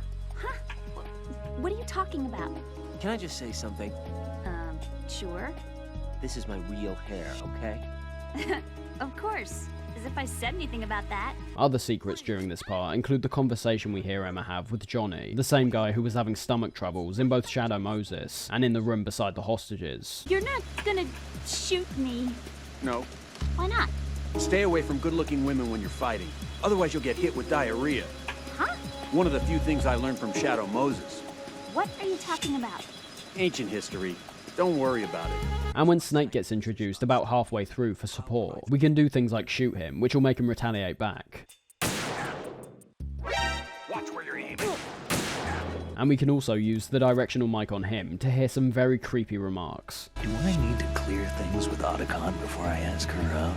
All these things alone should highlight how intricately this game's been designed. It doesn't matter that it's optional in my opinion, that it doesn't change the outcome of the game or anything like that, attempting to capture the huge number of possibilities a player might take while playing the game, in as a convincing way as this, is just mind-blowing. Some may argue, but I don't think I've personally played a game that's captured that same level of interactivity. So many of your actions are acknowledged in this game. It's not solely about the optional things the game allows you to do, it's about how they react to you doing those things. For example, in a game like GTA 5, you can witness UFOs and ghosts, but they don't play a role whatsoever in the game. There's no sort of acknowledgement that you've even seen them. All of the small little details we see throughout the game are all feeding towards this single operation that we're embarking on. It might seem obvious to implement some dialogue about not shooting seagulls, if the player can genuinely go on a murderous gull rampage, but over time it's been proven that very few developers actually go to those lengths in acknowledging the player's involvement in the game. Usually it's just go to location, activate cutscene, go to location, activate fight, which obviously is still present in this game, but is amplified so much by these optional moments in my opinion. Anyways, just as Emma's about to reach Snake, Vamp bursts out of the water and grabs her, at this point appearing to be genuinely immortal. This takes us to a boss fight, but not really, against Vamp again. I could only see it as a boss fight because of the Yell Dead Cell music starting up, but really all we're doing is aiming at Vamp's head while he stays in one position the entire time, using Emma as a human shield. It's fine, but kind of weird that Snake never helps out, considering his view on Vamp is so much clearer and closer. But unfortunately, in the cutscene which follows, Emma's revealed to have been stabbed pretty badly, with Kojima at this point really showcasing his directorial skills, with some of the shots which are featured here. Snake is shown to be so damn cool with how he shoots down the ciphers with ease, and as Raiden dashes across the oil fence, shots including slow-mo, as well as making Raiden appear like an ant in comparison to the big shell, make the situation feel a lot more tense and dire. It reinforces the fact that we're running out of time. Emma looks like she might not survive, and she's the only chance we've got to shut down Arsenal. We're given a time limit to make our way back to the Shell 1 core, but with the player likely being very familiar with Shell 1 by this point, it shouldn't be that much of an issue. I do like returning back to these areas after a long time out on Shell 2. It's bringing things full circle very nicely, before taking us into the final act of the game. Depending on if you've attached to Emma's character by this point, there's already a certain emotional weight which is carried through to the cutscenes which play upon reaching the computer room. I personally think Emma's character is set up effectively enough by this point for the majority of players to actually care about her well-being, although I won't deny this setup has also been fairly rapid as well. Time is a very key factor when it comes to attaching to characters, and I'd say the emotion players have recounted during these moments aren't just revolved around Emma, but arguably even more related to Emma and Otacon's relationship. What I'm saying is, without us knowing that Emma is Otacon's sister, I imagine this whole scenario would lack a certain punch, which is carried out effectively in-game. Things look pretty bad for Emma in this moment, with Snake and Raiden trying to figure out how to inject the virus to stop Arsenal, while Otacon comforts Emma. There's a brilliant sense of peril during the following moments, this sinking feeling of dread which comes about when the virus stops working at 90%.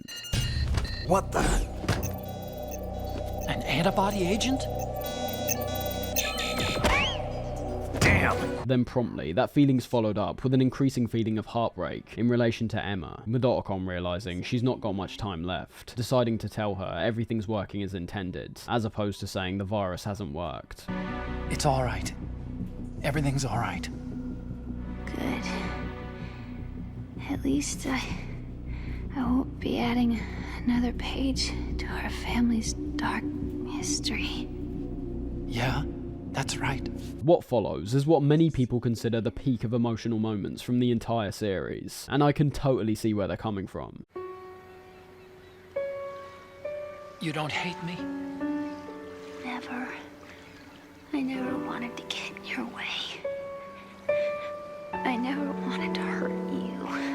Even if you haven't fully attached to Emma's character by this point, all elements, visual, auditory, and the storytelling come together to create one of the most impactful moments in the entire franchise. The music is both beautiful and heart-wrenching, pairing up very nicely with the scenario we've been placed in. Otokon's younger sister Emma is dying, and in her final moments, all she seems to be talking about is her brother, the man she showed nothing but admiration to in her youth, but felt abandoned by him as she grew up. Otokon obviously feeling a great sense of guilt over that fact. There's not much more I can really say about this moment. If it hits for you, it will definitely hit hard, and in terms of character development, it makes Otokon appear like one of the most punished characters of the series. It seems like wherever he goes, heartbreak follows him, first with Wolf, and now with his own sister. Emma? Emma? I will say though, there's definitely some intentionally strange vibes around the conversation, particularly the line where Emma says she wants Otokon to see her as a woman. I just wanted you to look at me. Look at me as a woman.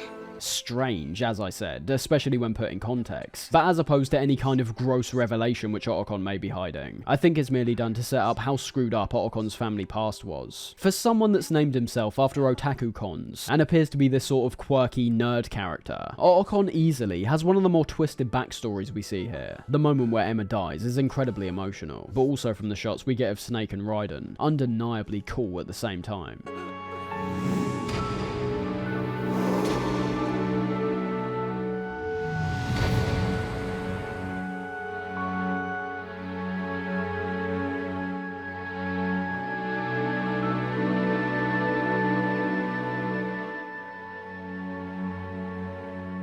With Otokon in a state of heartbreak and shock, he starts explaining why he left Emma when she was a child, revealing an even more shocking outcome. I didn't leave you because of the accident. I had a relationship with your mother. She seduced me, and it went on. My father's death was no accident. He took his own life. It was my fault, all my fault. Forgive me, Emma.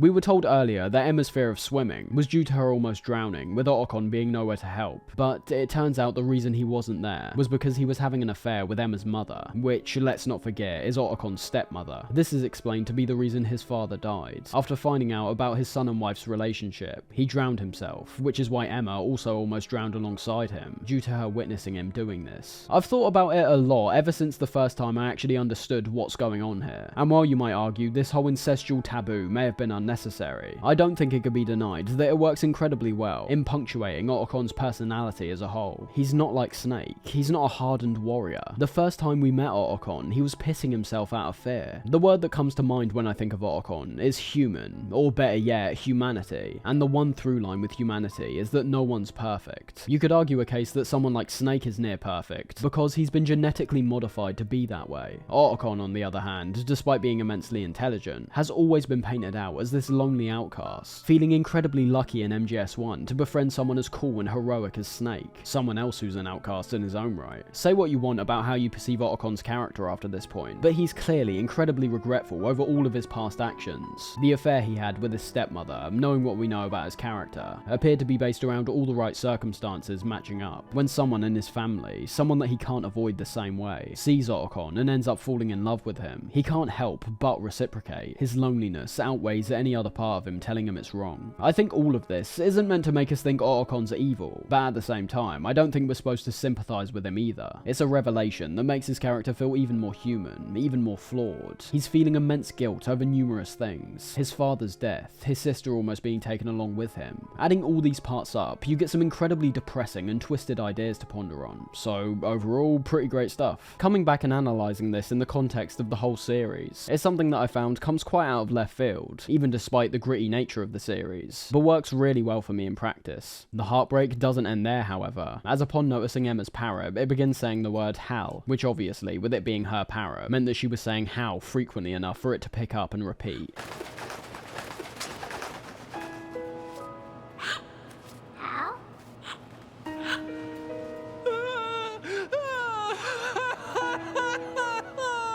We've got no time to wait around though, as we hear over the tannoy that Arsenal Gear is about to launch, which with it being beneath the big shell, means the big shell itself is going to sink when it starts moving. Another perfect moment follows on from this, when Snake gives Otacon a pep talk to go and rescue the hostages, while him and Raiden board Arsenal. The shot which follows on from this being hands down one of my favourites in the whole game for me. You've got your job, we've got ours. You mean I'd only get in your way? Wrong. Only you can save those hostages. Got it? Right. Listen, the two of you won't be able to destroy that thing. Eliminate the enemy, that's your only option.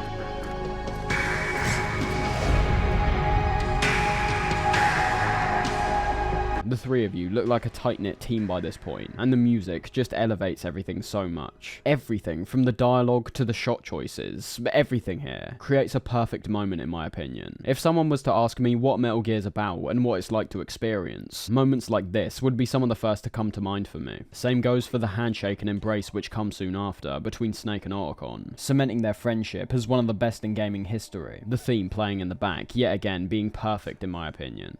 Leave it to me.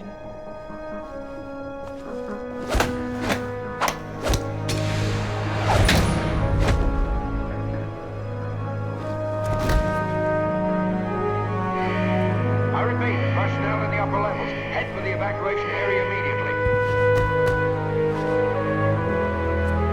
The tears don't end there though, as Otacon breaks down when leaving Snake and Raiden, and proceeds to give more clarity to the themes I was bringing up a second ago, loneliness once again being a key component. Both you and I, we were always alone.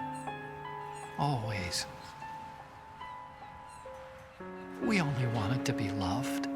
We were always waiting for somebody. Somebody who would love us, but we were wrong. You can't wait to be loved. You have to go out and find it. The two of them were never loved because they sheltered themselves so heavily. The thing they wanted most in the world was also something they were actively rejecting due to their self-inflicted isolation. Things turn south very unexpectedly, however, when coming back to Snake and Raiden, where the tables are turned and Snake reveals that he's been working with Mr. X, or rather Olga, for a while now. A ninja? What the? Arsenal's going to take off. We still need you to take care of a few things. This time, don't fail us. Snake, what's this all about? Bedtime, Raiden. Despite helping us for the majority of our mission, Snake now appears to be going against Raiden, sitting by and watching Olga knock him out, while claiming that he was never on our side to begin with. It's definitely unexpected, and feels like an absolute betrayal from Snake. With everyone now on Arsenal Gear, and Otacon flying away with the hostages, the big shell was disconnected from Arsenal, with all of the struts and cores getting knocked down one by one. The destruction here is obviously the highlight. You really get the sense of scale and immense weight from these struts as they collapse and knock into each other, and the water effects which are shown off when all the rooms begin to flood are fantastic as well.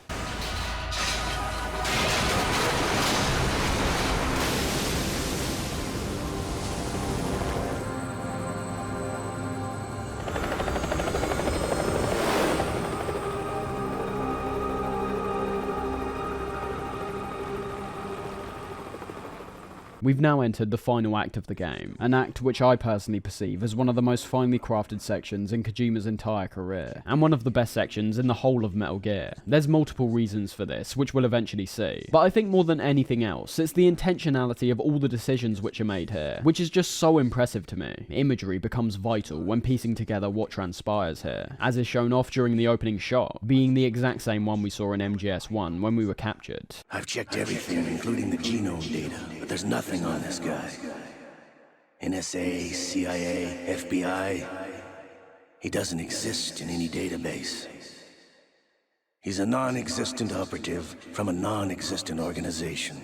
We hear Solidus and Ocelot discussing Raiden, claiming we're a complete unknown. Raiden, or I suppose Jack's name, isn't on any database. He's been sent in from seemingly nowhere with no record of himself even existing. They can't appear to track down who's giving us orders, and why we're even involved in this mission to begin with. Really bizarre stuff to hear, considering at the start of this game we were being told the operation had gone through the Pentagon's command. Information which, knowing Ocelot, wouldn't be that hard to dig up. As we're woken up, the scene transitions to the actual environment we're in, appearing near identical to the interrogation room in Shadow Moses, adding to the mirroring we saw take place mere moments ago. Raiden's now found himself in a situation identical to what Snake went through, but those comparisons don't end quite yet. They've in fact been here all along. Focusing on the situation for now, Solidus surprisingly refers to Raiden by his real name, calling him Jack the Ripper. Keeping in line with a similar scenario, Raiden begins to be strangled, in which we have to spam the action button to stop ourselves from suffocating. And upon surviving, it's finally revealed that Raiden is in fact Solidus' son. This is my son. I taught him everything. Not biologically, but with his appearance now pretty much being identical to Big Boss, even down to the eye patch. It seems that just like Big Boss himself, Solidus aimed to create a son in his own image. As he says, everything Raiden knows was gained from his teachings. Your name, your skills, everything you know, you learned from me. Raiden's said to have been a child soldier during the Liberian Civil War, being adopted by Solidus, but disappearing after the war was over. Solidus heavily speculating the Patriots acquired Raiden, due to his astounding combat skills, something we already pretty much know to be true. I was your godfather. I named you. When the war ended, you disappeared from the relief center. I wondered what happened to you. I should have known they would recruit you. Like Solidus was saying a second ago, it appears that Raiden's had his memory wiped. There's been no inclination up to this point that he was a child soldier, but the most confusing part is about the very blatant inexperience and rookiness, which defined his character for a large part of the opening section. I mean, even in these moments, he's made to look even more stupid than Snake did during his interrogation, by not just having his shirt removed, but all of his clothes removed. Let's be honest, he was bordering a bumbling idiot at points, but now we're being told he was one of the best child soldiers in the Civil War. Solidus has no reason to lie, and the Patriots would have no reason to acquire him if he wasn't as good as we're hearing. So one of the only possible options is related to the Patriots potentially brainwashing him in a way where he thinks he's a rookie, his memories being true but being wiped from his mind. More evidence is shown in a sec that backs up that idea, but for now, Ocelot and Olga talk to us, with Ocelot in particular making a strange remark about how we're not just in Arsenal gear, but in the memory of Shadow Moses. This situation, I find it very nostalgic. Where am I? Why, inside Arsenal gear, of course. Actually, we're also inside the memory of Shadow Moses. He did mention a second ago that things felt very nostalgic, but due to the environment appearing so similar, we've got to start questioning why this is happening. Why have we been placed in a room that looks identical to Shadow Moses' interrogation room? Raiden is clearly a Snake fanboy, and it appears his enemies are letting him live out his fantasy in the most literal way possible. Ocelot leaves, and Olga calls us up via the codec, finally revealing her true purpose in all of this. I thought you were the leader of the Russian troops. No, that was just a smokescreen. A smokescreen? I was sent to provide you support. Support? Who sent you? The Colonel? No, the Patriots. What? It was never about providing support for Dead Cell, or her Russian troops. It was in fact all revolved around supporting Raiden, direct orders given to her by the Patriots. This wasn't done willingly, however, as she explains that after the death of her father, her and her men had nowhere else to go, and ended up falling for what was essentially a trap by joining forces with a Patriot-run mafia in Russia. As a result, when Olga gave birth, the Patriots were there to take her child away, using it as a bargaining chip so Olga would do their bidding. In this case, being to help us on our mission. When Raiden questions why she's working with Snake, it turns out that he and Otacon in fact saved her from the tanker. Again, a really strange development considering the tanker incident we witnessed at the start literally ended with what appeared to be Snake drowning. Raiden weirdly appears to be nonplussed by all the information. He takes everything here at such a surface level that I have to assume it's intentional. It's been relayed several times to Raiden by this point that he's taking orders from the Patriots, and when Olga mentions here that if Raiden fails his mission, it would appear as her fault in the eyes of the Patriots. He is literally being told his his mission failing would be a mission failed for the Patriots, and despite Raiden blatantly opposing the views and ideologies the Patriots represent, he doesn't even acknowledge it. He asks why the Patriots would want to help him. It's because he's doing their bidding. As Olga tells him, they're both just pawns. Only thing is though, it's what Olga says after this which is the most important. When questioned on what the whole purpose of this mission is, she refers to something called the S3 plan, something which she says will soon be revealed to us. Olga leaves and we get a call from Rose, where Raiden talks more about his childhood, confirming what Solidus said to be true, but claiming that it's only through his frequent nightmares where he can decipher the information that's being thrown at him is accurate. What I think we should pay attention to here more than anything is Rose's reaction to all of this, as it feeds into what we're about to see in a second. If I survived the day's fight, I was praised, fed, and had a bed to sleep in. I think I was only 6 when I held my first AK, but I'm not even sure of that. Jack. I'm not like Snake. I never questioned why we fought. There was no purpose, no way out. They give you a gun, you ask how many to kill. If you didn't, you were the one they shot instead. It's okay. No one is blaming you.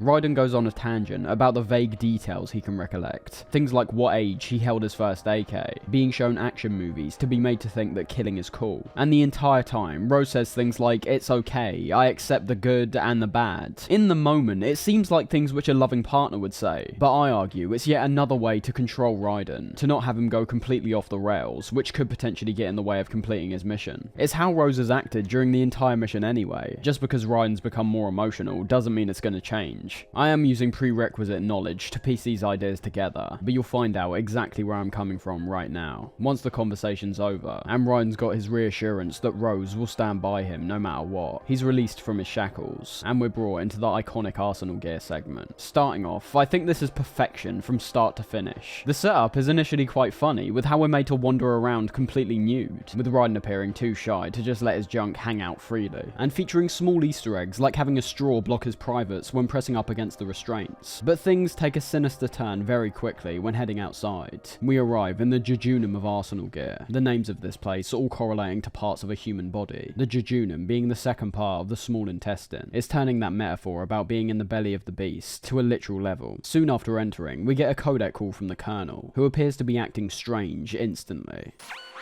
Raiden, do you copy? You must continue your mission. I've lost all my gear. I need to locate Snake. He was never factored into the simulation. Leave him out of this. I can't do much naked, especially in this temperature. This is something else we're going to have to closely analyse. The Colonel's presence and what he represents is vital to both the game and the messages it's conveying, and also is just one of the most immensely creepy elements to be added to any game I've ever played. He appears off from the second we hear his voice begin distorting, something that occurs frequently in his dialogue now. Raiden, do you copy? We also hear him repeat the starts of words, and have this strange warped pitch to some of his passages. You must continue your mission. And that's not even talking about his dialogue here. Everything being reasonably passable at the very least, right up until he starts talking about our role in this mission, and how this is a kind of role-playing game. Colonel, are you under orders from the Patriots? Your role, that is, mission, is to infiltrate the structure and disarm the terrorists. My role? Why do you keep saying that? Why not? This is a type of role-playing game. The point is that you play out your part, and I expect you to turn in a perfect performance. What's even weirder is that Raiden remembers at this point that he's never met the Colonel in person, where the Colonel's only response is to vaguely say they've got Rosemary, appearing like some kind of threat if we don't complete our mission successfully. Colonel, who are you? No more questions. We have Rosemary. What do you mean by that? Over and out. So, after this very first codec call, it's immediate that our suspicions are correct. The Colonel quite literally sounds like a mouthpiece for the Patriots at this point, continually demanding we complete our mission at all costs. But the strangest parts come from what's left up in the air. Who or what even is the Colonel? By this point in the game, we can realise that he hasn't acted anything like the Colonel Campbell we knew from MGS1. But that's the thing. That's why I think this game's genius. Because looking back at everything in retrospect, he never particularly acted like Campbell from the very start of our mission. He was lacking a personality which Campbell had. Every mandatory codec call we have with this guy is purely filled with instructions, no real concern for our well-being, something that despite his double-crossing nature in MGS1, was still definitely a factor when contacting Snake, even if it was just so the operation would go as planned. This is where we can start linking other elements of what the Colonel says here, to things which have been mentioned across the course of the game, the main one being the simulation that's been continually brought up. He says twice in this call that we need to complete the mission according to the simulation. He was never factored into the simulation.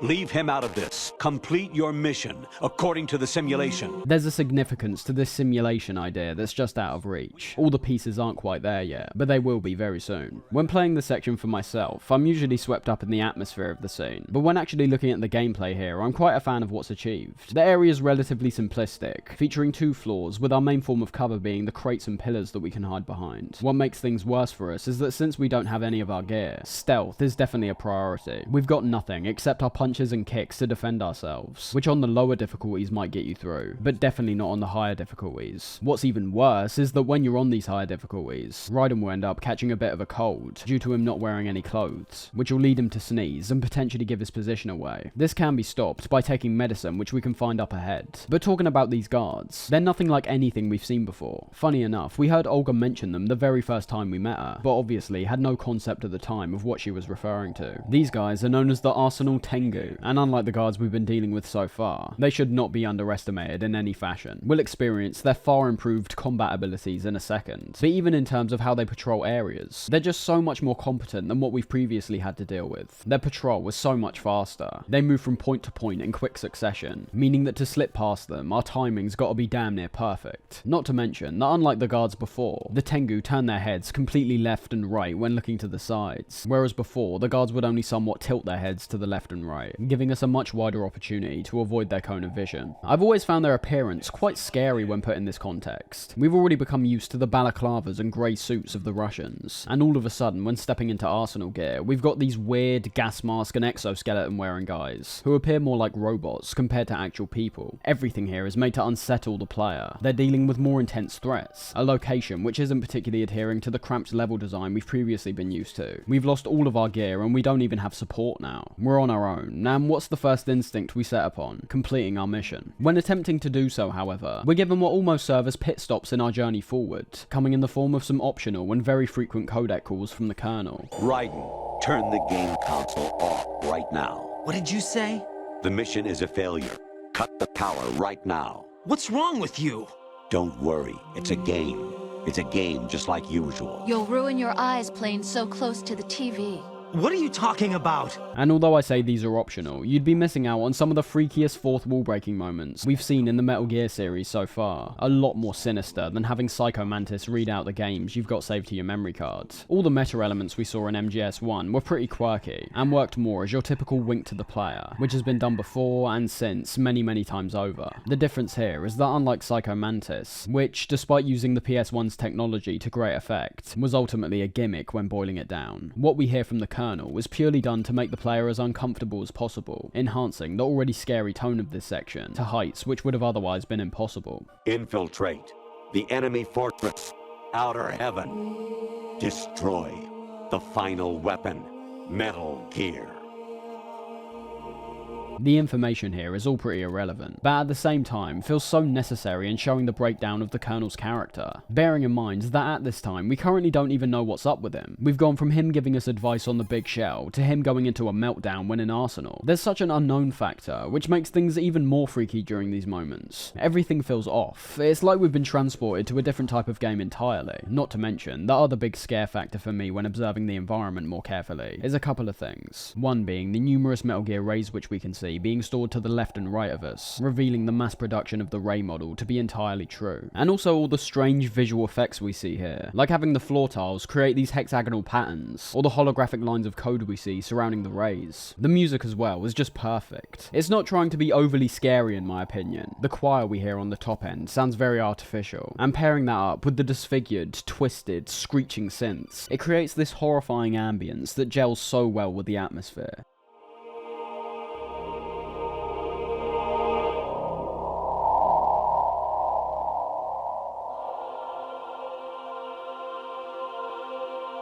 I will say, there's not much I can really add to the conversation outside of things I've already picked out though. The Colonel is hands down the highlight, and will be the main thing most people associate with Arsenal gear. But as I said, despite mentioning things like Outer Heaven, turning off the game console, and a list of Japanese train stations,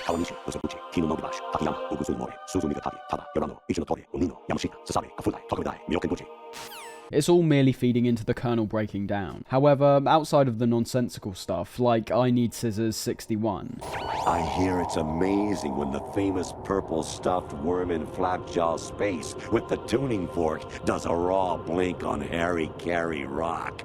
I Need Scissors 61. We can definitely see an emphasis on the past in the Colonel's dialogue, bringing up Metal Gear 1's Outer Heaven, Ghost Babel's Galuade. Your mission is to infiltrate the Fortress Galuade, rescue the hostages, and neutralize Metal Gear before its assembly is complete. And several VR missions from MGS1. Variety level 13. Rescue Meryl, the return of Ginola.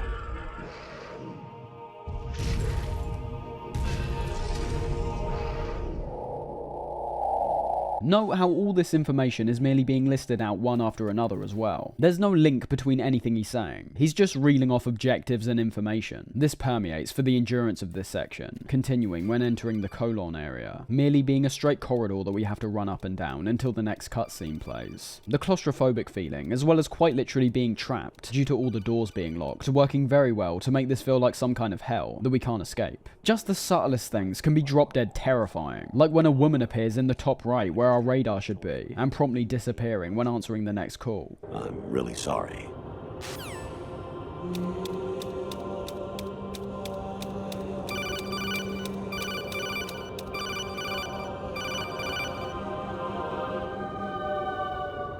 Everything culminates, however, when Rose gets on the call with us, revealing she's been a spy the entire time, and that she was put in place, assumedly by the Patriots, to meet and observe Raiden. That day at Federal Hall 2 years ago, it wasn't a coincidence.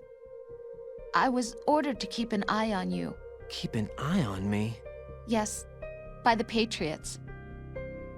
You're a spy? She claims that falling in love with him was something that happened on her own accord. Raiden's mental state, however, has reached a point where he's almost completely broken. He doesn't know what to believe anymore. The foundations of reality are swiftly crumbling around him. He's got no support, and now his girlfriend's revealed to be working for the Patriots. What makes it worse in Raiden's case is how he already had these kinds of speculations from the very start of the plant section. Several times, Raiden questioned the environment around him, didn't truly believe what he was seeing, and promptly was made to feel foolish by both the Colonel and Rose. They couldn't hit her no matter how hard they tried.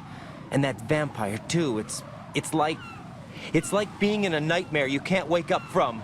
Jack, snap out of it. And you, Rose, I can't believe you're on this mission. I keep thinking I'll wake up. Raiden, this is real. And that's why you won't wake up. But nothing seems real. Now, he's starting to realise he was right all along, but due to it being such a severe U-turn, Raiden's left in a position where he doesn't even know what to believe anymore. Rosa's betrayal really doesn't help in this situation, telling Raiden in detail how she went about basically tricking and manipulating him so that she could get closer to him. It doesn't matter if she actually fell in love, it's about the overall purpose which was being served. Rose ends the call off with one of the most petrifying lines in the entire game, and one that yet again will surely play around with Raiden's mind. But I have nothing left to... Jack! What? I'm carrying... I'm pregnant, Jack. Rose! What's going on? I think more than anything, that final line is a confirmation that who or what Rose is stems from the exact same place as the Colonel. Just like how she was tricking us into thinking we were her boyfriend, the way her voice distorts and eyes turn completely white almost perfectly emulates the changes we saw in the Colonel as well. We're led to believe the story which was just playing out was true, and by the end of it, the rug's pulled out from under us, and Rose, just like the Colonel, was revealed to be this malfunctioning thing that can hardly even be interpreted. It's becoming clearer, these two might not even be human, but we'll talk about that in a second. The weirdness only continues from here, finally meeting up with Snake, who now appears like our knight in shining armor, donning his sneaking suit and bandana once more, and giving us back our gear. The shot choices are one of the key things to observe here, however. Notice how Raiden hears Snake's voice, turns around, and he's not there. Amazing how you walk around like that.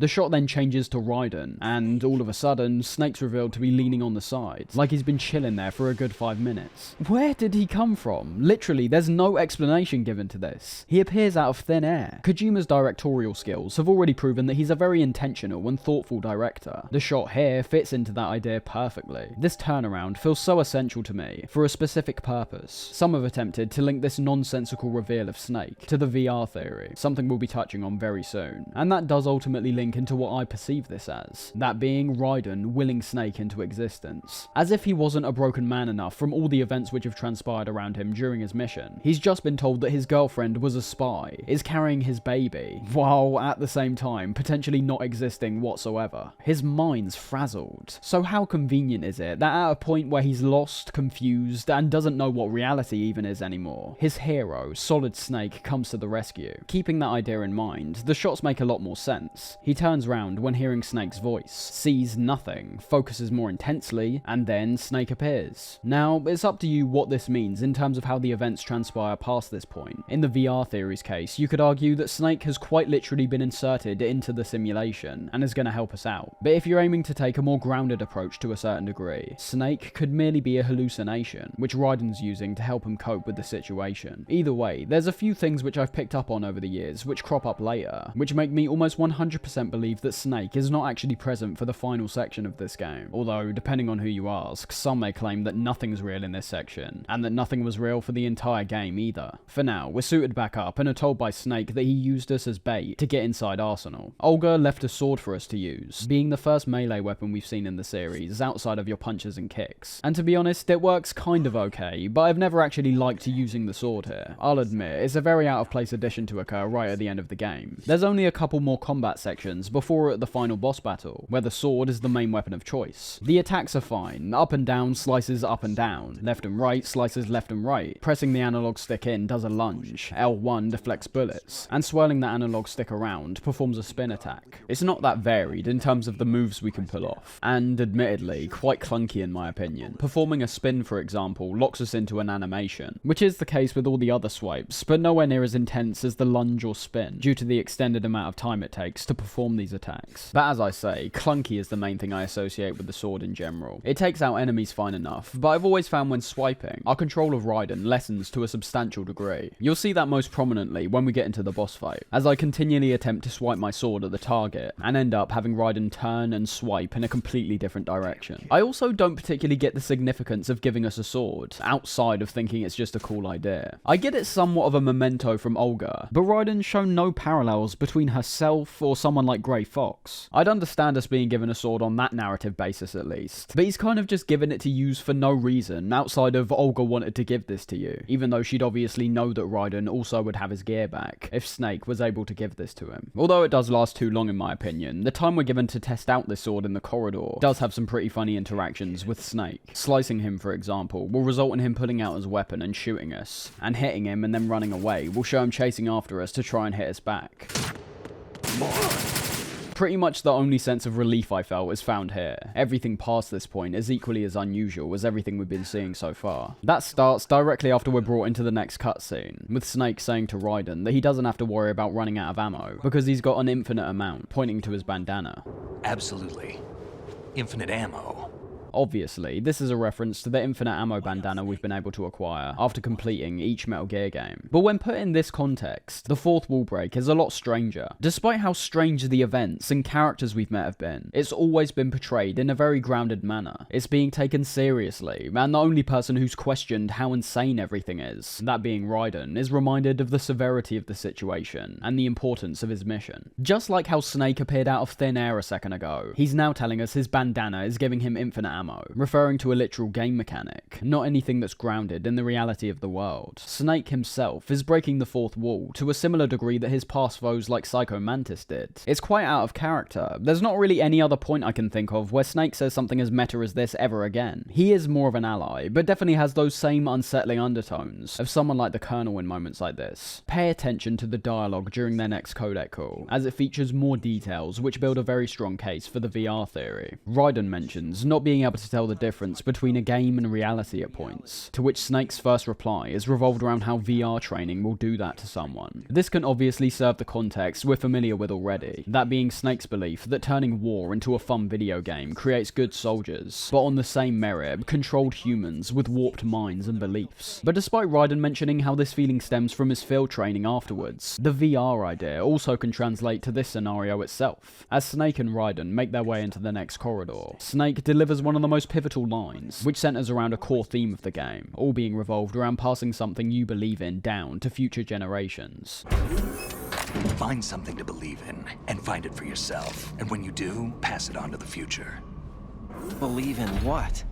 That's your problem. We get a brief call with Otacon after this, telling us he'll look more into the Colonel's strange transmissions. The Colonel's last transmission was strange. Strange? How? Just strange. No idea. Interference? I don't know.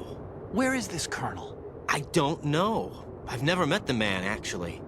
I'll dig around. And then, we're brought into one of the more intense combat sequences in the game. You and Snake are spotted immediately by a Cypher, and are promptly ambushed by the Arsenal Tengu, showing off their immense combat abilities. Just like we saw when they were patrolling, the Tengu are fast, agile, and accurate with their weapons, unlike the guards before, who had the tendency to either retreat, or blindly fire at you if they couldn't find any cover. The Tengu have a lot more strategy. When out in plain sight, they're almost constantly on the move, making them significantly harder to hit, and even when they're in cover, they only pop out for a split second to try and shoot you, and then duck back down. They also have the tendency to jump up and down between the two levels, making it even more difficult to hit them. Add that to the fact we've got several Tengus all firing at us at the same time, and you've got a pretty hard combat section. However, we're not fighting alone. We've got the legendary Solid Snake beside us, who's an incredibly useful asset during this fight. I think having Snake help us out, as well as being so useful, literally, you can just sit back and let Snake do the majority of the work if you wanted, works well, not just in terms of the gameplay, but also the narrative, and the several theories one could take from the events which have recently transpired. Take one of my potential theories, for example, the idea that Snake is purely a manifestation of Raiden's mind to help him cope with the turmoil around him. The Snake which is helping us fight may still merely be an illusion, Raiden at this point remembering his field experience, and reclaiming the Jack the Ripper title. Some may see it as a stretch, and even for me it seems quite out there, but there is evidence to back it up. Nothing is really as it seems at this point, which is why I think the VR theory has picked up so much traction over the years. But coming back to this combat section, it's fantastic. It's somewhat the ultimate test of our shooting and survival abilities, while also just feeling incredibly cool to wipe out the powerful Tengus, which were initially troubling us at the start of this area. Although it's more up-tempo here as well, but I still find the music in the background to be equally as disturbing.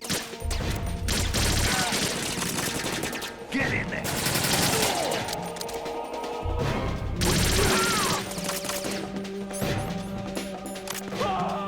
This isn't the intense kind of yell Dead Cell boss music we've been used to. The choir is still very prominent in this track, however is now accompanied with layered percussion, as well as this even weirder, indecipherable, I don't know, voice, tone.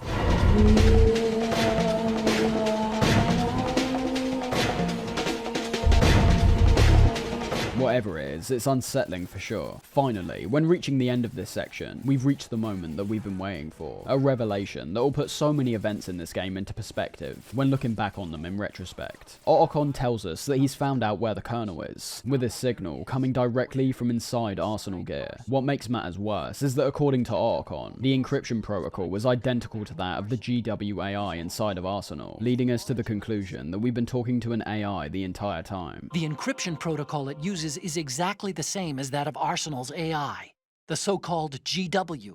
What the hell does this mean? I think it means you've been talking to an AI. That's impossible. The Colonel probably isn't GW per se. GW was most likely stimulating cortical activity in the dormant part of your brain through signal manipulation of your own nanomachines. The Colonel is, in part, your own creation, cobbled together from expectations and experience. That's crazy! But it's probably the truth. This is one of the biggest shocks the game throws at us, as it's one that, while being unexpected, could also reasonably be assumed over the course of the game. And I think there's no better place to delve into all this than beginning to talk about the VR theory. So, what is the VR theory exactly? I've mentioned it multiple times by this point, but haven't even identified what it's referring to. Well, the whole basis of the VR theory is that all of the events during the plant section of Metal Gear Solid 2, and potentially even the events of the tanker, are all being carried out in virtual reality. none, and I mean none of it is real. This is a wild theory off the bat, but let's just go over some of the key pieces of evidence first, starting with the most recent narrative developments which feed into this theory. Firstly, there's a reason why I said way back at the beginning of this section that Paul Eading is my personal highlight in terms of the performances in this game, as upon reflecting on his line delivery as the Colonel during the whole game, we can essentially hear in his voice that he's got this robotic and stunted delivery the entire time. It's all made from currently existing technology.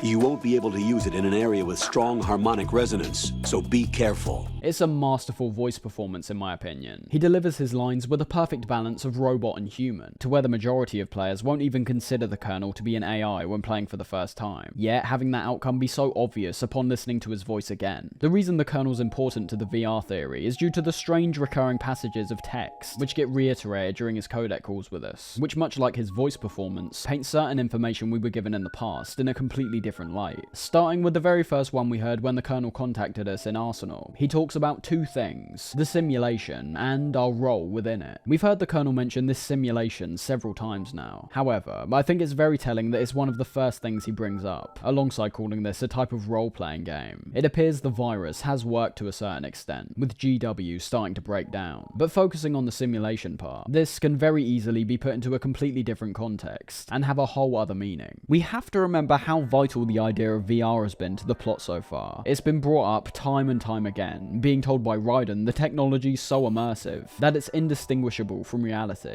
recontextualizing the Colonel constantly saying things like complete your mission according to the simulation. Snake was not a factor in the simulation. These orders could have been directly referring to the VR simulation we're currently experiencing, not a reference to a prior simulation which would have been carried out, so they know what to expect when going in. Think of it as an auditory equivalent of those objective reminders that pop up in games like Call of Duty or Bioshock. He's a character which is constantly pushing us forward to do what's being requested of us, which is even more sinister considering we now know he's been an AI set up to do the Patriot's bidding. Something else we've got to consider is the second thing I brought up there. He mentioned several times that Snake was never an intended part of the simulation, except I don't think that's true at all. We saw it right in the beginning of the plant section when making our way onto the big shell. Raiden had no equipment on him whatsoever, and only managed to get inside due to a hole that was cut open in the fence by Snake. That's just one of so many examples to why Snake was always supposed to be here. The stinger missile he gives us during the Harrier fight, him saving us from Vamp, him giving us back our gear in Arsenal. These are all things we weren't able to achieve on our own, and without him, our mission would have a much higher chance of failing. So the question is, why would they lie about this? Why is the Colonel so adamant that Snake was never part of this VR simulation? Well, we've got to remember, the simulation has gone exactly according to plan, even though it might seem right now like it's working to the detriment of the Patriots. GW is clearly corrupted, which is why the Colonel's AI is malfunctioning. But even despite this, that's not their ultimate goal. That hasn't yet been revealed to the player. Those pieces will fit together when we discuss the upcoming S3 plan which gets talked about. But in relation to the denial of Snake's significance, it was yet another part of the Patriots ensuring that Raiden completed his mission successfully. Bear in mind, they knew what was going to happen once the virus was inserted. They knew that AI was going to start behaving this way because they programmed it to, and with Raiden almost losing all hope and sanity, Snake shows up literally out of thin air. I mean, that alone can be pointed to if someone wanted to say we're in a VR simulation. Snake comes out of nowhere. But the point I'm referring to is that Snake was not only an intended part of the simulation, but easily the most vital element to Raiden's success. The Patriots continually made the AI reinforce that Snake wasn't supposed to be here, thus making Raiden put more trust in Snake the more and more he helps him out. Raiden, in turn, begins to put less trust in the Colonel, obviously by this part of the game discovering he's an AI, and having no trust whatsoever. But think about what it is you and Snake are actually doing at this point. You might see that AI as the villain now, but you're being guided and helped out by Snake to achieve exactly what the AI and the Patriots have been asking of you the entire time. You've been ordered to complete your mission, and you are very much still doing that. Snake is merely being used as encouragement for Raiden at this point, so that he'll get to the end. We already saw that before he showed up, Raiden was starting to actually lose his mind. His concept of reality was almost completely diminished. These are some of the key factors which back up the VR theory for me. So much of it revolves around the Colonel, and recontextualizing the things he says throughout the game, and painting them in the light of actually being inside a virtual reality. This is why I told you to keep a lot of things in mind earlier on. The manner in which the Colonel interacts with you, the language he uses, saying things like, "That's not possible." Colonel,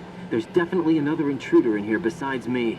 That's not a possibility. He's so sure of what's going to happen because he knows it's been programmed that way. There is a slight pitfall in the VR theory, however. The while not being Kojima's fault definitely would have enhanced the theory, if not for a decision which was made during MGS1, that being Psycho Mantis. He's the only character in the previous games to showcase the same kinds of supernatural abilities that we see here. If Psycho Mantis was never implemented into MGS1, I think it not only would have made a lot more sense in the VR theory's case, as we can contrast the foes we go up against in this game, and recognise how they're a lot more fantastical than anyone we've gone up against in the past. But even when removing it from the VR theory, it still dampens the initial reading of the game as well in my opinion, primarily due to a similar kind of impact to the AI revelation, which will be revealed in the upcoming moments. The general consensus being that because we already went up against someone who had mind-reading abilities and telekinesis in Shadow Moses, it was less of a surprise to see these foes with superpowers on the big shell, when ultimately that's something else that, just like the Colonel, is purposely made to appear standard on the first playthrough, and then acknowledged as insane in retrospect. Anyways, looking past Psycho Mantis, as I'm not going to hold Kojima accountable for a game he created before the plot of MGS2 was even conceived. We've noted by this point that a large part of the AI switcheroo was hiding in plain sight, but in terms of applying this to virtual reality, you can very easily look at the Dead Cell team we were going up against, and make an even more plausible argument. This is a game which, as I've said, grounds its scenarios in reality, despite how insane they might appear. A woman that can deflect bullets, a vampire, a man who wears roller skates and places down bombs, all being painted out in a far more casual way than we might expect. When looking back to all the past Metal Gears, every single one was so much more grounded than what we see here. We're working with enemies who've got actual superpowers, not just enemies who are utilising the latest technology. And when looking at it in that light, the thing Ryder mentions about VR being indistinguishable begins to have even more poignance. By that merit, even the insane things which we see across the course of the game have a sense of realism to them. Yet again, this plays into our previous point when talking about the link between the Colonel and Snake. Raiden questions several times the events which play out around him, and are told by the Colonel and Rose this isn't a dream, it's real life. Same going for Snake, claiming that the kinds of things we've been seeing wouldn't be implemented into VR. Notice how both of their views actively match up there. The one thing they both have in common is that they're trying to convince Raiden that everything which is happening is real, working very well in the VR theory's case, as the Patriots are aiming for this scenario to appear as absolute reality, which is where things start to become really meta. Meta? Yeah, so... I hate meta. If we assume the VR theory is true, and that the Patriots are behind it, we've now got to decipher who's actually partaking in this VR. Who is the person that's playing as Raiden, and interacting with all these wacky characters? Well, that would be us. These are things which can be even more fleshed out with information we gather towards the closing segments of the game. But I just want to remind you that the VR theory is not necessarily true. All the talk about a simulation could genuinely be relating to a simulation which was supposed to identify how the mission was going to be carried out. Certain pieces of evidence people hold up to try and prove the VR theory, but I disagree with. For example, quite a key part of the VR theory revolves around the events of the tanker, which, if you remember, Snake said was likely not accurately represented in VR. People have paired that statement up with the footage we see afterwards to claim the tanker mission we were part of, that assumedly being the real iteration of it, didn't feature things like an escape sequence, or the famous weapon we see Snake using at one point. But I think that's just a step too far in my opinion. It's pretty well known by this point that the tanker escape sequence was literally a piece of cut content, being seen only in that cutscene and some early trailers. And I'd likely say the same goes for the FAMAS. It was probably initially going to be included, but was stripped out for whatever reason. I don't think it's as deep, or to be honest, believable as the other pieces of evidence I've seen, but I still do think it's a very interesting concept to ponder over, and one that I'd say I might actually believe myself by the time we reach the end of the game, and of course putting it in the context of this game alone, due to MGS4 directly contradicting it. That's all for now though. We'll come back to the VR theory when further plot developments come about. For now, it's back to the titular call with Otacon, revealing the Colonel's been an AI all along. Otacon explains the Colonel wasn't GW itself, but instead was a creation which came about because of two aspects. The signal manipulation, which allowed the Colonel to communicate with Raiden through his nano-communication, and also the second effect from the signal manipulation, being Raiden's own mind, almost birthing the Colonel to begin with. He explains that our part in this will be based on expectations and experience, and with Raiden being such a fan of Snake, and well informed about Shadow Moses from Natasha's book, his brain basically manifested a fantasy scenario where he was taking orders from Snake's Colonel. Entering the room ahead, we get another call with the Colonel, claiming that someone's captured Rose, before Snake cuts them off. Raiden, they've got Rose. What? Rose is being held in the holds. It's a trap. Rose! Raiden, Get a grip. A slight continuity error here in my opinion. No one, for the endurance of the game, has shown they have the ability to actually interrupt comms in the manner that Snake does here. And what's extra weird is that this is also the first time Snake would have heard the Colonel's voice. Quite strange that he doesn't comment whatsoever on Raiden's Colonel being Campbell, someone who was a close friend by the end of MGS1. Up ahead, we get a brilliant combat encounter against the Tengus once again, now being in a fairly tight arena where you and Snake are getting attacked from essentially all angles. It's great and action-packed as you could expect, but the highlight is definitely the fish and meld screen, which pops up a few times during this encounter. Take the item. Use this. Repurposing the game over screen is genius in itself, but I realise now that I haven't actually mentioned Raiden's game over screen up to this point. What you're seeing right now isn't that different to what the actual game over screen is. A screen featuring several different stats and numbers, as well as an image in the top left showcasing either how we died, or whatever we did to fail our mission. Of course, this is a big step up from even the game over screen we got during the tanker, that one being pretty much identical to MGS1, and this all fits into the VR theory once again. I think the game over screen might be one of the best examples you can give to introduce someone to this theory, the contrast between the tanker game over screen and what we get here. Notice how in the tanker game over screen it actually says game over, just like MGS1, whereas on the plant it says mission failed, which might initially seem insignificant until you realise that in both the VR missions in MGS1 and 2, failing them will always result in a mission failed screen, not a game over screen. And if we add that to the stats which are being collected here, these being real stats like our arm strength which affects our grip gauge,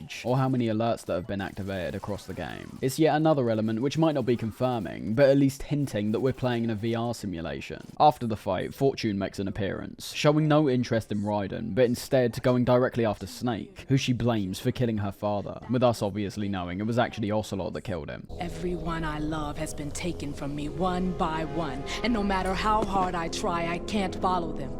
An endless nightmare. The only thing we live for is to see it end. Our wait is almost over. Snake stays behind to fight, which might seem like it puts a hole in my theory that Snake is a manifestation of Raiden's mind, but we'll see how that might still be the case in a second. Raiden heads up a ladder and emerges, well, in the middle of nowhere. This is something else people point to in relation to the VR theory, as if everything beforehand hasn't been strange enough. We've now climbed up a ladder and emerged in what literally appears like a VR stage, in the middle of a black void. There's no kind of hatch on the floor that Raiden could have reasonably come up from. I think it's very intentional that Kojima decided to not show how Raiden got here, as when thinking about it, it makes the environment feel even more out of place. Thing is as well, I mentioned how this place looks like a VR stage, but the fact is, it actually is one. Going back to MGS1 and playing the photo mode stages, you'll notice the arena is identical to where Raiden emerges here, and with Raiden being said to have gone through tons of the same VR missions that we've also experienced as a player. We're quite literally seeing a physical representation of Raiden being inside a VR simulation. Solidus begins talking to us like a voice of God from literally nowhere, and when getting back into the game, where we're made to just aimlessly run around for a while, Solidus tells us the S3 plan, which Olga referred to earlier, stands for Solid Snake Simulation. S3 stands for Solid Snake Simulation. It's a development program to artificially reproduce Solid Snake, the perfect warrior. The result is a Foxhound Commando. When Foxhound no longer exists, a simulated Solid Snake shaped by VR regimen. Sound like someone you know, Jack? The implication being that the Patriots have had even more control over this entire operation than we initially thought. Looking away from the VR theory and merely taking what's being said here and putting it in context with the literal events of the game, the S3 plan is something that's been in plain sight all along. It's why I focused on things like how similar some of the beats are across the game. The cyborg ninja, Ames having a heart attack, just like Baker and the DARPA chief, and even the subtle imagery which I mentioned early on, which work as a direct mirror image of moments which occur during MGS1. It's just as genius as the Colonel in my opinion. It's another aspect of the game which was hiding in plain sight. The plant chapter wasn't similar to MGS1 because they were sticking strictly to a game structure that previously worked. It's because in terms of the narrative, the Patriots designed the simulation to emulate MGS1. Raiden fell right into their trap essentially. He wanted to live out his fantasy of being the next Solid Snake, and ended up doing exactly that. He started off a rookie, and only mere moments before this has proven that he can now tough it out beside the man himself. This is why he had his memory wiped and was programmed to feel like he was inexperienced, despite being known as an excellent child soldier. It was an experiment to see how effectively they could manipulate someone's mind into acting accordingly with their ideals. They don't want the whole world to be Solid Snake, of course, but the experiment is a resounding success when taken into account how successful they were to make someone think and act a certain way. Several times throughout the game, Raiden was on the brink of stepping out of line and refusing this control, but never actually did. He's ended up right where the Patriots wanted him to, and every step of the way, he's done exactly what they desire. One of the interesting things to ponder on at the moment is of course Solidus's role in all of this. He's the one who's trying to tear down the Patriots, but at the same time, he's acknowledging the S3 plan and describing its sheer effectiveness. He knows it's a success, but isn't questioning where he fits into it. Surely if it's succeeding, and the Patriots have been entirely correct in their evaluation of how the simulation will play out up to this point, he also should know that they're aware of his actions as well, and that they won't allow him to succeed. Anyways, the ultimate point about the S3 plan here is, yes, everything we've just experienced throughout the game was purposely emulating Shadow Moses, all as an attempt to turn Raiden into a legendary hero, comparable to Solid Snake. The Foxhound unit is simulated as Dead Cell, the Hind is simulated as the Harrier, the PAL keycard is simulated as the AI Worm Cluster, and Snake is simulated as Raiden. It all comes back to information at the end of the day. Raiden believed everything which was given to him by the Patriots, and went forward with his mission right to the very end. Even with how absurd and questionable the scenarios may have gotten, the Patriots controlled Raiden's actions to the point where he'd achieve his mission, even though he knew himself that his orders were being given directly from them. He knows the Patriots are evil, but still went forward. He didn't think for a second to just stop. As I said, Raiden is an encapsulation of how successful the Patriots can control people on a global scale, by using information, or in all actuality misinformation, to confuse, manipulate, and eventually dominate the general public. It's important to note that despite still being told that Snake was never part of the simulation, Solidus himself brings up Snake alongside the Patriots' actions. Solid Snake's sudden appearance, your arrival.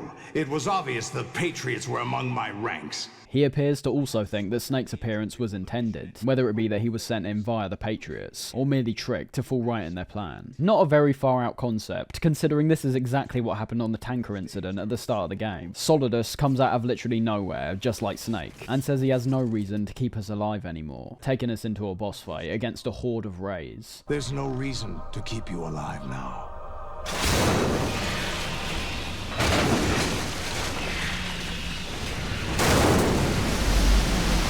Given you a worthy opponent, at least.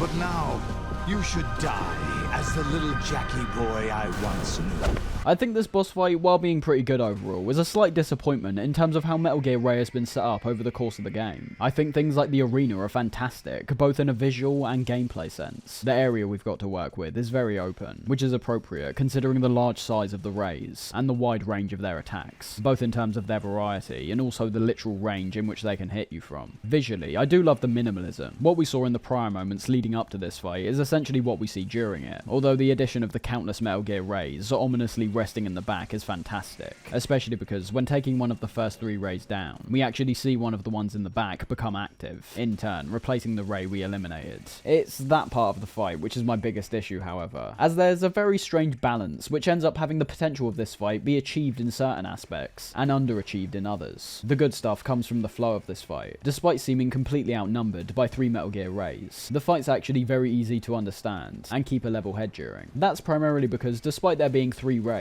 you'll find that whatever one jumps into the center of the arena basically is the one that's executing the majority of attacks. That's not to say the ones at the side do nothing at all, as they do occasionally fire out homing missiles and things like that, but their attacks are far more sporadic compared to the one in the center. The scale and weight of the Rays looks and feels great. As you could assume, our main way of taking them out is by using our Stinger missile, with every shot that lands on them really packing a punch. Their attacks are all balanced very well in my opinion, but also definitely not a point where I felt like I could stand still for too long either. Whether it be their homing missiles, machine gun arm, or laser. Just like Rex before it, there's a lot of variables which have to be considered in terms of the player's positioning, how close they are to the Metal Gear itself, how frequently they're moving, keeping the battle pretty tense throughout the course of it. This is where the negatives do start coming into play, however, as despite enjoying the flow of the battle quite a bit due to the reasons I just mentioned, how the Razor acts during this battle just does not match up with what's previously been seen. There's a clear decision to make this fight easier easier and more fun to play for the majority of players, compared with making it very difficult. Although when going up against 3 Metal Gear Rays at once, I think it ultimately should have been a lot harder. As I said about the Rays that are on the perimeter of the arena, there's so many opportunities for you to retaliate where the Rays are either standing still or wandering around, that it becomes unconvincing. Before this, they were made to appear very hostile and quick with their attacks, but now they just linger around for long periods of time. Great for gameplay, but awful for immersion. It lowers the stakes of the fight considerably. This to and fro continues when it comes to our retaliation. I still really enjoy taking these things down with the Stinger missiles, because of the impact that's created upon either hitting their head or their legs. The explosions, blood, and the screeches which burst out of them feel really satisfying, an effect which is amplified even further from their health bars in the top left, which rapidly decrease. These can be dropped even faster when employing the only real strategy during this fight, that being to not just go for the heads, but first to throw them off balance with a shot to their legs, and then the head.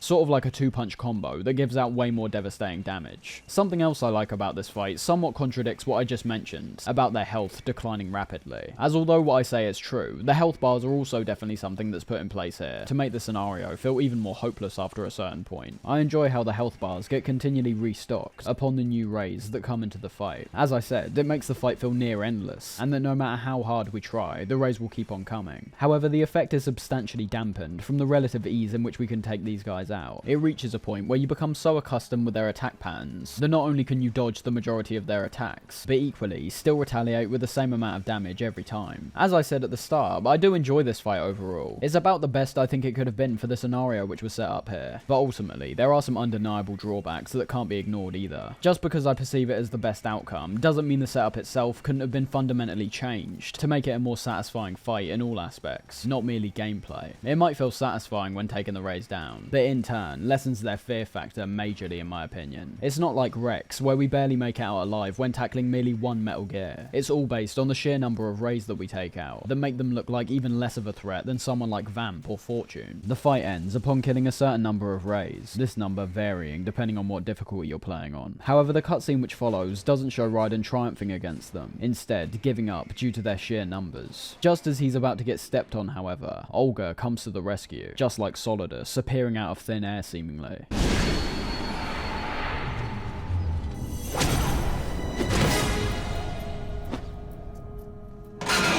So you decided to show yourself.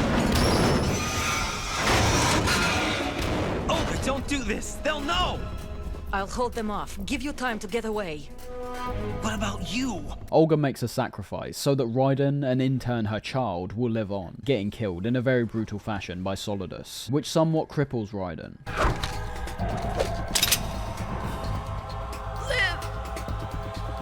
You have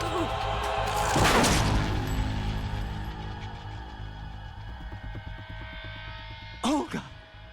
I understand he knows she was helping him by this point, but I do still think it's somewhat of a stretch to think he really cares about her being alive or dead at this point. Let's not forget, for the majority of the game, she's been painted out as a foe in his eyes. The revelation that she was actually supporting him isn't particularly given enough time to settle for his reaction to be plausible in my opinion. What follows on from this point is an explosive set piece, showing Solidus wiping out the nearby Metal Gears, which appear to be malfunctioning.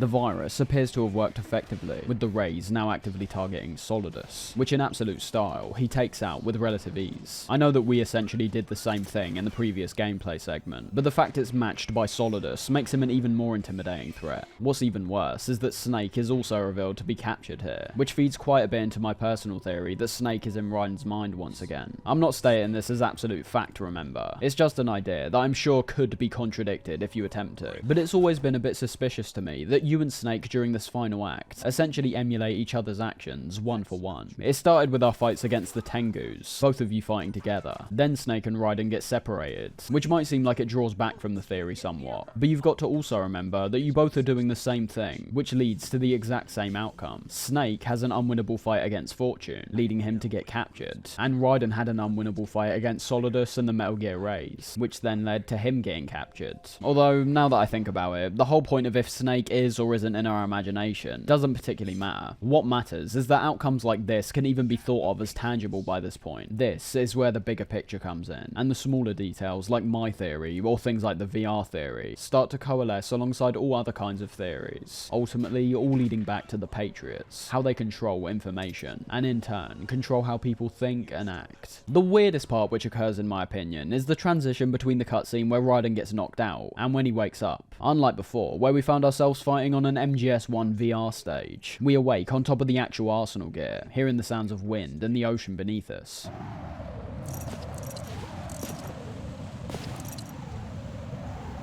Were we transported here? Were we hallucinating before, when in reality we were fighting on top of Arsenal gear the whole time? We don't really know, and that's the whole point. It's very obvious that we're in the shoes of Raiden completely at this point. Just like Raiden doesn't have a clue what's real or not, neither do we. What follows on from this point is a series of upper hands from all three of our enemies here, although we somewhat already know who the ultimate victor will be. Solidus exposes Fortune for her plans to steal Arsenal gear, using Ocelot to give her the idea in the first place, sort of like a test of her loyalty towards him. He reveals that he never wanted Arsenal gear to begin with, but merely a list of all the Patriots' names, which were found inside GW. We already knew this beforehand, obviously, with it only being confirmed here by Solidus himself, reminding us of the Patriots' plans to filter out information they deem too classified and exposing for anyone to know, while at the same time piecing together that his ultimate plan was to secure GW and access their names, tracking them down and killing them one by one. And once you knew who they were, you would cross out their names one by one, while we, with our useless arsenal, drew their fire. Very good. You were using us all along. Were you any different? But your plans hit a snag with GW destroyed, hasn't it? Solidus is somewhat going for broke. He assumes the Patriots actively want their names to be hidden, as opposed to another very likely option, which is to have their names completely out in the open, hiding in plain sight. Ocelot, very soon after this, proves himself to be arguably the greatest villain in the series so far. His cunning demeanour is both intimidating and immensely entertaining. There's such a sinister, relaxed tone to his delivery across this game. The words he speaks and the way he talks is so foreboding. There's a sense of fate in everything he says, because as we already gathered, he's working alongside the Patriots, so chances are, just like the S3 plan, he knows what's going to play out way in advance. This is the moment we've all been waiting for, where Ocelot finally shows his hand and reveals his allegiance with the Patriots, starting by informing Solidus that it's not just Raiden who's partaking in this exercise, but Solidus as well. Everything you've done here has been scripted, a little exercise set up by us. Exercise? The S3 plan was conceived as a means to produce soldiers on par with Solid Snake. That's what I told you. But the VR training the boy was put through is not the meat of the project. You think this little terrorist incident is your own doing, Solidus? This is the S3 training kernel.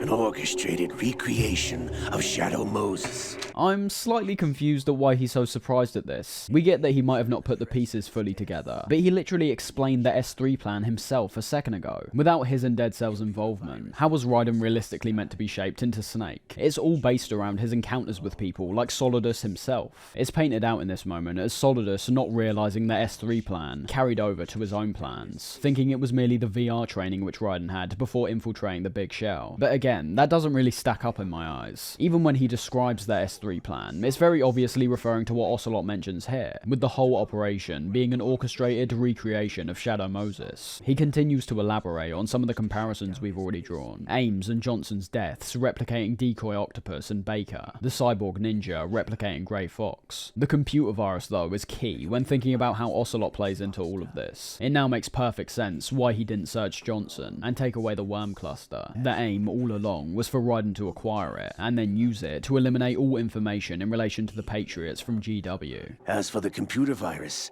it's a digital counterpart of Foxtie. It was also designed to eliminate every scrap of information regarding the Patriots from GW. Your plan was invalidated even before execution, Solidus. I think that's arguably why the virus getting stuck at 90% is so important. GW isn't completely wiped out. It just about survives the worm cluster, while removing all the necessary information contained within it. We're told that Fat Man was put in place as a test of our skills up to that point, with failure having to result in the experiment being aborted. This isn't really an issue for the Patriots per se, as upon Raiden's failure, you can guarantee they'll bring in yet another unknown, and subject them to the exact same experience again, one that would be slightly altered and refined, so these mistakes don't happen again. Paying attention to the visuals is vital here, as we see several moments from Raiden's experience of the Big Shell be overlaid with the same scenarios, but with Snake in Raiden's place. It's no coincidence they decide to focus on things like the corridor in Strut B. It's arguably one of the first and most obvious points in the game, where direct comparisons can be drawn between the Big Shell and Shadow Moses. Ocelot reiterates that the only unknown factor in all of this was Snake's appearance, which is just so bizarre to me. With everything we've seen so far, there is absolutely no way that Raiden was going to get to the end of this mission without Snake. He was vital for both physical and emotional support, far more than Olga, who, as we now know, was supposed to be the one who was sent in to help us in the first place. It doesn't seem like Ocelot's bluffing either, so I'm left scratching my head at why there's such a strong adamance that Snake was never intended. The idea that he was a complete unknown factor doesn't make any sense to me. It contradicts and undermines the Patriots' level of control. They've predicted everything that was going to happen perfectly up to this point, so it's weird to think they had no idea Snake was alive. And what's worse is that even if they did, they didn't think he'd go after them. It doesn't stack up whatsoever. Ocelot shows his sheer control by managing to shoot Fortune with a single well-placed bullet. All our misfortune was just a part of their project?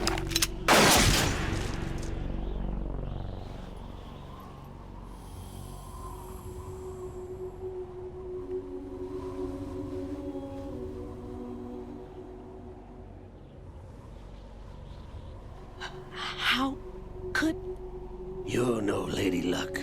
You have nothing that we didn't give you. Revealing the entire time that it was in fact merely technological advancements made by the Patriots, which shielded her from the bullets. He brilliantly shows this off by deflecting several railgun shots, on top of showing off the device itself. This is the little gizmo. There's no such thing as miracles or the supernatural, only cutting-edge technology. A sentiment which would have made perfect sense, if not once again for Psycho Mantis. But again, I feel bad for holding that against MGS1. Kojima wrote himself into a corner in that regard, but I always give it a pass because of how great Psycho Mantis actually is. Further action ensues when Ocelot boards Ray, and starts trying to take everyone out, leading to another moment which is just unexplainable. Ocelot starts firing out rockets, and as it seems like everyone's about to be annihilated, Fortune comes to the rescue, and deflects all of the rockets. Die!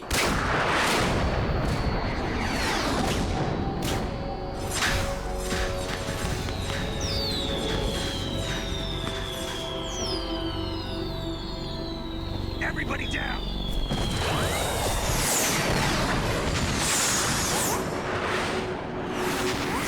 This is just insane. It obviously contradicts what Ocelot just mentioned about technology being the only thing which gives the illusion of special powers, but Fortune has just proved him otherwise. No explanation is ever given towards this moment, outside of Snake saying, "She is Lady Luck," which doesn't really explain anything, to be honest. It's just a statement. And as you could assume, people gravitate towards this once again for the VR theory. Reality is completely out of whack at this point, and there's now variables being thrown in which are literally impossible. There's absolutely no way that Fortune should be able to do this. Yep, she does. Due to the sheer quality and intricacy of Kojima's writing up to this point, with even the details which are left up in the air seeming to be intentionally written that way, I think it's yet another mark of wanting players to come to their own conclusions. It directly links to what Snake mentions about finding something to believe in and passing it on, an idea which is so important that it becomes the sole emphasis at the end of the game. There is one detail that we can't forget, however, that being Liquid's arm, which was transplanted onto Ocelot, with Liquid acting up, and actually taking over once again after Fortune dies. I've been waiting for this!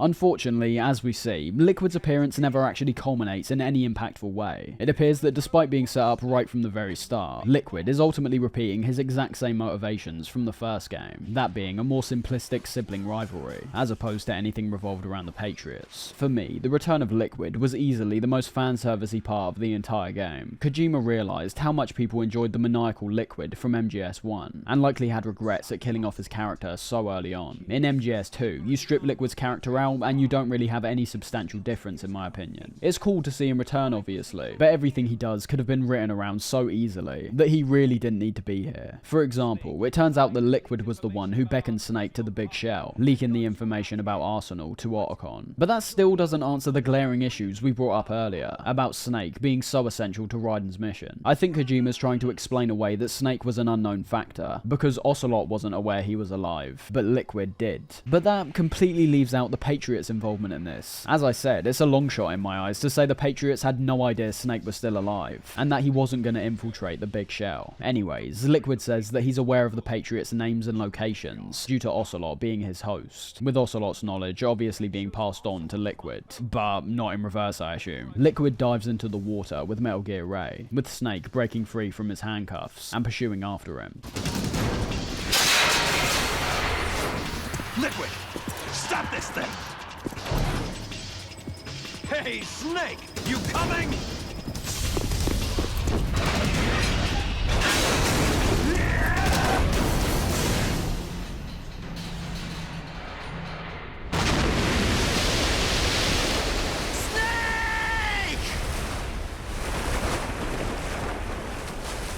All that's left is you and Solidus as Arsenal gear makes its way onto land, bringing things full circle by passing under what appears to be the George Washington Bridge that we saw at the start of the game. Something always sticks out in this scene however, and that's how we transition into the next cutscene, featuring this really out of place fade to white before emerging inside the city itself.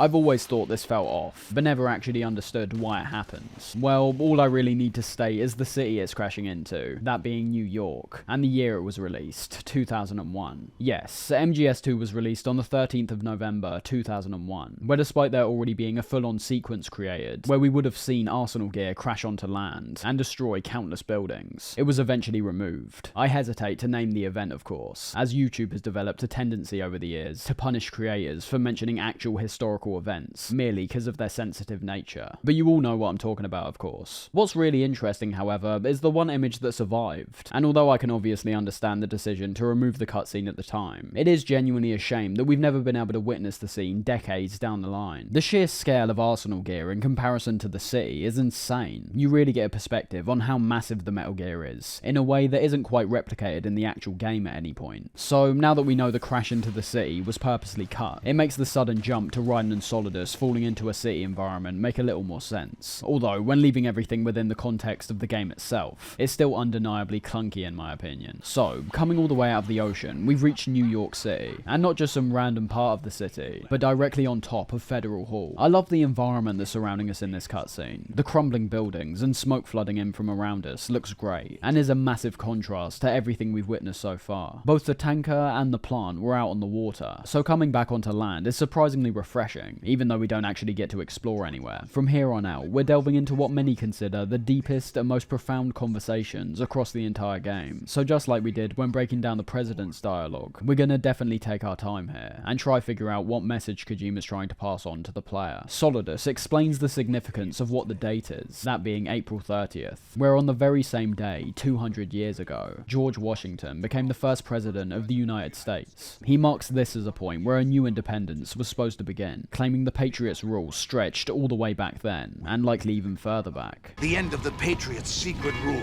Liberation of this country. This was where it was supposed to begin. This is where freedom could have been born. As he says, Washington, the founding fathers, their values were steeped in freedom, civil rights, opportunities, something that over time, the Patriots have taken away from the people again. If you haven't realised by this point, the Patriots' GW system is very blatantly named after George Washington himself, naming their AI system after him, almost in a way to assert their dominance over the world. Washington had his independence focused on ideologies which Solidus just mentioned, and now the Patriots have superseded him and his values, marking the start of a nation painted in a way that they see fit, which, unsurprisingly, is not a nation that has any real concerns over its people, outside of keeping them in line. It's not power I want. What I wanted to take back from the Patriots are things like freedom, civil rights, opportunities. The founding principles of this country. Everything that's about to be wiped out by their digital censorship.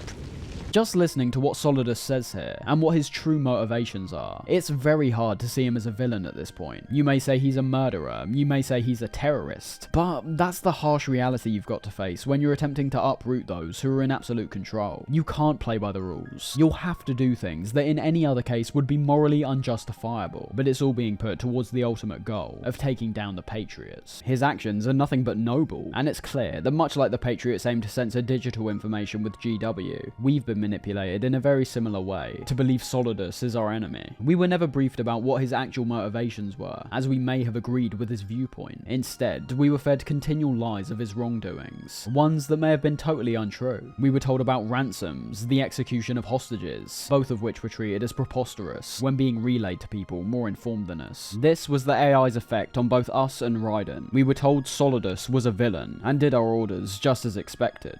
We didn't stop to question what he was ultimately fighting for, as in actuality, he was fighting for the exact same thing we were. The only difference was, he was doing a much better job. He was going about his mission in a way where he wasn't going to be looked at as a hero, but was full steam ahead anyway for the betterment of the world. Solidus mentions the Les Enfants Terribles project, justifying his actions even further by echoing the words of Snake, and claiming that everyone's purpose in life should ultimately be focused around passing things down to the next generation, which will improve how they live their lives. Proof of our existence, a mark of some sort. When the torch is passed on from parent to child, it extends beyond DNA. Information is imparted as well.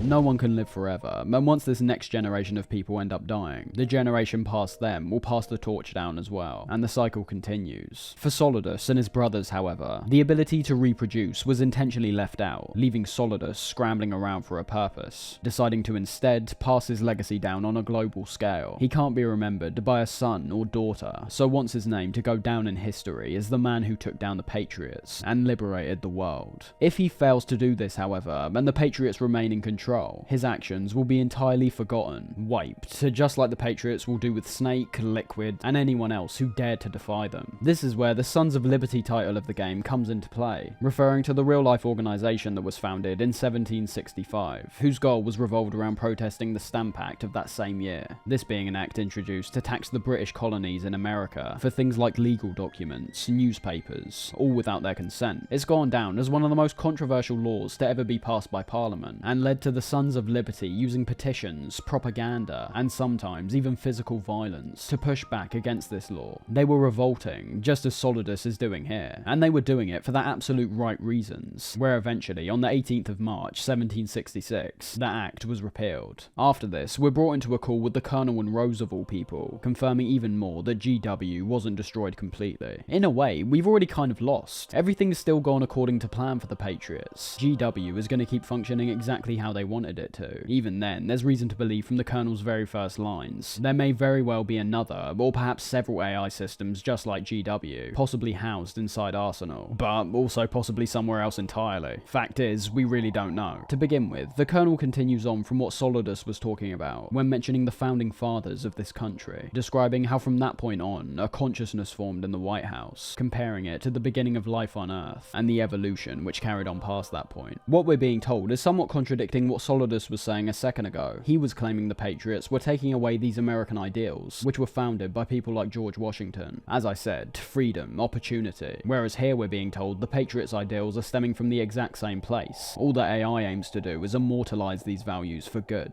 However, Raiden immediately brings up a good point, which appears to contradict what the AI is saying. These values they're claiming to protect are also being stepped on, due to their motivations related to censorship, and the manipulation of people's thoughts and beliefs. Freedom is one of, if not the most important value to American society, yet they're so blatantly trying to nullify and remove it from the people. Rose is then introduced, and the Colonel claims their choices have only ever stemmed from the public's general interests, not their own. The behaviour the two exhibit during this moment being repeated several times throughout the conversation, demeaning Raiden and making his fairly reasonable questions look stupid, being yet another form of suppression on their part. Essentially, if they can reword their statements to paint themselves in as good a light as possible, while also making anyone debating them look stupid. They can go about their business scot-free. They begin to explain their own creation, describing how after the human genome was completed, it was time for some experimentation, starting with genetically engineering humans, as we saw Liquid do in MGS1 with the Genome Army, and eventually leading way to life being digitized, as we're seeing right now. What they start focusing on after this point is the difference between genes, which seem to be the core theme of MGS1, and memes, which is referred to as the core theme of MGS2. The kernel at this point is breaking away from all the talk centered around genes. Solidus, for example, primarily had his mindset on passing his genes down to the next generation, but genes are only a subset of information, one that is entirely involved in actual DNA, not memories, ideas, culture, or history, as the kernel mentions here. The idea of natural selection is key to understanding both genes and memes' differences, but also some of their similarities. Let's just give a textbook definition of each of these first, or I guess a Google definition. Genes, a unit of heredity which is transferred from a parent to offspring, and is held to determine some characteristic of the offspring. And secondly, memes, an element of a culture or system of behavior passed from one individual to another by imitation or other non-genetic means. Genes are all based within biology, whereas memes are based in ideology. The integral part of these passages of text is what the kernel mentions about only a small percentage of the whole being selected, processed, and passed on to the next generation. This brings up the evolutionary process known as natural selection, the mechanism which most people describe when talking about evolution. All you have to do is look at how certain animals have evolved to survive in their environments. Giraffes being used as a key example when looking at natural selection. In their case, it's all about their necks, which they use to eat leaves from trees. At one point in history, giraffes' necks would have been much smaller, but over years and years of reproduction, they began to evolve due to a number of factors. The first would be the heritable variation of the giraffe's neck. Not all giraffes that are born will be the same. Some will have shorter necks, some will have longer necks. The giraffes with shorter necks are more likely to die off. They can't reach the leaves on the trees as easily as the ones with the longer necks. The next step is for these giraffes with longer necks to then reproduce, passing down their genes to their offspring, resulting in their children having longer necks as well. There will be exceptions to the rule, of course. Giraffes with shorter necks, shorter legs, and so on. But once again, those giraffes will die out. Natural selection is all based on the survival of the fittest, basically. The giraffes which carry the genes which make their necks longer will pass these genes down to their offspring. The mutations which cause the parent of the child to have a longer neck will also be present in the child. And over millions and millions of years, what we witness in terms of evolution is merely the frequency of that neck elongation increasing to make the giraffe as effective as possible to survive in the environment it lives in. So, now that our biology lesson's over, we can begin seeing how this links to the idea of memes. The kernel's mentioning that just like how natural selection creates what could be thought of as the perfect version of a certain animal, they're treating information in the same way. But the big difference the kernel was purposely failing to acknowledge is that in terms of evolution, there's no bias whatsoever. Evolution occurs because it has to. Otherwise, a certain animal or species will possibly die out. Memes, on the other hand, because they're all based in history and information, they have a much easier chance of being purposely manipulated to suit someone's agenda. The kernel's right when he says that a small percentage of the whole was passed on, but then we've got to question why that is, and what information is being passed down. This is the issue with the Patriots having absolute control. Even if they do have the public's interests in mind, it's all based on the majority, not individuals. And as we've established, over time, due to how the Patriots have had control over things, like what information gets pushed out to the public, the majority are merely emulating the exact same ideologies as the Patriots themselves. It's a vacuum chamber where they've taught the public to think a certain way, and use that as an excuse to essentially do what they want, meaning that in terms of these memes, they'll be the ones who deem what's necessary and unnecessary to pass on. There is a distinct difference between genes and memes, which the kernel is purposely failing to recognize here, attempting to manipulate us that what they're doing has the same kind of necessary inevitability as evolution, when it doesn't. It's the next few lines of text, however, which ultimately reveal why the Patriots were so concerned about the amount of digital information which is now being pumped out to the masses via the internet. The kernel refers to this information as trivial. However, we don't particularly know where the line is drawn in their case, because of how quick they've been to censor and manipulate information so far. Trivial information in their case could merely mean information which doesn't suit their agenda, and that is ultimately what they're referring to. Rose mentions how the mass amount of digital information leads way to things like gossip and drama, but also misinterpretations and slander. The first two are trivial, as the kernel said, but totally harmless. There's no reason why those things should be wiped from history and forgotten, whereas the other two are a bit more severe. Yet again, it's who we're talking to which makes what they're saying concerning, as we can already gather that what the Patriots perceive as misinterpretations or slander could actually be the truth. truth, just not a truth which they like. This is where we begin to see Kojima making predictions at the world we're currently living in, and it's still mighty impressive going back to this game now, just to see how accurate he actually was. What he's talking about in these moments was only really starting to become a reality at the time of the game's release, but even then, mainstream media still ruled. The majority of people still got their news from news stations and papers. The internet was nowhere near as accessible as it is today. The Patriots issue is based on that unfiltered part the Colonel mentions. They lack the same kind of control they have with corporations and governments when it comes to the digital world, which is a big problem. People can put up their own beliefs and opinions, ones that may contrast with the Patriots' ideologies. And since this is currently out of the Patriots' hands, there's no telling if these beliefs and opinions could be picked up by other people and passed down to the next generation, the comparison to natural selection coming into play again. We're seeing all of this play out in real time today, and as of late, there's a definite back and forth which is being carried out here, and we can witness it when looking at the difference between mainstream news media and news media and journalists online. As the mainstream news is so controlled, you notice the same talking points being reiterated over and over. This was how they controlled the populace before. This is the filtered information the Colonel's referring to. They deemed this approach necessary to keep the public in line and create a history in their image. Opposing views and conspiracy theories online, however, throw a spanner into the works. It will stop and make certain people question what they've previously been told, and even worse for them, it might end up in people actually believing an opposing view to the mainstream news outlets. You've got to understand, this is why certain language gets used nowadays, to silence and shut down a group of people. As to not get too far away from the game, just imagine it's the Patriots who've conditioned people to think like this. If you're willing to have an open mind and not just label someone as a conspiracy theorist because they have a view which isn't being represented in the news, you might actually understand where they're coming from if you listen to them and attempt to rationalize their view, no matter how wrong you might initially perceive it to be. However, there's a large subset of people nowadays, I'd argue the majority, who've been fooled by what's being described in MGS2 as the Patriots. They've been manipulated, controlled. These are the people who describe themselves as left or right wing, and as President Johnson said earlier, just like the Democrats and Republicans, these are the people that are dancing to the Patriots tune. It is based in politics to a large degree, but it's actually based around viewing politics as a tool for the Patriots. Continuing on with the codec call, Rose and the Colonel tell us their plan isn't based around controlling content, but creating context. The Colonel goes on to mention how a world run off digital information is rewarded with the development of convenient half-truths. These half-truths being given through a few examples here, showcasing several points which can lead to a huge amount of debate. Billions spent on new weapons in order to humanely murder other humans. Well, we're living through that right now. People are suffering in poverty, yet huge donations are made to protect endangered species. This is where the half-truths come into play. People align themselves with certain views and are so self-righteous, they boil opposing views down to make them seem very simplistic. An atheist thinks a religious person's beliefs are stupid because the religious person thinks there's a huge man in the sky who's calling the shots. A religious person thinks an atheist's opinions are stupid because they think something came from nothing without any involvement from a godlike being. These are not views shared by everyone, of course, but no matter how intricate of a debate you want to have, a lot of people's minds will default back to those two viewpoints internally. Same goes for things like politics, of course. There's certain beliefs and labels which are thrown back and forth between the right and left wing, which both come from their loyalty to their party, and are both not necessarily true. They describe their political opposition as one collective being, as opposed to individuals which have separate beliefs, while still supporting one collective ideology. The line which follows all this talk by Rose leads into another point, but is still poignant in this context. Everyone grows up being told the same thing. These simplified beliefs are the ones being passed down to the next generation, not inquisitiveness or questioning the very foundations those two views reside in. The statements which follow only reinforce even further this kind of paradox that's at the heart of American society. Politeness being paired up with triumphing over your peers. Encouragement to succeed being paired up with the knowledge that only a select few will succeed. What they describe from this point is pretty much what we've been talking about for a while now. People withdraw into their own bubbles, their own gated communities, refusing to acknowledge any outside views, while continually having their own views reinforced by those who share those very same views. Yet again, this is absolutely what we're living through right now. What the Colonel's describing is exactly how algorithms have been programmed on websites like X, TikTok, and YouTube. After only a short amount of time using them, you'll notice the algorithm picks up on specific topics and begins to funnel these exact same things back to you time and time again. Say you're watching content that algorithm perceives as holding certain political views, you'll begin to notice other content creators being recommended to you, which are also posting these exact same kind of views. These communities put their truth out to the world, and it's a truth which is made up of a fundamental bias against their opponent, with everyone at each other's throats and in their own small bubbles. No collective understanding can be achieved. Ultimately, it's only the people on the outskirts that are the problem, not trying to look for a truth which best suits their job or their personal view, but people who investigate, build up evidence, and are willing for any potential preconceived biases to be proven entirely wrong. These are the people the Patriots hate. They're too open-minded.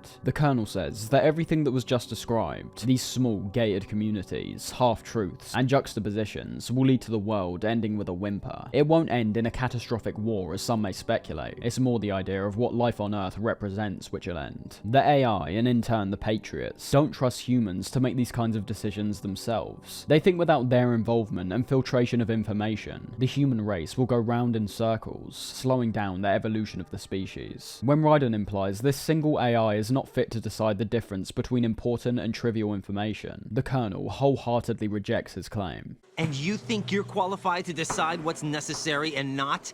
Absolutely.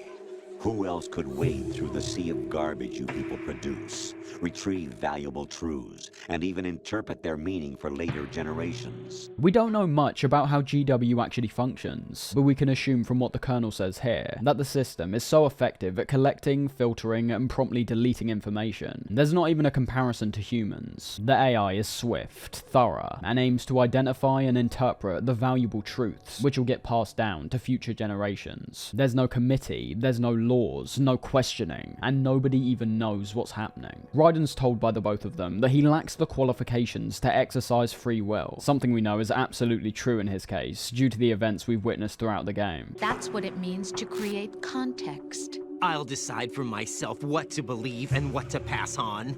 But is that even your own idea? Or something Snake told you?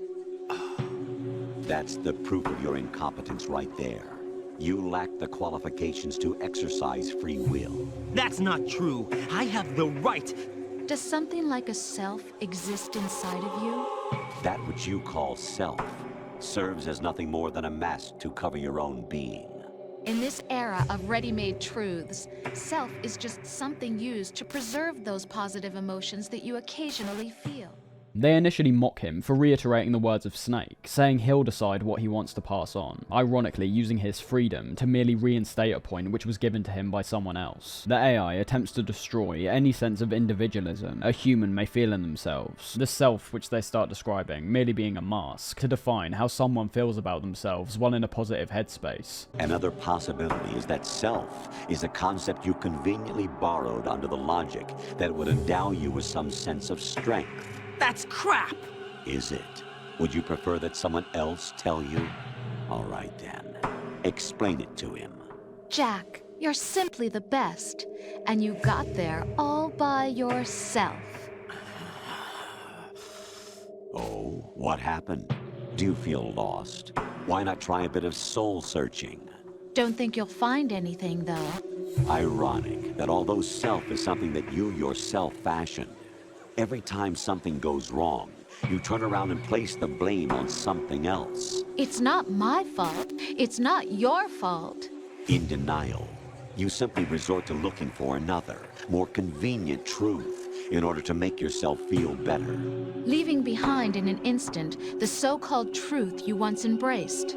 Should someone like that be able to decide what is truth? Stripping away Raiden's sense of freedom even more, his own thoughts, opinions, and personality are now being thrown into question. What the AI refers to is the mission we've embarked on throughout the game. We know that everything was already set up by the Patriots. We were going to succeed regardless. We weren't the legendary Solid Snake. We were playing out our part. That was our role. This is the self which Raiden ignored for the majority of the game. He believed he was triumphing over his enemies and succeeding in his mission using his skills alone. However, when put in context and being mocked by Rose, who essentially tells us exactly what Raiden did, Raiden knows full well they're correct. He's not a hero. He didn't get there by himself, but he was made to believe so. He was being toyed around with like a puppet, and is being mocked for trying to act like he's got any free will in this situation. Self is painted out as an ideology by the Colonel, saying that once something goes wrong, and this self is thrown into question, we resort to a more convenient truth to preserve this self. You could give several examples in terms of what's being referred to here, but the fundamental core core of what's being said is having someone believe in something, with a select set of reasons why they believe that thing, then having it rattled and disproven by undeniable evidence. And then, instead of changing your view to that opposing view, you instead try to reroute your established view and try to justify it with a more convenient truth. If someone wants to justify their self, they can very well do so, even if it's very blatantly untrue to all onlookers. That sense of pride permeates, and they refuse to let their views go. They refuse to be proven wrong. The individual is supposed to be weak, but far from powerless. A single person has the potential to ruin the world. And the age of digitized communication has given even more power to the individual. Too much power for an immature species. Building a legacy involves figuring out what is wanted and what needs to be done for that goal. All this you used to struggle with. Now, we think for you. We are your guardians, after all. You want to control human thought? Human behavior? Of course. Anything can be quantified nowadays. That's what this exercise was designed to prove. All of this adds up to where the Patriots have created an AI that doesn't have room for this kind of error. They don't trust humans not to destroy the world because of all the factors which have been mentioned throughout the conversation. Too irrational, too impulsive. They decide someone like that is not capable of deciding what truth should be in the eyes of the majority. It's clear the Patriots' aim isn't to deliver what is the genuine truth to the masses, that truth being an irrefutable reality, but instead controlling all these truths so the world isn't torn apart by its own people. They aim to censor information that gets in the way of their ultimate goal, much like we discovered about Solidus. The AI's main aim isn't one that makes zero sense. Their process of passing down information is one fraught with censorship and tyranny, where the public is left in the dark. But their counter to that is not only focused around the trivial information the public consume, but also what their reaction will be if these actual truths are put out in the public. This is why this conversation is so fascinating. There's two opposing views, which both have credible aspects to them. You can see where the AI is coming from, but would be insane to encourage censorship, especially on the scale they plan to censor things. The S3 plan is revealed to not have actually stood for Solid Snake Simulation. Instead, it stands for Selection for Societal Sanity. We rule an entire nation. Of what interest would a single soldier, no matter how able, be to us? The S3 plan does not stand for Solid Snake Simulation. What it does stand for is Selection for Societal Sanity. The cutscene which follows, reinstating the AI's control over Raiden. The events of Shadow Moses were chosen as the foundation of the experiment, due to the extreme circumstances of that mission. The idea being that if they were able to make Raiden believe what he was experiencing was absolute reality, the model would be able to be applied to any contingency, with any person, and work just as effectively. It's all essentially revolved around the AI being even further refined. From the very start of the game, every step of the way, we were feeding the AI with even more information on how someone like Raiden would carry out an act during a mission as insane as his. They were in control, but also learning and improving even more. In the moments after this, Kojima has a scathing, almost hilarious critique on the general public, setting it up with the reason Raiden was chosen. It's told that compared to any of the other child soldiers, Raiden was the only one who refused to acknowledge his past, something that AI attributes to his own narcissism, doing things as he pleases, refusing to recognize things that would drag him down. Rose also chastises Raiden for the exact same reasons, saying that he was merely protecting himself by sheltering away from her, claiming his attempt to not hurt her feelings was his way of avoiding the truth. All of this is reflecting Raiden as a self-serving narcissist, someone that Kojima writes is the perfect representative of the masses, a perfect test subject. I was just trying not to... What? Trying not to hurt me? Dear, the one you were trying not to hurt was yourself. Avoiding the truth under the guise of kindness is all that you did. It occurred to you to do nothing but look out for yourself. Even if you claim that it was for my sake, that feeling was nowhere to be seen. In the end, everything was for your sake. I was never part of the picture. Exactly right. So you see, you're a perfect representative of the masses we need to protect. This is why we chose you.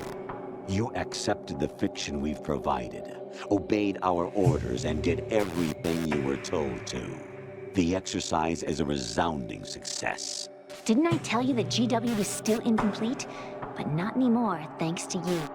Your persona, experiences, triumphs, and defeats are nothing but byproducts. The real objective was ensuring that we could generate and manipulate them. It's taken a lot of time and money, but it was well worth it considering the results. Everything went according to plan. The AI describes the success of the experiment as the final piece to complete GW. That takes us to the end of our talk with the AI, ordering us to take down Solidus and complete our mission. Raiden's hesitance is laughable at this point, backing down immediately when he's reminded that if he dies, Olga's child dies along with him. Just in case he didn't believe the existence of this child, the Colonel also mentions that Rose will also be killed if he doesn't complete the mission. The subtitles cleverly emphasizing the lie part of believe, telling us that Raiden should have a lot more conviction in his resistance. As opposed to bowing down to the Patriots' orders, he single-handedly could have defied their expectations and ruined their experiment. Yet, he backs down out of a fear that he's wrong. His own thoughts, no matter how strong they may be, still lead to him conforming to exactly what the Patriots want. They have won. Finally, getting back to Solidus, it's clear that his motivation to kill you is all based around ruining the Patriots' plan. There's no way out for Raiden at this point. He either lets himself be killed, potentially killing Rose and Olga's child in the process, or kill Solidus and complete the exercise. It's not just that though, but to encourage Raiden to fight, Solidus reveals that he was the one who killed his biological parents. By the way, Jack, I was the one who killed your parents. His aim being to repeat history, emulating Snake and Liquid's pursuit after their father, Big Boss. We're repeating history, Jack. Liquid and Solid hunted down Big Boss, trying to sever the tie that bound them to him. Unless you kill me and face your past, Jack, you will never escape.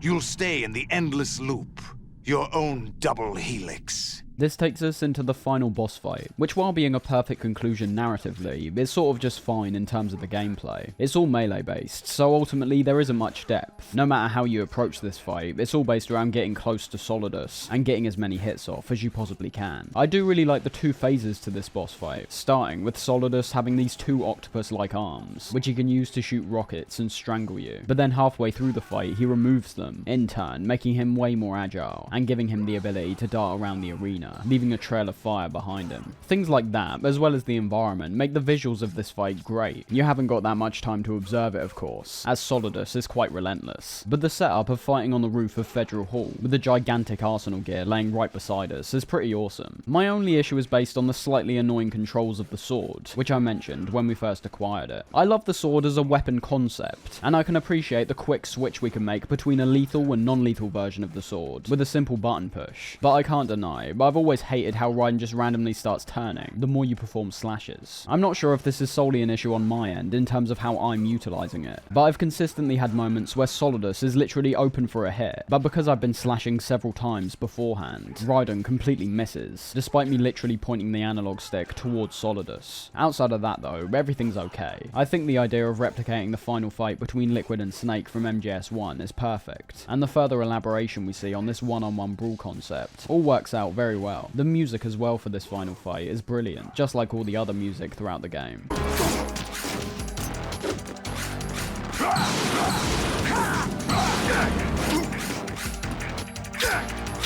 We do get a brief codec call with the AI in the middle of this fight, although the information we're given is essentially a repeat of what we already know. It actually appears more like a flex on Kojima's part about how many elements he included early on, which would have gone over most players' heads. The emphasis here being names, almost describing Kojima's own naming process of Metal Gear's Rex and Ray, which both correlate to the names the US forces gave Japanese planes in World War II, and also Raiden's real name, Jack, being a codename for the Mitsubishi J2M Raiden fighter aircraft. Coming to the end of the fight, Raiden manages to defeat Solidus in brutal and stylish fashion, leading us to one of the weirdest sequences in the entire game. The closing cutscenes almost have a dreamlike quality to them, with Raiden all of a sudden appearing on the ground level, initially appearing with no one surrounding him, but upon having the camera zoom in, suddenly has countless civilians walking past him. The strangest part, of course, is how the majority of these civilians act, seeing only a couple police officers running onto the scene, but having the vast majority of people just wandering about like nothing's wrong. Despite arsenal gear lying right in front of them, destroying a huge part of the city, and likely killing hundreds of thousands of people, they don't appear to be phased all that much. Adding to the strange events taking place here, Snake pops out of nowhere again, just like in Arsenal. This instance being even more out of place, considering we saw him dive into the ocean with Liquid and Ray. But the intention of all of this becomes a lot clearer when we listen to what Snake talks about. There's no such thing in the world as absolute reality. Most of what they call real is actually fiction. What you think you see is only as real as your brain tells you it is. Then, what am I supposed to believe in? What am I going to leave behind when I'm through? We can tell other people about having faith. What we had faith in. What we found important enough to fight for. It's not whether you are right or wrong, but how much faith you are willing to have. That decides the future.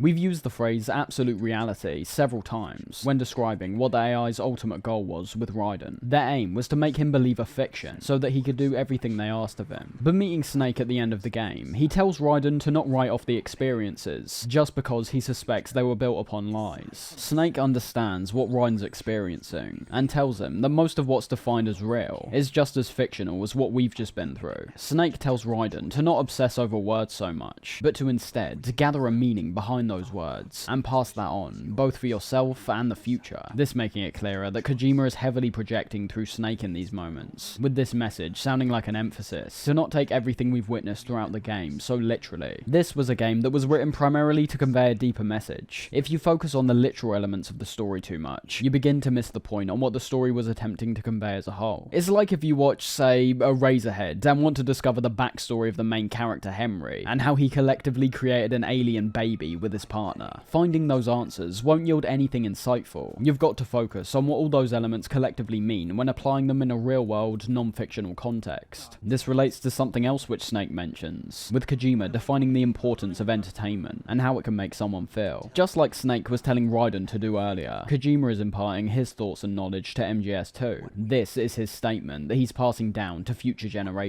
Whether you agree, disagree, or don't even understand what you've experienced by the end, even though what you were partaking in was a piece of fictional entertainment, that doesn't remove it from creating an impact, and making someone consider things in a real-life context. It's about making people think about the things which Kojima has introduced throughout the game, and try to decipher if there's any meaningful truth to what's being said. After this talk, Snake notices the dog tags that Raiden's wearing, cleverly reintroducing the name, nationality, and date of birth we inputted on the node at the start of the game, removing the player's control over him by throwing them away, and following Snake's guidance to make decisions for himself from now on.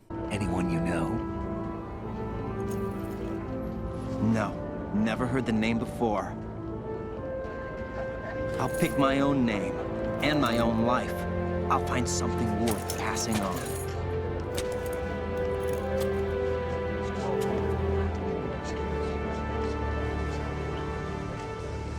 Snake reveals to us that he's still got the virus that destroyed GW, and claims that due to it only destroying a specific part, namely the part which wiped the Patriots' identities, they'll be able to analyze the code to actually discover where the list of names are located. Not destroying it, but using it to discover who and where they are. After Snake leaves, the ending we get is just straight up bizarre. Rose shows up in the flesh, and despite everything he's just been through, with Rose more than any other person being held in the balance as being either real or an AI, Raiden accepts the truth for what it is, someone that's flesh and blood standing right in front of him, and with Rose gesturing she has a baby on the way, the camera pans up and the game comes to a close. Again, we're working with meanings behind what we're actually seeing. People have tried to analyze why Snake and Rose show up at the end, how it's even possible, but as Snake said, don't worry over the details so much, worry about what they're trying to communicate to you. What Snake mentions in the post-credit scene ultimately only reinforces what we already know, cementing the idea of memes as the core theme of this game, and noting how genes aren't the only important thing which have to be passed on, but also human history, from the minute details to world events, all the bad and all the good.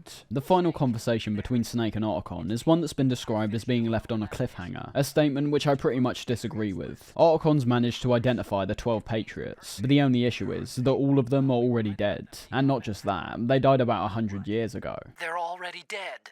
All 12 of them. When did it happen? Well, about 100 years ago. What the hell? What seems like a surprising twist at the time can actually be understood quite easily if you've been following the plot closely up to this point. We've never actually known who or potentially what the Patriots are. Are they people? Are they an AI like GW? We don't really know, and we never will know. What I personally interpret this ending to mean is that the Patriots at one point were a genuine collective of people, a group like the Founding Fathers, who developed a set of rules and beliefs which they wanted the world to live by. Of course though, as they're not immortal, they knew that eventually their reign would be over. which means if they want their legacy to live on, it would have to be passed down to someone or something else. That's why I don't think it's a far cry to say the Patriots at this point are merely an ideology, not actual people. As they died so far in the past, there are likely still people, possibly related by blood, which are actively carrying out the Patriots' legacy. But I think the reason behind GW's creation was to remove human involvement entirely. Without human involvement, and a strong, effective AI calling all the shots, the Patriots will continue to live on for hundreds and hundreds of years, without actually being alive to witness it. I believe GW was essentially trained to be what the Patriots stand for, thus leaving out the chance for any new blood which would be left to carry on their legacy, potentially defying their will and carrying out a path that's separate from theirs. They may have been long dead in the past, but their presence in the present is just as strong. So, wow, we finally reached the end of MGS2, and what can I say about this game that hasn't already been conveyed throughout this entire section? The gameplay is fantastic, expanding on and refining mechanics from MGS1. The music on the whole was what I describe as my personal favourite soundtrack in any game ever made, with there being such a variety in the track listing, but all working perfectly in game to create whatever atmosphere is attempting to be portrayed. And of course, the storytelling is just out of this world. It should be very clear by the end that MGS2 was easily the most pivotal game in Kojima's career as of yet. This is the game that made people think of him as an auteur. He didn't shy away from risks in a vain attempt to please fans of MGS1. He went headfirst into ideas which many players won't understand, or even care to understand, subverting expectations with characters like Raiden, and having the whole plant chapter be a narrative retread of MGS1, something which will have its intention completely lost if players don't reach the end. MGS2 has one of the best stories I've ever experienced in any media. The thoughts which are given out towards the end of the game are nothing short of profound, especially when looking back at them today. And ultimately, Kojima ended up paying the price for these risks, as upon MGS2's release, it's easy to say that people thought it didn't live up to the hype whatsoever. Let me reinstate, the hype around MGS2 was insane. Think of God of War 2018, or Cyberpunk hype, that kind of level. Kojima must have known he was playing with fire. The plot of MGS1 wasn't exactly simplistic, but it's nowhere near the level of MGS2. The commentary that's featured in this game is so deep and intricate. There were periods of time where I'd simply sit for 30-minute intervals, thinking about what Kojima's saying in the dialogue, what his message ultimately is, how the events of the game are translating to our real world. It's just astounding. MGS2 is an example you could give to anyone who says games aren't art, and immediately prove them wrong. MGS2 almost works as a conduit for some really important questions and realities we should be investigating in our own lives. The fact it's a fun game is one thing, but it's because of that fact where it's even more of a shock when these immensely interesting ideas get thrown in front of the player. You get them invested with elements they're accustomed to, and then make them think like no other game has before.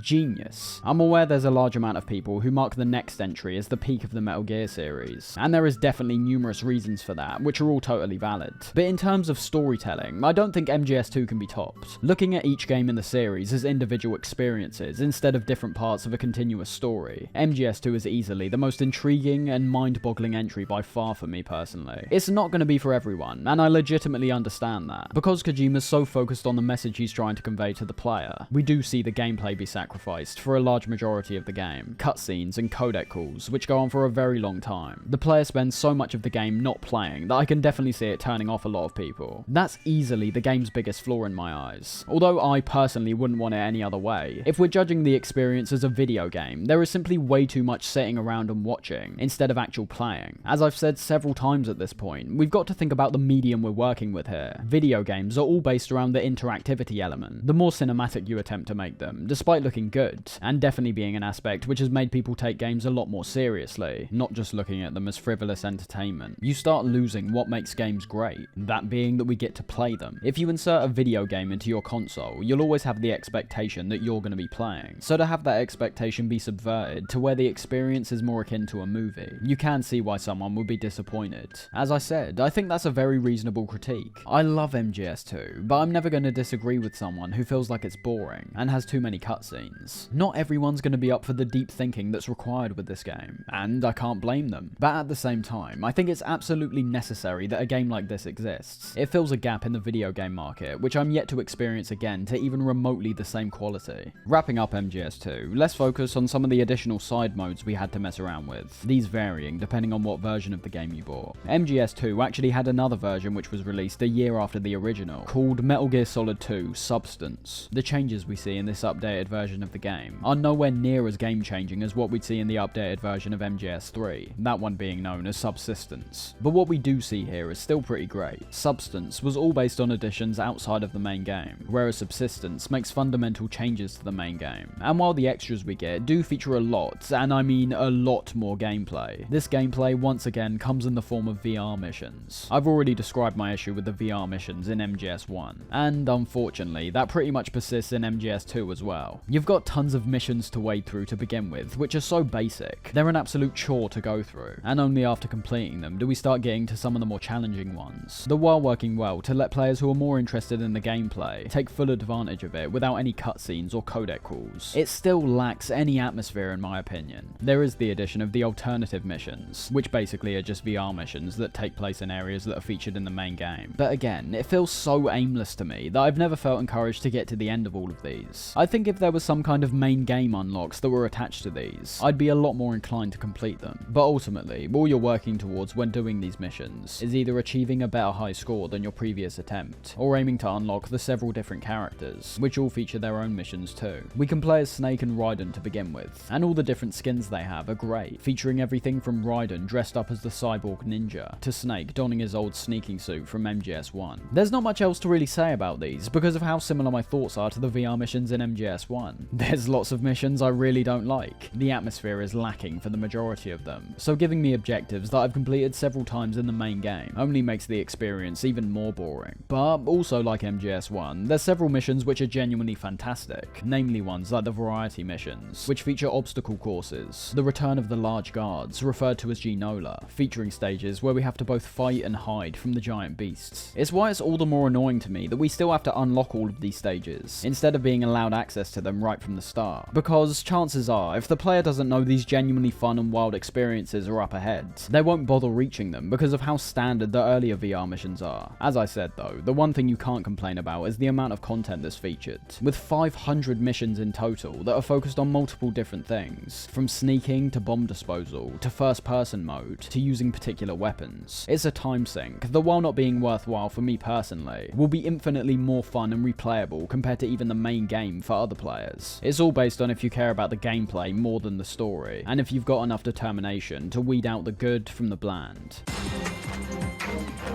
Jack, you're great!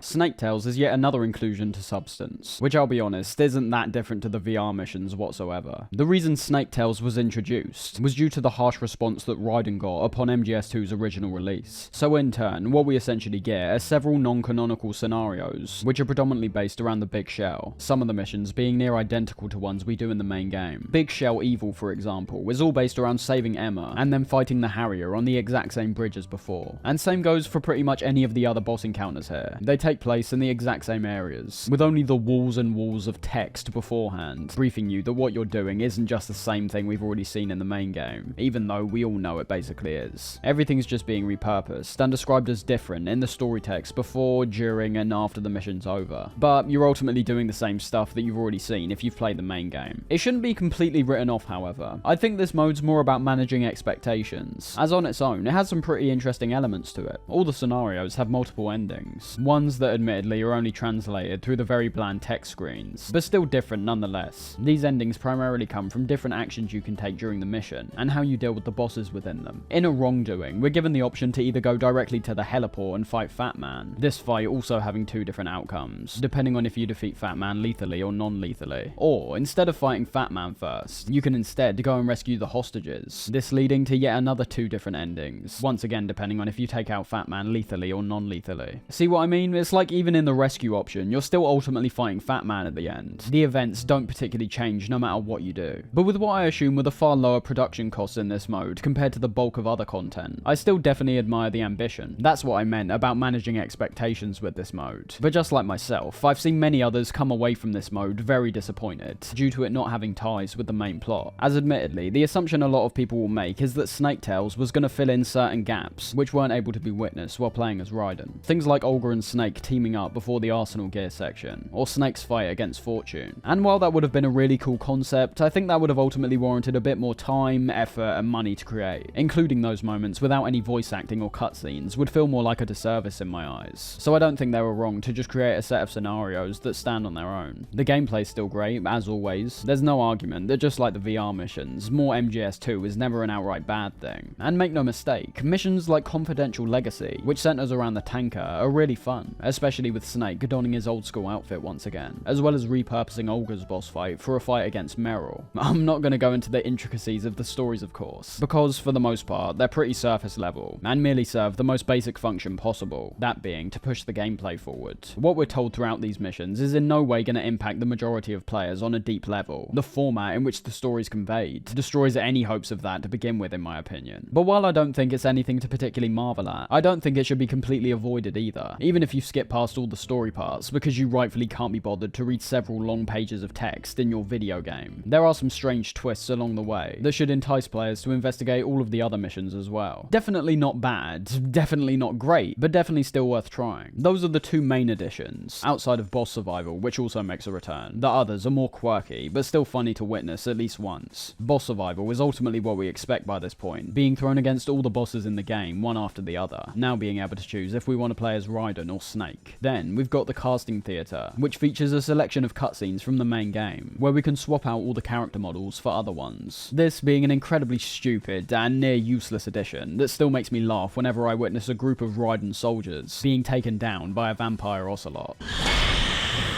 And then the final edition, which was sadly left out of the HD collection, is the skateboarding minigame. This essentially being a tech demo which was programmed into MGS2 for an upcoming skateboarding game that Konami had in the works. It's insane, hilarious, and actually really fun. I'd say it's the most amount of freedom we ever get while exploring the big shell, with the areas we skateboard through being reworked to cater to the much higher speeds we're travelling at. Just like the other modes, I think it's a worthy inclusion. All of this stuff is extra content, so I think asking for anything too substantial would be missing the entire point. The main game's the cake, and these additions are the cherry on top. And I think putting into perspective how much stuff was actually added is the kind of thing we just don't see in modern day gaming anymore. Nowadays, all of these would likely be sold separately at the exact same price, whereas here, they were all bundled together. Overall, I haven't got many complaints whatsoever. When re-evaluating everything, more gameplay seems to be the main objective. This isn't a DLC where we get further insight into the main story. It's literally just some fun additions, and in the case of the VR missions, an incredibly wide range of additions to boot. Good stuff all round. Oh, and as for the unlocks in the main game, they were mainly revolved around the dog tags this time round, unlocking things like an orange, brown, or blue wig, which give you unlimited ammo, oxygen, and grip. There's also the stealth camo, of course, and there's even a secret shaver item we can find at the start of the plant section, which weirdly removes Snake's beard during the Arsenal segment. Not that much elaboration on what we saw in MGS1, but I do like the more varied changes to our appearance. Wow, so now that we're finally done with MGS2, it's time to take another brief interlude before we reach the masterful Metal Gear Solid 3. This time, however, it's not coming in the form of an original spin-off like Ghost Babel, but instead a remake of MGS1, being referred to as the Twin Snakes, and being released exclusively for the GameCube.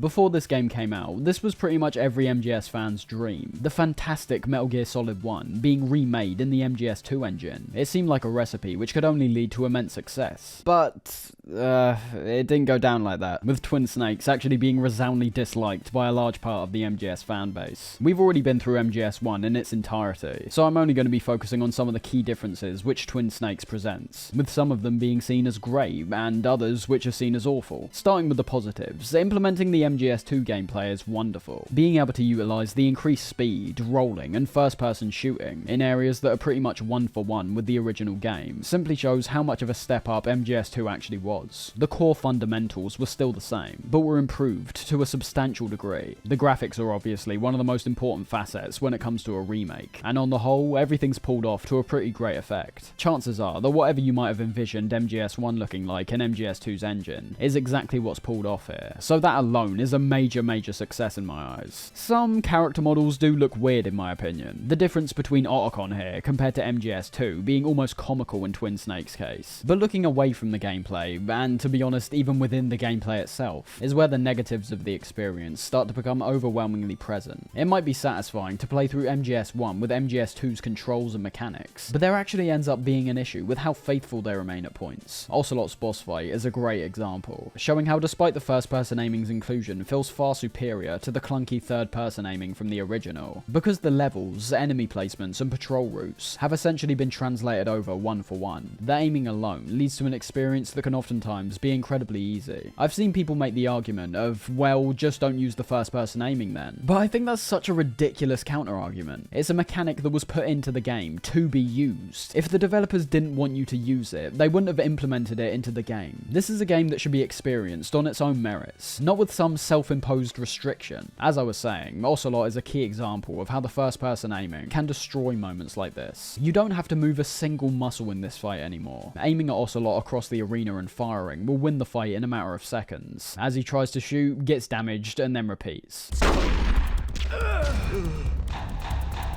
That kind of stuff is awful. I already had issues with the Ocelot fight to begin with, but it's miles better than what we get here, because this is just insane. It's not even a fight, really. And then we've got hands down the biggest negative when it comes to the twin snakes, and it's unfortunately the element which many people consider to be the most important part of a Metal Gear game, and that's the cutscenes and voice performances. These are nothing short of, well, just terrible in my opinion. Use a mind detector. Who are you? Use a mind detector. Who are you? Just call me Deep Throat. Deep Throat? The informant from the Watergate scandal? Just call me Deep Throat. Deep Throat? The informant from the Watergate scandal? Never mind about that. I can imagine the over-the-top nature of the cutscenes will appeal to some, but for anyone that's played the original MGS1, the cutscenes there are just leaps and bounds more effective. Look at the interaction we have with Baker, for example, when telling us he's forgotten Meryl's frequency. I'm sure she still has it. What frequency was she at? Oh, yeah. Let me tell you, it's... Oh, sorry. I forgot. Damn! I'm sure she has it. What frequency was she at? Oh, yeah. Let me tell you, it's...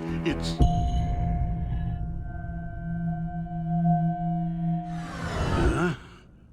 Oh, sorry. I forgot. Damn!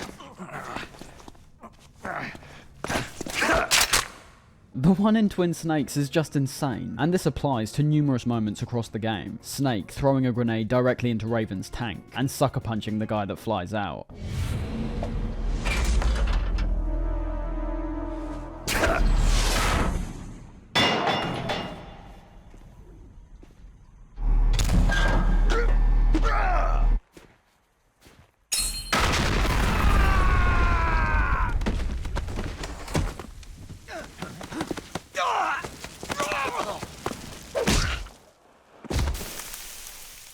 Backflipping, landing on a missile and firing the stinger in midair.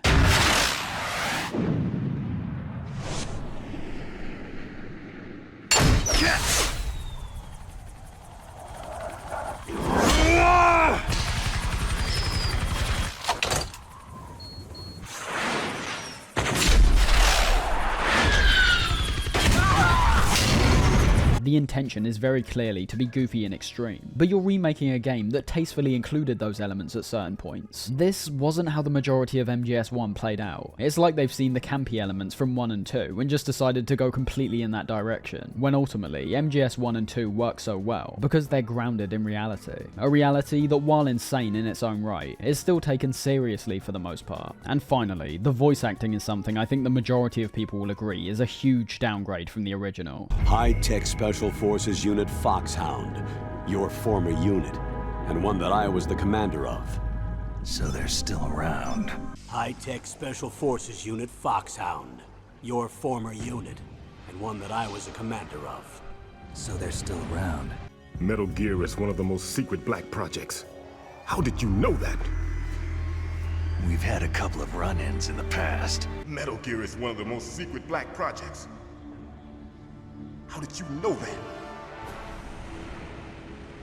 We've had a couple of run-ins in the past. Can you shoot me, rookie? Careful. I'm no rookie. Liar. Your eyes wander. There's no confidence in them. The eyes of a rookie. You've never shot a person, have you? You talk too much. You haven't even taken the safety off, rookie. Can you shoot me, rookie? Careful. I'm no rookie. Liar. That nervous glance. That scared look in your eyes. They're rookie's eyes if I ever saw them. You've never shot a person, am I right? You talk too much. You haven't even taken the safety off, rookie. There's not much to really say about it, to be honest. You can just hear how underwhelming pretty much all the voice performances are. One of the worst, obviously being Snake. Well, I'm not gonna let these maniacs start a war today. Do you still have the card keys? It's never been fully confirmed why the voice acting took such a sharp decline on the Twin Snakes, but it's been speculated that it might have had something to do with the budget cuts, which hit the majority of actors in the Twin Snakes. David Hayter literally giving up half of his own paycheck just so that all the original voice actors would come and voice their roles. But no matter the reason, I think most of what we hear from the characters merely doesn't stack up with the original, unfortunately, which is such a shame considering the voice acting in particular was one of the standout highlights from MGS1. I'm not going to talk about Twin Snakes for much longer. As I say, a lot of the stuff we've already talked about from the original game is retained, and everything else that's been introduced either works to the game's detriment, or in the case of the gameplay improvements, we already know how they'll function. Twin Snakes is not what I'd call a bad game, but it's merely one that pales in comparison to the original game. The only way I could ever envision myself choosing this version of MGS1 is if I'd never actually played the original MGS1 to begin with. It's a night and day difference in my opinion, which is such a shame, because with the additions from MGS2, there was such potential to make this the definitive version of MGS1, but more often than not, you'll still find most fans bypassing Twin Snakes and heading right back to the PS1 version, as ultimately it excels in terms of what most Metal Gear fans are looking for: a fantastic atmosphere, grounded scenarios, and great voice performances. And as for the gameplay, it might appear a lot more dated in comparison to Twin Snakes, and it definitely is to a certain degree, but the ultimate point is that it fits with the experience, something I can't confidently say for the Twin Snakes.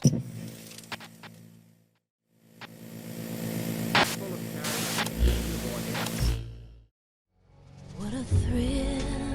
Coming into the development of Metal Gear Solid 3, however, we once again reach a point where Kojima has stated yet again that he's done with the series. He said it after Metal Gear 1, again after Metal Gear Solid, and repeated the same sentiment with Metal Gear Solid 2. The fact Kojima was so consistently avid to break away from the series would definitely stem from numerous factors. Metal Gear is easily the most successful and well-known project that Kojima's ever worked on, so I think one part of him wanting to end it would come from wanting to leave the series' reputation intact. MGS2 was easily Kojima's biggest statement in my eyes. It's a melting pot of ideas that coalesced into a masterpiece. So even though in many ways Kojima didn't particularly want to continue the series after MGS1, the open-ended nature of MGS2's ending makes a lot of sense to end the series for good. But there is also a flip side to that. Despite MGS2 being referred to as one of the best games ever made nowadays, we can't forget that when it came out, there was a large amount of people who utterly despised the game, almost not being prepared for what Kojima was attempting to convey with the story, and focusing more on questions like why aren't we playing as Snake, as opposed to the intended question,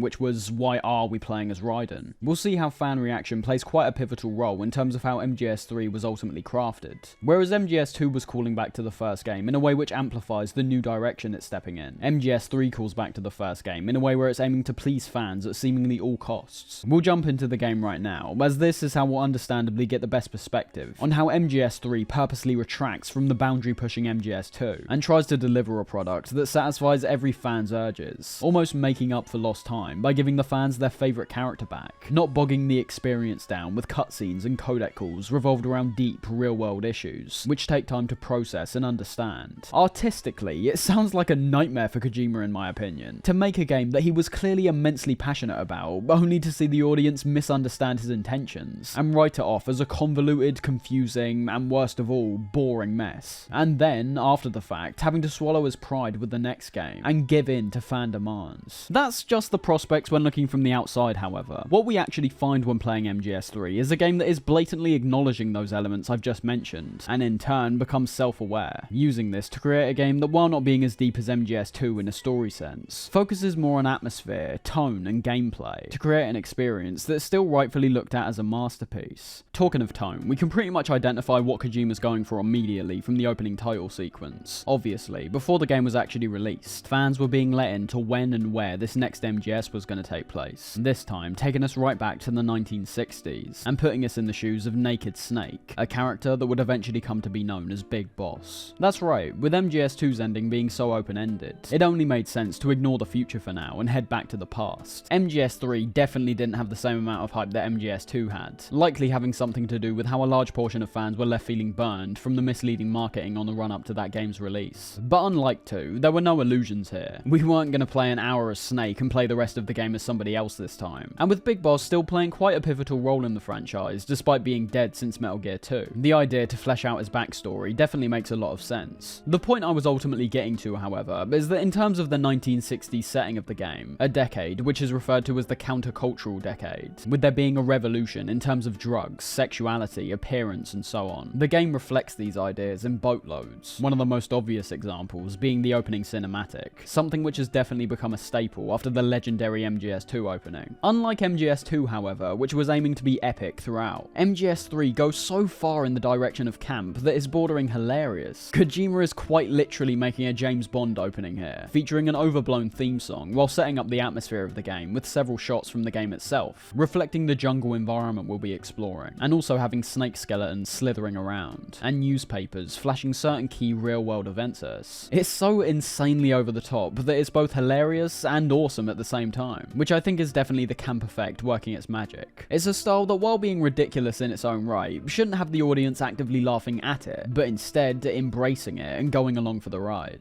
There were elements of this in the previous games, but the jump-off point is so large here that coming back to MGS3 definitely takes some readjustment for me personally, especially when playing it directly off the back of 2. Starting a new game, we're given a strange selection of options to begin with. We of course choose our difficulty just like before, but the first choice we're actually given asks us what game in the series we like the best, being given the options 1, 2, 3, or this is my first Metal Gear game. These do genuinely have different effects, although for the most part they don't substantially alter the experience regardless of which one you pick, which I think is good. Choosing 1 has your stamina decrease less during the opening part of the game. 2 is essentially a joke, where Snake will launch into the mission wearing a disguise that looks identical to Raiden, even having his name changed to Jack up to a certain point. 3 unlocks some camos and some extra things we can mess around with outside the main game, and saying it's your first Metal Gear game is just the standard MGS3 experience. These are only small inclusions, as I said, but still fun to witness. Finally getting into the game, however, we hear the iconic voice of David Hayter as Snake once again, which wasn't a given obviously, due to the fact we now aren't playing as Solid Snake. After the end of World War II,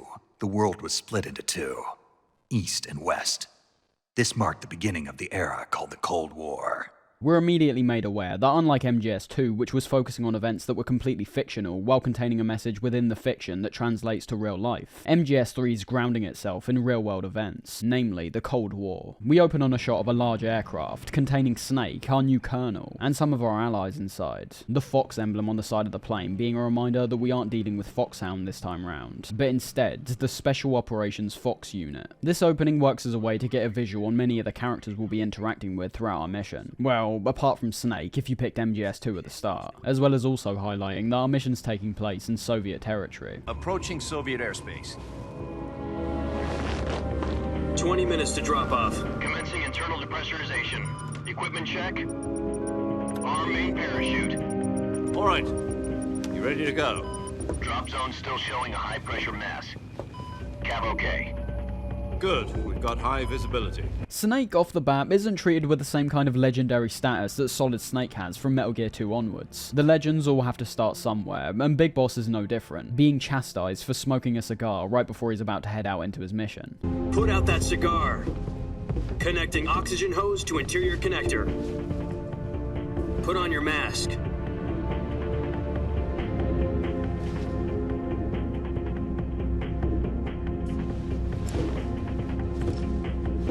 Does this panty waste know what he's doing? Just like in MGS2's case, you can see the cinematic approach from Kojima in terms of the cutscenes is improved yet again. I'm of course not going to name every instance I perceive as being great, because especially with how stylistic MGS3 tends to be, we'll be here all day. But just in this cutscene alone, I love the slow-mo zoom-in shot of the cigar, the light changing orange paired up with Snake rising his head, all the smooth panning shots and zooms highlighting characters' faces and the surrounding environment, giving us a visual on both the type of technology we're working with, as well as the different characters actors who are performing their set roles. It's once again a constant throughout the game, which I'm merely going to say is pulled off with excellency yet again. You'll be able to see for yourself how great the direction is this time round. Although in terms of that style being carried across to the gameplay, we do see the cinematic approach be dampened somewhat compared to the first two MGSs, solely down to a factor which makes the gameplay exponentially more satisfying. What I'm referring to being the Subsistence re-release of MGS3, which introduced a true third-person camera, also being carried over to the HD remaster as well. We'll focus more on that when getting into the gameplay. For now, we witness Snake jumping out of the plane and performing somersaults in the air.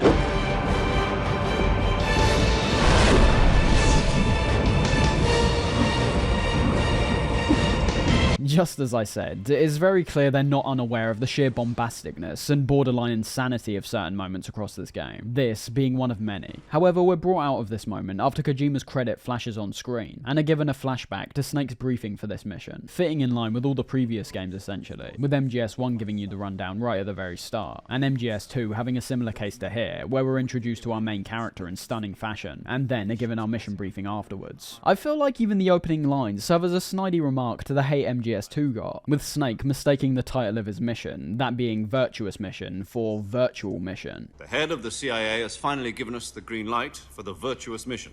Virtual Mission?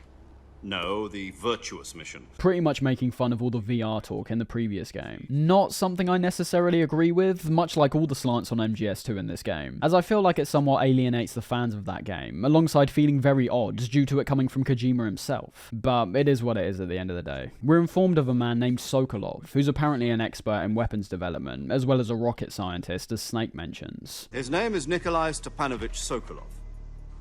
He's head of the OKB-754 Design Bureau, one of the Soviets' top-secret weapon research facilities, and the East's foremost expert on weapons development. Sokolov? Isn't he that famous rocket scientist? The very same. Sokolov's attributed as one of the pivotal scientists who launched Yuri Gagarin into space. Once again, a real-world event being tied in with a fictional character. Sokolov is said to have become afraid at his creations, most likely worried at what the Soviet Union would intend to do with his scientific abilities. A similar scenario to what we saw with Otacon with Metal Gear Rex. So in turn, Sokolov defected to the West. Around the same time all of this was happening, the Cuban Missile Crisis was also in full swing, getting a fairly detailed and accurate recounting of the many decisions and negotiations which were carried out during it. And tying this event with fiction once again, it said the deal the US and Russia came to was that in order for the Soviets to remove their missiles from Cuba, the US would have to give back Sokolov, with the assumption being the Soviets require him to continue work on their new weapon, more than likely some kind of Metal Gear. Finally, on October the 28th, the Soviet Union agreed to remove its missiles from Cuba. But in order to get the Soviets to pull their missiles out, we had to make a deal. You mean the one where the US agreed to remove its IRBMs from Turkey? No. The Jupiter IRBMs deployed in Turkey were obsolete, and we were going to get rid of them anyway. They had no strategic value whatsoever to either the US or the Russians.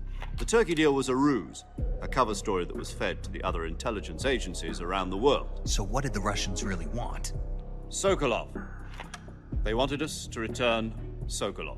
Ultimately, what our mission comes down to is rescuing Sokolov and preventing the creation of a potentially devastating weapon. The rest of the information we're given is rather negligible, just details revolved around how they'll exfiltrate via the Fulton recovery system, and how we've got around a 4-hour time limit before the plane has to refuel. Although in terms of the game itself, we can realistically spend as much time as we want completing our mission and still be fine. One new addition we do see, however, is the option to press R1 during the cutscenes at certain points, typically putting us in Snake's perspective for a brief moment. It's one of those inclusions that didn't particularly have to be there, but doesn't work to the game's detriment either. It's something else which I feel was implemented, primarily because of how long the cutscenes were starting to get in MGS2. So reintroducing some more interactive elements, even small ones like this, should definitely keep certain people more invested in the cutscenes this time round, and thus more invested in the game as a whole. I will say, however, I feel like out of all 3 Metal Gear Solids, I find myself struggling to connect in the same kind of way as I do with 1 and 2. While saying that, I'm pretty sure I know why though. Some of it stemming from the goals during development, and some of it stemming from the game itself. It's a similar feeling that a lot of players must have felt when playing as Raiden for the first time, and I acknowledge that I've always had less of a problem with this character because of the years I spent playing as him when I was a kid. It was less of a heavy blow to me, due to me being fairly unfamiliar with the MGS franchise to begin with. Playing MGS2 for the first time, I wasn't really aware of how invested fans were to Solid Snake. With MGS3, however, I not only have that unavoidable knowledge that Kojima was reintroducing the character of Snake so that fans would be happy, happy, an idea I don't like to begin with. But then there's also the obvious fact that we're not actually playing as Solid Snake. The series has enough sequels by this point where the guy who the game's literally named after is no longer the main protagonist. Solid Snake has now become merely one of 3 protagonists alongside Raiden, and who we'll eventually know to be Big Boss. It's not a full-on negative in my opinion, as we'll eventually see that Kojima does manage to make us connect with not only Snake, but tons of other characters who we're meeting for the first time. It's just something else which I describe as slightly off-putting to begin with, just like Raiden before. We've got the bare minimum Big Boss connection to attach to, but the overwhelming thought in my mind is that from his conception, I feel like he was placed in as a Solid Snake stand-in. Hooray, no more Raiden. You've got quite literally a near identical character model to Snake from MGS2, and now you can play as him for the endurance of the game. It might be more of a personal view that I'm fine for anyone to disagree with, but I thought I should bring it up regardless. There's not characters like Otacon or Liquid which tie the experience back to Solid Snake. We're essentially starting fresh, which is fairly admirable in all actuality. It requires not only brand new ideas for characters and all their unique personalities, but also requires the writing to be on point so that we connect with them in the span of only one game. Which, say what you want about how you connected with characters in MGS1, but relationships like Snake and Otacon's easily reach their peak only when coming into the game's sequel. All I'm saying is that MGS3 marked the turning point for how Metal Gear was now turning into a franchise that is no longer bound to the main character anymore. Kojima had tried to end the series several times by this point, and I think from here on out it becomes increasingly obvious that he's merely using Metal Gear as a vessel to carry out ideas that he'd likely want to pursue with new IPs, in some cases working to great effect like this game, and others appearing a lot more out of place. By the time we reach MGS5 for example, you'll see how that game in many ways is associated to the series by name, but is lacking so many of the qualities which defined Metal Gear to begin with. Parachuting onto the ground, we end up losing our backpack on one of the trees, and crash onto the ground with style.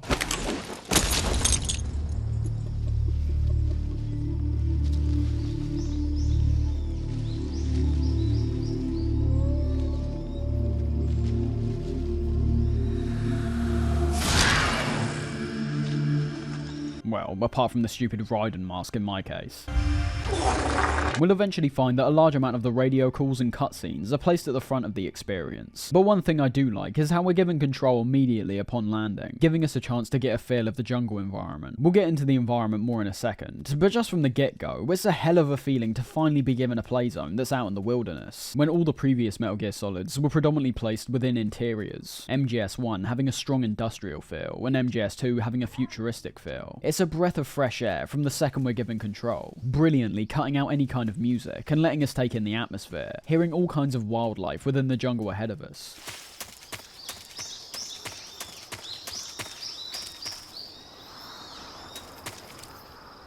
The opening moments of gameplay can be very important for letting the player know what kind of experience lies ahead of them, and MGS3 definitely doesn't disappoint. Whether it be the rays of light which shine through the trees, the long grass which we can see and hear rustling when either we or the numerous wildlife move within it, and not to mention the view of the wide open jungle that lies beyond the cliff edge. Visually, this game was stunning for the time. The jungle environment is easily the game's biggest strength in terms of its visual design, but needless to say, even when we start exploring areas outside of the jungle, they don't disappoint either.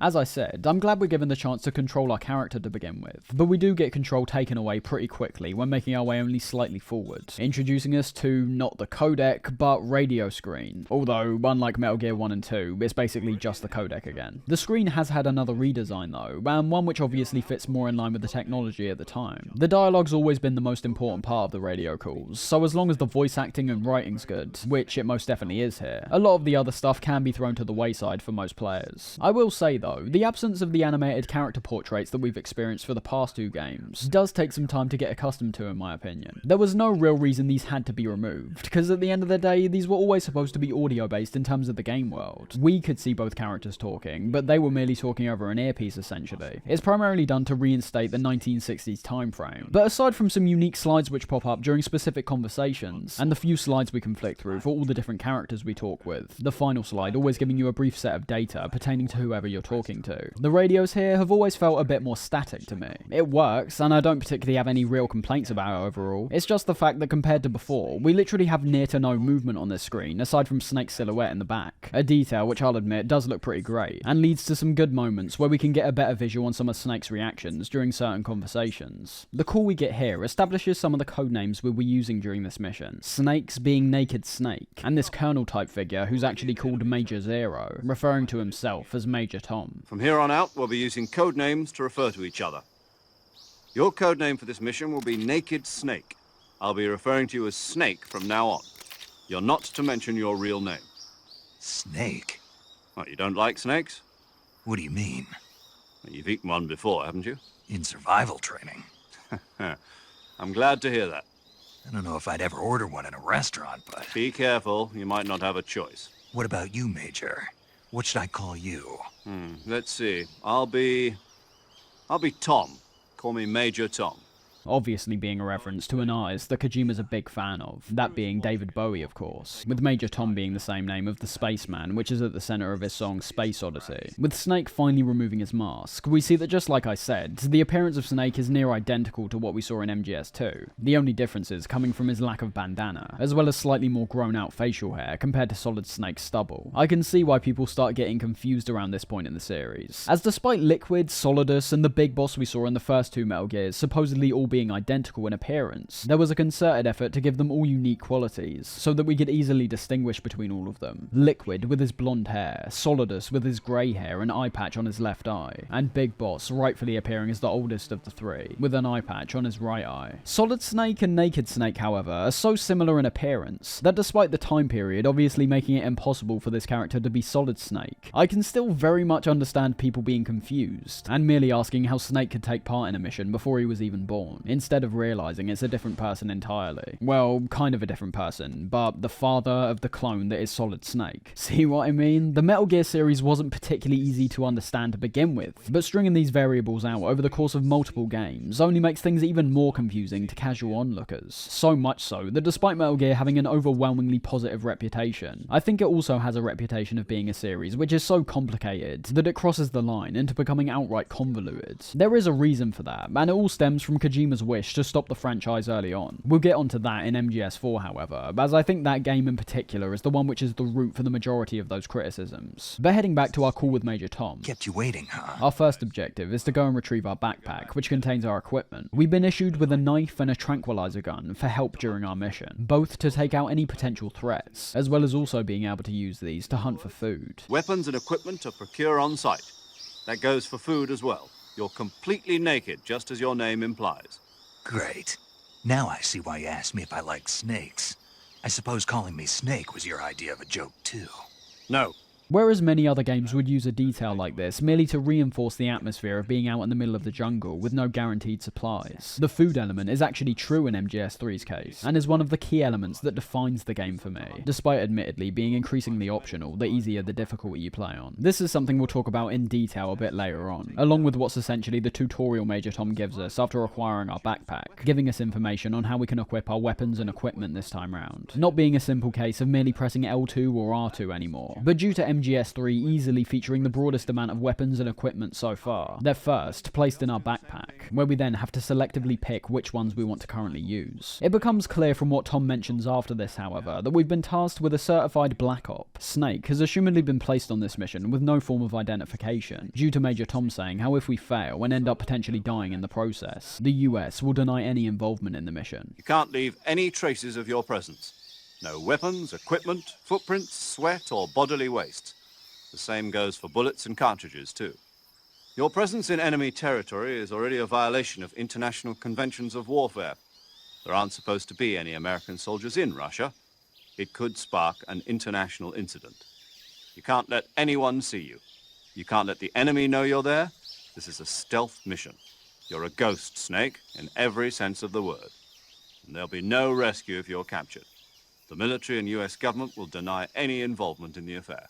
We're carrying out an operation that could potentially start an all-out nuclear war if our presence is relayed to the Kremlin. So the stakes are definitely high, even from this information which is delivered in a fairly passive manner. I forgot when coming back to MGS3 how extensive the instructions are from Tom here, which I don't actually like that much, to be honest. As I always say, creating an environment where players will gradually learn how to play for themselves will always feel a lot more satisfying, as it presents a greater sense of freedom and discovery on their part. The only thing is, MGS3 does that perfectly, so I think it's fairly unnecessary to start detailing specific pieces of equipment like the fake death pill, as it's definitely one of the more unique tools we've got to mess around with in this game, and would be far better in my opinion to just be figured out by the player, instead of just telling them how to use it off the bat. That's what the majority of this call is really, detailing information that will help us out while playing, and reinforcing the already isolating feeling of the dense jungle atmosphere by telling us we're completely on our own. Tom also introduces us to the support team we're working with on this operation, first of which being Paramedic, who serves as our Mei Ling this time round, with her main function being revolved around saving our mission data, and second being someone called the Boss, a name that should immediately get the players' minds whirring about what this character implies about Naked Snake eventually going on to call himself Big Boss. Speaking of snakes, you remember the Boss, don't you? A legendary soldier and your mentor. Actually, it was the Boss that got the DCI's authorization in the first place. She's going to be serving as Fox's mission advisor. The Boss is? She also helped me plan this mission. She and I were at SAS together. Jack, is that you? How many years has it been? Boss? That's right. It's me. The Boss talks to us and almost immediately reveals a sort of hero worship from Naked Snake, recounting the exact amount of time it's been since they last talked, and being frustrated that the Boss all of a sudden disappeared from him. This is one of the first subtle indications that despite the similar appearance, Naked Snake isn't going to be the same as Solid. He might look the same and have the same voice, but his personality differs quite substantially if you're paying attention. Why'd you disappear on me all of a sudden? I was on a top secret mission. You didn't need me anymore. But there were still so many things I wanted you to teach me. Already, we can see his humanity is on show very early on, compared to Solid Snake, who has always appeared very stoic, with his mind being focused on completing his mission at all costs. Naked Snake appears to have been actively missing the guidance that once came from what we discover was his mentor. Putting Solid Snake in this situation, all you could imagine him doing is holding a grudge. He's been programmed to be the ultimate soldier to begin with. So off the bat, it's definitely refreshing to have a main character this time round who's a lot more human, and admittedly, human in a kind of way that's not as whiny and clueless as Raiden was. We're told by the Boss about things like the importance of spirit and body when it comes to thinking like a soldier. Snake showing somewhat of a weakness straight away by exposing his own insecurities about lacking experience. This makes the Boss start questioning his mindset, labeling Snake as a good fighter but not a soldier, due to a soldier being defined as someone who follows their orders to a T, and throwing any personal feelings and politics to the wayside. A soldier has to follow whatever orders he's given. It's not his place to question why, but you're looking for a reason to fight. You are a natural-born fighter, but you're not quite a soldier. A soldier is a political tool, nothing more. That's doubly true if he's a career soldier. Right and wrong have no place in his mission. He has no enemies and no friends. Only the mission. One might argue this is not such a bad outcome. As I was just saying, it means that Snake is a lot more human. He's not a mindless drone just following orders like Raiden was made to do. Although, it doesn't seem like that's quite what he wants. There's a saying in the Orient, loyalty to the end. Do you know what it means? Being patriotic. It means devoting yourself to your country. I follow the president and the top brass. I'm ready to die for them if necessary. Yet again, what we're hearing in the dialogue here is such a huge jump from the content we found in MGS2. That game had us constantly questioning the higher authorities, and delving into what's painted out in the media as conspiracy theories, whereas here, we're dealing with characters who are genuinely describing themselves as patriotic. MGS2 was giving us the revelation that Raiden's country, that still being America, and those who are in control, were self-serving, and were overall actually against him. So I think it's definitely an intentional contrast to have one of the first extended conversations in this game be all revolved around essentially the polar opposite. We've gone back to a time where there wasn't internet, where people weren't as quick to question the information they were being given, because of the severity of certain world events they could see playing out with their own eyes. So as a result, we've got two characters talking here whose sole focus appears to be fighting and potentially dying for their country, in hopes they achieve their mission. Could you imagine Raiden saying that he follows the president by the end of MGS2? It would literally be Raiden saying he follows the Patriots, which, to be honest, with the mention of being patriotic in this call as well, should indicate to the player that despite being set way in the past, certain things like the Patriots could still be incorporated into the story to a degree. We can tell the idea of loyalty is integral to the boss's character, bringing up a key theme of the game by mentioning the times, and how staying loyal to one leader isn't the same as staying loyal to your country. The president and the top brass won't be there forever. Once their terms are up, others will take their place. I follow the will of the leader, no matter who's in charge. People aren't the ones who dictate the missions. Then who does? The times. People's values change over time, and so do the leaders of a country. So there's no such thing as an enemy in absolute terms. The enemies we fight are only enemies in relative terms, constantly changing with the times. New presidents will lead way to new orders, new wars being fought against potentially completely different nations to who they were fighting in the previous war. The only thing we can believe in with absolute certainty is the mission, Jack. All right, but do me a favor. What is it? Call me Snake. Snake. Oh, right. Your codename is Snake. It suits you well. That about wraps up our conversation with Major Tom and the boss, being told about some new combat mechanics like CQC, which we'll eventually be implementing into our engagements, and then being let loose into the jungle once again. Commencing virtuous mission now.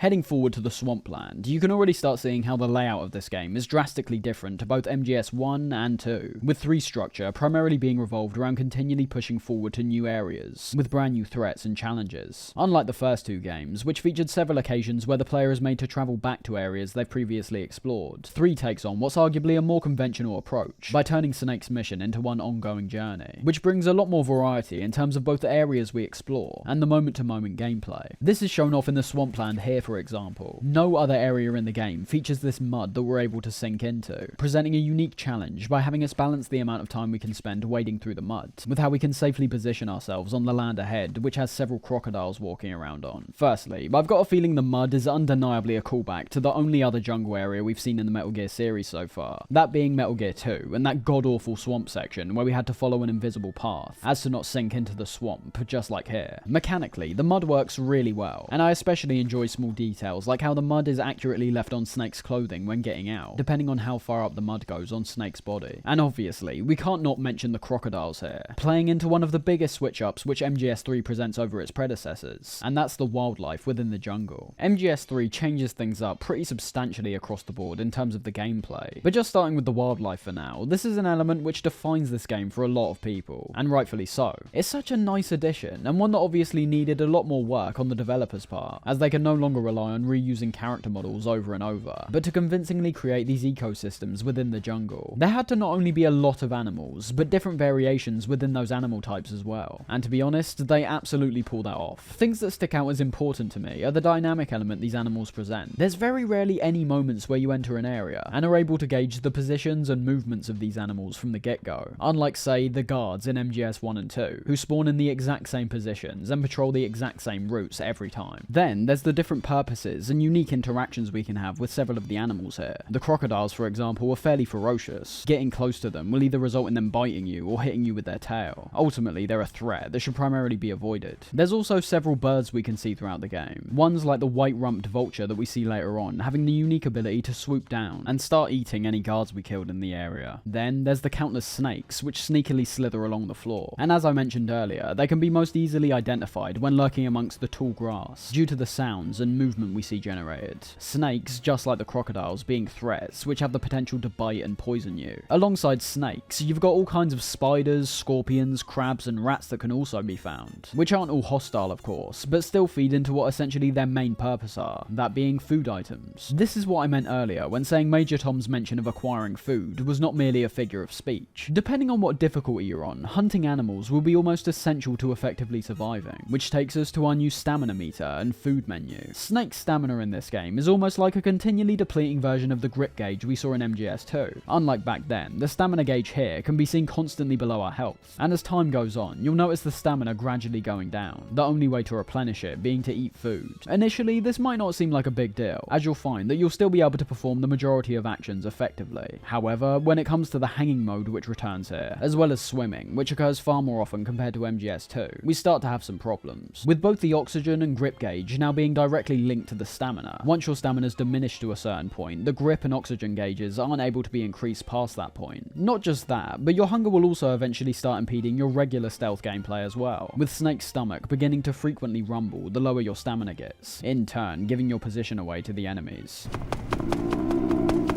Heading into the pause menu now presents a variety of options that we'll get into later on, but one of them, as you can see, is labelled food. When entering this tab, we're presented with all of our food items, as you could assume, which is where we should also mention that food isn't merely negated to animals, but also things like rations, which, yes, marks the first time rations aren't being used for a static health increase, and also the bizarre product placement calorie mate tie-in, which is something we'll be seeing a lot more of in the upcoming games. Unlike some of the other menus here, the food menu isn't at all convoluted. It lays out all the necessary information clearly, such as if we've eaten this food item before, and what we think of certain food items that we've previously eaten. This is important due to Snake having a variety of different reactions depending on what food item you eat, some, like the calorie mate, being very much to his liking, and in turn, restoring a very large portion of his stamina. That's damn good. Whereas others will make Snake recoil in disgust, these foods typically restoring a minimal amount of stamina.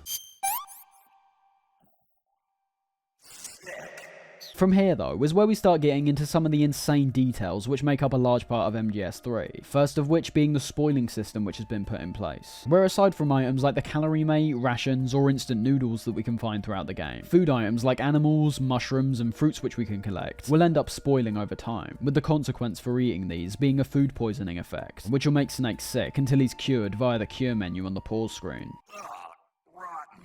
This is a great detail, but is definitely more of an outright mechanic, putting an emphasis on balancing out the high quality foods that you'll want to be saving for when your stamina's particularly low, while at the same time not letting you hold on to them for too long, as to not completely destroy the experimentation which makes up a large part of the food system. There's also an incredibly small but fantastic detail in my opinion, where if you consistently eat food that Snake doesn't like, you'll find that over time he'll end up finding it more palatable. That's right, through sheer force we can actually turn food which Snake finds initially disgusting into one that he thinks is actually tasty. I think the acquiring of different foods and trying them out is a large part of what makes the system so great, so allowing players to keep all their good foods, and in turn stopping the need for hunting on their part, takes quite a lot away from the system overall, as well as the immersion that comes from hunting. And I suppose on that note, we should talk about the hunting itself, in terms of both the flora and fauna. The animals are about as you'd expect really. You see a bat, a snake, a crocodile, you shoot it, and then pick up the food items that drop from them. It should be noted, there is a difference between killing and tranquilizing animals, both being sent to your food menu, but with the tranquilized animals being held in cages, only being able to hold 3 at a time. These captured animals primarily being used as a distraction technique against enemies, where throwing something like a poisonous snake at a nearby guard will make them take a second to kill it, giving you a chance to either sneak past or take them out. That alone is fantastic, a unique diversion tactic which makes the food items, and in turn the animals, even more multi-purpose. They start off as a potential threat, and then become either food or a tool in your arsenal. Not to mention though, the feeling that's given out by merely going up to a tree, noticing a mushroom, and then acquiring it by cutting it out of the tree, presents an insane amount of immersion, more than any other Metal Gear I'd argue. This kind of stuff is present all across the game, in every single area, some feeling dynamic like this, and others appearing a bit more manufactured, which is still fine in my opinion. What I'm referring to in those cases are instances like the beehives, with this item in particular being put in several places where you're able to shoot it and further your progress, like the one that's placed on the bridge that's a few areas ahead of the swamp, where shooting it down will have the bees inside start surrounding the nearby enemy, who'll then run across the bridge and out of the area, along with any other guards that are in front of him. These moments really remind me of the Hitman games. Very satisfying to pull off, but obviously manufactured, and at the same time aren't the only way to progress forward. So yeah, the food in general was just downright brilliant in this game. It works in terms of both gameplay and immersion, although as I said, this especially at the start of the game, and if you ever find yourself struggling for food, where it easily reaches its peak. The second you have a wide range of food that doesn't spoil and reliably refills a lot of stamina, those elements start falling to the wayside, and in terms of my experience, that's something that I found was definitely possible. But I will say, it's more impressive that for the vast majority of the game, these elements which I've just mentioned persist, feeling necessary to the experience, while never feeling like an annoying intrusion either. Climbing trees to shoot down mangoes,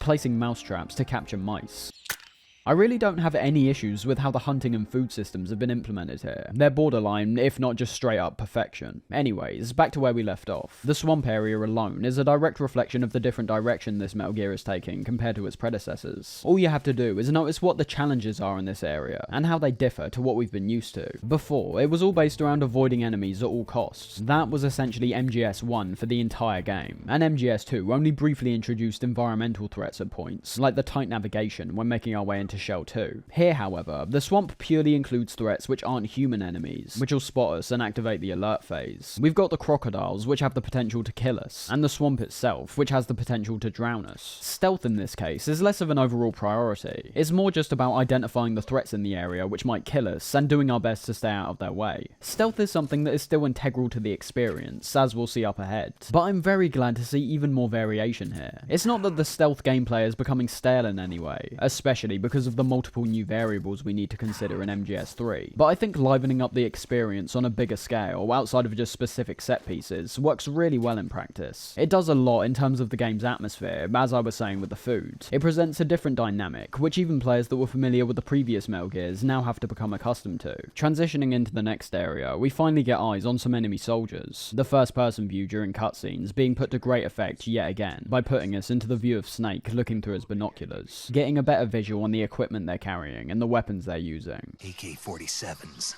and grenades. The radio call which follows on from this once again has Major Tom stating how this is a stealth mission, and that we should avoid being detected at all costs, as well as also having the boss give us a description of the camouflage menu. So let's go over that right now too. Despite camouflage being described as a key factor to staying undetected in both previous games, it's also something we never actually had control over, aside from the incredibly easy stealth camouflage, which pretty much destroys the stealth gameplay in its entirety. This changes big time in MGS3, with camouflage being one of the most vital elements that we now have control over, which can make a huge difference in terms of being spotted or staying undetected. The camo index, as well as the names of the current camouflage we're wearing, is now shown in the top right of the screen at all times, being necessary enough and also small enough to not feel like it's cluttering up the screen. The camo index is marked by a percentage, which will constantly fluctuate depending on the actions you're taking in-game, as well as how well the camouflage you're wearing is making you blend into your surrounding environment. So for example, regardless of whatever camouflage you're wearing, you'll notice the camo index will significantly decrease, and possibly even turn red and go into the negatives. So it's not all solely based around how good the camouflage you're wearing is, but where the camo does come into play is when crawling on the ground or staying stationary, as then you're able to start gauging how effective the camo itself is, which in turn will go on to affect things like how likely the enemies are to spot you while running around, some camos making you stand out more than others, even despite the already loud actions you're taking. So the index is pretty much just a mark of how easy you are to spot now, which, as you may have noticed, due to it appearing where the Soliton radar would usually be, has a lot to do with the enemy's lines of sight and how they've been changed in MGS3. We'll talk about that when looking at the gameplay at large in a minute, but sticking with the camouflage for now, heading into the pause menu and clicking on the camouflage tab reveals two options, face and uniform, both options being pretty self-explanatory in terms of what area they're affecting. Going into either of these two tabs reveals a range of options, which is already quite varied at the very start of the game, but can be further increased with multiple other camo types and even secret camos for your face and uniform. The ability to customize our camos stays in line with the heavily immersive aspect which can be felt in the game already, where due to the differences which come from things like the enemy's AI, we're given the ability to put more consideration into our actions, and even further making us feel like the sneaky badass we've always been painted out as in the Metal Gear series. There is one big caveat for me when analysing the camouflage system, however, one that for me personally strips away quite a bit of the immersive aspect, and almost completely destroys it as an interesting gameplay function as well. What I'm referring to are the plus and minus numbers we see presented alongside all of the camos in the menu, removing essentially all experimentation from the player by telling them immediately what the most effective camo is for the environment they're currently in. Just like the camo index, it can fluctuate pretty quickly depending on where you position yourself. For example, more often than not, just standing out in the open jungle will have the tiger stripe or olive drab camo be the most effective, whereas merely pressing yourself up against a tree will in turn make the tree bark camo the most effective. This is where I begin questioning what the intention of the camouflage is, and how it was meant to be most effective effectively used by the developers' standards. As I already said, the experimentation is already gone from the get-go, unfortunately, which is hands down my biggest issue with this system. All it would take is literally the removal of the plus and minus numbers, and that's it. The camo index could still stay the exact same, and would be the only indication at how effective your camo currently is. But aside from that, I also have to consider if the intention of the camo menu is a bit more convoluted than I initially thought. As you may have gathered from the tree bark camo example I gave a second ago, the camo index can vary significantly depending on what surfaces you're up against. You're next to trees, use tree bark. Crawling through grass, use the leaf camo. The only thing is, switching these camos in accordance with what surfaces we're surrounded by isn't the most quickfire thing to pull off. Remember, to change camo, we're continually having to pause the game and pull ourselves out of the experience, something that with MGS3 especially is a pretty large detriment. For most players, I imagine they'll merely default to what gives the highest amount of camouflage on average, so as I said, ones like the tiger stripe. However, if the intention was ultimately to have the player switch camos every single time they're amongst a different type of surface, it does not work well at all. The system is just far too slow to be anywhere near satisfying enough to pull this off smoothly. That may very well not be the intention at all, of course, but the ultimate point is that despite the camo system initially appearing like it brings a sense of depth and immersion, which I suppose it still slightly does to a degree, there's big issues which take away from the mechanic for me. The lack of experimentation almost destroys it to begin with. But add on the clunky transition we have to make every time we want to switch camo, as well as there still ultimately being camos that you can reliably pick and stick with for the endurance of the game. And you've got a promising system that desperately needs more depth and a significant amount of streamlining. The area we left off from is a fantastic introduction to both how the enemies differ compared to the previous games, as well as how we're also having to approach these areas differently, due to them being noticeably more open compared to MGS 1 and 2. Starting with the enemies, so MGS 2's AI had already been heralded as having one of the most impressive enemy AI systems ever created, a statement that I don't particularly disagree with at all. But I think what MGS 3 presents over MGS 2 are even more mechanics to showcase the AI's capabilities. First off, due to the removal of the soliton radar, you can naturally assume that we're now having to gauge their cones of vision. However, that's the thing, even when utilising our motion detector tool, which is the only kind of radar we get in the game, you'll notice the cones of vision are now actually gone. This is a change that I really enjoy, as it's removing the safety we previously had, where we could literally stand right in front of an enemy, but because we're just out of their cone, we still can't be seen. MGS 3's feel a lot more realistic in a lot of ways. Their sightlines are now directly tied into things like your camo index, if you're crawling, walking, or running. And one of the most important additions in my opinion, the sound you're creating. This immediately presents more strategy to the way you play the game, and if you've played the previous Metal Gear games and gotten used to the radar, will also reveal how much reliance you would have been putting into it for the majority of both 1 and 2. It solves the issue which I brought up a while ago now, about how the radar actually draws the player out of the experience, and results in them almost playing the game solely through the radar, missing out on the great visuals and atmosphere which is shown in the game itself. 3 does away with all of that, reinforcing the immersion even further, by requiring you to primarily pay attention to your surroundings, and as a result, taking in the visuals, the small details, and the atmosphere that you may have otherwise been missing out on. The sightlines of the enemies are noticeably improved. You'll find that running out in the open without surveying your surroundings will more often than not result in an enemy seeing something, an effect which is indicated to the player the same as always, with a simple surprised remark from the enemy in question.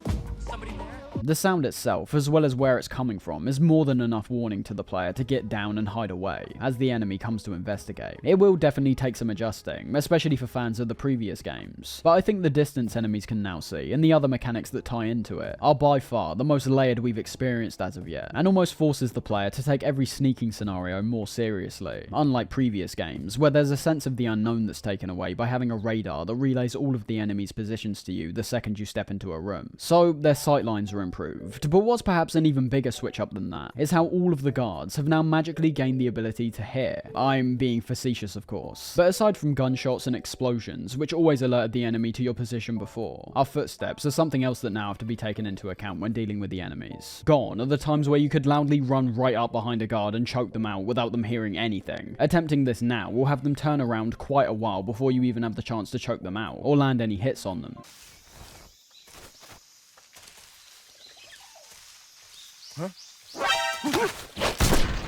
And while this obviously presents a bit more of a challenge for the player, I wouldn't ever want to replace it with the system we previously had. It's yet again adding more depth and strategy to the gameplay, making players question if they'll be able to creep up behind a guard, knock them out, and hide their body away before another guard comes along and potentially spots them from a much further distance than we're used to. The different states of movement, just like how guards see us visually, are the main way to avoid being detected. Running obviously being the loudest approach, which will allow guards to hear you from a pretty long distance away. Then you've got the walking, which is a lot quieter, and then crawling, which is the only real outlier in terms of the realism here, by not alerting the guards whatsoever, despite still generating quite a loud sound. And finally, we now have this super slow walk we can pull off by using the D-pad, presenting this gradual slowdown process as you make your way behind an enemy. First running, then walking, then essentially sneaking. All great stuff in my eyes, and although we aren't getting to experience tense moments like having guards clear out rooms while we hide inside a locker, I think the mechanics which are introduced here are a lot less set-piece based. They play into the experience as a whole. Everything I just mentioned is occurring in spite of whatever actions you're doing, whereas jumping into a locker during an alert phase in MGS2 will always have the guards come and investigate that same room in particular, even if they had no visual on you entering to begin with. We'll head back to some of the more gameplay oriented things in a second, but I just want to draw your attention to the sound for a moment, introducing another big difference that we see compared to the previous games. Now, music wasn't a constant in the previous games as we saw. MGS 1 and 2 both worked off themes, and for MGS 2 in particular, we already saw a contrast presented between the struts, which featured several different and varied tracks, and the connecting bridges, which had no music whatsoever. The latter's what we see for the majority of MGS 3, letting us bathe in the layered ambience of the jungle, and grounding us completely in the situation, at least while we're sneaking around.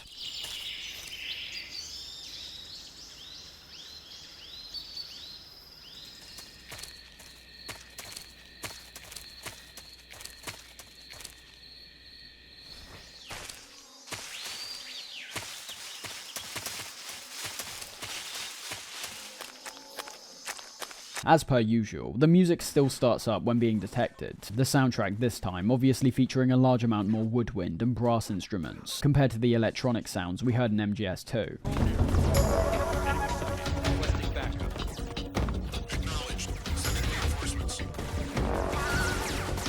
But I think the choice to remove the music during these sneaking moments is a simple but brilliant decision. As I've stated a couple times now, it appears the jungle environment and the immersion that comes with it were a very key factor when creating MGS3, so it makes sense as to why the music has been significantly pared back. Not to mention that considering how previously vital mechanics like the radar have now been removed, sound can also be a very important factor in focusing the player's mind on the stealth gameplay more, the stereo audio making you feel surrounded by animals and insects, as well as actually being able to more closely gauge where the enemies are positioned from their footsteps alone. It's a decision which reinforces the atmosphere once again, but definitely works to the player's advantage in terms of the gameplay as well. Still though, I do find it strange that there's this weird trend which continues for most of the mainline Metal Gear games, where no sound options are introduced, for whatever reason. Even in MGS 5, a game which was made when volume options were pretty much a standard for any game, big or small. Even that one doesn't feature individual volume sliders, or even a master volume option. Back to the task at hand, bypassing the guards in the area and making our way to the bridge, we're presented with that bee's nest moment I mentioned earlier, where we can shoot it down onto the guard below and in turn remove most of the guards from the area for a short period of time. What we also see in this area, however, is one of the stranger inclusions to the game, while also being very charming, that being the keratin frogs that we find throughout the game.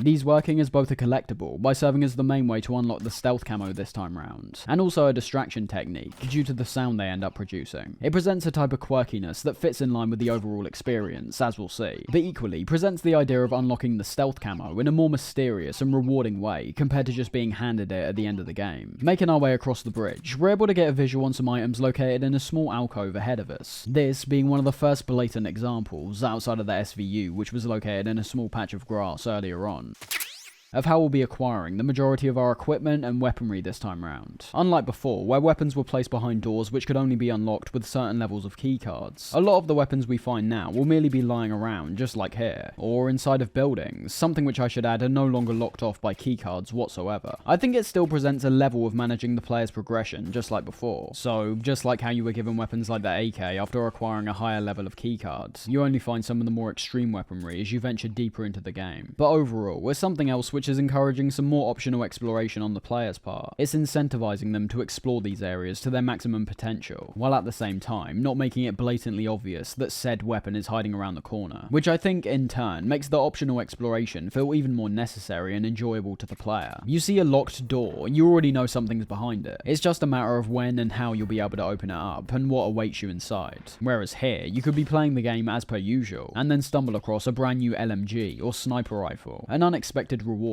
merely for your observation abilities alone. Finally reaching Rasver, the abandoned factory that Sokolov is apparently located at, we find an area that serves as one of the many encapsulations of what MGS3 is all about, that being the gameplay of course. There's several places like this throughout the game, areas and buildings, which are purposely set up to essentially highlight as many of the game's mechanics as possible, showcasing different approaches you can take to reach your objective, how you can deal with the guards in the area, and things like that. The factory is a very good example of this in my opinion, featuring numerous guards patrolling both on the inside and out, requiring the player to come up with a strategy on how to infiltrate the factory to begin with, and also how to carefully navigate around the guards while inside as well. There's such a freedom which is applied to so much of the level design in pretty much every area, that it's something else that I won't be able to go over every time, at risk of potentially repeating the same sentiment several times over. But as I was saying in relation to how certain areas are structured to showcase all the best elements of the game at once, the factory does this effectively by presenting numerous different ways we can reach Sokolov. For example, we could ultimately just dive right in and crawl our way to the room he's being kept in by being patient, timing our movements effectively, using camouflage to its full effect, and heading under some of the tight crevices which almost entirely shield us from the enemy's view. Then we've got to think about the enemies themselves. Do we take them out with a weapon by utilizing ammo and degrading our silencer?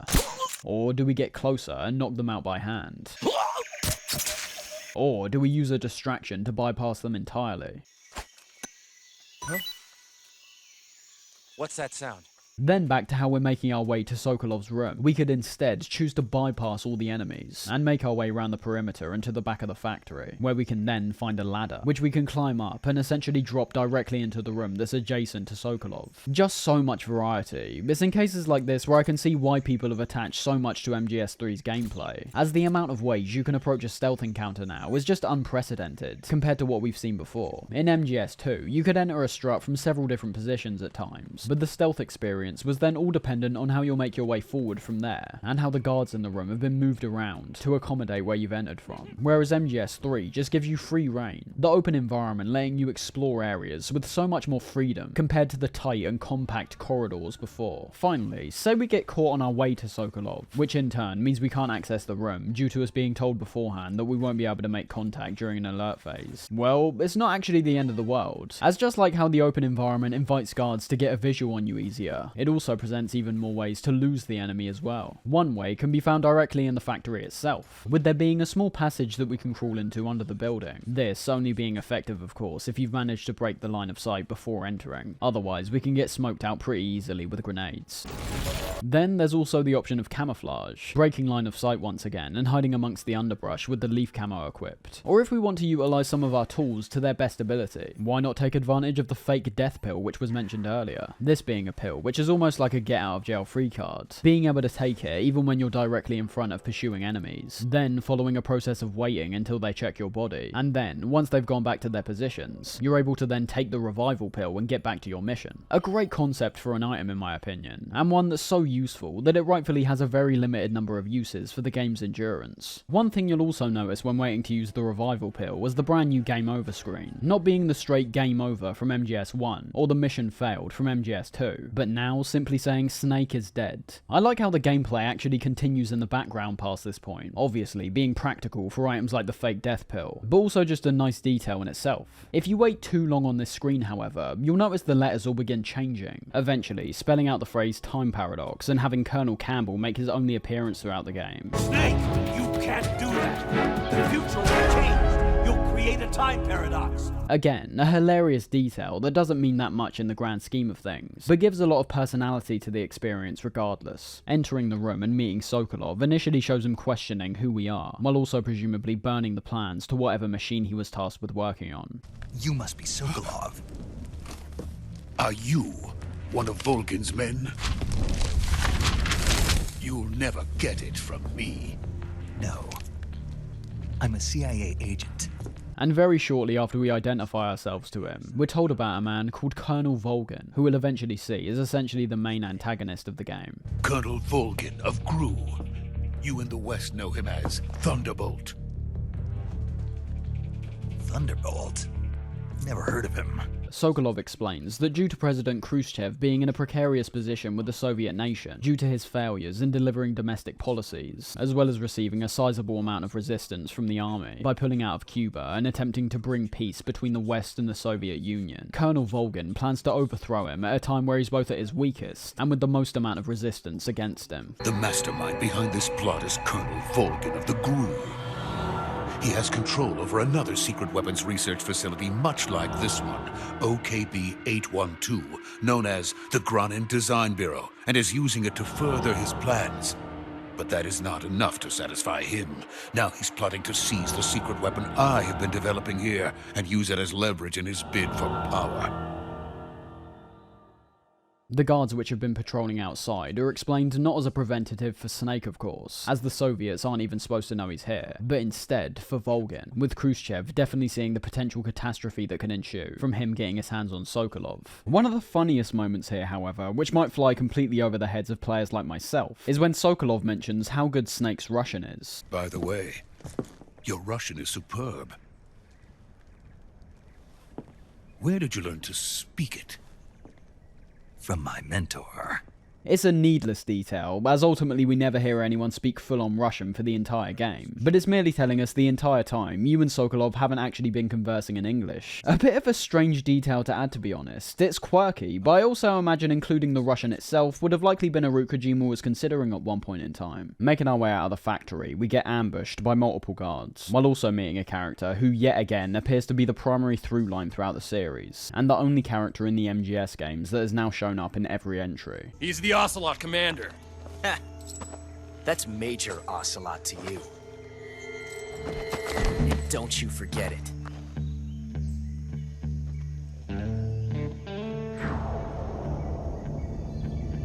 That's right, this guy who turns up, surprising the KGB soldiers, turns out to be a younger, pretty much unrecognizable version of Revolver Ocelot. Youth is something which plays very strongly into his character this time round. He's not the level-headed, cunning mastermind that he appeared to be in MGS2. The first things we see him do here go against that almost immediately, twirling around and acting like a big shot, and when his GRU soldiers come in to support him after he wipes out the other soldiers, the iconic meow sound is the nail in the coffin.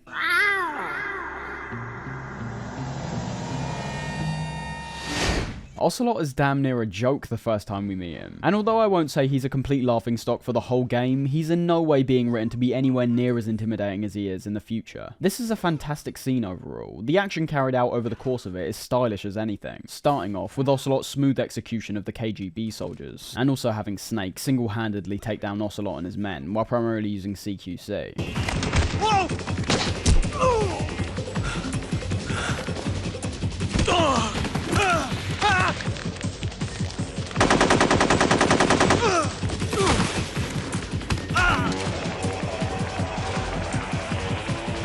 After that bombastic sequence is over, however, we're able to actually kill Ocelot, who's lying on the ground, and create yet another time paradox.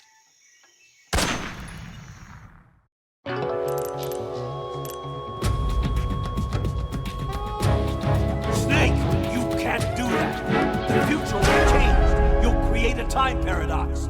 This being very similar to how we were also able to shoot Olga on the tanker, resulting in a call from Otacon chastising us.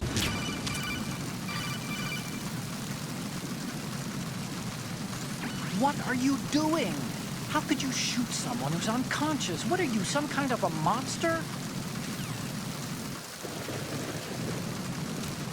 Catching up to Sokolov, who we find panicking by the bridge, we finally get eyes on the Metal Gear we've been hearing about. Although it should be noted at this point that despite it very much appearing like a huge mechanical beast just like Rex and Ray, which I'll admit is pretty strange considering it looks just as advanced as those mechs, despite being set considerably further in the past, this thing is never actually referred to as a Metal Gear. Yes, the Shagohod.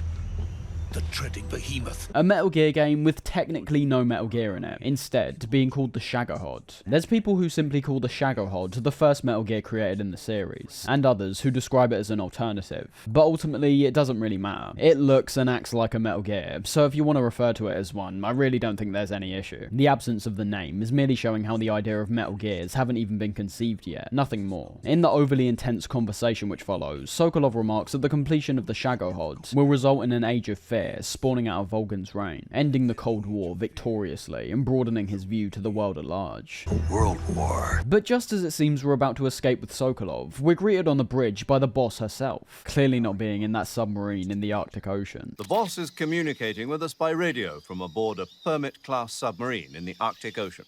Boss?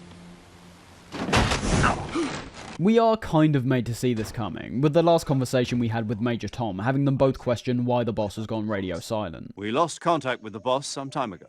What happened?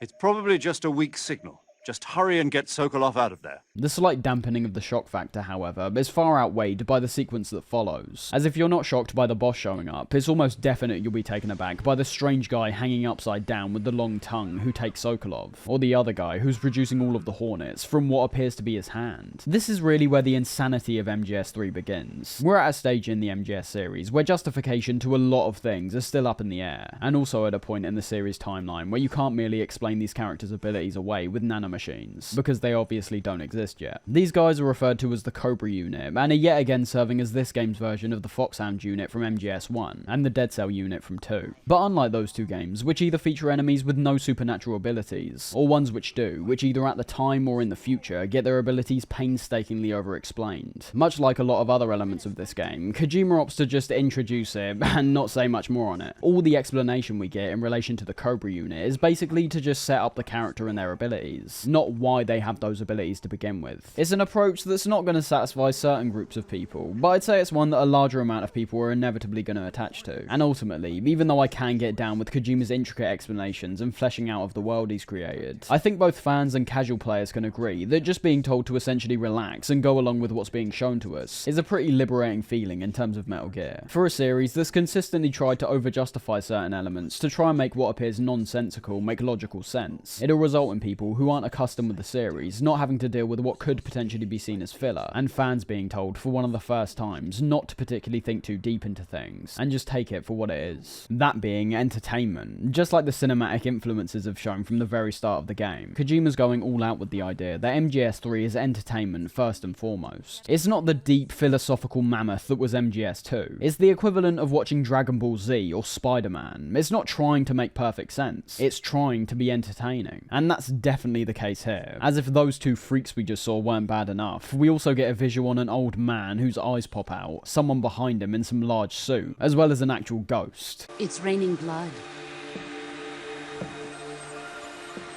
Is he crying?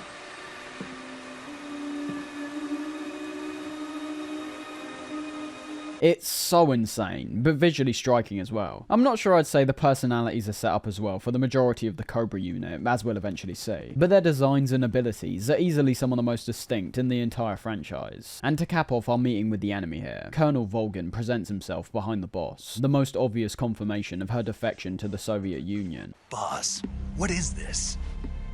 I'm defecting to the Soviet Union. Sokolov is a little gift from my new hosts. With returning Sokolov and what turns out to be the two Davy Crockett she was carrying being her gift to Volgan, the Davy Crockett being exactly what Volgan describes them as, tactical recoilless nuclear warheads. I mentioned how Volgan is the main antagonist earlier, and that is still true to a certain extent, but it's definitely the boss who fills the role of the double-crossing master, who has to eventually get put down by their apprentice. The experiences we face across the endurance of the game almost being Snake's training for his eventual encounter with the boss. It's been done many times before, but is still pulled off here very effectively. The boss effortlessly proving her superior combat abilities by disarming Snake's weapon with one swift movement, and subsequently breaking his arm when he attempts to retaliate with CQC. A damn painful arm break to look at as well. Snake leaves this encounter battered and bruised, only being spared because the boss refuses Volgan's wish to kill him. Something which is pulled off really well here are the movements and facial animations. You may have noticed this several times in the cutscenes so far, but the lack of pure stoicism doesn't just translate to Naked Snake, but to most of the characters we see. Aside from the arm break, Snake's face alone conveys the degree of pain that he's in.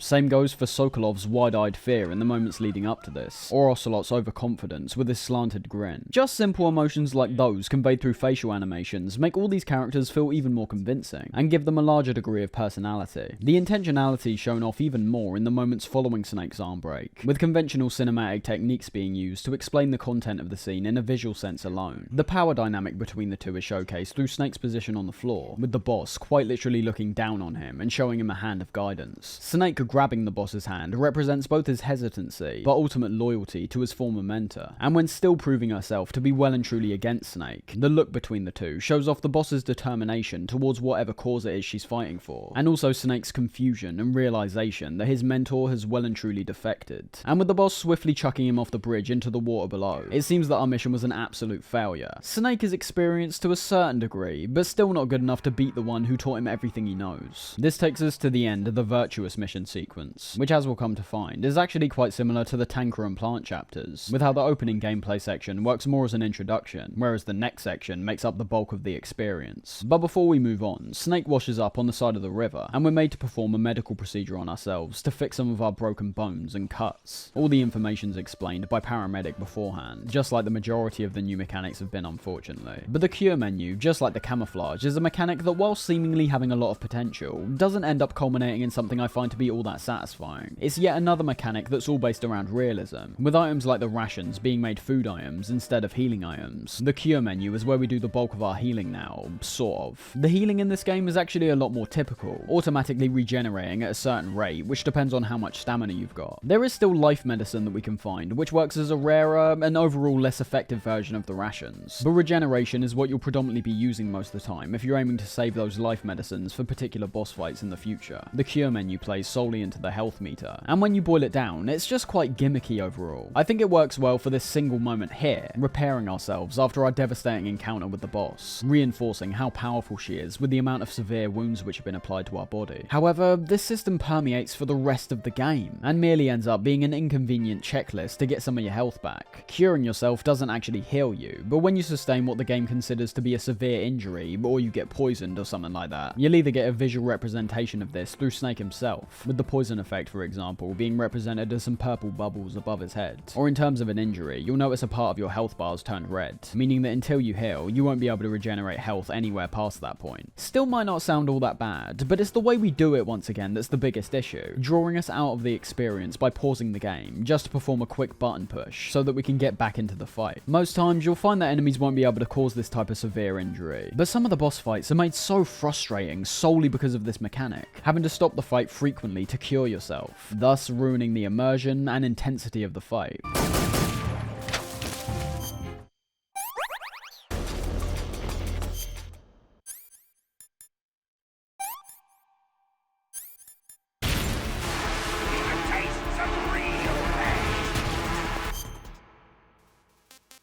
It's a mechanic where the realism really starts to intrude, and what's worse is that if you've been hearing how I've been describing it, it's not particularly realistic whatsoever. It's almost a drawn out version of using the ration, but without any of the fast paced flow which allows us to heal and then get right back into the action. If you wanted actual realism, have these injuries cause a noticeable change in the gameplay until you cure yourself. I'm not trying to say they should have conveyed the healing process of a broken arm in a realistic sense. One arm break and Snake wouldn't be able to use any of his weapons before the game's already finished. What I'm saying is, even having those temporary injuries would make the system at least feel like it's achieving its goal a little more effectively. Broken arm, your aim is less steady and you can't reload until you've cured it. Busted leg, Snake starts limping and your movement speed is significantly decreased. Might seem like a bit more effort to implement, and you're definitely right, but I think it's a much better solution compared to introducing this half-baked system, which most of the time purely seems like it's getting in the way of the game, not complementing it. And I mean, adding to the simplicity of this system, which only appears realistic on the surface, the way you actually cure yourself is incredibly easy. Literally just picking the right tools for each individual wound and ticking them off one by one, making me think that ultimately, no matter what way the cure menu could have been implemented, it was always going to be a lose-lose situation. You either add it for surface level immersion and ignore how these severe injuries would actually affect Snake for extended periods of time, bearing in mind the system in this case is still annoying to use frequently during combat, or you make the system even more drawn out by perhaps adding small mini games to the healing system, having you sew up cuts, supply disinfectant, and have the wounds quotes conveyed more realistically in game. This second one still not being favourable because of how long it would take to pull this stuff off, making it even more of an inconvenience. Overall, just as I said to begin with, we've got a great concept that doesn't even remotely reach its full potential. The concept is about the best this curing system gets. In practice, it feels too long, repetitive, not all that immersive when you break it down, and has no real risk factors because of the amount of supplies you're given. The one positive here could have potentially been if you frequently run low on things like splints or ointment, but you really never do. You could go through pretty much the whole game without picking up any extra supplies, and never run out of most of the healing items. Anyways, patching ourselves up, we eventually see the Shagohod has now been captured by Vulcan, the boss casting her hand out towards Snake as they fly away, potentially being a hint that not always as it currently seems. The biggest moment comes from Vulcan's pure insanity with the Davy Crockett, deciding to launch a nuke onto one of the research facilities below, even having the overconfident Ocelot be taken aback.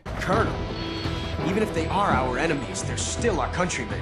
But it won't be me that pulled the trigger. It'll be our friend, the American defector. You're going to nuke your fellow Russians? Remember the Alamo. Colonel!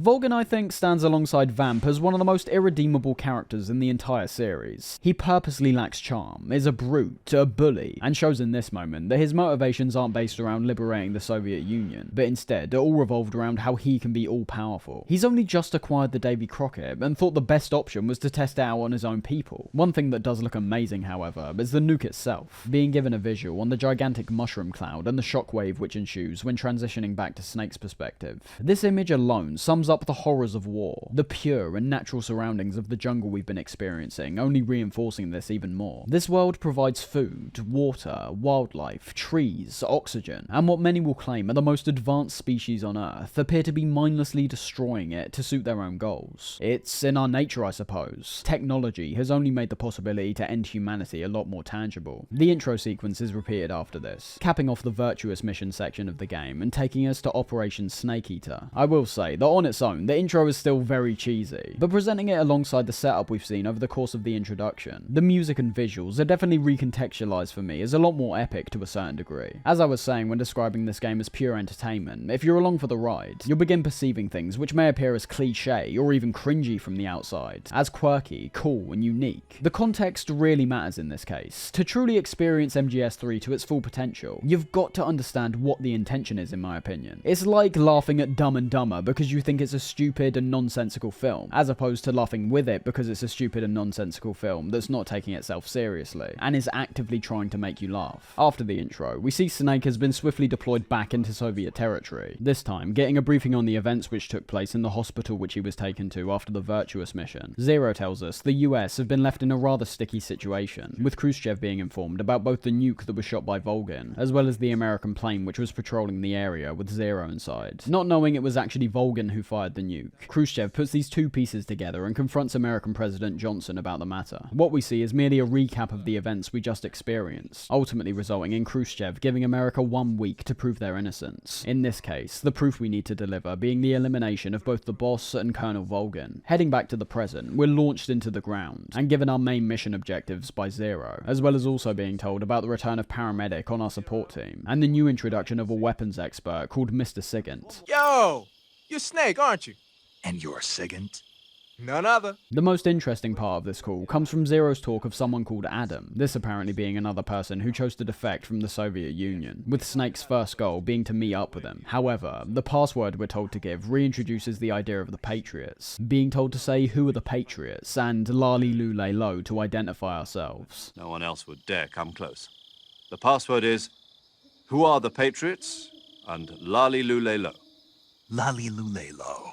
Gotcha. The implications of what this means are currently unclear, but it shows the terms the Patriots and Lali Lule Lo were both still being used all the way back in the 1960s. This will be more important when some of the revelations from MGS4 are presented, but in the context of this game, I'm not sure if it's merely another quirk once again, calling back to MGS2's heavy focus on the Patriots. And with that, we're back in the jungle, now having the time of day be changed to night, something that while never particularly having any substantial gameplay changes, outside of perhaps making it harder for us to see enemies, I can still appreciate the attempt to experiment with numerous different times of day. We kind of got a glimpse of that in MGS2, but never actually got the chance to play on the outside areas once the sun had set, and MGS1 of course was set at night from start to finish. So while not being any more challenging than daytime in my opinion, it does definitely bring some visual variety, as well as bringing closer attention to the camouflage system of course, with the black face paint and uniform being highly effective during the nighttime sections. Operation Snake Eater starts pretty similar to the Virtuous mission to be honest. You're given a small period to explore without the threat of enemies, and perhaps collect some food from around the environment, and also just take in the environment itself and get immersed within it. Aside from the darkness surrounding us, roaming about the jungle at night is also conveyed really well by the sound, being slightly quieter to how it was during the day, and predominantly featuring the sounds of crickets instead of the wide range of animal and insect sounds we heard before.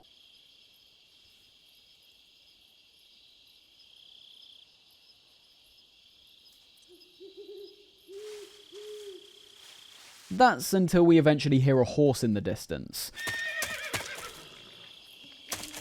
where upon investigating closer, we see it actually features a saddle, meaning that someone else must be nearby. And just as it seems we're getting started, it turns out this horse belongs to the boss, introducing herself from behind and once again making Snake look like an amateur.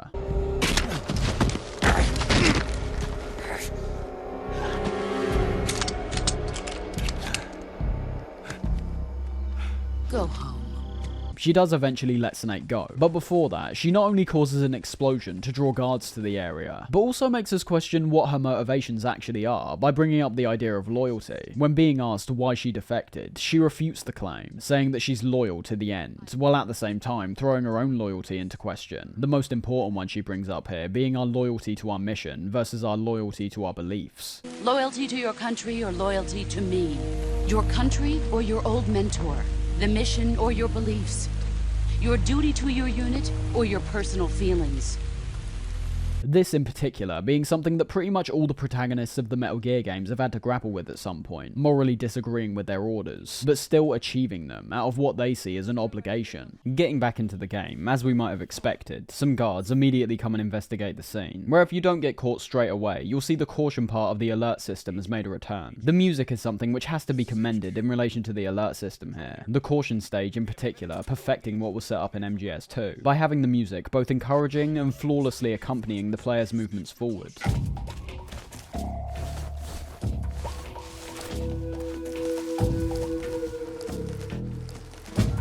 MGS2's caution music was pretty intense for both the tanker and plant, still being great in its own right, but the music here has not only had an obvious stylistic change to better suit the time period and jungle setting, but uses things like the tempo and the variety of instrumentation to even greater effect, having the tempo of the track be a lot slower, to the point where it essentially matches up with the caution timer ticking down at points, having certain instruments be individualized and played on their own, both to let players focus in on the sounds which surround them in the world, but also having instruments like the guitar perfectly match up with Snake crawling along the floor, or in some tall grass.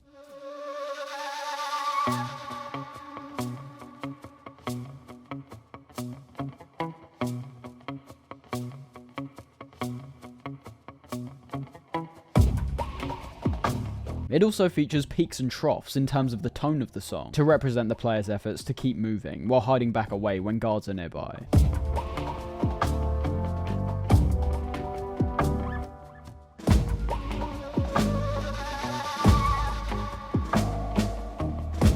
Just everything about the caution theme is fantastic here, and despite the alert theme being grandiose and layered with many more instruments to increase the intensity, it's also just about what you'd expect from the alert theme at this point. I wasn't as taken aback at how fantastic it was compared with the caution theme, for example. As we're on the alert system, let's just real quick look at some of the changes which have been made to it. Although I've got to say that on the surface, it seems like compared to the jump from MGS1 to MGS2, the majority of this mechanic has merely been carried over from the previous game, which is perfectly fine in my opinion, purely because how well that system worked to begin with. For example, enemies that spot you don't alert all the other guards around them straight away. They first retreat and then radio in with HQ to call for reinforcements. Before that point occurs, you can merely take out whatever guard or guards that spotted you, and have the alert phase be immediately removed. No evasion, no caution, just back to normal.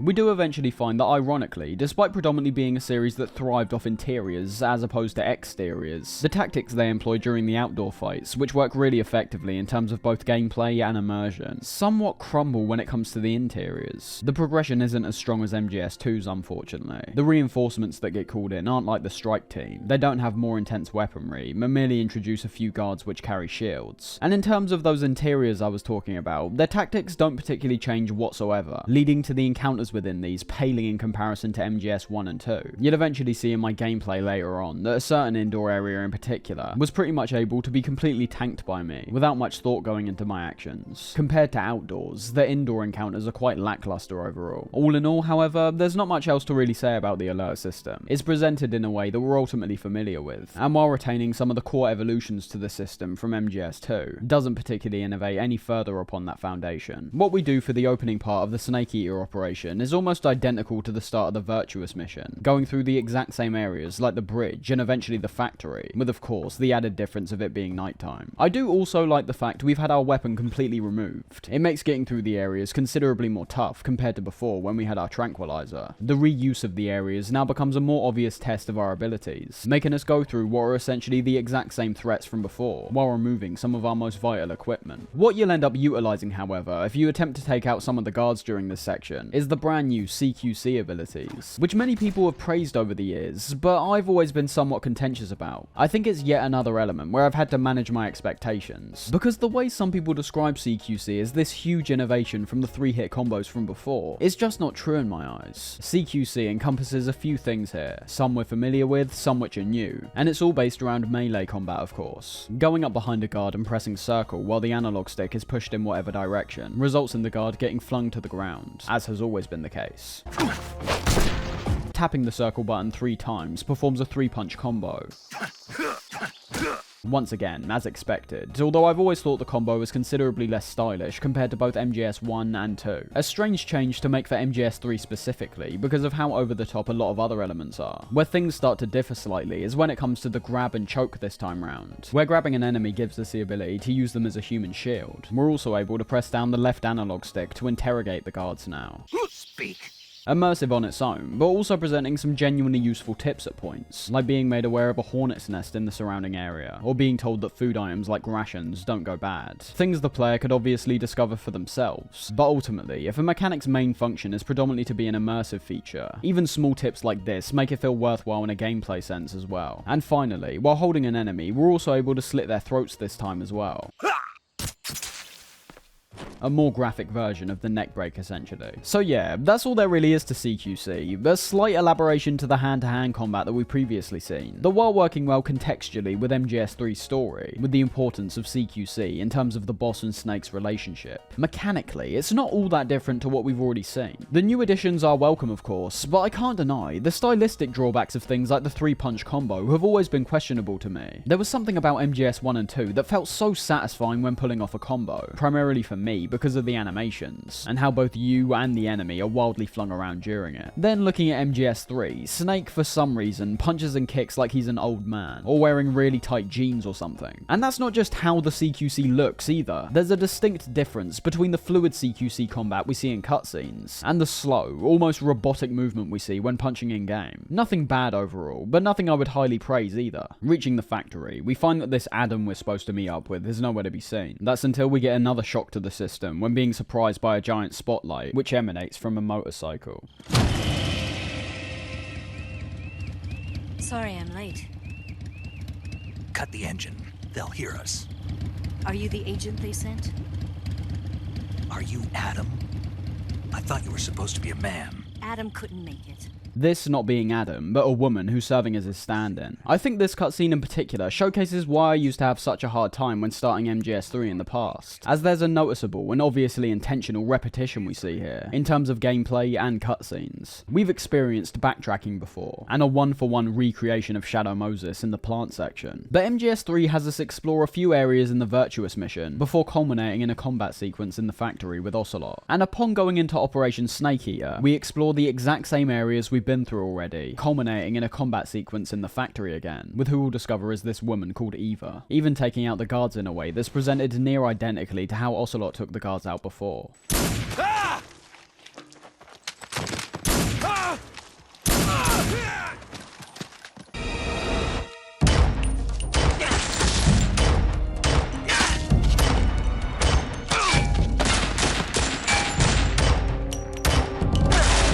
There was something that always felt off to me, and to be honest, even now to a certain degree. The reuse and repurposing of these areas feels somewhat awkward. The gameplay isn't really any different in the moments leading up to this, even despite the time difference and new guard positions. And the scenarios we're being placed in are really similar within these areas. Both cutscenes taking place on the outside of the factory have us meeting a new face, who in turn shows off their combat skills. And even both cutscenes on the inside of the factory feature us having a discussion of some sort. I don't think, at least, there's any real meaning behind this, however. I think the repurposing of these areas were purely done for a functional purpose, to lead into the rest of the game, as what I'm referring to here doesn't particularly occur anywhere else over the course of the experience. What I'm trying to say is, and this will be controversial to a lot of people I'm sure, is that I find the opening section of this game somewhat clunky. It introduces the gameplay well enough, but in terms of the environments we're exploring, paired up with the flow of the story, I do feel it's somewhat clunky, as well as retreading elements that it's already presented in the very short amount of time the game's been going on for. The big positive in regards to this, of course, is that, as I said, I think pretty much everything past this point is a lot more stellar. But I'd easily say both 1 and 2's openings are far superior. They do exactly what MGS3 does in terms of welcoming players into the story and gameplay, while flowing far more seamlessly. To summarise, MGS2 starts over in the plant with Raiden to defy the player's expectations, and begin the game's journey into being a simulation of Shadow Moses, a twist which is still excellent to this day, even without the initial shock. MGS3 starts over in the exact same jungle, because Snake failed the first time round, and that's it. The narrative implications are entirely different between the two games. The retreading of areas doesn't have any strong narrative purpose, but in terms of the gameplay, I've already said how it works as an effective test of our skills, by making us go through the same areas without any weaponry, and under different lighting conditions. The narrative won't be everything for all players. I think it's a large part of why MGS3 is widely seen as the best MGS game overall, as it firmly puts gameplay over the story this time round, something I think more casual players strongly attached to, whereas long-time fans may have been a bit more hesitant to begin with. Just imagine having MGS3 be the first game you pick up in the series. Needless to say, I think you'd be shocked at how much more time is spent watching as opposed to playing when looking at any of the past or future entries, bar for MGS5 and perhaps Peace Walker. But I think to any fan of the series as a whole, they're more than likely going to be invested in the story over almost anything else. And it's easy to see, even by this point, that 3 doesn't have the layers and layers of subtext which we usually see in the Metal Gear games. It's conveying more of a literal story overall, with the subtext only coming into play every now and then. Despite what may have seemed like criticism over this cutscene, however, I do still like Eva's stylish introduction. Unlike Ocelot, who took out the surrounding guards only to ambush us with his own, Eva instead takes off her helmet, walks directly up to Snake as some incredibly cheesy music begins to play, and unzips her jacket.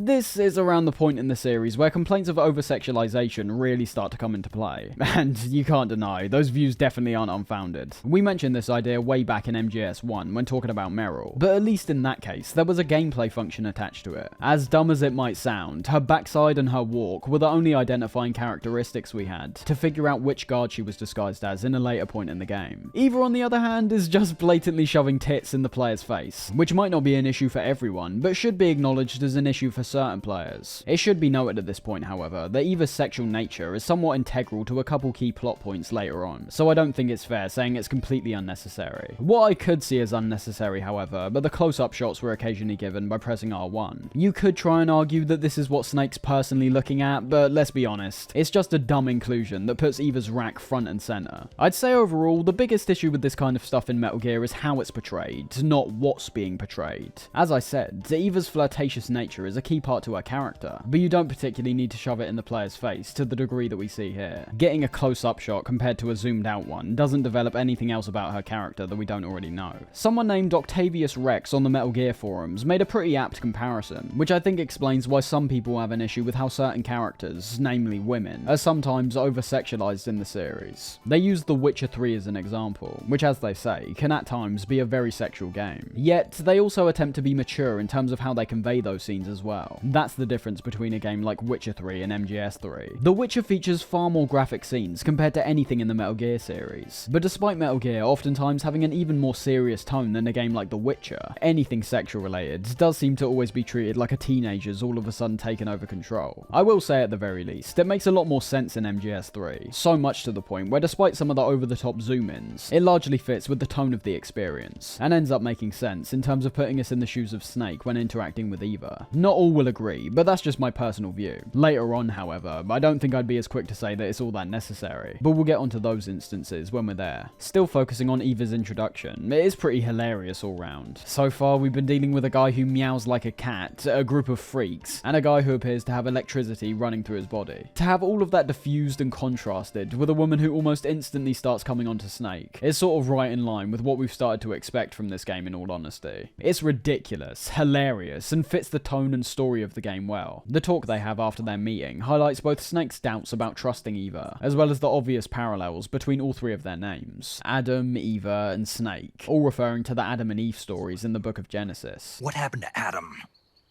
What's your code name? It's Snake. Snake, huh? Well, I'm Eva. Are you here to tempt me? The biblical symbolism does eventually take on a rather obvious and not that nuanced meaning. I mean, we can already see here that the roles are being reversed, with Eva being the one who's tempting the Snake. But it's fine, it's no Patriots or selection for societal sanity, it just works. What we see for the majority of their conversation is merely character bonding between the two of them, Eva revealing that she was sent in place of Adam, Snake being impressed by her shooting skills, and eventually being enamored by the M1911 we're given. Incredible. Do you like it? The feeding ramp is polished to a mirror sheen. The slide's been reinforced, and the interlock with the frame is tightened for added precision.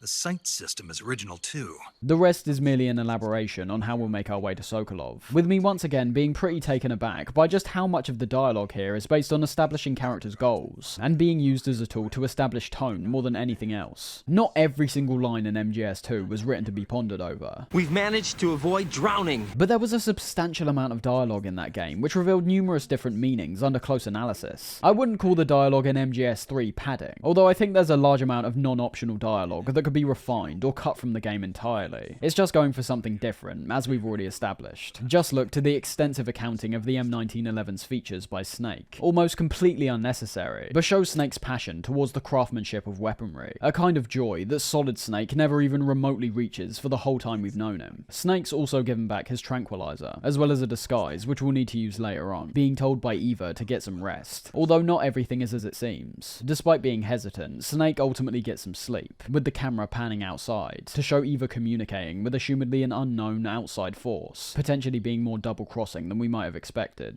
We should definitely keep this in mind, but for now, and most of the game admittedly, this pretty vital detail was left to just linger, and not in a way where it leads to a realization towards the end of the game, but a detail which never gets reinforced at any other point, and will most likely be forgotten by the player before it's already too late. Ocelot makes his return with a team of soldiers from his unit, with Eva making her escape, and Snake being left to deal with them. I'll get past them on my bike. I'll call you later.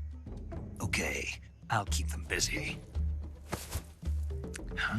This takes us to a fairly standard, but untapped gameplay section for the Metal Gear series, if we're excluding VR missions of course. Because what we do isn't based around sneaking past and avoiding the enemy, but instead being told to eliminate them all. I'm not saying this type of idea has never been used in Metal Gear of course. We had the small shootout with Meryl against some guards in MGS1, and the Tengu shootout at the end of 2, but it feels slightly different here, bringing both the stealth gameplay and the target of eliminating enemies together really nicely. You may have noticed before that all of those combat sections were predominantly action based. The enemy knew exactly where you were at all times, and your objective was merely based on killing them with the shooting mechanics. Here, however, the emphasis on stealth gameplay doesn't dissipate. In fact, from the second we gain control and become aware that a group of soldiers are about to bust in the room, hiding away or escaping should be the main thing on the player's minds, not attacking. I think this is a brilliant change of course, as it's putting the game's best strengths into a controlled moment of gameplay. When playing normally, we could ultimately just ignore combat altogether and be a ghost, whereas here, because we can't avoid taking out the enemies, it's forcing players who would otherwise not utilize weaponry or the new CQC system to engage with it for a second. It's a back and forth whether you agree with that kind of mindset, but for me, I usually take these things for what they are. For example, I remember the recent Call of Duty games getting a lot of complaints about the progression system for the weapons, making it so that if you want to unlock certain weapons or certain attachments, you'd have to use and level up other weapons which you may not have wanted to use to begin with, to eventually unlock the weapon or attachment you actually want. See, it's like on one hand, I can appreciate the want for players to step outside their comfort zone and experiment with weapons that they otherwise might have never used. But on the other hand, you are at the same time forcing players to do something they might not want to do. If they want to use a certain weapon, it does also make a lot of sense to give them unlocks which are also tailored to that weapon in particular, and not having them locked behind others. It's the same case here. In this section, you are ultimately being forced to fight back against the enemy, which somewhat contradicts what Zero says about us needing to be a ghost in terms of the narrative, and obviously forces players who want to abstain from combat to engage in it. To be fair though, Metal Gear is a series known for its creativity in terms of combat mechanics, MGS3 in particular, so I'm not sure many people will have an issue with this section. And if I'm being honest, I really enjoy this part, and still find it pretty challenging when going back to it now. Despite being told there's only 8 guards in the area, these guys are fine-tuned during this moment to carry out specific strategies that I don't think I see them perform anywhere else in the game, although I could be wrong on that one. I've always found staying hidden to be pretty difficult during this part, due to there being a large portion of that 8-man group who stick and move with each other, covering multiple angles and making it hard for you to get on the inside, or take out one of the guards without alerting the others. I love how this moment starts as well, with there being a variety of ways we can either hide or escape from the guards who bust into the room. We can decide to hide in one of the lockers, we can hide under the bed, or we can enter the same floor panel that Eva did and crawl outside. It's definitely the moment where I really started utilizing and understanding a lot more of the equipment we've got this time round. The motion detector, for example, can be immensely useful for mapping out where the guards are in relation to you, however also features a slight trick which the previous radars didn't have. Not only does the motion detector not feature the cones of vision, as I said before, but it also marks all the nearby animals on it as well, potentially fooling the player into thinking there's somebody around the corner, only for it to be a rat. It should also be mentioned that along with items like the sonar and thermal goggles, the motion detector actually has a battery meter, meaning that it can in fact run out if used for a long period of time. When I say long, I do mean a while, but I've never had any experience of actually running out of battery with this thing, although at the same time, I don't typically use it as much as I maybe should, so that might be why. Definitely something new to keep in mind however, although the battery can be restored when finding and eating food like the Russian glow caps, showcasing even more depth within the food system, not just regenerating stamina, but affecting other elements of the player's experience as well. Then we've got the new pistol that Snake was raving about, although I don't know why, considering on normal difficulty it's immensely hard to kill enemies with, if you aren't aiming solely at the head.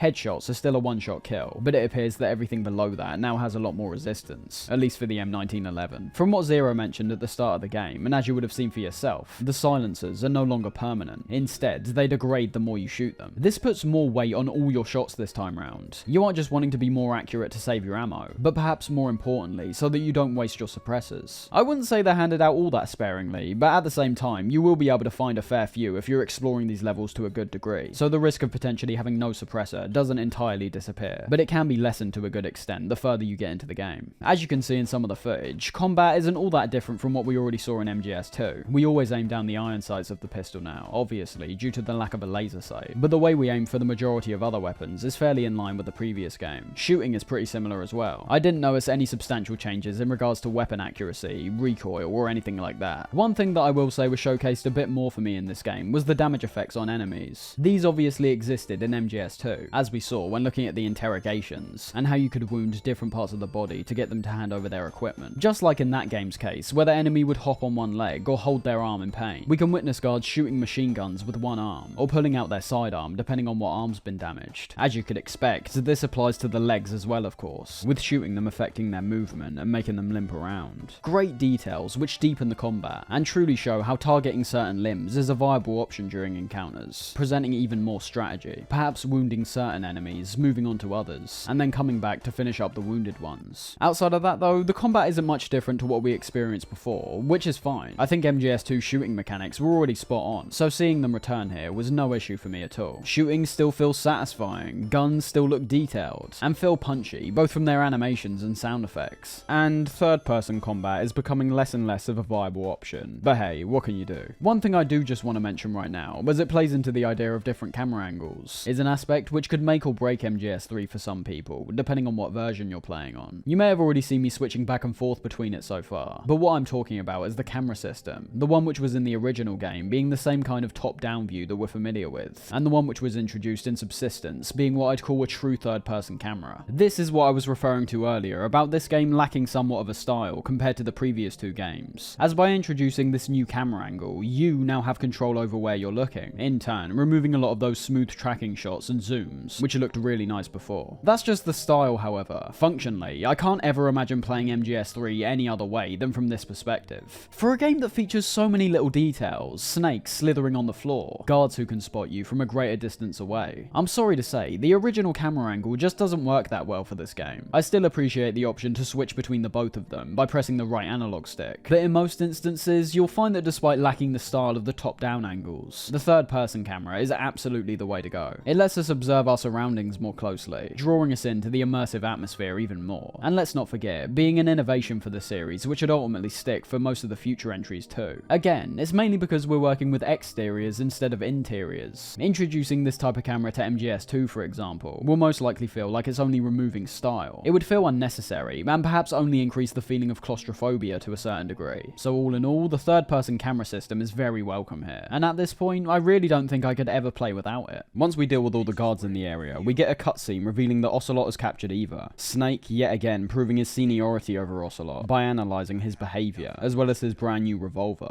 I see you've got yourself a single-action army. That's right. There'll be no accidents this time. You call that an accident? Well, it wouldn't have happened if you hadn't been showing off. What did you say? It's a nice gun, I'll give you that. But the engraving gives you no tactical advantage whatsoever. Unless you were planning to auction it off as a collector's item.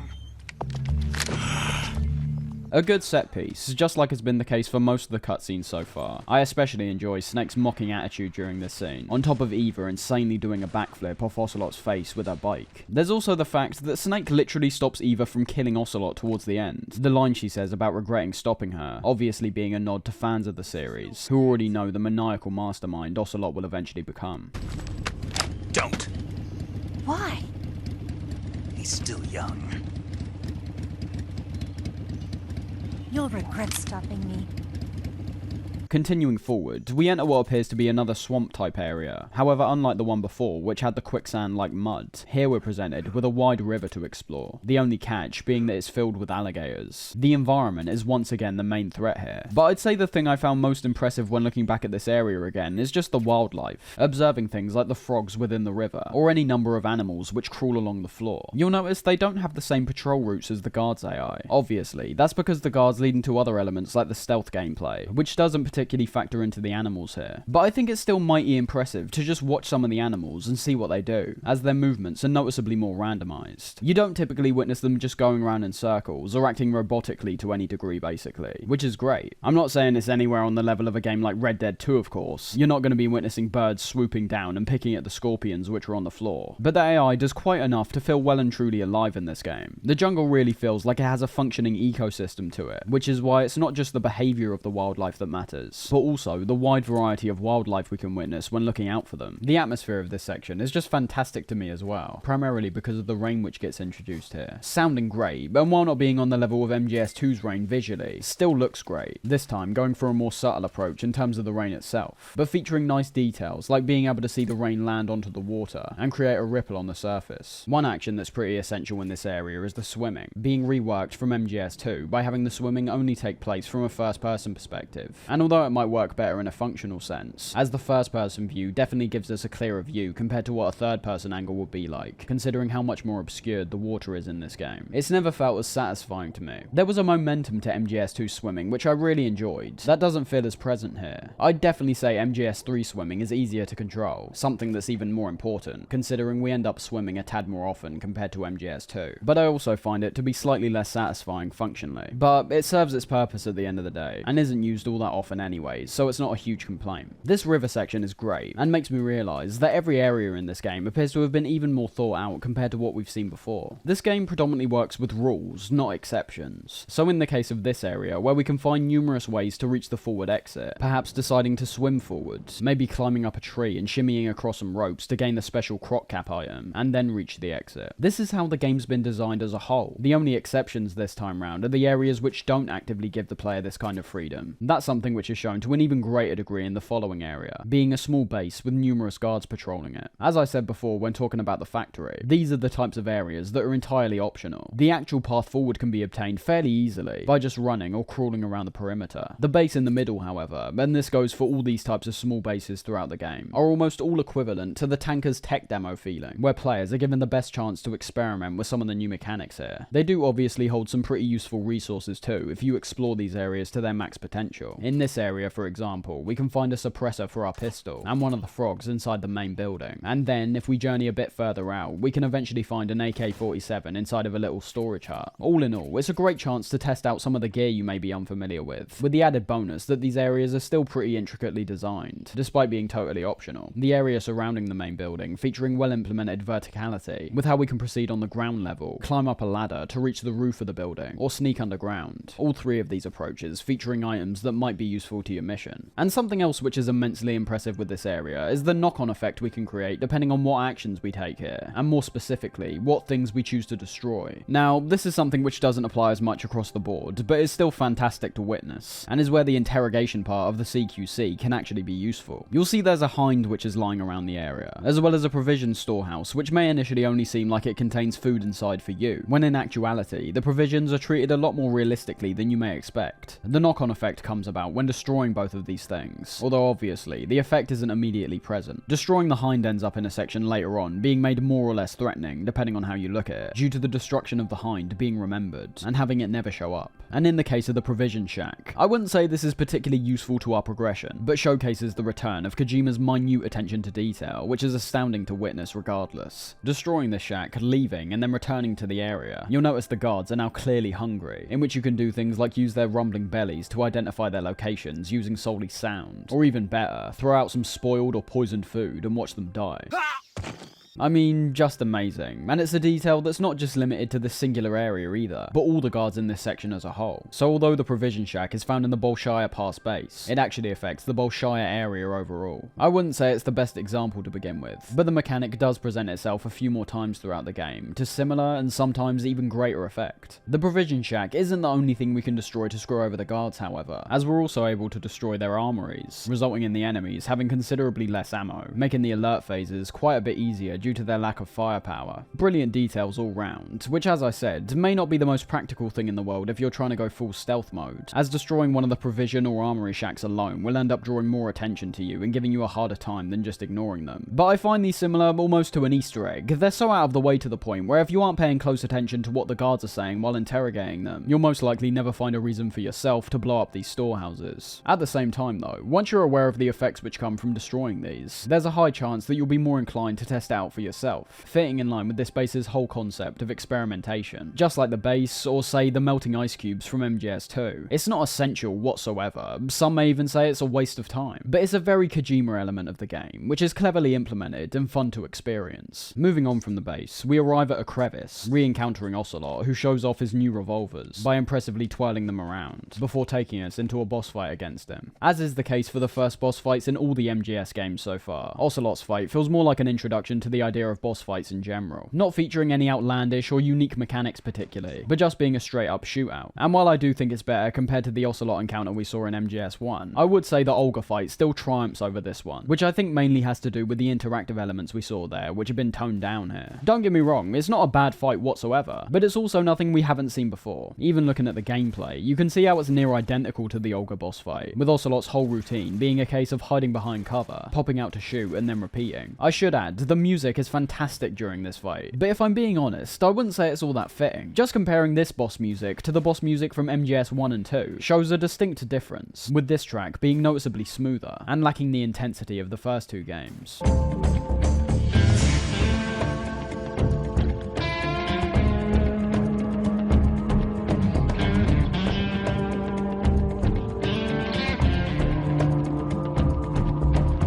There is a catch to that though, in that MGS3 carries out the boss music in a way that I think has been much needed ever since the very first Metal Gear, and that's by having each individual boss have separate themes to their fights. So while I don't think that Ocelot's is the most appropriate fit for our encounter with him, I can't necessarily say that about the rest of the tracks. We do inevitably see the intensity reintroduced to most of them, and overall, it's just refreshing to have new boss battle music every time, instead of having the same theme repeated over and over again. I love both themes from the first two games, but you can't deny, the ambition and variation that's present here is undeniably superior, especially because all of the tracks sound great as well. The biggest benefit, of course, being that all these tracks have now been fine-tailored to fit the atmosphere of each individual encounter, which, as you could assume, might have benefited particular boss fights like Vamp or the Cyborg Ninja by amping up their horror elements. Coming back to this boss fight, however, my favourite part of it is some of the different strategies we can use during the fight, which take full advantage of our equipment and the environment. This is why I could see a lot of people actually preferring the Ocelot fight to Olga's, as in all honesty, this fight includes elements which are less context sensitive, which has always been an aspect that I find to be considerably more impressive. These would be things like the beehives that we can shoot down to flush Ocelot out of cover,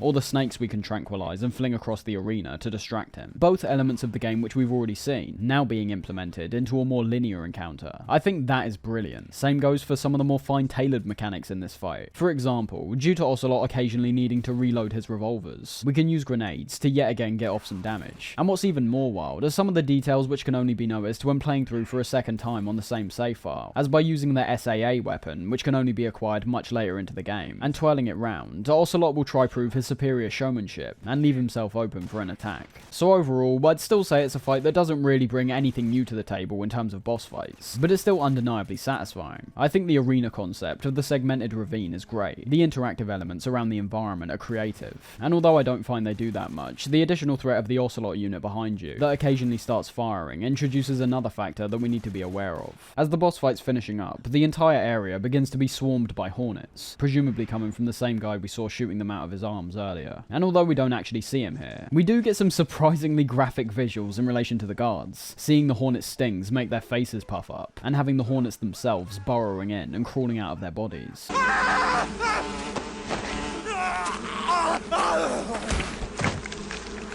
This is done to set up our eventual fight with this guy even further, something that I actually feel a vast majority of the Cobra unit lacks. As we'll see, while their abilities may make them distinct immediately, in no way do I think that justifies how lackluster some of their setups are. There's a few bosses that we end up fighting that we pretty much never interact with, or even really see that much beforehand, but we'll get onto that when facing them. As for now, we witness Ocelot managing to survive the swarm by twirling his revolvers around, while Snake is left with no other choice than to jump down the ravine, taking us to another really unique segment of the game, albeit one that's quite short and somewhat lacking in the gameplay department. We emerge inside of a cave, our surroundings being covered in what's almost pitch black darkness, with the only real light we can see emanating from the surface we just jumped down from. One thing I like here off the bat is the adherence to gameplay once again. The codec calls almost became predictable in MGS2. You could pretty much always predict the cutscenes that were going to end and then lead into a codec call, and the ones which will put you right back into the gameplay. It's in moments like this, however, where you can see the radio calls have been stripped back quite a bit. They still feature the vast amounts of dialogue, covering everything from useful advice to discussions about 007. Snake,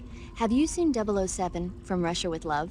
But these are all optional moments. Getting into this cave, we're not forced into a drawn-out call like we usually do, detailing where we found ourselves and being given what's usually quite unnecessary guidance. Instead, we're put straight back into the game, where this time round, the player's given the choice to either explore on their own volition, or call up Major Zero and get the type of advice we'd usually expect. Just that simple switch from making calls mandatory to more optional is very much noticeable. They no longer feel like they're getting in the way, while still being very much there if you decide to indulge in them. Nothing is skimped out on, but merely being implemented in a manner which is no longer bogging down the experience, like players had started complaining about in MGS2. Back to the cave, however, but I love how we're literally made to just stumble our way through the darkness. The realism is still being enforced heavily here. We haven't got any conveniently placed torches or magical auras surrounding Snake which illuminate the environment. It's up to us to either navigate through pitch black darkness, or perhaps get more creative. One approach comes from our weaponry, once again making them a lot more multi-purpose than before, with how they're not just being used for killing this time round. around. They're used for hunting, shooting down fruit, and in this instance, the muzzle flash can be used briefly to illuminate the environment and give us a faint idea on what direction we should head. I wouldn't say the level design is anything all that great. In fact, I'd argue that it borders on annoying for me, even though that might be the ultimate point. The darkness ends up hiding away several different elevating and descending pathways, as well as narrow passages that we can crawl into, which makes sense for the cave environment. But in practice, I could imagine frustrating some players who can't find these admittedly quite obscure routes. A lot of this is negated by the time we discover the torch or night vision goggles, both of these being hidden behind those tight and entirely missable pathways, while also featuring some swimming sections on our way back out. I do like this cave segment overall. The atmosphere is once again the key element which stands out, as we hear nothing except the droning winds ringing around the cave walls.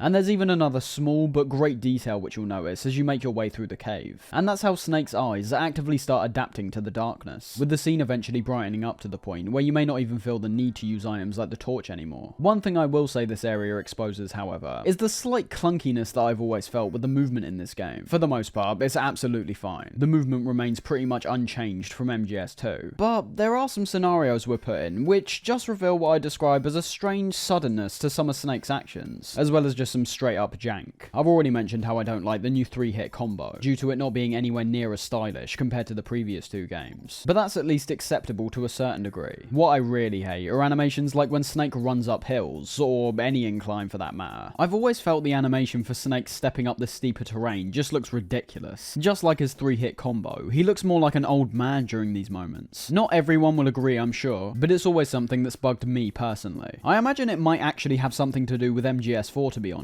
and how these same kinds of animations are faithfully recreated and actually applied to an old man in that game. As I said, this isn't too much of a big deal all round. It's not like I was constantly thinking throughout the experience how shoddy the controls and movement were. In fact, more often than not, I was merely thinking about how they were excelling. But I think due to my affinity for MGS2's incredibly smooth movement, both gameplay and animation wise, it's always stuck out a bit more for me in this game. Reaching the second part of the cave, we come across a small area that's mainly filled with water, where even when looking at the few rocky patches of land on the surface of the water, we can immediately tell this has to be some kind of boss arena. And that is the case here, with the Hornet guy presenting himself to us in all his glory, calling himself the Pain. This being a theme with all the members of the Cobra unit, all being named after some kind of emotion or feeling. I am the Pain!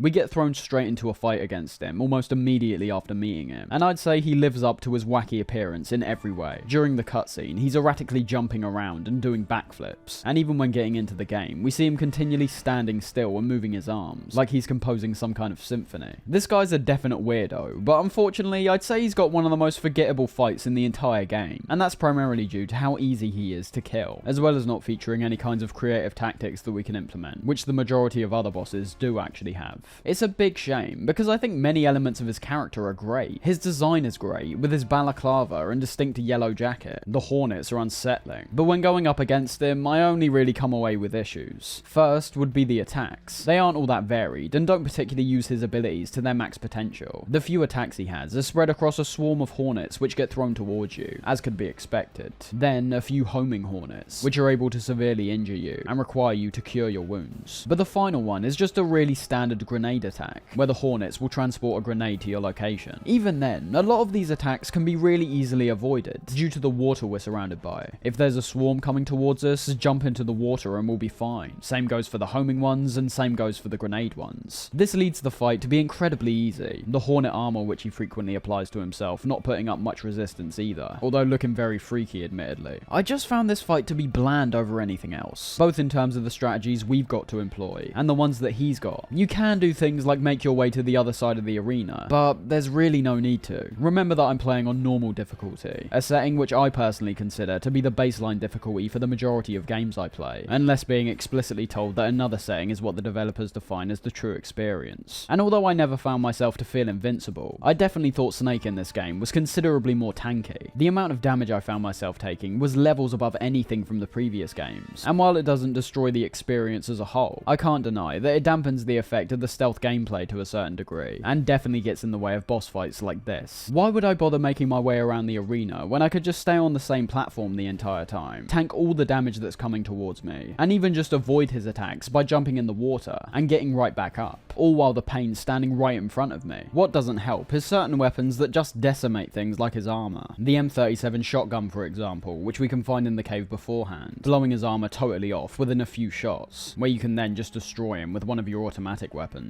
This fight is just underwhelming overall. The arena's not that memorable, the fight's lacking any kind of difficulty or creativity, and the best positive I can gather in regards to the game as a whole is that I think most other fights far and away excel past this point. It's not awful, just not great. It is pretty hilarious how this guy dies though, falling over and then literally exploding.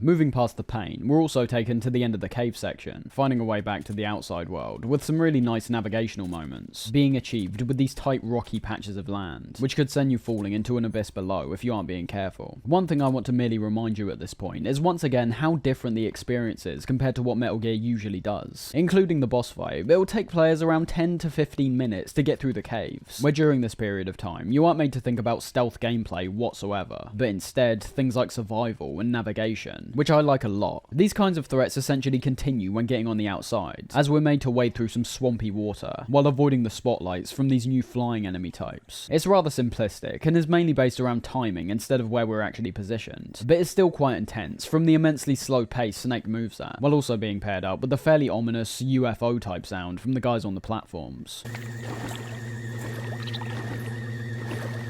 And despite these seeming like a fairly insane concept to put in a game set in the 60s, there is at least some historical basis to these, although unlike we see here, they were never actually used in combat operations. It's kind of like the Fulton recovery systems which we later see implemented into Peace Walker and MGS5. Both devices technically existed, but one was merely an experiment that was far too dangerous to be used effectively on the battlefield, and the other, which was not just used sporadically, but also in a completely different manner to the Fulton system we see in game. So yeah, I've heard complaints about the guys on the flying platforms, but I really don't see that much of an issue. It's no less wacky and nonsensical than a lot of the other elements in this game, so I'm not particularly sure why anyone would get hung up on this, especially because outside of this more linear moment, they do present the player with some additional problems later on, revolving around being able to gauge what height they can spot you at. And as you can see, one shot to the head gets rid of them in a very satisfying way. That alone makes me like their inclusion. Up ahead, we appear to witness a meeting taking place between some of the key enemy forces, like the boss, Ocelot, and Volgin, while also getting our first visual on Sokolov during the Snake Eater operation. I love some of the moments that play out here, like Ocelot's juggling Russian roulette that he uses to terrify Sokolov, the reappearance of a couple bizarre members of the Cobra unit, who we discover here are known as the Fear and the End, both being hilarious and quite scary in their own ways, with the Fear being this over-the-top character with these cat-like eyes, being able to skip along the water just like Vamp did. Whereas the End is just this sleepy old man who's being talked up to be this legendary sniper, his presence perhaps being even more ominous than both the fear and the pain, due to the unknown factor that comes along with him. He wouldn't be brought into the Cobra unit if he was useless, yet everything is currently pointing in the other direction. Just like last time, I feel the need to praise this game's ability to give control back to the player, not feeling the need to have a separate radio call discussing what we literally just witnessed with our own eyes. Something else which can be commended here as well is what we can do in relation to the End. You would have noticed that by the end of the cutscene, the End himself was literally just left by himself, and when coming back into the game, you'll be able to notice his health bar in the top left. This will disappear the moment the End is taken back inside, but it's not a trick in any way. If you happen to use a sniper here and target the End, you can very well take him out and entirely skip his boss fight later on. Amazingly unnecessary, but cool nonetheless. I will say, however, despite being a literal skip for a fight, I'd argue most people would advise not doing this, as the End's boss fight isn't just regarded as one of the finest fights in the series, but some people even claim it's the best boss fight of all time. We'll talk about that when we come to it. For now, our next objective's based on getting inside this warehouse, with this area in particular serving well for some sniping, due to the long distance between your location and the docks, making a bit more sense as to why the End was placed here to be shot at. Making our way in does present somewhat of a new challenge when you think about it. The swimming mechanics have never actually been paired up with being detected by the enemy, surprisingly. You'd think they go hand in hand, balancing out our draining stamina while being underwater, while also trying to stay out of sight. And that's ultimately what we experience if you don't just decide to wipe all the guards out with a sniper. Although, with our ability to actively shoot while swimming on the surface, it makes the prospect of taking out the guards even more practical. Inside the warehouse, we find an area that effectively uses verticality, tight spaces, and multiple guards to impede the player's progression, while not being all that memorable either. And going on from there, we not only see when heading outside that it's not turned to full nighttime once again, but if you're not being observant, you'll also end up running into a few traps which are scattered around the area.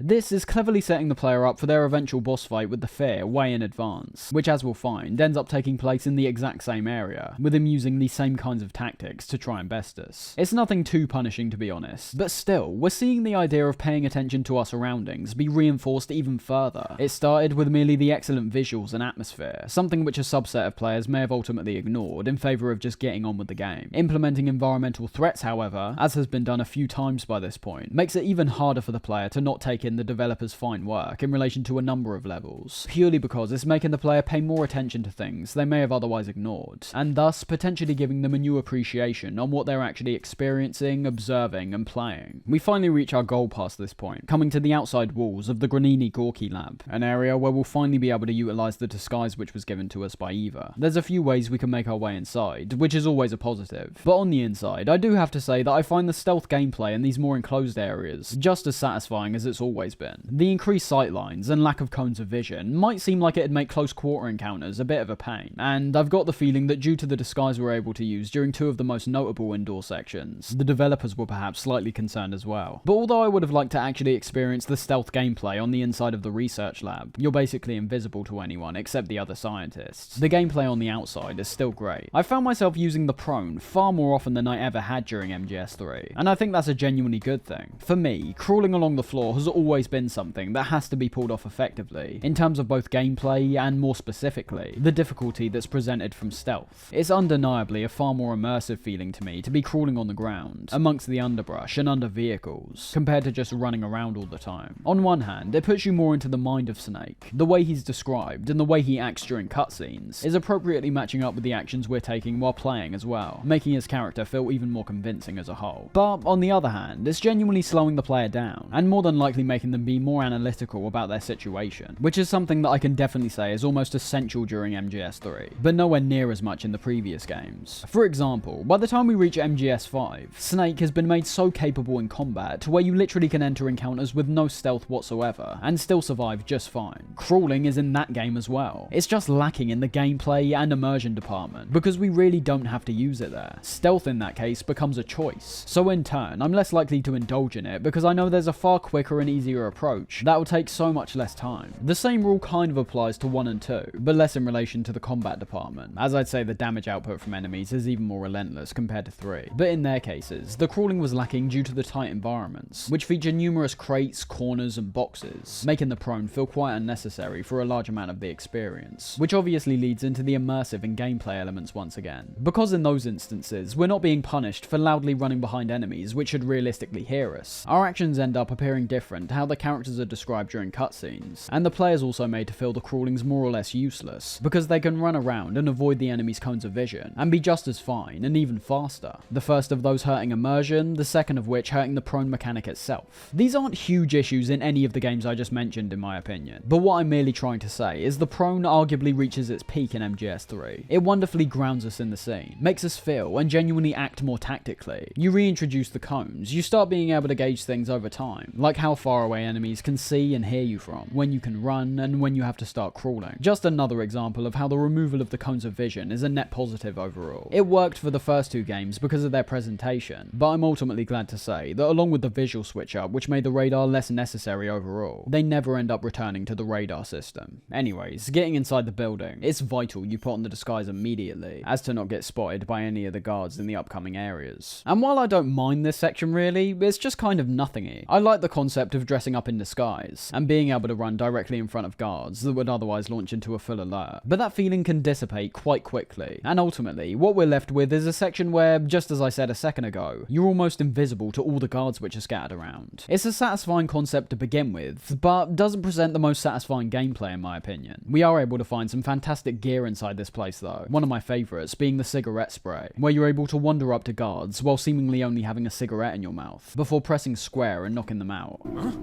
What do you think you're doing?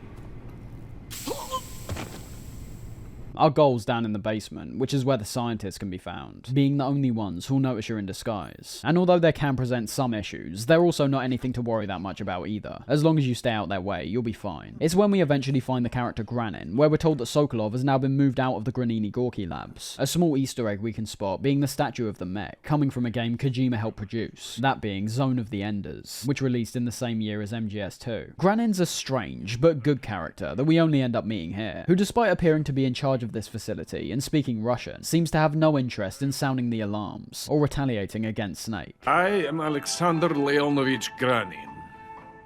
A man of some importance, if I do say so myself. While taking several swigs of what we can assume is some kind of alcohol from his flask, he begins to list off his accomplishments one after the other, all of which appear to be revolved around his weapon expertise. It was I who created the basic design for the mobile ballistic missile system you know and fear as SS-1C.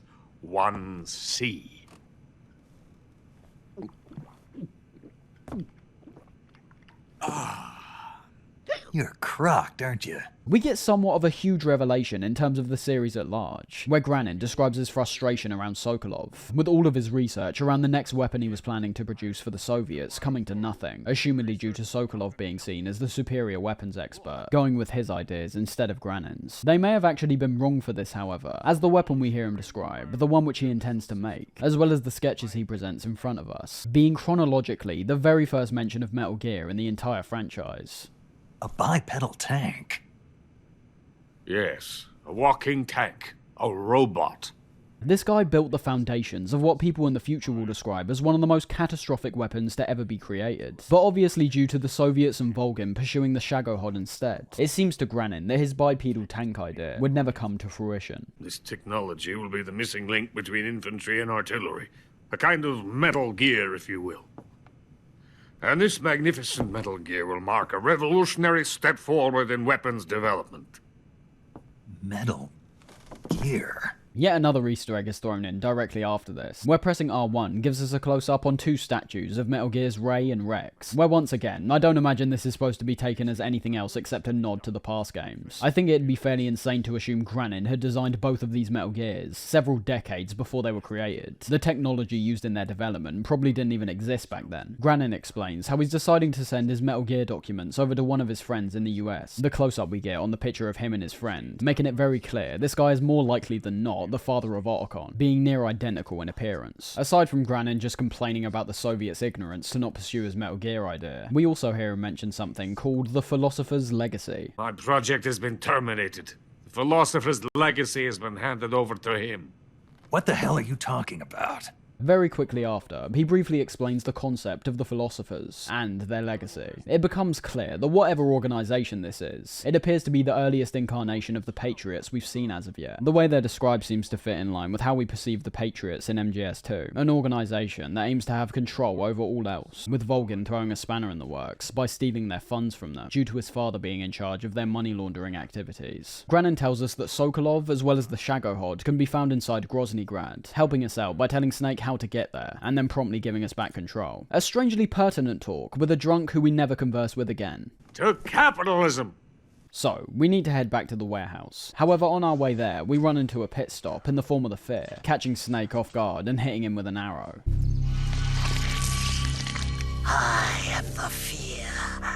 I do enjoy the Fear's entrance here, but I see it as a far more goofy version of Vamp's introduction, where we see the Fear leaping around from tree to tree, with what appears to be stealth camouflage equipped. However, despite the wonderfully ridiculous visuals we get of his long tongue, him breaking his own arms, and climbing up a tree backwards, I don't think this fight is good whatsoever. I've never enjoyed it. The arena, for one, doesn't feel like an arena at all, really. Unlike the previous two encounters, this fight feels like they've merely inserted a boss into an area we've already explored, an area which before would have had gameplay mainly focused around either avoiding guards or navigating the environment. Having all the trees cluttering up the screen usually wouldn't be a problem, but it's the fact that we're now going after a target, and bearing in mind, one that's using stealth camo, which makes this fight annoying from the get-go. Carrying on with the aspects I just find to be tedious or dull about this fight, the Fear's attacks are incredibly annoying here. Essentially every shot he lands on you will be treated as severe, with the crossbow bolts staying inside your body, and your max health being diminished until you get them out. As you can already guess, for a fight where getting hit isn't uncommon, it becomes a pure nightmare to have to go back and forth between the game and the cure menu, performing the exact same cure with the exact same items over and over again. It's fights like this which make me realise why I don't like the cure system so much. It just about gets away with it most of the time, due to the severe injuries being rather uncommon on normal difficulty. This fight alone, however, ends up exposing the cure system's biggest weaknesses, and in turn, reflects even worse on this fight as a whole. So that's how his attacks affect us. There's no point talking about variation here, because most of the time he's just firing arrows at you. But how about retaliating? How does that feel? Well, it ends up being 2 for 2 with the Cobra unit so far, with fights which boil down to shooting galleries. The stealth camo does give the Fear an advantage to a certain degree. However, if you're merely paying attention to your surroundings, and perhaps loosely tracking his movement, the giveaways we see from the environment are just so obvious. Every time he lands on a tree, it makes a loud sound that we can immediately gravitate to, as well as having leaves start falling down. An unnecessarily helpful element of the fight in my opinion, considering how easy it is to spot the stealth camo to begin with. It doesn't live up to its name at all really, as I tend to find it actually stands out even more from the environment than I think his regular uniform would. Not to mention that as the fight goes on, it starts to malfunction, turning the Fear into an incredibly obvious electrified figure, yet still having him attempt to be sneaky. I've got to be honest, the easiest approach in this fight is to just point and shoot, unfortunately. This time with a character that, despite being even more mobile than our previous two fights, actually ends up sticking in the same spot more often, meaning we can unload shot after shot from our automatic weapons, and decimate his health bar. There are traps scattered across the fight, which I mean don't do that much in terms of giving him any kind of advantage, and the only cool aspect of the fight I can pick out is what we can do with the food here, where if you get the Fear's stamina below a certain point, he'll start looking around for food, where just like the guards, you're able to trick him into eating rotten or poisonous food, making it so that you have an opportunity to get some shots off. That is literally about it though. The fight's based on audio, visuals, and your aiming skills basically. The only real strategy you can employ is that food related one. Outside of that, we've got another case where we're just firing non-stop. However, unlike the Pain of course, this fight is perhaps even worse due to the cluttered arena and the immensely frequent, annoying injuries we have to cure. It's the first fight in a while that I think of as being genuinely bad. Typically I merely think of most bad boss fights in the series as lackluster or boring, but nah, this one's straight up bad.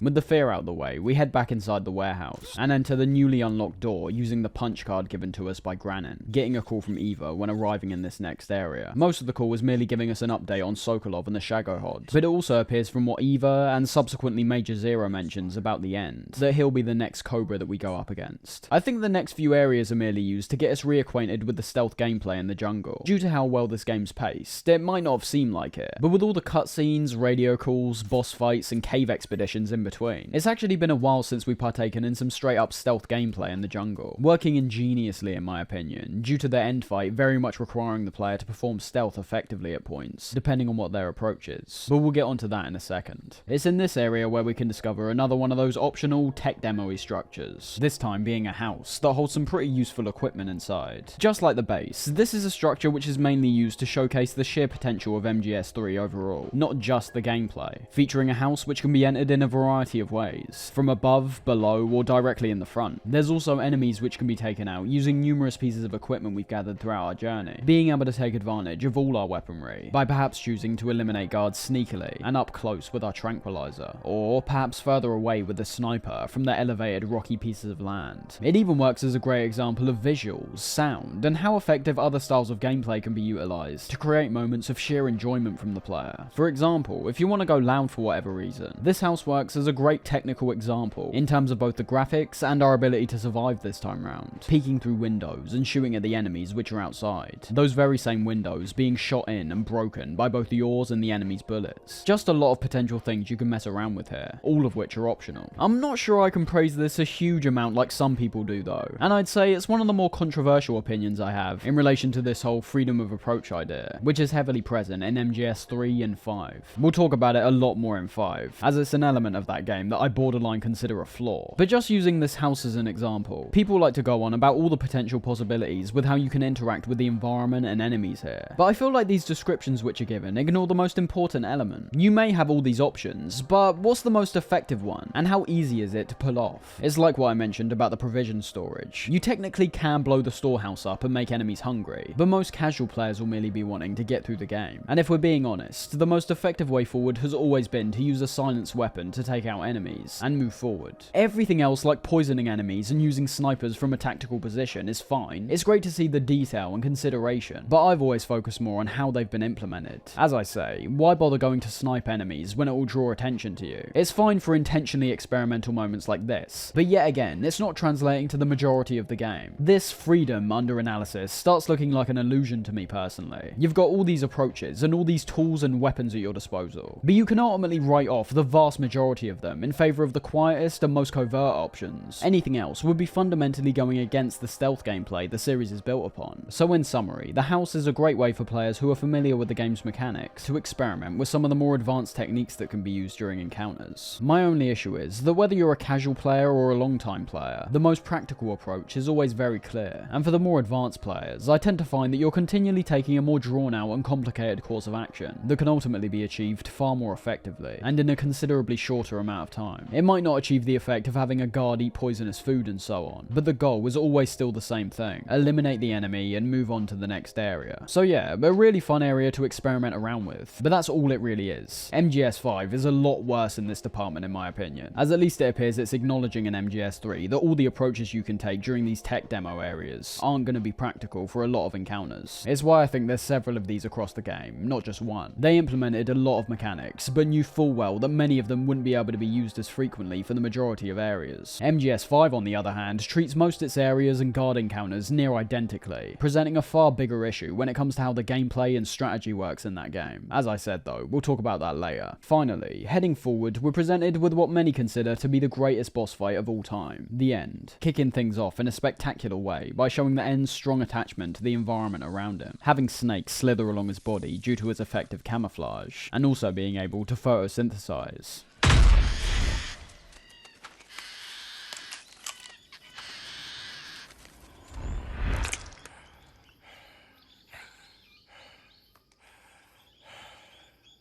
I beg of you, grant me the strength to take this final prey. Let me linger in this world just a little longer. I have already slept enough for one lifetime. Enough for an eternity. You have my thanks.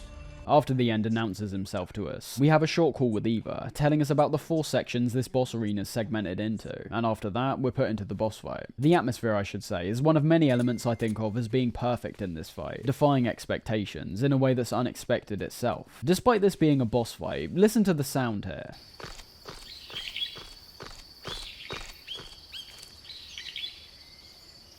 As is the case for the bulk of the gameplay through the jungle, there's no music whatsoever, making it feel even more immersive and realistic. Realism is something else which I think works really well for this fight. There's no overblown music, and no real supernatural abilities. It's a soldier going up against a sniper, that's it. It reminds me of the feeling I got when first watching Full Metal Jacket. There's something to be said for how expansive certain experiences can be, how many different set pieces can be thrown at the audience, how many new areas the characters can be transported to. But I've always felt there's something equally pertinent about focusing in on one single location, as opposed to going broad. In the case of Full Metal Jacket, for example, you've got the first half of the film which takes place in the boot camp, but the second half is predominantly based off a single conflict against some American and Vietnam soldiers. By focusing merely on a single conflict, you end up learning so much about the Vietnam War at large, while at the same time attaching to the group of characters and the scenario itself. You become familiar with the atmosphere and environment. I'm using a war example here, as it relates closely to the heavy war themes in Metal Gear, obviously, but there's loads of different examples you can give to this concept. 12 Angry Men, Rear Window, the majority of Reservoir Dogs. By focusing on one location, you can actually achieve an even more effective story by putting more time into other aspects of the film. And I suppose you could look at the end fight as a self-contained story in a way. Some people get so immersed in this fight. I've heard this boss taking around the length of a standard film to complete anyway. So yes, starting off, the atmosphere is one thing that I think excels in this fight. Doing less by not even creating a boss theme, unlike the other encounters, actually ends up achieving a whole lot more. Immersion is the next element that I think is pulled off perfectly. The role-playing element is almost unignorable during this fight, if you're fully invested in the game up to this point. One thing which I always personally misunderstood was people's praise towards this fight, and I don't think I'm alone on that. I was initially confused by people saying it was one of the best fights ever created, but what I didn't realise is that I was confusing design with difficulty. I heard people describing the hour-long fights they'd had with the end, and was bemused at how they took that long, when I was able to beat him in around 10 minutes or so. But I was the one that wasn't looking at it correctly. I think evaluating the end as one of the most well-designed bosses ever created is entirely reasonable, as ultimately it has nothing to do with difficulty. This is why I imagine people almost draw out this fight longer than it may actually be necessary, because that's for sure what I did when replaying this fight during recording. This is one of those cases with the immersion where you really get out what you put in. I found before that when I just bulldozed my way through, tanking all of his shots and taking him head on, it was still fun, but nowhere near as enjoyable as the experience I had this time round. The difference here being that I was somewhat putting the objective game mechanics and what Snake was capable of to the wayside, in favour of immersing myself in the scene. It wasn't about running around whenever I wanted, because I know for a fact the end can't see me. It was about taking cover behind trees whenever possible, crawling along the ground, dashing between cover, and that's just one element which immersed me into the fight. Thing is, once you actually encounter the end and he begins firing shots at you, what you might have seen as the role-playing oriented caveats that I was making soon become very real to our survival. Trees, for example, serve as vital cover at points, pressing ourselves up against them and dashing away when the end fires a shot. One thing you'll likely find early on is the SVD sniper, which I'd guess most players will pick up and assume this is a fight that has to be taken on from long range, but that's really not the case. This is something else that's amazing about this fight, the sheer variety of ways we can go about taking down the end here. Before we get onto that, however, we should talk about the multiple different areas we've got to explore. A river, a plateau, and a clearing. It doesn't really matter which three areas you're in when it comes to the end himself. You'll always find that he positions himself up on mountains and amongst tall grass, but it's the concept itself which is fantastic. The scale of the arena actually affects the scale of the fight. It makes the experience feel even grander and more lively, while not to mention leaving us off balance when entering each new area due to us being unfamiliar with the environment, with not every area having the same amount of cover to hide behind either. The end actively encourages the player to enter these three different areas, due to him frequently dashing off to another one when being discovered by you. Not to mention as well, he hides himself incredibly effectively. You'll find a large part of this fight for some players will merely be revolved around locating the end, without either getting shot or giving themselves away. So it's important to note that having this fight strung across three areas isn't merely a gimmick. I think it's a fundamental aspect of this fight which keeps the player off balance, while also broadening the arena to feature even more ways to approach and attack the end. The strategies to get past this fight effectively are some of my favourite aspects of the end, and I see it's also what comes to mind for the majority of fans as well. The end's been designed in such a genius way to take advantage of almost all the skills and equipment we've attained throughout the entire experience so far, sort of like the ultimate skill check. I'm not going to go over every strategy that's possible, because it is genuinely true what I just said, but there's some very standout highlights to me, including ones that I've known about from my first attempt, to ones that I'm only discovering about in my recent playthrough. You've got the obvious ones, of course, being able to use sound to gauge where the end is when he speaks.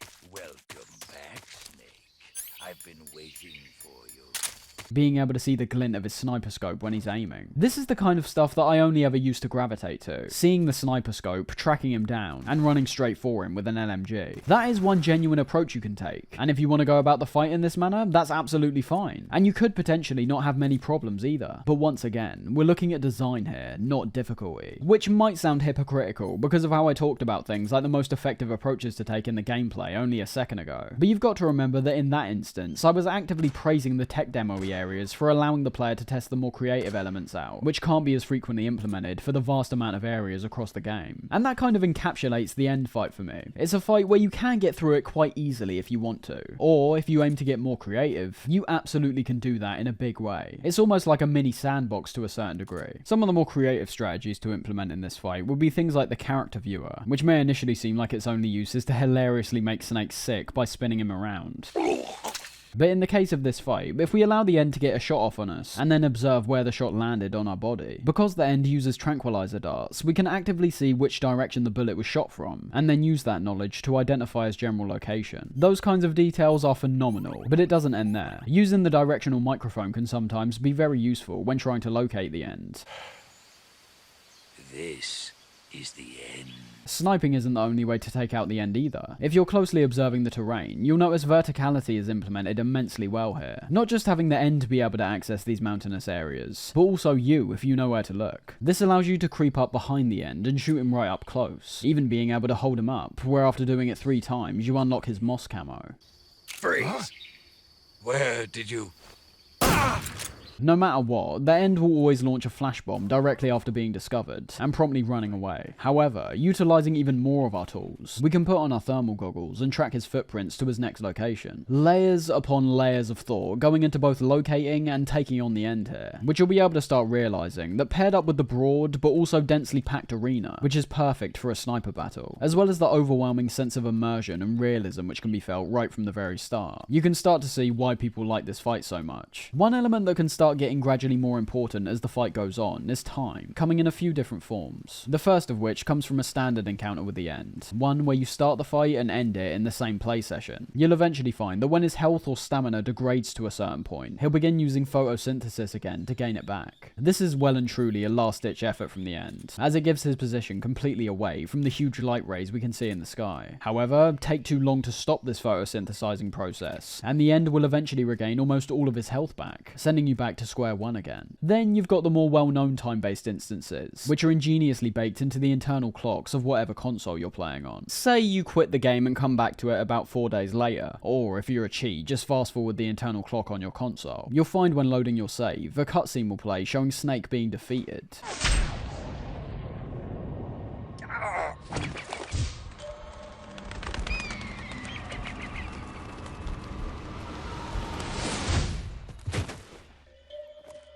And if that wasn't impressive enough, the most well-known part of this fight comes from what happens when you come back to the save after a week, being able to completely bypass the fight due to the end dying of old age. Drop your weapon!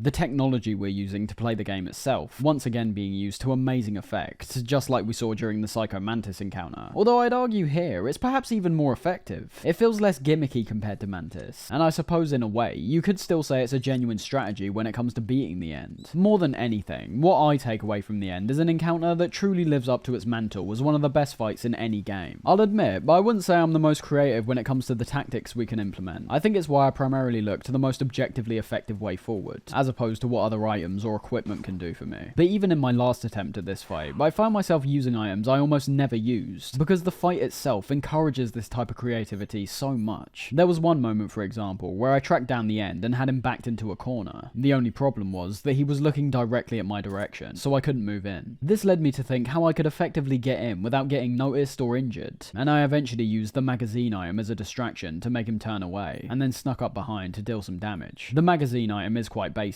It's the equivalent of the rocks you throw in Far Cry to make the enemies go in a different direction. But while it might be a fairly simplistic tactic which I employed, it goes to show how well the player's creativity is catered to in this fight. As I'll say right now, I think across all the games the magazine's featured in, this is the only ever time I found myself using it. That to me is something special, making a player who would otherwise never use a certain item figure out a plan which requires it. So yeah, the end fight is well and truly amazing. It deserves every single piece of praise which gets thrown at it, and never gets old when coming back to it. The arena's perfect, the behaviour of the end is perfect, the atmosphere perfect, the amount of strategies we've got to implement, broad, and oftentimes never feeling unnecessary or convoluted either. And whether you wait a week to bypass the encounter, shoot his parrot and eat it right in front of him.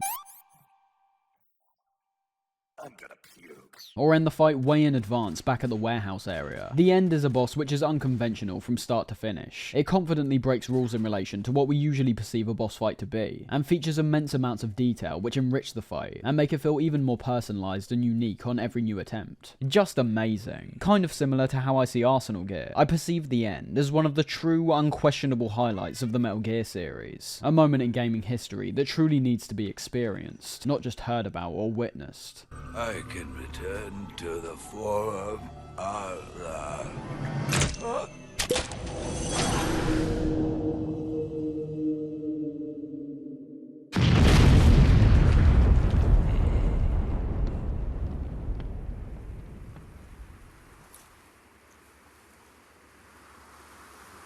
With the End down, the entrance to the mountain is opened, meaning that yes, we're going from one iconic moment straight into another. This time not being a boss fight, but merely a long ladder. The concept of this moment is simplistic, but incredibly effective and powerful, where all we're doing is pushing up and watching Snake climb up the ladder for a couple minutes, while the lyrics from the Snake Eater theme are sung in the background. I think it's most definitely open-ended. It could represent numerous things to different people. Some may see it merely as a transition, or perhaps more fitting for the cinematic 1960s setting, an intermission, which were frequently seen in older movies. Quite appropriate, considering the long and potentially draining fight we've just had against the End. And while I think that is the case in some sense, I've always viewed it in the way that I assume most people do, which is having the ladder serve as a transition, not just for the game, but Snake himself. This is the turning point where Snake is beginning to transition into the legendary soldier that would go on to be known as Big Boss. From the sheer height we're made to climb, there's a sense of no turning back. In one way or another, Operation Snake Eater is quite literally the mission that will result in all future events of the Metal Gear series being carried out, without all this combat experience we've attained by battling dangerous foes and sneaking past guards so far. You can imagine things like the Les Enfants Terribles project would have never been started. Liquid, Snake, and Solidus would never have been born, which would mean some of the potentially world-shaking events we saw in MGS 1 and 2 would have never happened. Reflection is the key theme of the ladder sequence. I view it as a personal moment that gives you the chance to reflect on numerous things. It could be in relation to Snake Eater, it could be in relation to the fight we just had, what I just mentioned about the future events of Metal Gear, or perhaps even in relation to your personal feelings towards the game, and your internal thoughts. Regardless, it's a great moment, another one that people tend to highlight when describing the heights of the series.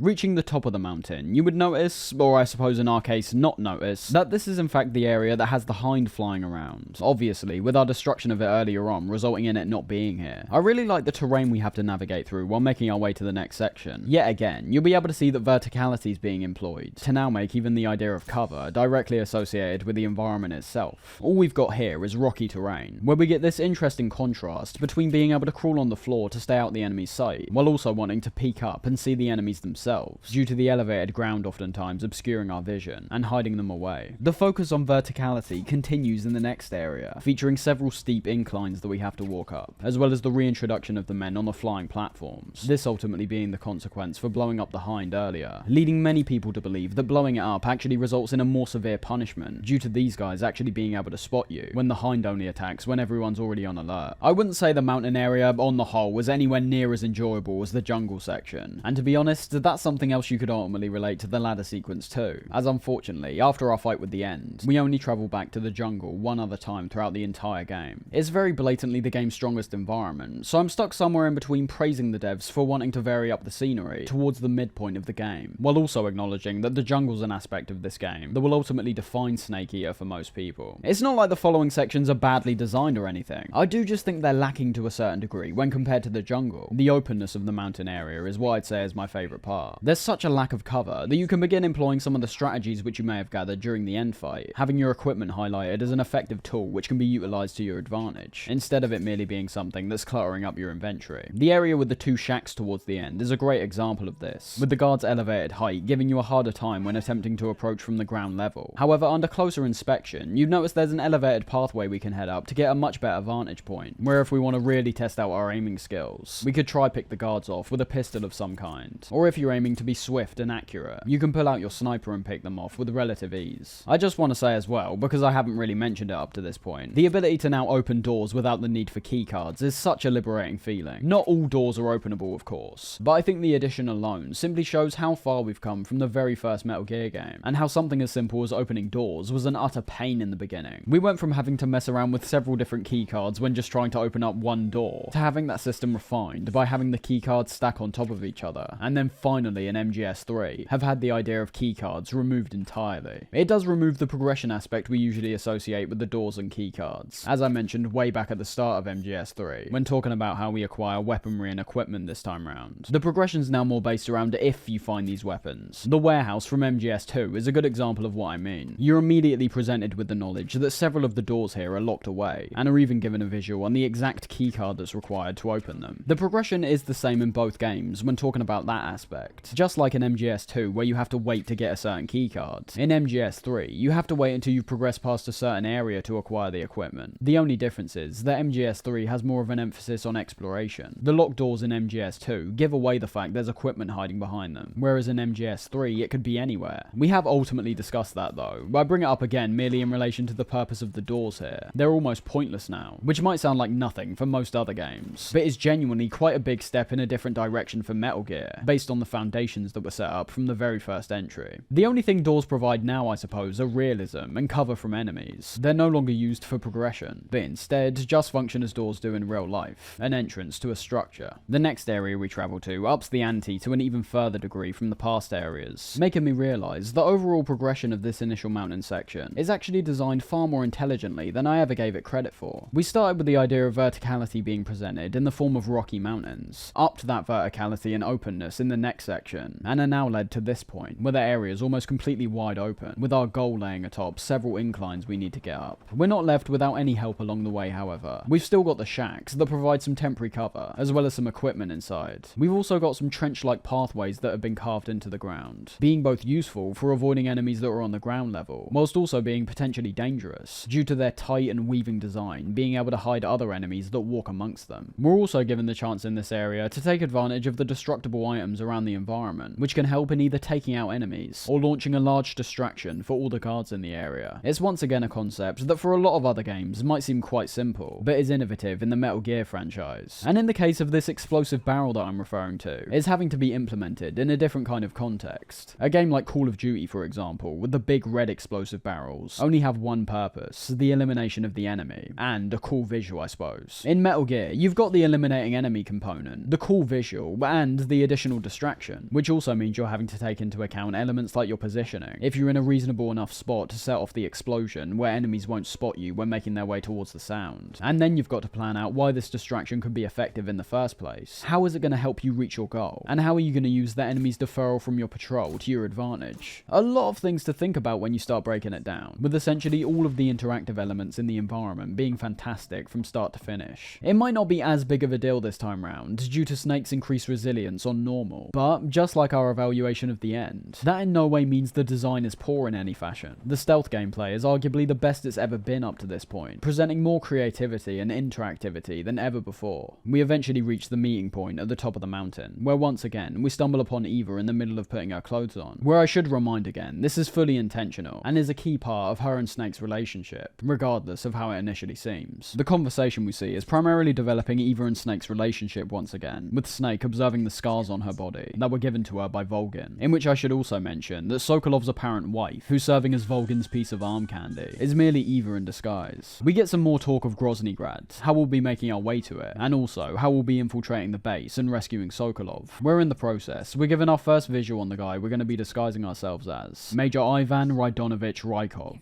Look at this picture. Major Ivan Rydenovich Rykov. Pretend you're him.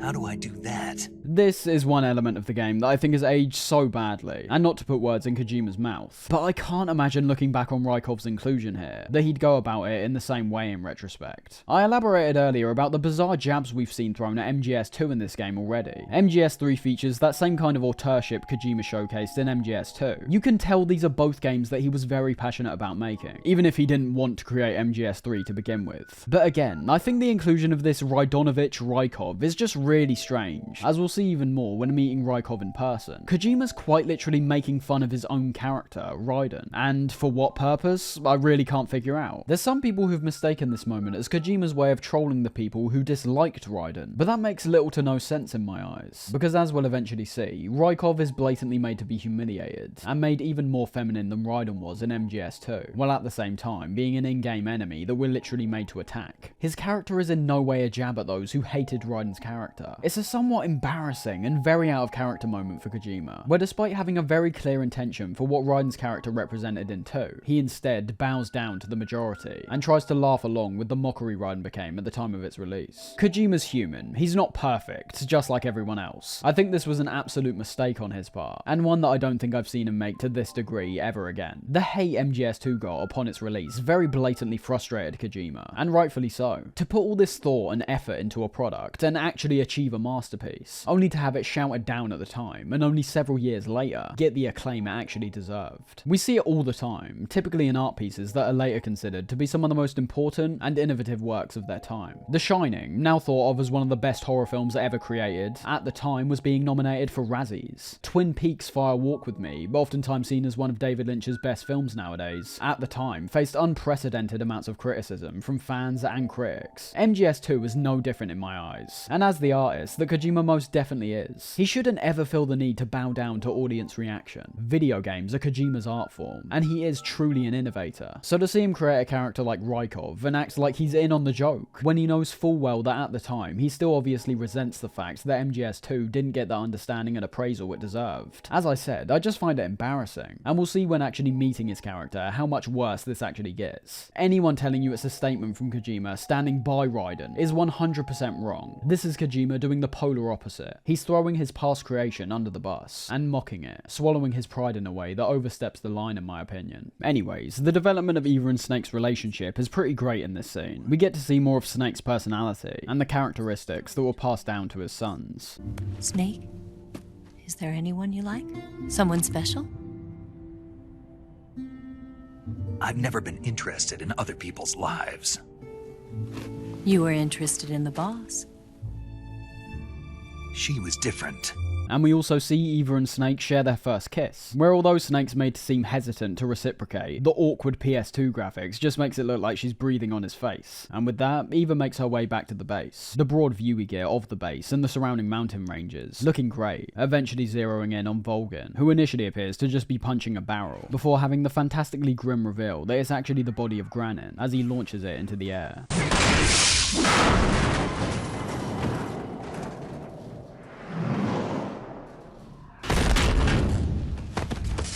Volgin suspected him to be some kind of spy, and killed him during the interrogation, the real spy obviously being Eva. When Ocelot comes into the scene, the camera work is once again used to show the power dynamic between himself and Volgin, Ocelot bizarrely not going along with the nihilistic plans of Volgin, and chastising the murder of Granin, as well as the nuclear bomb he launched at the start of the game.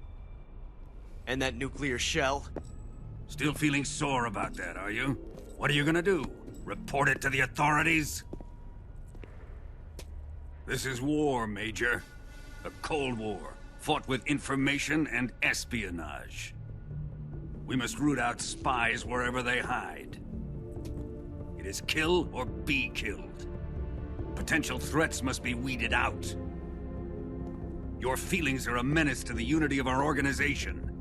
Volgin's such a powerhouse that Ocelot has no chance of putting a stop to his actions. However, the one person that's appearing to keep everyone in line, that being the boss, turns up and ends their squabbling. Everything else we see is once again a recap, something we've seen this game tends to do more than any other Metal Gear before, which I don't really think is a bad thing. It would have been more appropriate to write in these reminders of the general plot and the player's progression on their mission in a game like MGS2 in my opinion. But regardless, I think it's always important to keep the player informed as frequently as possible. You never know if they're going to drop the game for a week, come back to it, and have no idea what was happening when they stopped playing before. One minor thing I always found to be impressive when being given back control was not just the visual we're able to get over Groznygrad, which as I said before, looks very nice, but when getting out your binoculars and taking a closer look, you'll actually realise how detailed the base is, even from such a far away distance. It's detailed to the point where you can notice guards with patrol routes. When eventually reaching Groznygrad, you'll notice the structure of it is pretty much identical to what we see here, meaning you could actually map out a plan of action all the way from back here, and then implement document it when reaching the base. In fact, it's so detailed that someone ended up glitching their way onto this version of Groznygrad, and discovered it even featured collision, which makes near to no sense considering there's absolutely no way you could ever reach here by normal in-game means. And when going up to the guards, they actually spot you and enter an alert phase. I love how the detail isn't just confined to what we can personally experience in this game. It goes to the next level by having the experience feel authentic to the developers themselves, which is a great mentality. Tricks and illusions can be thrown in for the player to save resources and cut down development time, and usually that approach goes just fine. But things like this just show another layer of dedication to me that has to be commended. Heading back to where we came from, we managed to find the door which leads to the Groznygrad underground tunnel. That should lead us directly into the base. And not long after progressing forward, do we come up against the final member of the Cobra unit, barring the boss, and that strange ghost we saw at the start, of course.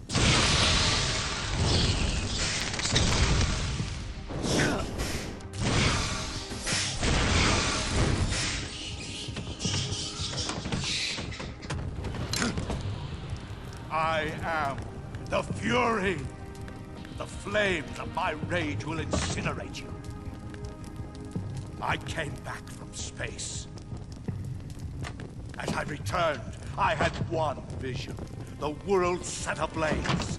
Although I'm not particularly a fan of his character design, I think he looks quite generic compared to all the Cobras we fought before this. The Fury really does live up to his name, with the most noticeable characteristic not coming from his suit, but instead the mass amount of flames that he pumps out through his flamethrower. Fury's personality is just as quirky as all the other Cobras we faced. And as we're wrapping up with what were described as the Sons of the Boss, I hope it's become clearer why I stated that all of their personalities aren't fleshed out to a substantial degree. You would have noticed that unlike MGS 1 and 2, we see all of these guys one, maybe two times before we fight them. And it's not even a case like Fortune or Vamp, where these Cobras are directly interacting with us and building up some kind of rivalry. We either just see them in action, or in the case of someone like the Fury, see him in the back of the helicopter right at the start, and then only see him again right before his fight. I think that's predominantly why I found it much easier to attach and be gripped by the foes of the previous two games. They were all based around getting to know the villains and fleshing out their motivations, their conflicts, and so on. I already said this when bringing it up before, but the Cobra unit really doesn't have that, and it's not trying to either. It's relying solely off their abilities alone to almost fill in for their lack of real personality. Because ultimately, what can we boil these people down to with the large chunk of information we lack about their characters in this game? The Fury, angry man with a jetpack and a cosmonaut suit. The End, an old man who can photosynthesize. Bear in mind, this isn't a criticism, it's just how I perceive the unit personally. You could try and boil down the Foxhound unit or Dead Cell in the same way, but it merely doesn't work in that case due to how their stories unfold. You could just say Fortune is an invincible lady with a railgun, and you would be right. But whereas MGS2 elaborates on how she's invincible, how her immortality affects her mental state, why she's filled with such rage, MGS3 keeps everything surface level. It doesn't answer those kinds of questions about these four Cobras. But what it does do is encourage the player to ask the questions, which I think's the best part. Some people call it lazy, but I stand by the belief that when done in the right way, making the audience fill in the blanks in their own minds, and answer the questions they know are unanswerable by the game itself, can ultimately lead to an even richer backstory. I already mentioned the man once in this video, but Quentin Tarantino brought up this same element of storytelling when talking about the film There Will Be Blood,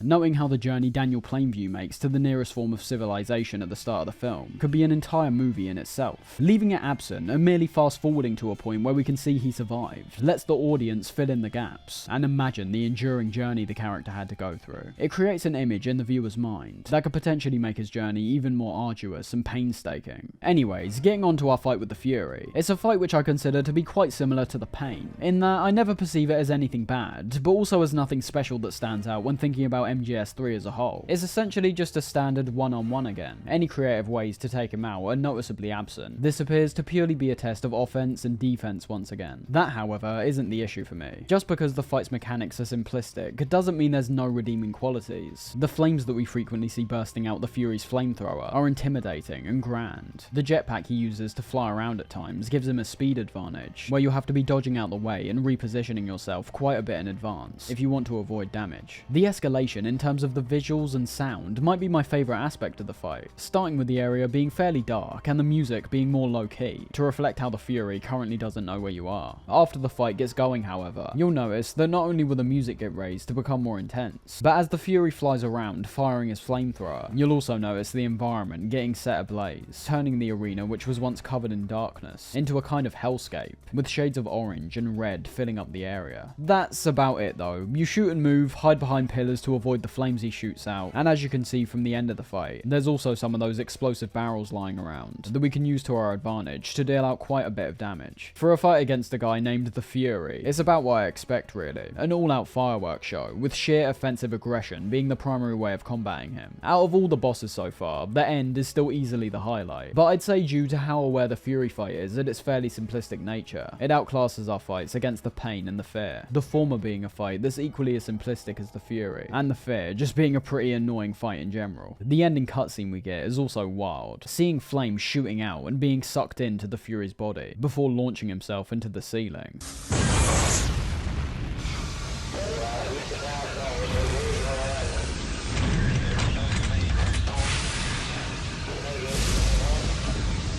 I'm coming home. I see the earth. Really weird stuff, and that's not even mentioning the fiery face that launches out towards the end of the cutscene.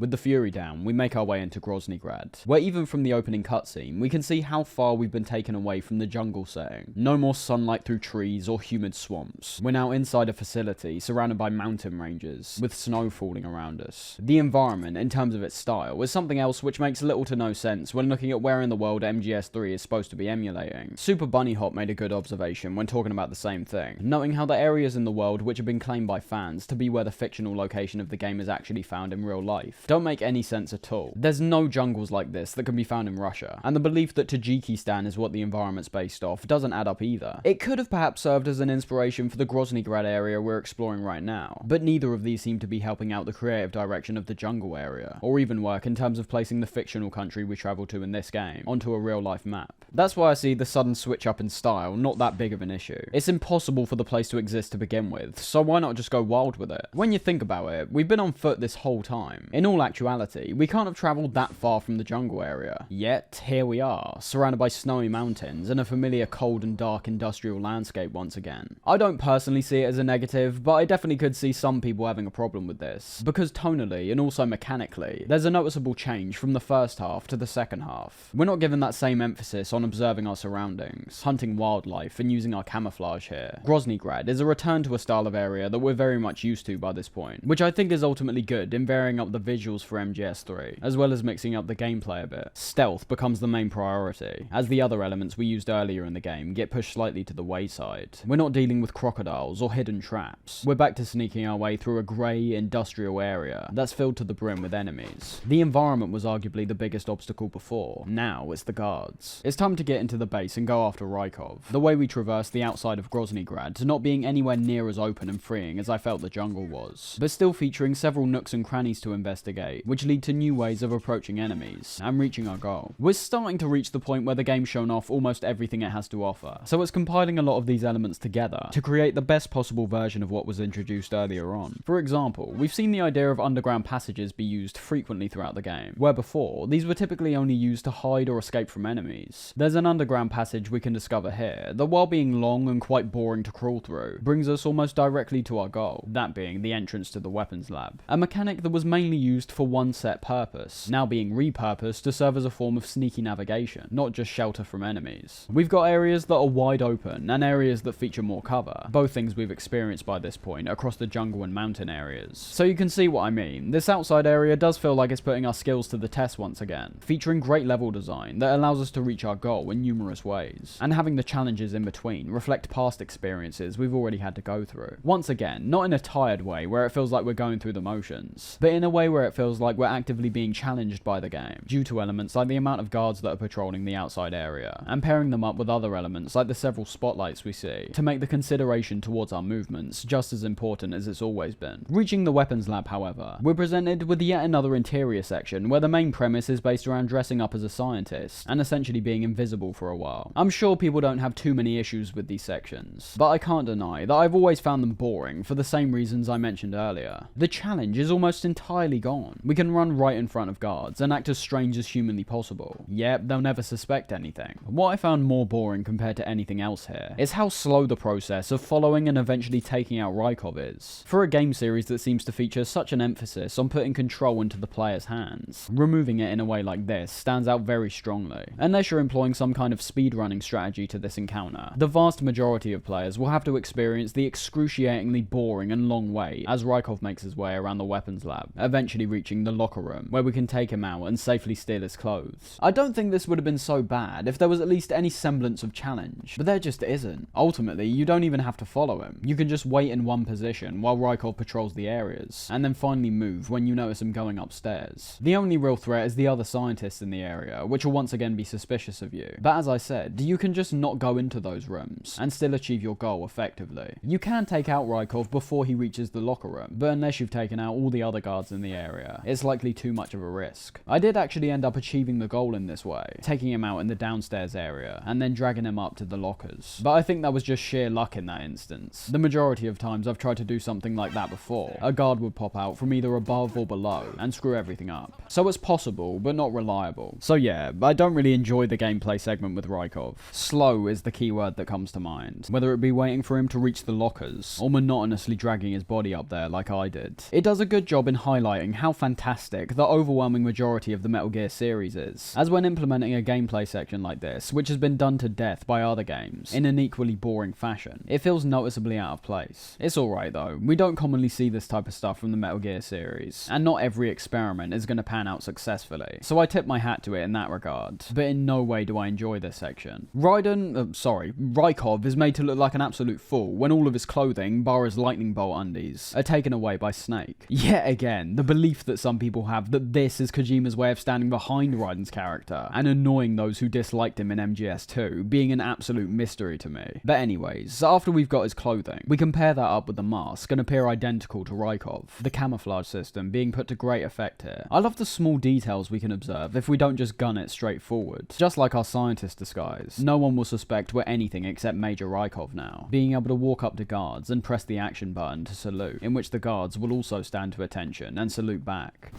Sir. Using this disguise, we can effectively attain some useful items in the area, like the Scorpion weapon, and then make our way to the West Wing, where in the process of getting there, we can notice the Shagohod, which is being held inside a hangar, a stressful reminder that its completion is near imminent. When eventually reaching the West Wing, we observe a conversation between Eva and Sokolov, Sokolov once again proving himself to be the most bullied and stepped on figure in the whole game, with how even Eva, someone who's supposed to be his ally, is intimidating him to see if he knows anything about the Philosopher's legacy. What are you? Are you trying to kill me? What's the matter? I know nothing, I swear it. No one but the Colonel knows of the legacy. I see. No, don't! Oh.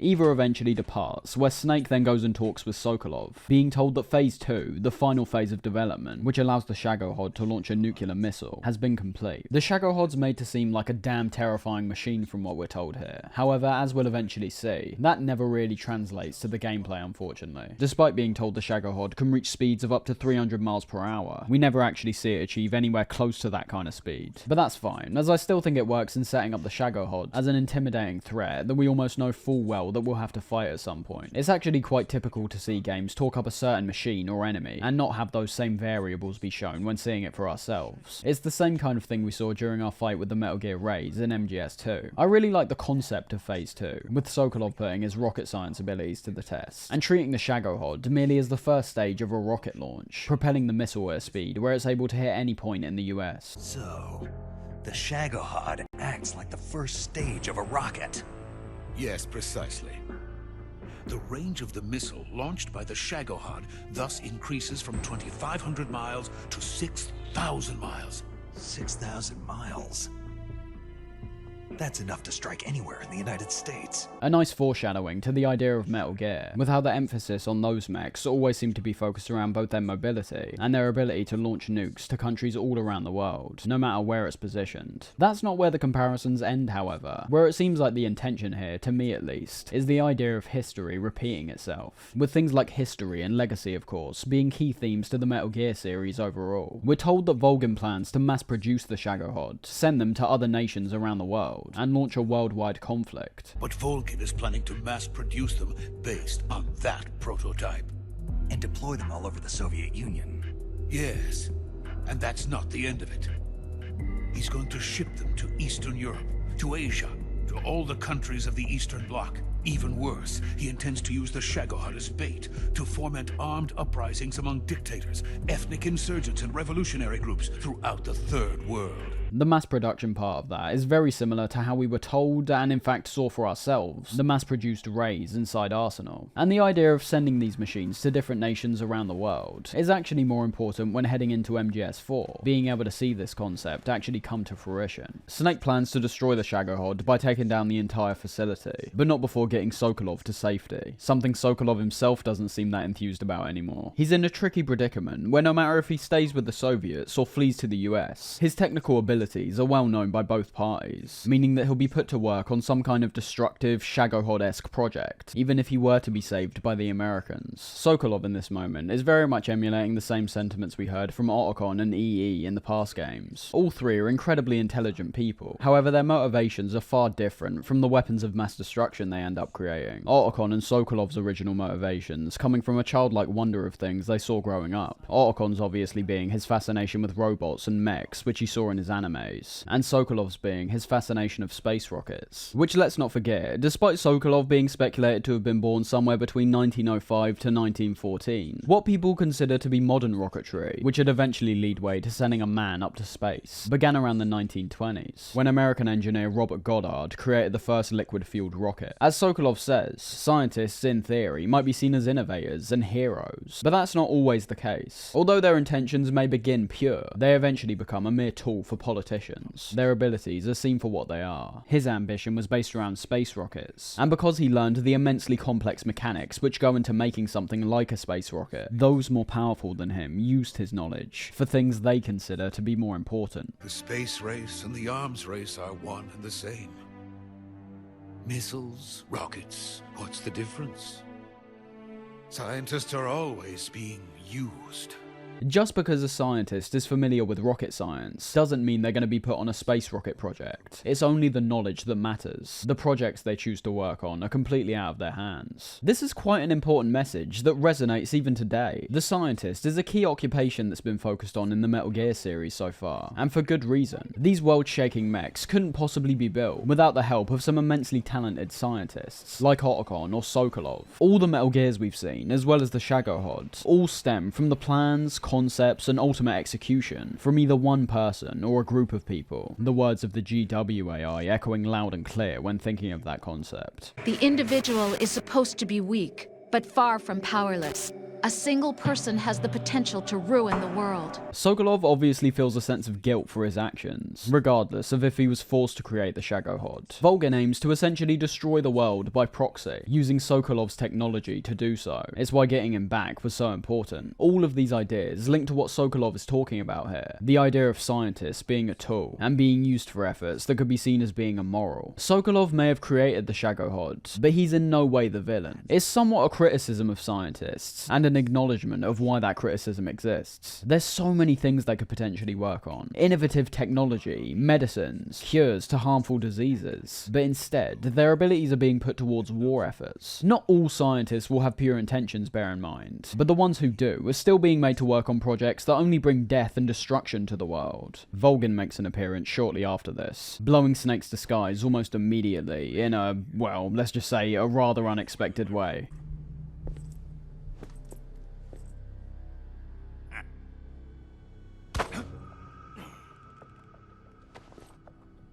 The action sequence which plays out from this point is great, where Snake disarms Vulcan, only to have the boss appear right behind him, where despite being overpowered yet again, Snake proves himself to be far more competent against her than he was before.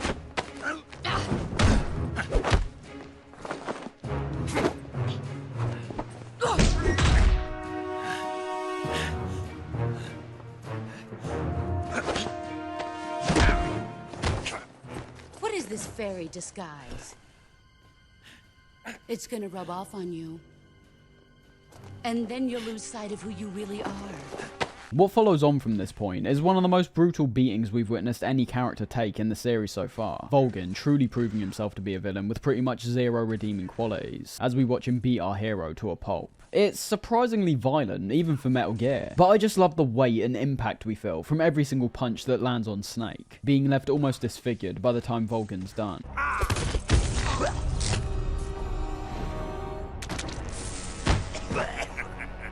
The brutality doesn't end here, however, ingeniously being put into Snake's perspective during what we hear is Vulcan's interrogation of Sokolov, with Snake being blindfolded during it. The gruesome sounds we hear, along with our experience a moment ago of what Vulcan's capable of, making the scene somehow even more disturbing, despite not seeing a thing.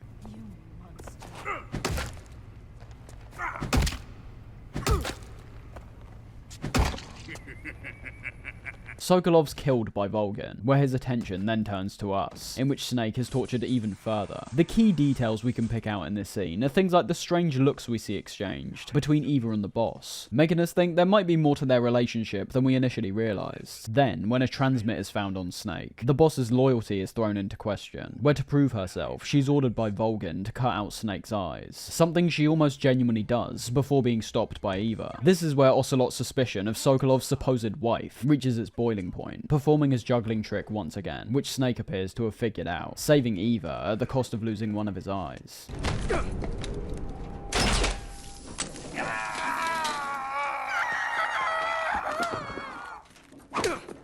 This takes me all the way back to Metal Gear 1 and 2, in how you're starting to see the series has gone on to the point where they're revealing details which never existed to begin with. It doesn't matter how you want to perceive the events of the series as a whole. Big Boss's design that we saw in Metal Gear 2 was merely that, a design. There was no preconceived notions about things like his eye patch, and how he lost his eye to the character Revolver Ocelot all the way back then. Yet, the series has gone on for so long by this point, that we're ultimately seeing how Big Boss lost his eye, and why he's been shown to be wearing an eye patch every time we've seen him. Just keep this stuff in mind, because whereas here it actually works fine, this adherence to explaining details that realistically were never meant to be explained reaches an all-time high in MGS4, and I think it in no way goes down as effectively as what we see here. The example here is a case of a well-known character design in Big Boss now being explained to have had his eye shot out from a character that never even existed when the original Metal Gears came out. Blanks are being filled in to show both how the eye got shot out, and also using a villain that we're now familiar with, to make it an even more satisfying revelation that both emphasizes Ocelot's evil nature and Big Boss's noble sacrifice. It's a moment which starts giving us perspective on how Big Boss could have possibly become the villain we fought in Outer Heaven, and at the same time makes Ocelot seem like an even more detestable character. If it wasn't obvious enough, Snake is a changed man by this point. His sheer resilience, in both a physical and mental sense, must be unbelievably strong to not give up any information, or simply die before the interrogation's over. And with Eva telling us to head for the sewers to get out of the fortress, we're given back control, this time with Snake being placed in a prison cell. Just like we saw in MGS1, there's a variety of ways to escape, which I really enjoy. We're forced to be creative once again, having all of our equipment stripped away from us, with a fork and some nasty food which the guard throws in, being our only form of items we can pick up. The concept is very similar to MGS1 of course, but there is slightly more ways to escape this time round, utilising the mechanics that are specific to MGS3 in a great way for some of these, and overall, just feeling like a further enhanced and refined version of what we saw before. This is where elements like the cure menu shine brightly for a moment, before becoming unnecessarily tedious once again, as when looking to it at this point, we find a transmitter that we can cut out of his body, revealing itself to be a fake death pill, which we can use to fool the guard into opening the door, and then reviving ourselves. That's already great. It requires the player to not take a closer observation of their environment, but to be honest, quite reasonably observe the cure menu. Snake's not exactly in the best condition to begin with, so it's an approach that I assume is a bit more common compared to the other ones. While we're in the pause menu, we can also use what we previously assumed was just a dumb Easter egg to our advantage, where if we make Snake sick by spinning him around, the guard will come and inspect us, in which we can knock him out and run away.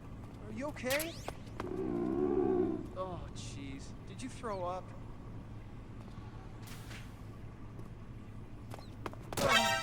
Just like the death pill, a mechanic that seemed fairly one-dimensional, and unlike the pill, fairly useless, is now being given a purpose that players can utilize if they're thinking carefully. I'd say things get even deeper than that, however, with there being ways to get out which only require the use of our radio. This approach is all based around a certain frequency we can call to unlock the door, being able to be found during the previous cutscene, where the Sorrow holds up the frequency behind the boss's head. But it can also be found in the cell itself, when the guard comes up and shows you a picture of his family, the frequency being found at the bottom of it. This cutscene plays when you continually throw the food that we're given out of our cell, where this moron thinks you're being nice and giving him food.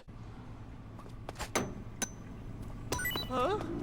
Hey, thanks! So much variation. I really enjoy the idea of a prison escape game in itself, and have yet to come across one that's actually any good. I'll admit, I've got a soft spot for the Prison Break game, but I would never say it's actually a good game. And A Way Out is just continually destroyed because you're playing with a friend the entire time, and if you're like me, you'll find that you can't really take the game seriously at any point. Not to mention, the majority of that game actually takes place outside of the prison. Even though MGS 1 and 3's cell sequences are relatively short, they scratch an itch by presenting such a level of variety and escaping a single cell. The prospect of this thought and care being applied to a full-on prison escape game being tantalizing. The best example I can think of being The Escapists, which is a lot of fun in its own right. And despite not being featured in the HD collection, there was another instance, similar to the Ends boss fight, where the player could save their game, quit, and then load back to witness a bizarre little secret, this time taking us into a dream sequence, where we take control of someone called Guy Savage. The mechanics are totally unique, and while a little clunky, do genuinely feel like a completely different game. The closest comparison is obviously Devil May Cry, as you're given 2 blades and are allowed to let rip on some of the demons which come after you. It's really fun, to be honest. The melee combat is actually pulled off quite well, and I love our ability to kick down walls and slide around the area. It's really strange they didn't bring this back in the HD collection. It feels like one of the biggest standout moments in terms of the numerous secrets and details scattered across the game. However, much like the Snake vs Monkeys mode that we'll discuss more towards the end, it's suspected that due to the HD collection also releasing on Xbox, there may have been licensing issues in terms of bringing this more unique content over that steps away from the main part of the game. Quite unfortunate, as it means this stuff is solely locked behind the PS2 version of MGS3, just like the skateboarding in MGS2. And for a part of the game that's so distinct, while not being particularly essential, I think a lot of people are missing out on what may have been their personal favourite part of the game.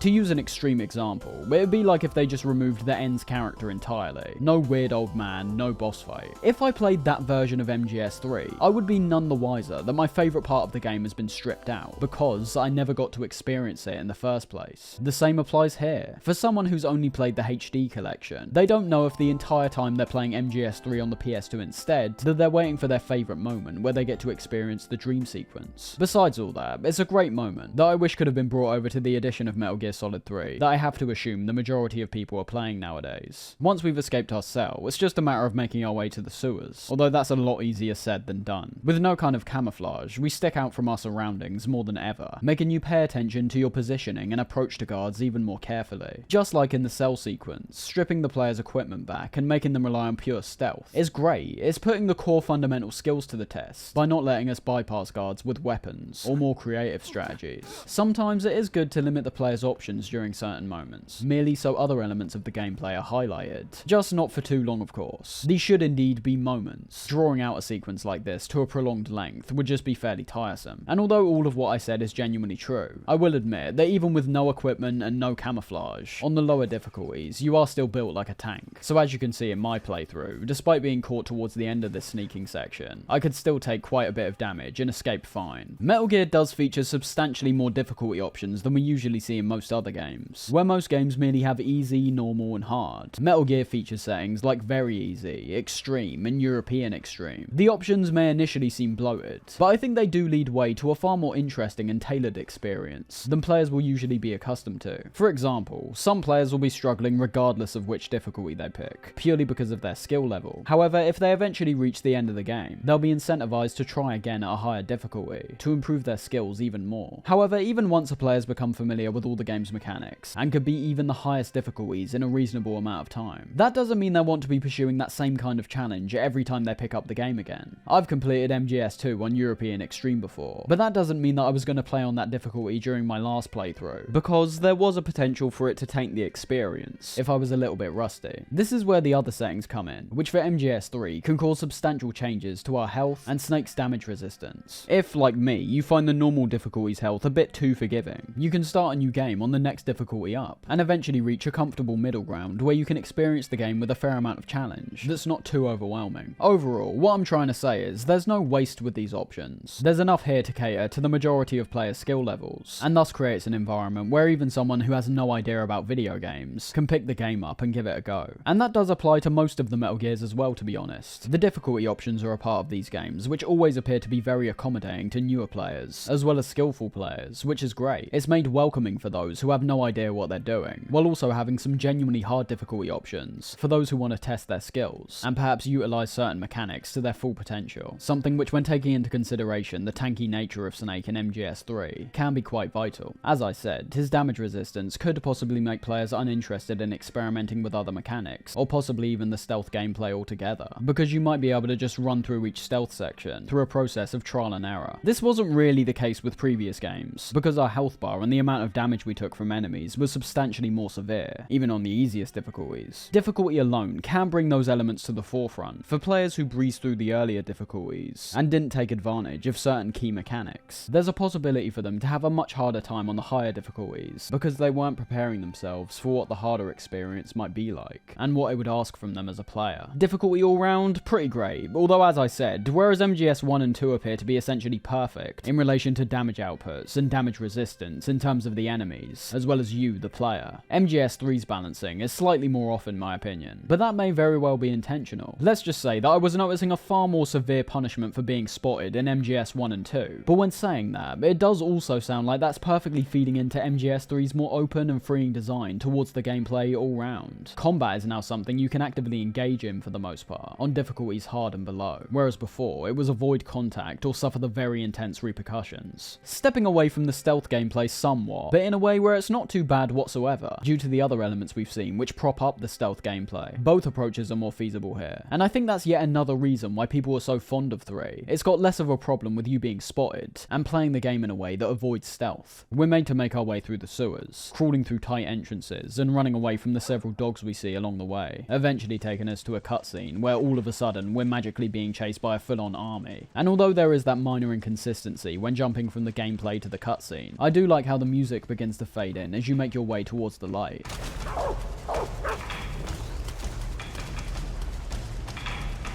Unfortunately for Snake, he's backed himself into a corner, with the only way out now being to drop into the water far below. And as Ocelot makes his presence known and prepares to kill us, Snake takes a leap of faith and appears to almost die in the process. Snake!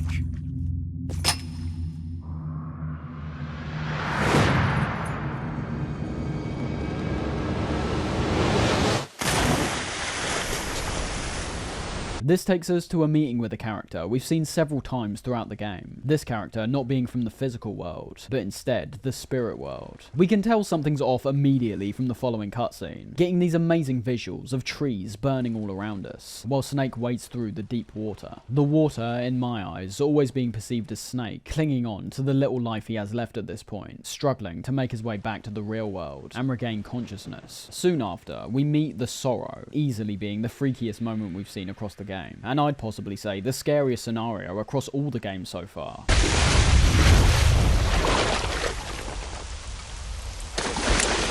Are you one of the Cobras?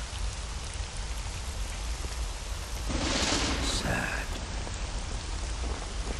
So sad. A host of sorrows.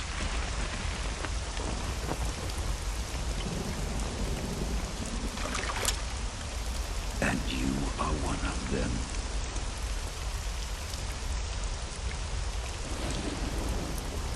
I am the sorrow. Like you, I too am filled with sadness. He's tied with Mantis and the GW AI for me. But whereas Mantis is quite quirky all round, and the AI is actually just straight up interesting when you start breaking it down, the Sorrow, with his strangely calm speech, intimidating presence, and supernatural floating abilities, is just some straight up horror. Their voices may fall upon deaf ears, but make no mistake, the dead are not silent. Now you will know the sorrow of those whose lives you have ended.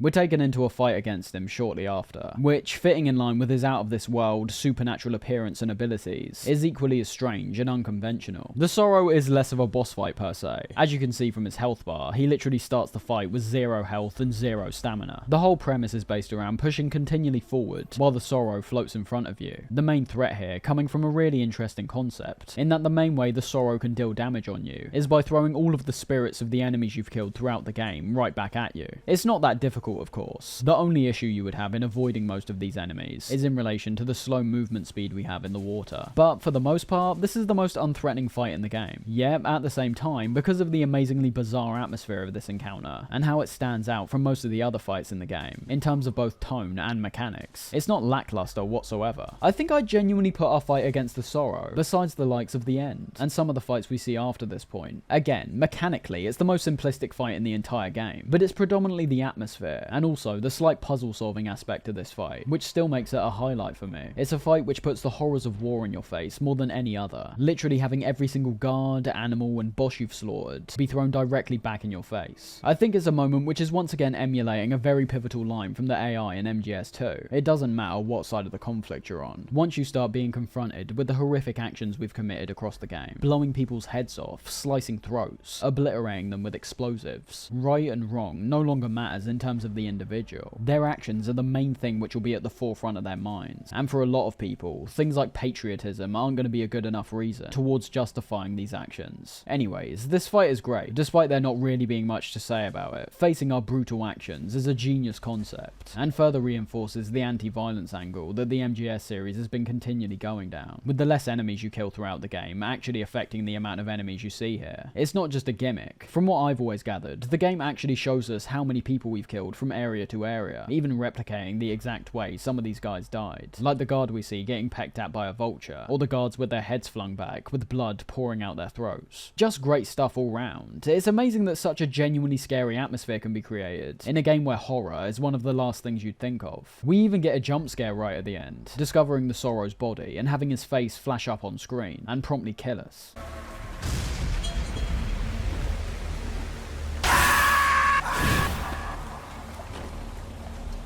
I haven't mentioned it yet, but this is actually how we win the fight, being something that we can either do here to acquire the Sorrow's secret camouflage, or something we can actually do right at the very start, avoiding all the ghosts in between. The only way to beat this fight coming from the revival pill, very sneakily but cleverly using this mechanic to revive ourselves, and essentially come back from the dead. And when we do, we hear a brief excerpt of dialogue which gives us slightly more context on who the Sorrow actually is, and why he's continually only shown up alongside the boss. You want to finish your mission, don't you? Then you'll have to shoot me. The spirit of the warrior will always be with you. Don't be sad. We'll meet again someday. From what we can piece together in these cryptic lines of dialogue, it appears the boss and the Sorrow may have actually been teammates, with the boss appearing to be placed in the exact same predicament Snake currently is, where despite not wanting to, the boss hesitantly had to kill the Sorrow, whatever mission this was, and if it links to how she eventually defected, currently being unknown. Regardless, Snake defies the odds and makes his way onto land, just barely surviving. Calling up Zero, we get some additional information on the Sorrow, being told he was a medium who communicated with the dead to help on the battlefield, which I mean fits in line line with all the other freaks we've been coming up against throughout the game, yet again with little justification given to why he was able to do this, except Zero just saying he had special powers. Further clarification is given to the Sorrow and the boss's relationship, confirming that what happened between them is exactly what's happening to Snake right now, with the Sorrow defecting to the Soviet Union, and the boss having to eliminate him as part of a top secret mission. It's literally identical. However, due to the conversation we heard between the both of them while Snake was waking back up, there's still the additional mystery in relation to the boss's hesitance to kill him, although we can naturally assume at this point that much like how her mission was near identical to ours, so was her feelings. Snake's mission is to take down his mentor that he strongly admires. Much like the boss, he knows what has to be done, but it doesn't make his mission any less hard to swallow. We're also called by Eva, telling us to meet her inside of a waterfall, and after a small trek through the jungle where no particular threats can be seen, we eventually reach it, in which we're treated to another couple cutscenes that are filled with romantic tension.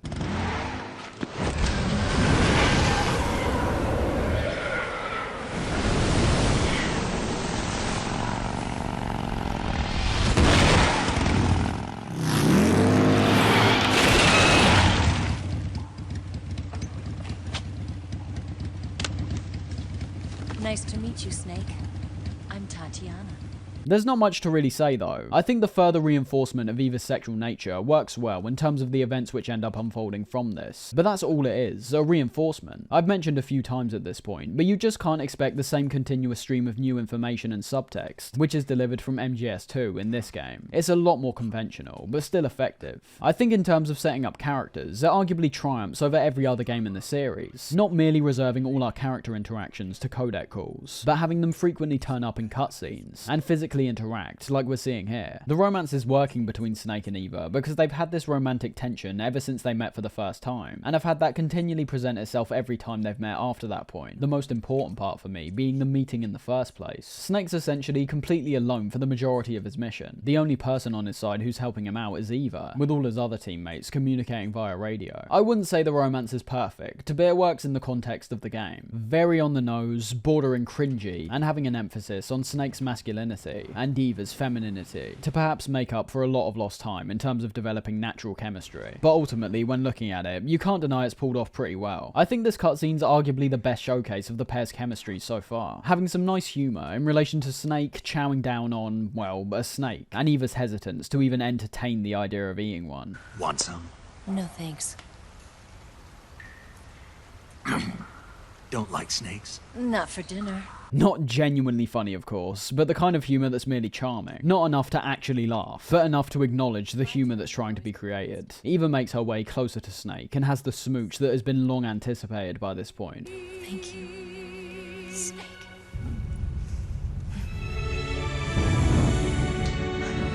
All the imagery, like the flames which burn brightly in front of them, and the overdramatic reappearance of the Snake Eater theme being hilariously corny. Perhaps even a bit too far in the direction of camp for me, but it is what it is. The most interesting detail for me is actually something that occurs before this, however, when Snake's trying to grab a butterfly. Pressing R1 reveals the loss of Snake's eye has actually been translated to the first person perspective as well, being good in terms of the realism, and also not too impactful on the visuals either, which I think is the best outcome. As I said, it's not just here that we see this, with also translating to the first person view in-game as well, being pretty much identical to what we see in this cutscene, which as I said, doesn't change up the visuals that much, thus not presenting any gameplay differences either. You're not struggling with perspective issues or blind spots. It's basically the exact same as before, with just a slight shadow on the right hand side. Snake gets back his equipment, as well as a key to the hangar the Shagohod's being held in. Eva heads back to Groznygrad, and after a short trek through an underground section, so do we. There's not much to really say about the journey back to the hangar, much like we saw right at the start of Operation Snake Eater. This is almost identical to the previous time we explored this area, with only a few minor changes, like having guards appearing in different positions and performing different actions. A highlight for me, which produces a good type of authenticity, being the enemies we see running up and down outside the facility, appearing to be carrying out some kind of training exercise, whilst also being a bit more of a threat due to no other guard running around like this by default. And of course, we're now exploring this area at daytime, so you're not going to be avoiding any spotlights this time round, or having to wear the darkest as camouflage possible. Reaching the hangar, we get a call from Zero and Sigyn about how we should go about destroying the Shagohod, our mission being revolved around placing the C3 which Eva gave us on the 4 fuel tanks surrounding the Shagohod. Quite a standard setup, to be honest. 4 key points we need to reach, with several threats along the way, but effective nonetheless. I've always found the hangar to be deceptively tricky in my opinion, and I think it stems from the 2 core gameplay elements we've been grappling with for a large part of the game: the openness of the environment and the increased sightlines from the enemy. Just like in many other areas of the game, there really isn't that much cover to be found in the hangar, especially on places like the ramps which lead up to the Shagohod. Crawling is really the only way to head up these without being detected. Then we've also got the issues of height, with the engineers we can see working on the Shagohod being able to spot us from a surprisingly long distance away. So even when you're crawling up said ramps, it's not going to just be in relation to the guards that are in front of you on the ground level, but we also definitely need to take into account the enemies above as well. Failing to do so will more often than not lead to being caught. This is truly an area that I found myself being caught in multiple times, and not knowing where the guard that spotted me even was. One thing I didn't really enjoy in this section was the strange rule breaking we see the game partake in, with little to no justification on why this happens. It's revolved around the alert system once again, where obviously for the whole game it's been near identical to MGS2's, where alerting a singular guard doesn't mean everyone else in the area is also alerted. It requires the guard that spotted you to run to another nearby guard and inform them there's an intruder, or dash away and use their radio to contact HQ. But for some weird reason, if you get caught in this area, the surrounding engineers will always be aware and promptly sound the alarm so that all the other guards are notified of your presence. That inconsistency is already strange and rather annoying, but there's also things like the engineers' behaviour in relation to being held up, like here. Freeze!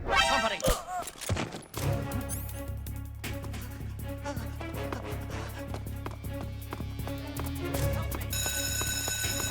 These guys aren't soldiers, they never try to fight you, and run as fast as they can away from you when spotting you. So it's a bit strange that when being held up, they appear to have no fear whatsoever, launching into an alert phase and just running away, despite being faced with a weapon at point blank range. Strange inconsistencies that I'm pretty sure show up nowhere else in the game, unfortunately making the difficulty of this section a bit more artificial. Anyways, looking away from that, planting the C3 is a gameplay section that I don't think's too bad overall. It includes the usual type of level design that we've seen before, implementing verticality to present both a tactical position for us, but also presenting a threat in terms of the engineers themselves, which wander around the scaffolding surrounding the Shagohod. And although I think the alert and detection system is far more suited to the outdoor sections, in sections like this I suppose it works fine enough. As we'll see, this is one of the last sneaking sections we'll experience in the entire game, so although it does do things like break the rules in a way that I think is bordering unfair, the increased difficulty I've always felt from this section is at least appropriate in terms of the game's progression. We've acquired everything we need to know from the encounters we've had across the game, so it only makes sense to test these skills towards the end, with a hard challenge that the player has to overcome. After planting all the C3, we end up getting discovered by Volgin and Ocelot, with Eva also being with them, except this time finally having her cover blown and lying on the floor. As per usual, the boss shows up once again and overpowers us, with Snake showing a little bit more skill than last time.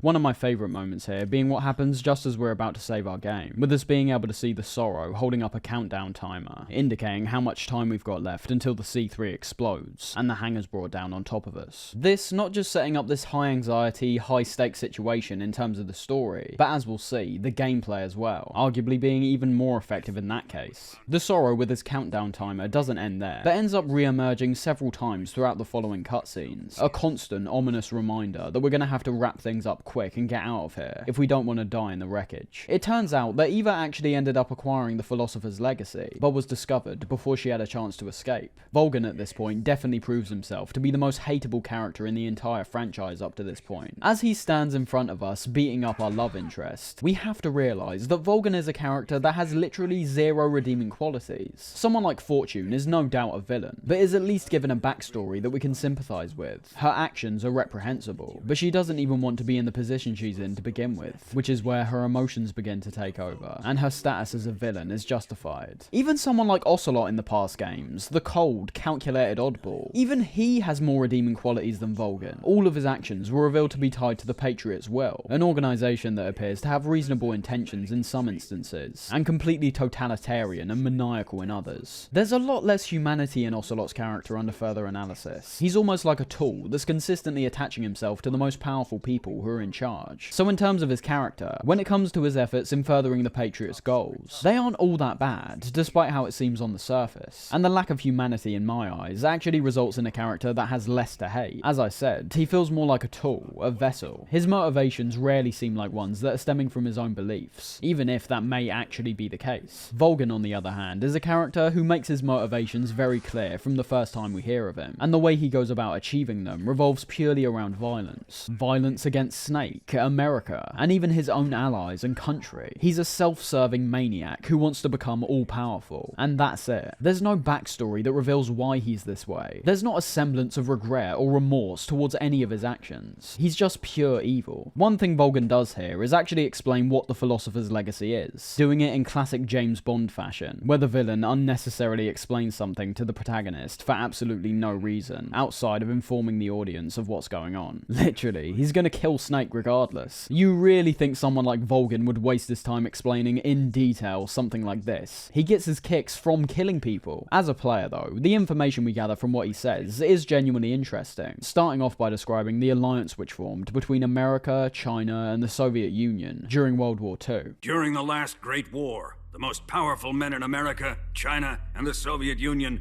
had a secret pact. The pact was a blueprint for defeating the Axis powers and creating a new world order. To secure victory in the war, the three countries pooled their resources to conduct the most covert types of operations and research. What we're being told is the formation of the Patriots of the modern day, with Volgin telling us that everything from the atomic bomb to the Cobra unit were all created by the philosophers to win the war, pooling all of their resources to achieve this effectively, with their eventual success leading to a new world order, with them, the most powerful people from their respective countries, being the ones who call the shots. I mention how these are the Patriots of the modern day, and that's because I'm still very adamant in my view that the original intention of the Patriots was merely to be an ideology, not an actual group of people. As the games go on, that view eventually gets completely destroyed, in favour of one that's far more literal, and in my opinion, far less satisfying, as it removes all the interesting theory and thought that could go into deciphering the meaning and real-world symbolism in relation to the Patriots. But looking at MGS 2 and 3 before that sad reality is set upon us, we can still see how this idea of the philosophers is one that would inevitably integrate itself into any sort of nation. To put it simply, we've all seen those pyramid charts which represent the different classes in society. The majority's working class, the middle part is the middle class, and the minority is the upper class. If we say the upper class accounts for figures like the president, prime minister, king, or queen, we can then imagine one more pyramid just above them. These are the Patriots, and it doesn't matter what their motivations are, or if they're aiming to control the flow of information during the digital age. These figures would have always existed. There's always been these kinds of figures who tell the people who are allegedly in charge what they need to do and the exact way they need to go about it, all in a pursuit to keep control of the world and shape it in the way they see fit. The one revelation that I found the most interesting is what Volgin mentions here about the philosophers being a collective effort between several different countries, which makes even more sense when you actually think about it. That's not to say that America alone doesn't have the potential to integrate itself and control all the nations around the world, but to make this process even quicker and near unavoidable for everyone, teaming up with two of the other biggest powerhouses in the world makes their dominance even more set in stone. That's just the philosophers themselves, however. The legacy is the funds which they use to pay for the war effort. It's the pool of resources which Volgin mentioned the countries collectively shared, and after the war was over, the legacy was planned to be shared amongst all three countries. That's until Volgin's father devised a plan for the Soviet Union to be the only ones to have access to the legacy, storing all the transactions of the many banks the money was laundered to all over the world, onto the microfilm we saw Volgin holding. Volgin's plan aims to make the world whole again, and he thinks the almost endless source of money the legacy provides, as well as the Shagohod, the boss, and her Cobra unit, would be able to achieve that. This is an effort for world dominance. Whatever pact was made during the war has completely faded, with the Soviets taking aim solely at America, due to China's involvement in their business at this point seeming rather absent. The world was once one, but the conflict between the philosophers has torn it in two. We will use the legacy to heal that rift and make the world whole again. From this point, the boss takes Eva away, whispering something in her ear, which once again makes us think she might actually be on her side. Leave everything to me. And as for Snake, it's time for a showdown against Volgin, with Ocelot surprisingly turning his back on Volgin due to him not allowing him to fight Snake. It seems like it's one of the only times where Ocelot is actively resistant to the idea of being underneath someone, showing respect and loyalty towards Snake instead, returning his pistol and knife as he prepares to fight. This takes us to the Volgin boss fight, another fight that I think is fine, but nothing that blows me away either. It's a fight that's revolved around three main things: CQC, dodging, and then mowing him down with your weapon. That's pretty much the routine we carry out across the entire fight, with the main threat this time coming from when we choose to attack. This coming down to Volgin's lightning abilities that he uses during the fight, doing things like shooting a bolt of lightning or bullets out of his hand, as well as throwing some bullets up in the air and shooting them out in all directions. Style-wise, all the electric abilities look really impressive. The attack I just mentioned being a great example, being able to see all the bullets floating in the air, Volgin's body which begins to flow with electricity, the explosive attack, and then the nice detail of having all the shell casings fall around Volgin. There's tons of great visuals like that throughout the fight, like the sparks we see when Volgin runs around or attempts to punch you, and the arena itself, while not being anything mind-blowing, works well in making this feel like an intense one-on-one showdown. Other elements I think are pretty great during this fight is the even playing field between ourselves and Volgin. Ultimately, I find this fight rather repetitive. There's not as many creative strategies to employ here, unfortunately, although that doesn't mean there isn't any. Putting on the Rykov mask will temporarily fool Volgin into thinking you're actually him, which is obviously insane, but fun nonetheless. Ivan.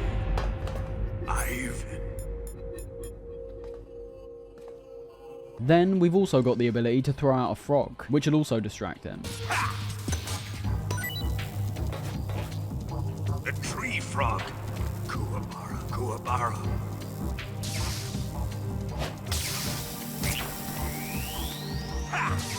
So there are definitely strategies to employ that end up revealing some clever attention to detail, but we're still a long way away from a fight like the end. Every fight before and after the end can now be re-evaluated in my eyes, to make it even more clear as to why the end is given so much praise. Allowing the player to use strategies like giving poisonous food against the fear. They are creative, but in my opinion they feel more like something which you need to go out of your way to experience, whereas the end makes these strategies feel a lot more necessary. Overall, this is yet another fight that's primarily focused around pure combat, but I do enjoy the greater emphasis on CQC and dodging during this fight. Movement and timing our dodges is something that we need to be paying attention to in relation to quite a few of his attacks, as a dodge too early or a prone too late could lead to us getting dealt some pretty high damage. Then there's also the timer. A timer makes battles feel more intense from the outset in my opinion, but it's always important that it's balanced properly. A timer that takes too long will feel unnecessary and the stakes will be too low, whereas a timer that's too short will make the fight feel unfair. And I think in this case, while I never found myself cutting it close when I knew what I was doing, I did get the feeling that I was genuinely running out of time, which was exhilarating. And when focusing on our attacks against Volgin, it's okay I suppose, if a bit standard for who's the secondary antagonist to the boss. As I said, it's a fight that literally tells us to perform the same task rinse and repeat, without much variation. Volgin does end up varying his attacks a bit more during the second phase of the fight, but that doesn't negate our main strategy, which is based around waiting for him to cool off, and then go in for a takedown. Not an underwhelming fight whatsoever in my opinion. Volgin himself is somewhat of a spectacle, and I love the electric effects we see him produce throughout the fight. Even though we are performing relatively the same actions the whole time, I wouldn't say it becomes boring at any point either. It's got that good feeling of a brawl. There's a back and forth, which never made it feel like a chore. And we also can't forget the turnaround that we see Ocelot do here is immensely satisfying, due to him arguably being the one who's wanted us dead more than anyone else. Do you hear me? I said shoot him!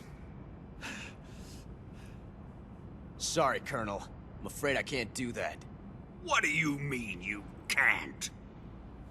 I made a promise to the boss. Ocelot proves himself, even all the way back here, to be an oddball. We can never truly expect who or what he's going to follow, so I think it's great to not only have him turn on Volgin during the cutscene we see between phase 1 and 2, but to also hear him cheer us on during the boss fight as well. So with all that being said, I think the fight's pretty great. It's got stakes, a bit of creativity, a foe who we've genuinely built up a substantial degree of hate for, and while being a bit too standard to ever think of too highly in the grand scheme of the series, it's also a fight that never disappoints when actually getting to it either.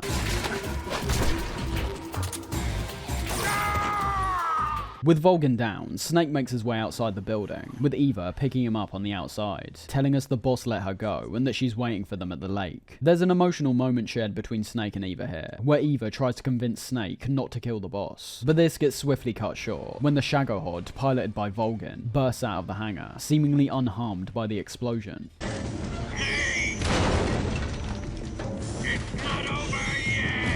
Now, I might catch quite a bit of flack for this, but I've got to be completely honest and say I'm not that much of a fan of this entire section, up until we meet the boss at the end. This is most definitely an explosive grand finale. The set piece here is one of the most visually astonishing we've witnessed in the series so far, all being based around a chase between the Shagohod and you and Eva on her motorbike, Eva driving and Snake shooting. So to begin with, yes, the visuals are brilliant. The amount of sheer destruction we witness from the Shagohod is amazing, and perhaps even more impressive to me is the amount of ground we cover, while not segmenting the fight too much with loading screens. For example, we start in Groznygrad, and as we make our way to the exit, we drive through several of the different areas that we had to sneak through before. However, this time we don't get any loading screens. It stays as one continuous set piece, which I think in terms of the technical aspects is really impressive. It's showcasing how the engine is now able to handle far broader areas, while still staying at a very consistent frame rate. Well, I say that, but I am still playing the HD version of course. On PS2 hardware, there may have genuinely been some FPS drops, but it's still impressive nonetheless.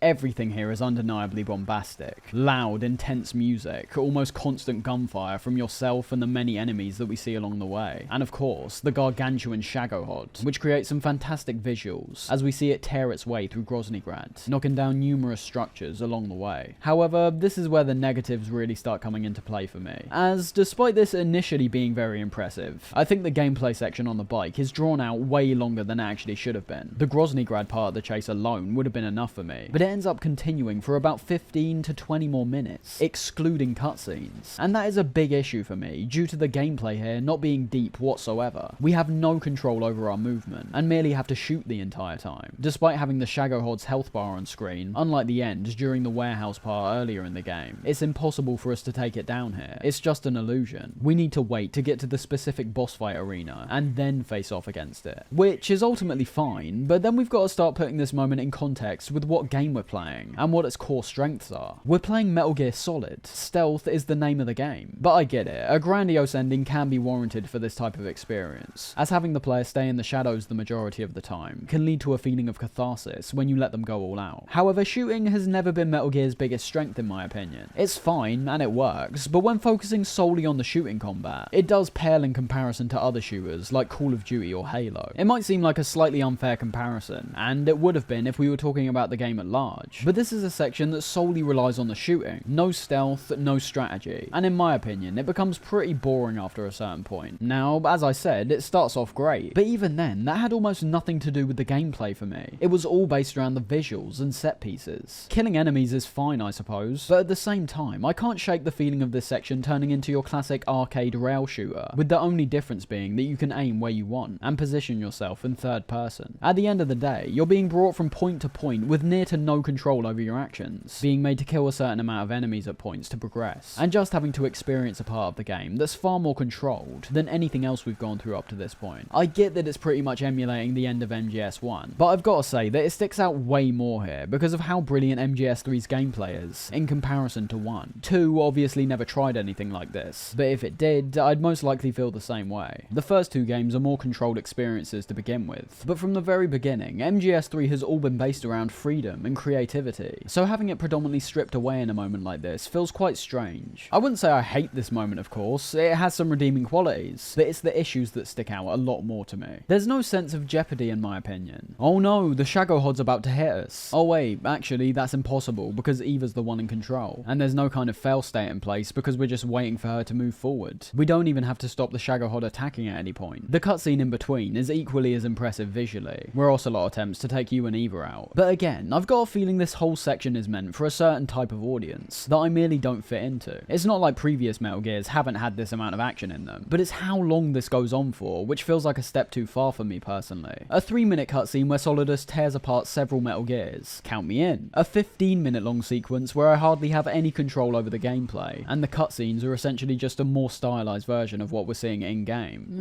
I could genuinely pass. Outside of that, there's not much else I really have to say. I want to make it clear, but I don't don't find all of this bad per se, just a bit too long with not a lot of variation and a noticeable lack of control. You know, I see people criticize Rambo the video game, but praise this section of MGS3 very highly. In my opinion, there's really not that much of a difference gameplay-wise, and in a video game, a spectacle isn't everything. I'm sure I am being a little too harsh. I do enjoy the runway part, where enemies on bikes start pursuing you, even if it is equally as easy as the previous parts. I like the fact we're given infinite ammo, so you can use a weapon like the M63 as much as you want. And the part on the bridge, where we need to detonate the explosives at the correct time, is a little more interesting as well, at least having to put a minimal amount of consideration into our actions, by timing our shots correctly. Not to mention as well, the cutscene which follows on from this, where the Shagohod jumps out of the water, makes the machine even more intimidating, backed up incredibly well by the newest reimagining of the Metal Gear theme. I'm not finished yet!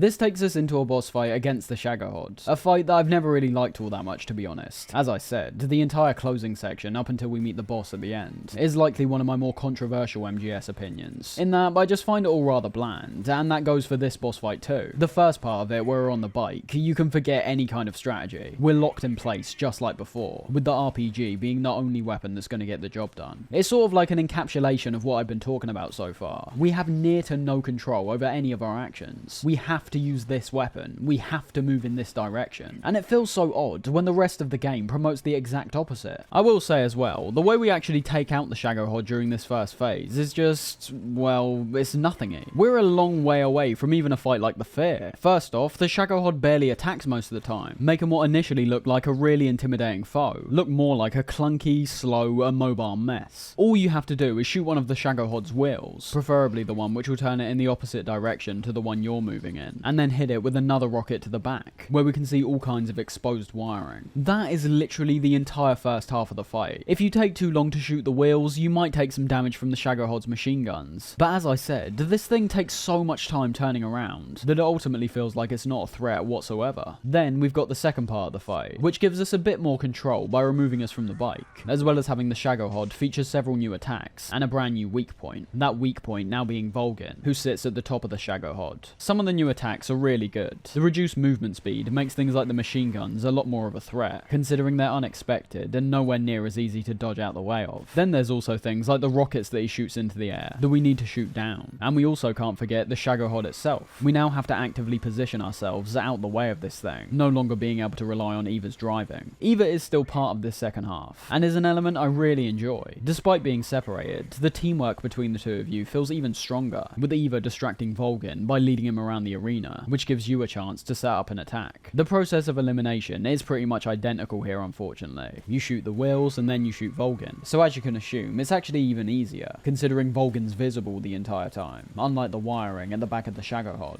That's the only part I don't particularly enjoy about the second phase. I wish there was a bit more strategy, or merely a different approach we need to take when defeating Volgin, but I'd still say it's an improvement nonetheless. We feel more vulnerable due to us being on foot, making the Shagohod feel a lot more intimidating. Having Volgin on the top at least allows a minimal amount of experimentation, where weapons like the SVD can be very effective in taking Volgin out. All in all, the fight's just okay, but in reality, that's a bit of a letdown to me. It's sort of similar to the feeling I get when fighting the Rays, but even then, the spectacle of that fight is far superior in my opinion, and the fight all revolves around your own ability to manage all the Rays' attacks, and take them out as efficiently as possible. Here, we've got one threat who moves like an absolute tank, with weak points that are repetitive, and with the removal of the Stinger's auto-locking not being as satisfying to take out in my opinion. And overall, just like most things in this closing segment, I've only been genuinely impressed in the visual department, and not much else, which ultimately is a disappointment. The way Volgin's taken out is genuinely funny though, for a character that seems like he's never going to be put down. To then be set ablaze due to a bolt of lightning hitting him is just hilarious, made even more so by the sparks that shoot out of him, emulating fireworks to accompany Snake and Eva's embrace.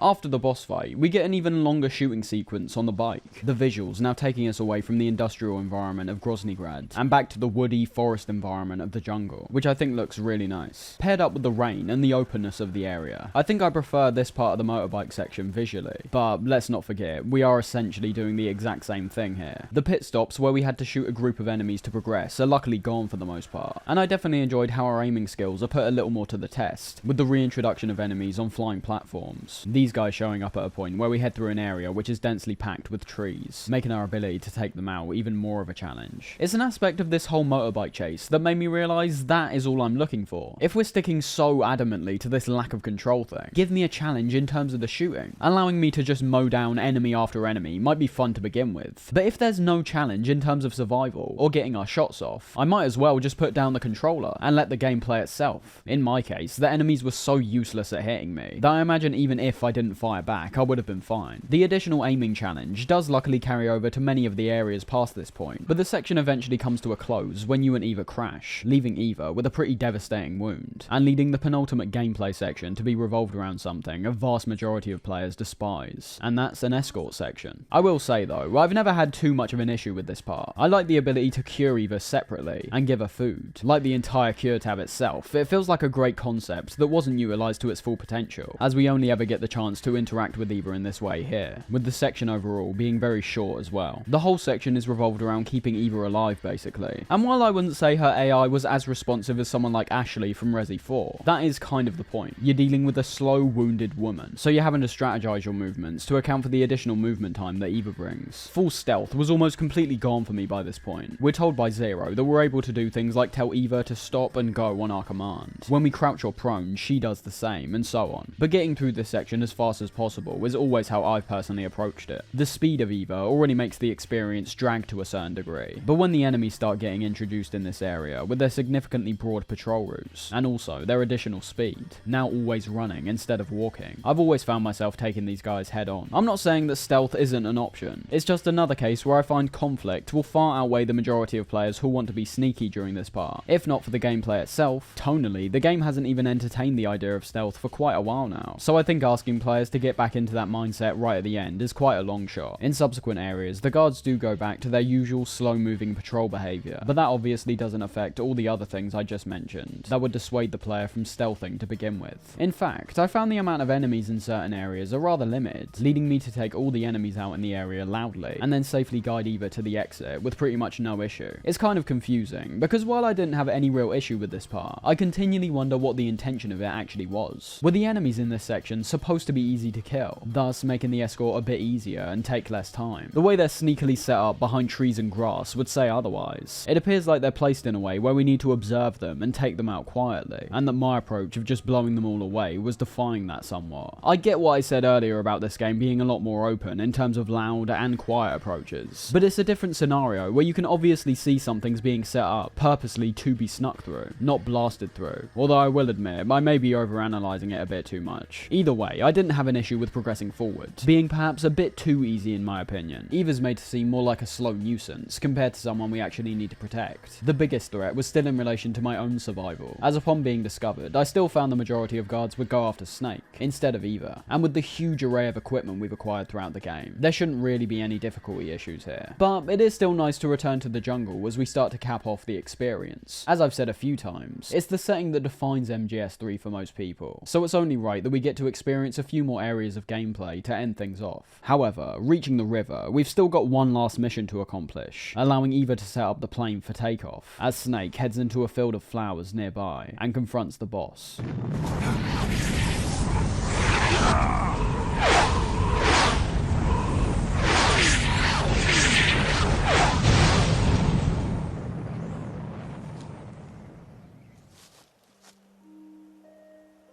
Life's end. Isn't it beautiful? We've got another moment here, which fans consider one of the best in the franchise. The visuals alone being iconic, with the stark contrast the white flowers bring beside the brown and green colours of the surrounding forest, as well as having a shower of petals fall for the endurance of the time we're here. The boss gives some much needed clarification as to what her motivations have been all along, linking back to the philosophers. The boss's main mission has always been about making the world whole again, after it was torn apart by the philosophers after the Second World War. She explains that things like politics and time can be the key factor in turning friends to enemies. The foibles of politics and the march of time can turn friends into enemies just as easily as the wind changes. Ridiculous, isn't it?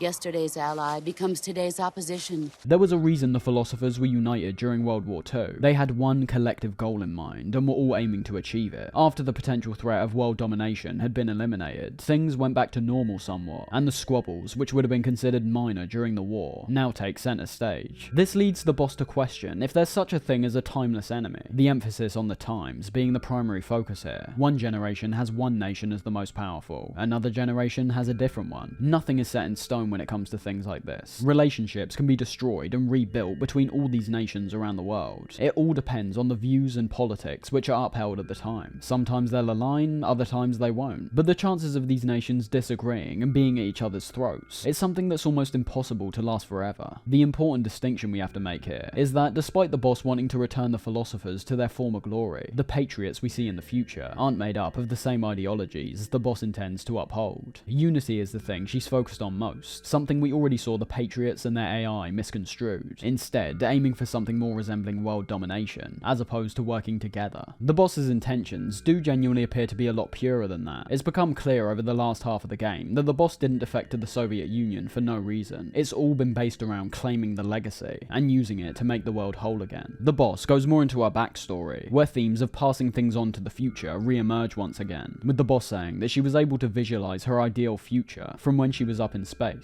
In 1960, I saw a vision of the ideal future from space.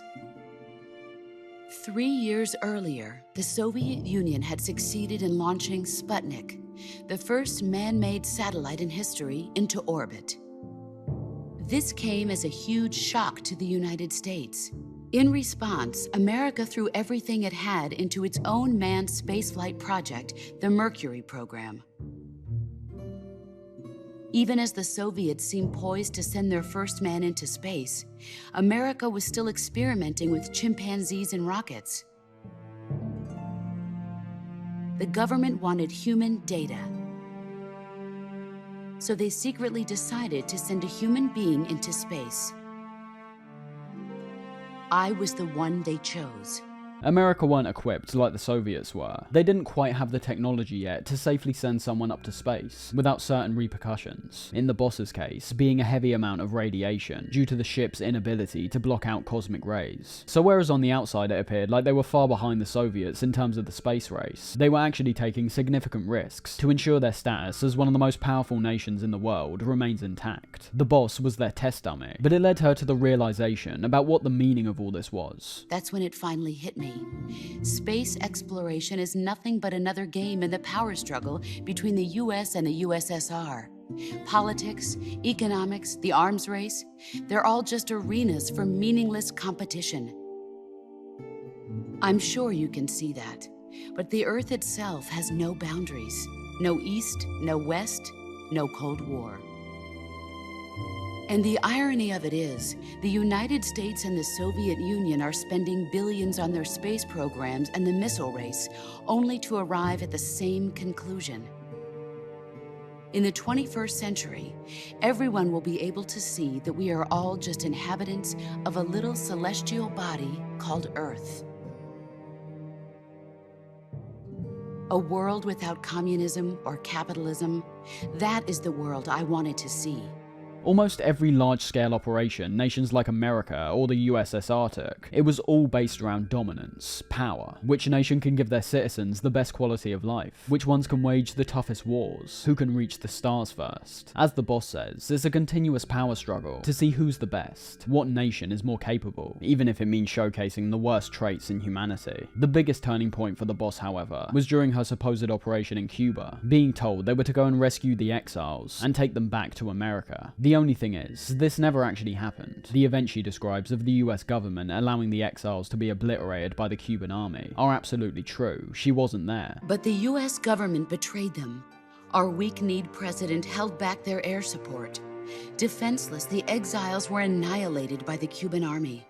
All I could do was watch in silence. Instead, she was recovering from the severe injury she suffered from an almost fatal crash when coming back from space. These specifics being revealed later, with the ultimate point here being America's cover-up story, saying the boss was involved in the Bay of Pigs, and the boss's realization of America's questionable ethics. We hear more talk of the philosophers and the Wise Men's Committee, tying in very nicely with what I mentioned about the Patriots AI being a way to carry on the group's ultimate goals, without the need for any human involvement. Early in the 20th century, the true holders of power in the United States, the Republic of China, and the newly formed Soviet Union gathered together in a secret meeting that would later be known as the Wise Men's Committee. The secret pact they formed there marked the beginning of the philosophers. But the last of the original members died in the 1930s. After that, the organization began to run out of control, and the Wise Men's Committee degenerated into a mere shell of its former self. The philosophers of today have no sense of good or evil. Their influence extends to countries and organizations involved in every aspect of every war. They have become war itself. That's how they operate. As the boss recounts, the experience of having humans run the world already has its problems, but with the original members all dying out by the 1930s, new people take over, and the committee's initial plans and goals begin to form into something entirely different. The boss finally reveals that she's in fact the last remaining child of the philosophers, with her father being killed by the philosophers themselves, which paired up with the child she'd eventually have on the battlefield that gets snatched away by the philosophers, clearly shows the boss has a lot of resentment towards them. The sorrow was the father. I gave birth on the field of battle. A beautiful baby boy. But my child was snatched away from me by the philosophers. It's a contradiction when looking at it on the surface. She wants to reunite the philosophers, but equally despises what they became. It's the original concept of them which she stands by. That's the philosophers she wants to revive, not the double-crossing, confused, and out-of-control group they eventually became after the 1930s. The boss shows us her scar from the C-section that was performed on the battlefield. The entire situation now beginning to make a lot more sense as to why she defected. And it's something that I think some people completely miss out when focusing on the boss's intentions. Her country sent her onto the battlefield while she was pregnant and took away her child. She was following orders, and even when achieving them, she was given no reprieve. As she says, she gave absolutely everything she could for her country, and the result of those efforts have still led to her country ordering for her elimination. This all links to the boss's defection. She loves and is most definitely still loyal towards her country, but not the people who run it. She knows what must be done to bring it back to its former glory, and that means taking the philosopher's legacy and using it to reform the philosophers. It's the ultimate loyalty when you break it down. She's willing to sacrifice her life and be painted out in the eyes of her country as a traitor so that she could make a better change for the future. The future in this case, perhaps being Snake himself. She knows what her fate is by this point. She's repeating history and suffering the same fate that she endowed onto the Sorrow. So her dialogue revolved around all the knowledge she passed down to Snake starts becoming clearer. I raised you. I loved you. I've given you weapons, taught you techniques, endowed you with knowledge. There is nothing more for me to give you. This is why Snake will go on to be known as Big Boss. His role is to fulfill the boss's will, something which we've seen from the previous games doesn't exactly go to plan, with what I think is the human involvement in calling the shots, ending up in catastrophe, where just like the philosophers, the predecessors' intentions are misconstrued and misunderstood, resulting in the new blood pursuing a path which can oftentimes be the antithesis of what the former members wanted. The boss gives us 10 minutes to defeat her, as we're launched into the final fight of the game. The one who survives will inherit the title of Boss. And the one who inherits the title of Boss will face an existence of endless battle. I'll give you 10 minutes.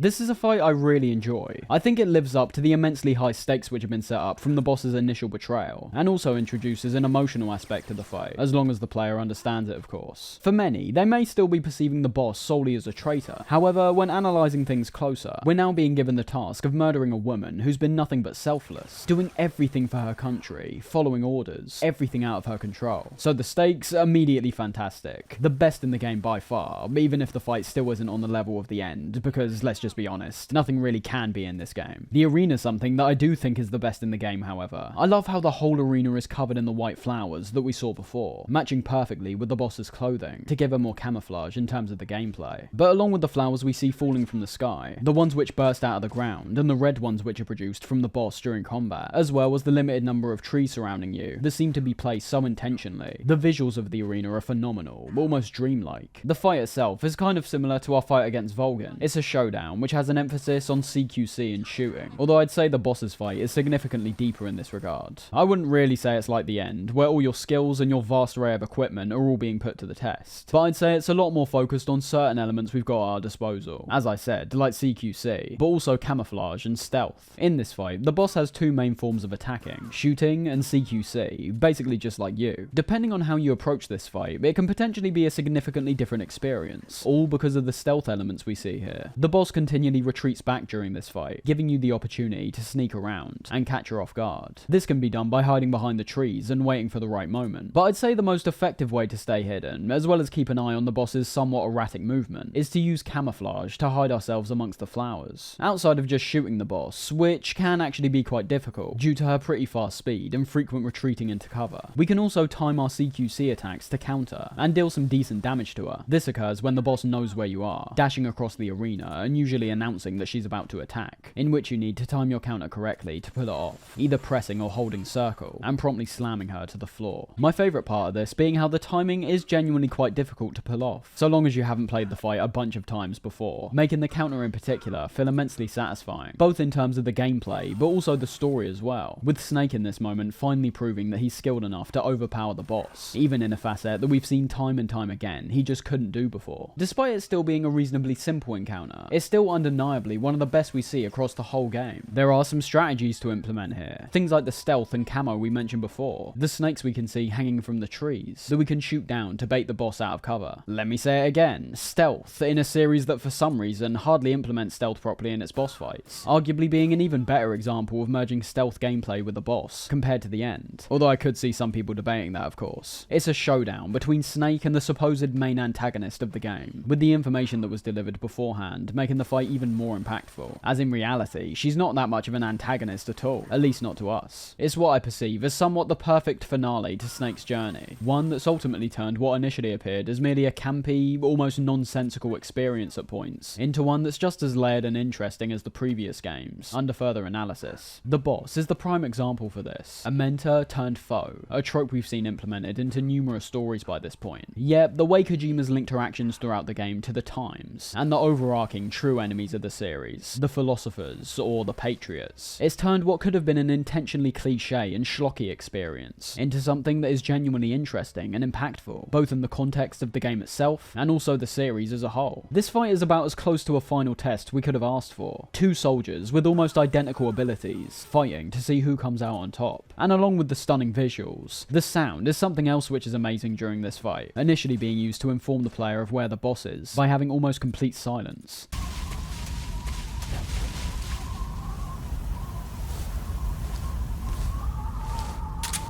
And then, with the introduction of the Snake Eater theme towards the mid part of the fight, the scenario is once again elevated to an even more epic degree. 3 more minutes.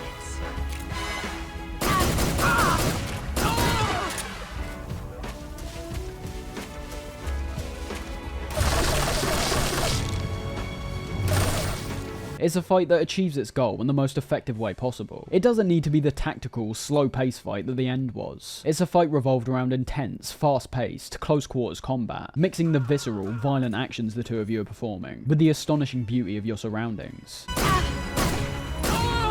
When eventually taking down the boss, we're given the legacy and are made to kill her for good, geniusly putting the control in the player's hands for a brief moment, and forcing them to pull the trigger. There's only room for one boss and one snake.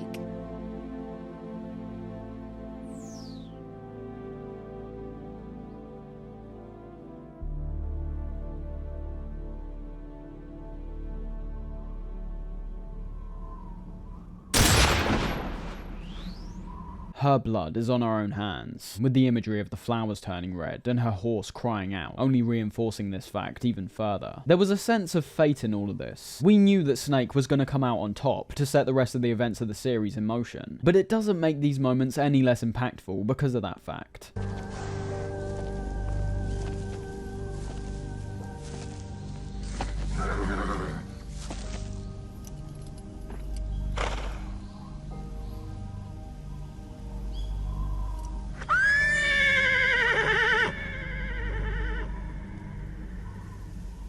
As Snake and Eva take off, Ocelot ends up making his way onto the plane, having a short fight before being thrown into a final showdown. This is the final moment where we have control in the game, and it's merely a moment where we can pick up one of the two pistols on the ground, and see which one of you picked up the loaded one. It doesn't matter regardless, due to the one bullet contained inside being a blank, but I've always found the option where Ocelot shoots the blank to make a bit more sense thematically. It somewhat solidifies the rivalry Snake and Ocelot have had throughout the game, with Ocelot continually wanting the chance to take out Snake once and for all, but always having the opportunity swiped away at the last second. I think the pair's relationship works well, because they've always been on a fairly equal playing field. Just like the boss always seemed to be more powerful and in control up until our last fight. We did see that same kind of thing between Volgin and Ocelot, with Volgin making it very clear several times to Ocelot that he's the one in charge, and that Ocelot should obey his orders if he doesn't want to end up dead. Ocelot ends up jumping out of the plane, and the following few cutscenes show Snake and Eva's escape. There are some action-oriented moments, like when they make a dangerous ascent, and almost get shot down by some nearby jets. But there's not much to really say about these, they're pretty much eye candy. As the game concludes, however, we start getting some of the biggest revelations in the game so far, starting with what happens on the night Snake and Eva go back to his place. Initially, it seems to be the same kind of romantic encounter we've already seen the two have throughout the game so far, made slightly more bizarre due to both of them still wearing the exact same clothes they were wearing in that swamp-ridden, bug-infested jungle. But things immediately seem off from the moment Snake wakes up in the morning, hearing some dialogue from Eva that takes everything full circle by mentioning the story of Adam and Eve once again. Just like we saw during their first encounter, it was Eve who tempted the snake. It's one of the first things we noticed about the two characters, but it turns out this tempting actually goes a lot deeper than that. As we'll see, it actually leads to a full-on betrayal. Eva leaves a tape for Snake to listen to, revealing that her motivations were a lie the entire time. She wasn't part of the KGB, and she wasn't sent in by Khrushchev. Instead, she's been working for the People's Republic of China to recover the philosopher's legacy.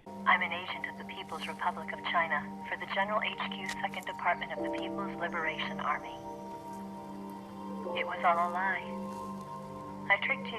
That alone I think is brilliant. Despite being mentioned as a key player in the Philosophers, China always seemed to take a backseat to America and the Soviet Union, and now it appears obvious why. We were made to believe this was a battle that was being waged between solely the Americans and the Soviets, but the only country who would ultimately succeed in their mission was hiding in plain sight the entire time. Nobody questioned it, and the player themselves aren't given many clues about how or why Eva would have been working for China, except the strange secret radio call we saw her have at the start. It seems that Eva is somewhat remorseful over her actions, perhaps genuinely having some feelings towards Snake, but they're still nowhere near strong enough for her to defy her mission objective. This is the sole reason why Eva's sexual nature was important in this game. It was her main way to disarm Snake, and give her a chance to steal the legacy. Yes, we could have done without the first-person shots of her chest and ass, but it all feeds into the same goal, tricking both us and Snake into thinking she was an ally, and not just that, a love interest. Eva explains how she was a lone soldier from the very beginning of the mission, fooling both Snake and Volgin's parties into believing she had no attachment to China, and as a result has helped China restore its presence as a nation to rival the Soviets and America once again. She describes that as an agent of the Philosophers, the only person she couldn't fool was the boss, which confirms the strange interactions we saw the two having in Groznygrad, as the boss giving Eva a helping hand. Eva continues to explain what we began to figure out about the boss earlier, labeling her as a hero who died for her country. So let's just clarify why this is, because it's something that I've always found rather confusing to break down. From what Eva says after we see Snake refuse to shake hands with the CIA director, the goal of retrieving the Philosopher's legacy wasn't a goal that was solely stemming from her. Her defection to the Soviet Union, which, let's not forget, occurred during the failed Virtuous mission, was something that was set up by the US government. The boss's defection was a ruse set up by the US government.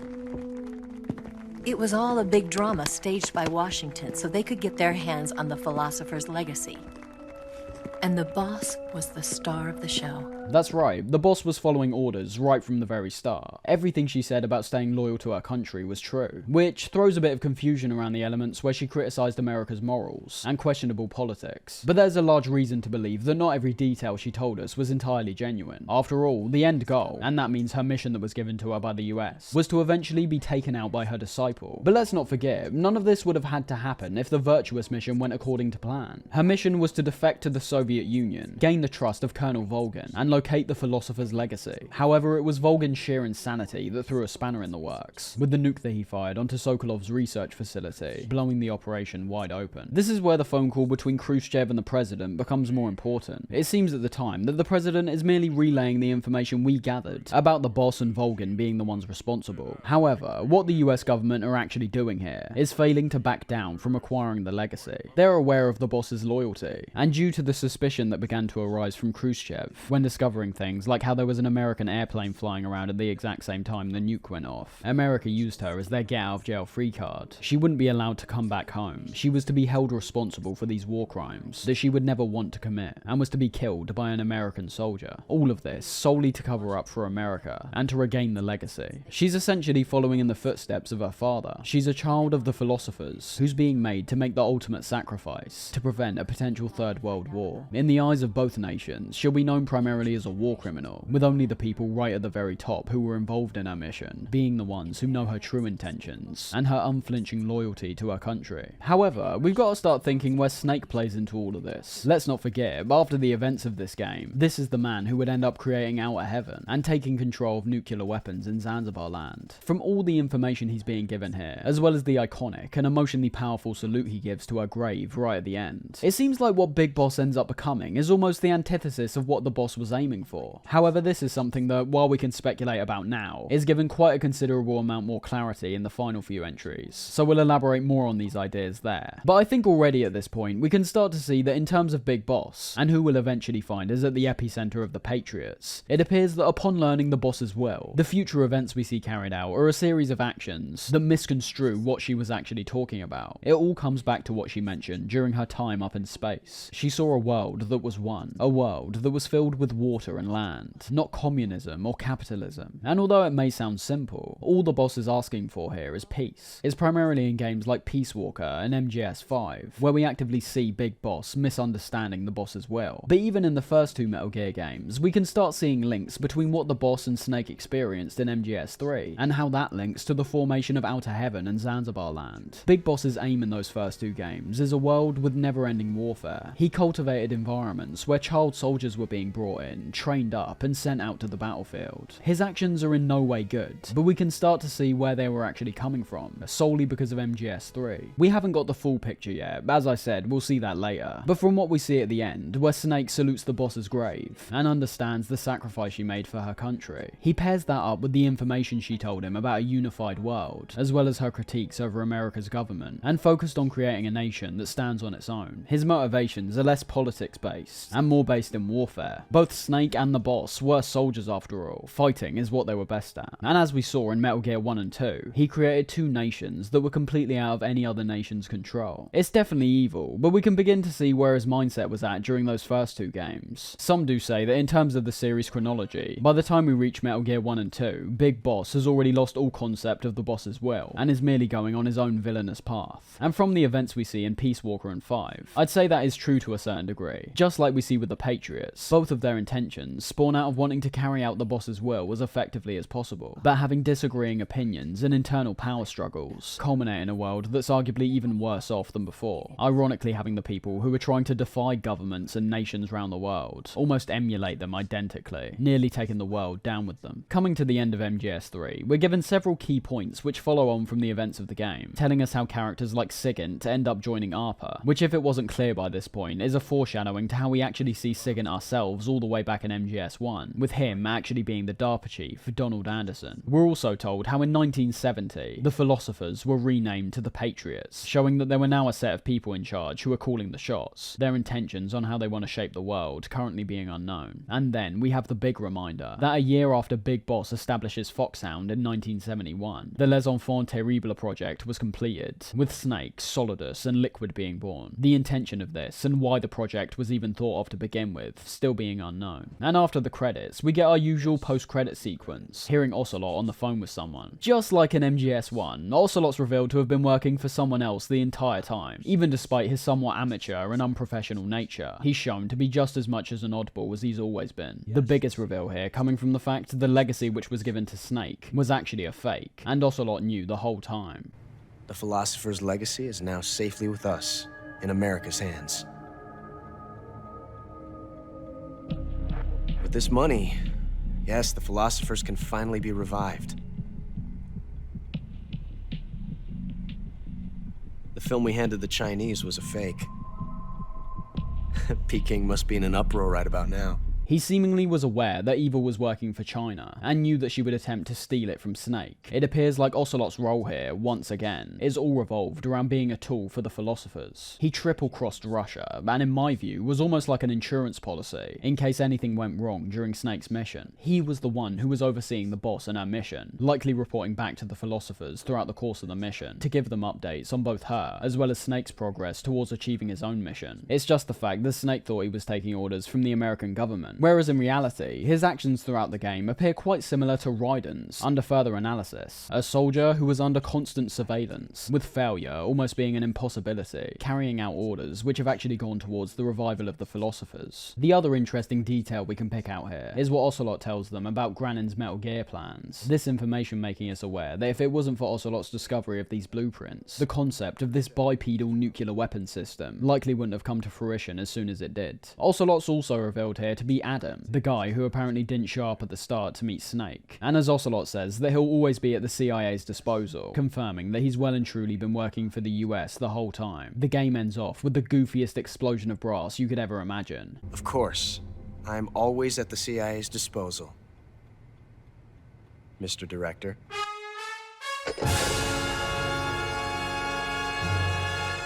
This all links to why Snake refused to shake this guy's hand. Not only was the CIA directly responsible for the death and tarnishing of the boss's name, but they also kept Snake in the dark the entire time about people like Ocelot. Someone who was actually attempting to help him out in his mission was continually being made to appear as something like a rival. In Ocelot's case, this primarily being related to his cover, wanting to make his loyalty towards the Soviets seem genuine, and potentially risking the elimination of Snake to do this. Although as we can see, everything turned out as planned. America got half of the legacy, but avoided a third world war, and managed to keep everything under wraps and hidden away from the public. America lives to fight another day, but it's become increasingly obvious over this closing section why someone like Big Boss would have such resentment towards the country. So, that's MGS3, a game that I think reaches certain peaks in terms of gameplay, narrative, atmosphere, and visuals, whilst also having a few issues that I wouldn't personally perceive as nitpicks in my opinion. As we've seen through our time analysing the game, the jungle environments are stunning and very satisfying to explore. So much so, that it makes the majority of sections that take place outside of it look quite a bit inferior, despite not actually being too bad on their own. The stealth gameplay is just as fantastic as it's always been, being amplified even more by the far broader and more creative options we've got to mess around with, in relation to the wildlife and the wide range of equipment we're able to use. The story, while being very campy and over the top for the vast majority of it, eventually does culminate in something that both ties into the series at large, while featuring the same kind of subtext that was featured in MGS 1 and 2, although not as strongly I might add. While I understand that MGS3 is the casual fan's favourite, I will also add however, this was one of the first games I had core design issues with. The camo and the cure system for example were genuine drawbacks for me. I found them quite frustrating to navigate through on the pause menu, and consistently felt they were more pointless than I think they should have been. The game already has a bunch of realistic elements, so I think they should have gone all out on both of these mechanics, and made them far more satisfying to actually interact with. Otherwise, just get rid of them entirely. All in all though, if you want to call MGS3 a masterpiece, I'd still have a hard time disagreeing with you. It's consistently entertaining from start to finish. If you're looking for a Metal Gear game that has a far greater emphasis on gameplay and the main story, and not in the lifeless VR missions, this game's most definitely got you covered. And if you're looking to experience some of the wackiest bosses in the series, and one of the best boss fights in gaming history, MGS3 is the game for you. As for additional content, it might initially appear like there's a bit less compared to what we're used to coming off the back of MGS2, but that's for quite a big reason. The endgame unlockables are still about what we expect. Completing the game for the first time rewards us with the boss's Patriot weapon, as well as receiving the tuxedo when starting the game over on the same save file. However, a lot more unlocks this time occur within the game itself, which I do actually enjoy, as it presents not only a wider range of unlocks, but a new way of acquiring them outside of just completing the game over and over. Most of these are things like camos, to be honest, being primarily acquired by knocking all the bosses out in the game, instead of killing them.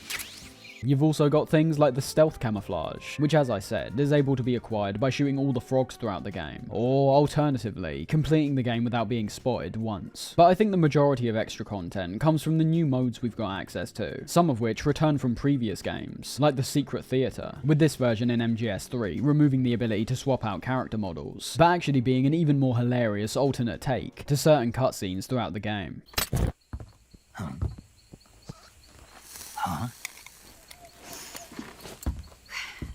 Subsistence, or I guess the second disc, which was titled Persistence, also featured the first online mode the series would see, which, of course, I can't experience myself, as the official servers were shut down years ago.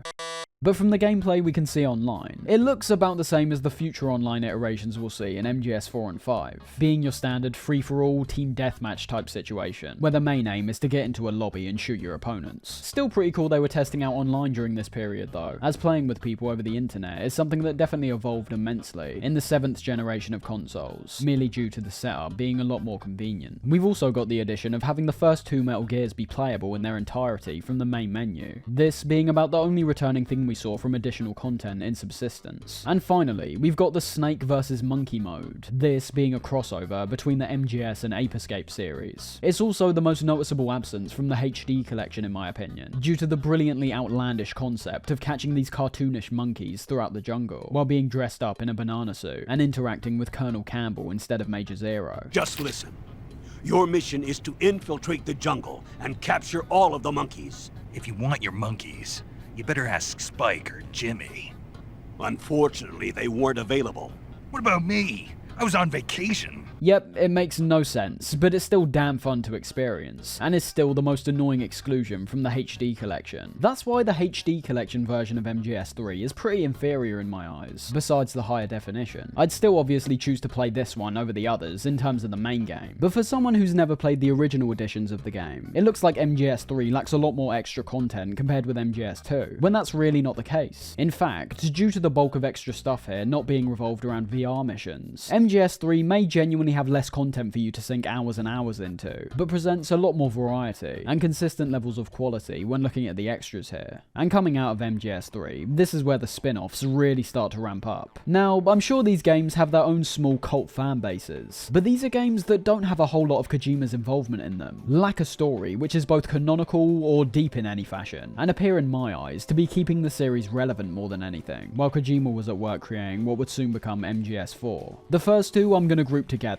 these being Metal Gear Acid and Metal Gear Acid 2. Right off the bat from the gameplay you're seeing, this is a game that will not appeal to the vast majority of Metal Gear fans. Reason being, it's the first game which I think both gameplay and narrative-wise doesn't resemble a Metal Gear game whatsoever. This is a turn-based strategy game that's simply using the Metal Gear name and aesthetics. That's it. They're both non-canon, so whatever happens within these games is completely irrelevant to the series at large. And I'll be completely honest, I don't really feel qualified to talk about these two. I could reel off some positives. For example, the graphics look pretty great, especially for two games that were released solely on the PSP. I think Acid 2 in particular embraced its ultimate irrelevance to the series even more strongly, going for this oversaturated, poppy look that I liked even more over Acid 1. And overall, I think I would say in general, Acid 2 was an experience that was far more to my liking, but it's the gameplay which I find myself being almost unable to talk about, because it literally doesn't appeal to my tastes in the slightest. Numerous criticisms I have about this game are merely mechanics which are part of games that feature turn-based combat, and I can't rightfully sit here and pick those kinds of things apart when they're blatantly intentional, genuinely functional, and are deemed as necessary for fans of these games. It'd be like if you sat me down and told me to make a video on XCOM or the first two Fallout games. The turn-based genre of video games are just not to my taste in the slightest, and it's not what the Metal Gear series is defined by either. I didn't start this video off thinking I can't wait to get to Metal Gear Acid so I can talk about a couple games that don't resemble Metal Gear whatsoever. whatsoever. So as much as it might disappoint some, that's about all I've got to say on these two games. It's not much, I know, but as I said, I don't feel capable to talk about these games because of the little experience I have in turn-based combat and my ultimate hesitance to play them in the first place. I don't like having to plan out my movements to this degree. I don't like how slow the pace of the game is. I don't like having to sit and wait while my character performs an action, and then sit and wait while the AI performs their action. There's some types of games that just aren't made for certain people. I'm not going to criticize Football Manager, for example, because I've got no interest in simulating a football manager. And when I play a game titled Metal Gear, I expect some stealth espionage gameplay, and that's just not what we get with the Acid games. The Metal Gear aesthetic is where the comparison ends. You swap out characters like Snake and some of the familiar equipment you use, and you've got something that doesn't even remotely resemble a Metal Gear game. So yeah, no positives or negatives. I can appreciate things on the surface, like the graphics, the ability for you to play this game on the go, and also the music, which I don't think is bad at all. But most of my negatives stem from the turn-based genre itself, which as I said, is just unfair to criticize. If I enjoyed these types of games, I would be able to more accurately pick out the positives and negatives that adhere to these two games alone. But alas, I just haven't got an attachment to turn-based combat as of yet. What I will say, however, is that despite me personally not enjoying these sorts of games, if you're a fan of turn-based combat, I think you should definitely give these two a try. Although the gameplay and story don't resemble a Metal Gear game, the aesthetics may be enough to carry you through the experience. And who knows, you may end up attaching to this game's combat system and have these two games result in one of the more unique and enjoyable turn-based combat games. But that's all I'm going to say about these two. They're two games that weren't made for a player like me, and I think that's perfectly fine. If they were canon, I think I'd be a bit more annoyed, but it seems quite obvious to me that Metal Gear Acid 1 and 2 were merely a way to branch out to Sony's new handheld, nothing more. The PSP spin-offs don't end here, however, taking us to two more games which actually end up resembling the Metal Gear franchise a lot more closely, those being Portable Ops and Portable Ops Plus. Now, when I was a kid, the game I always played was Portable Ops Plus, and in turn, it made me think that Portable Ops was a storyless, repetitive, and boring experience. And to a large degree, I do still think that sums up Portable Ops Plus. What I didn't realise, however, is that these two games are almost entirely different, and when eventually playing Portable Ops, while I don't think it's amazing or anything, I was genuinely impressed at how well the Metal Gear formula translates over to the more simplistic handheld of the PSP. This is undoubtedly a project that is far more ambitious than it has any right to be, and is considered by many to be canon to the franchise, following on from the events of MGS3, and featuring things like the very first interaction we see between Big Boss and Colonel Campbell, as well as chronologically featuring the very first Metal Gear in the timeline, this being Metal Gear Raxa. The visuals in this game are kind of similar to what we saw in Metal Gear Acid, where just like in that game, we're able to see a large amount of textures and animations have been directly ported over from both MGS2 and 3. The fact that we're now able to experience a handheld Metal Gear game that features all the same stealth gameplay from the console games is incredibly impressive. I really have no complaints about the gameplay here, as although it's nowhere near as deep mechanically as MGS3, it still features the core fundamentals, with controls as well that I think work perfectly fine, despite perhaps taking a little time to get accustomed to. Not to mention, there's also some innovations to the gameplay we see here that I think have been desperately needed for the past couple games. Giving us the ability to move around while aiming down our sights is fantastic, and is a feature we'll see be implemented to every other Metal Gear game past this point. I wouldn't say the game was all that difficult, to be honest, even with the guards still lacking their cones of vision, but I suppose that is somewhat expected. For a lot of people, this may be their first experience to the Metal Gear franchise, and it can't be denied that despite the impressiveness of the handheld quality of the PSP, it does have some technical drawbacks which show the developers holding back from throwing players in the deep water. One of these instances that I find to be the most obvious being the boss fights in this game. I think they're all identically shoddy, with everything from our fight against Python to Metal Gear Raxa feeling very similar. Point and shoot, and that's it. You may have noticed, however, that for a large part of the gameplay you've been seeing, we haven't actually been playing as Snake, and that's what I'd say is the biggest difference between Portable Ops and all the other games in the series up to this point. Snake is still the main character, of course, although there isn't any voice acting during radio calls or in the gameplay. We do hear David Hayter reprise his role during the cutscenes. I'm not with the Americans or with Fox.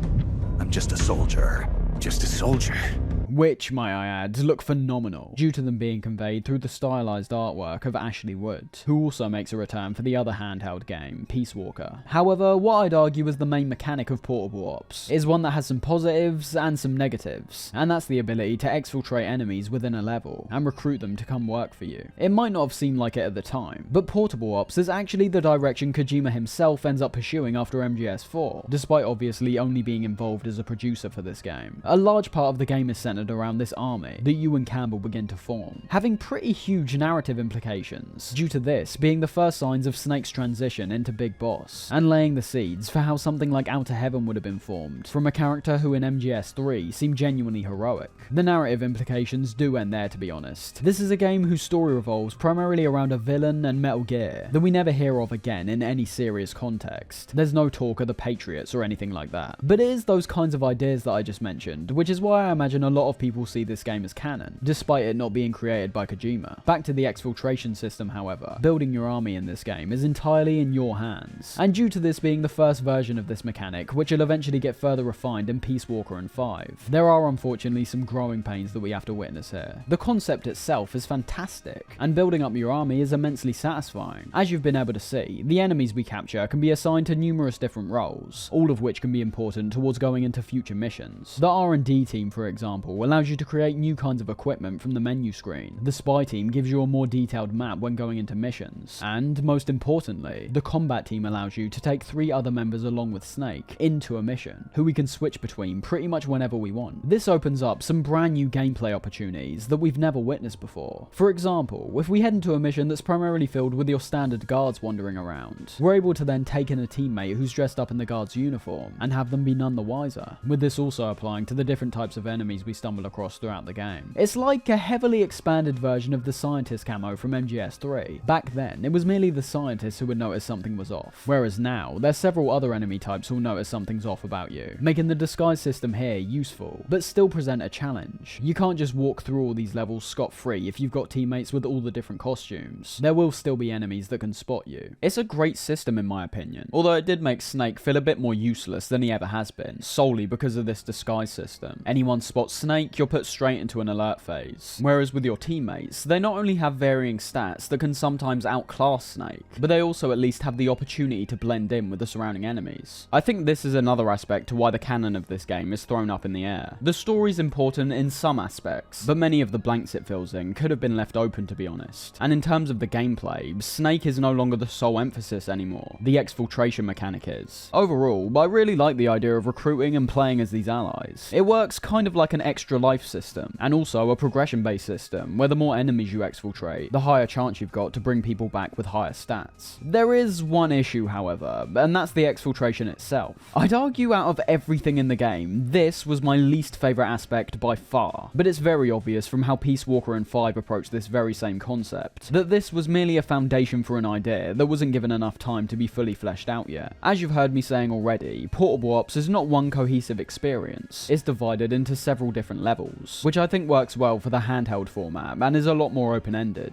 There's several points in the game where our objective is merely to recruit more members, in which we can then travel back to several areas we've already explored to go and recruit people. The way we go about this, however, is beyond tedious, having to knock out each guard and drag them back to the truck we come in on, one after the other. Most of the allies you pick up have one special ability, which will decide what team they should be placed on. The most important one on the field being the Rescuer, which allows the teammate to move bodies at a considerably faster pace. It's still slow and very annoying that we have to drag every single guard one by one back to the truck, but this is the first iteration of this exfil concept. I really don't want to complain too much, considering what it becomes in the future. I'm sure if this concept wasn't implemented to begin with, we wouldn't even get the chance to see it blossom later on. That's all I've really got to say about Portable Ops, with Portable Ops Plus merely being a standalone DLC basically, having no real story and a much larger emphasis on the online mechanics, which, just like Metal Gear Online, are obviously completely dead now. Aside from things like the rather lackluster boss fights and exfil mechanic, I really don't have that much of an issue with Portable Ops. It's a rather smooth experience throughout. The graphics look great for a PSP game. The areas and environments are constructed well enough, although there isn't any kind of mind-blowing level or world design to really be seen here. And ultimately, unlike the Acid games, it's kind of the perfect on-the-go Metal Gear experience you could ever ask for. It's got gameplay and a story that's more in line with what we've experienced from the mainline games. It introduces some genuinely innovative mechanics that we'll see Kojima himself implement in the future, and overall was just some great stealth action fun from start to finish. It's not perfect, and I wouldn't see myself returning to Portable Ops as frequently as many of the other Metal Gear games, but I really don't think it's bad at all. A point that I definitely want to reiterate, considering I think Portable Ops more than any other Metal Gear has almost been completely overlooked, with most people talking about the final PSP Metal Gear game, Peace Walker. The voice acting's pretty great across the board. The story is surprisingly engaging, considering the almost total irrelevance of it in relation to the main plot. And for anyone who's played and replayed the vast majority of the Metal Gear series bar for portable ops, I'd highly recommend giving it a go. You aren't going to be unraveling the insane conspiracies of previous games, or marveling at the sheer possibilities the gameplay presents. But for what it is, I actually think it's pretty great. A first attempt that went surprisingly well, and a foundation that will only get further expanded and refined on. Then finally, before we reach MGS4, I just want to give a very brief mention to the Metal Gear mobile game, which, as you can assume, was made for mobile phones at the time, as well as being ported to the Nokia's handheld N-Gage console. Nothing all that amazing when looking at it on its own, of course, but for what it is, I still find it to be quite impressive. We can't forget, this was the best-selling mobile phone in the US when this game came out. It was a completely different time, and I'm sure Konami were merely experimenting, and most likely collecting a nice deal of profit by partnering with phone companies like Verizon. It's a short experience, and one that heavily emulates MGS1 for the most part, but I still find it pretty amazing that you're able to do things like select different pieces of equipment, take photos within the game on a camera, which also means there's a first-person mode, and also have the same kinds of stealth experiences, or loud explosive shootouts that we're familiar with from the main games.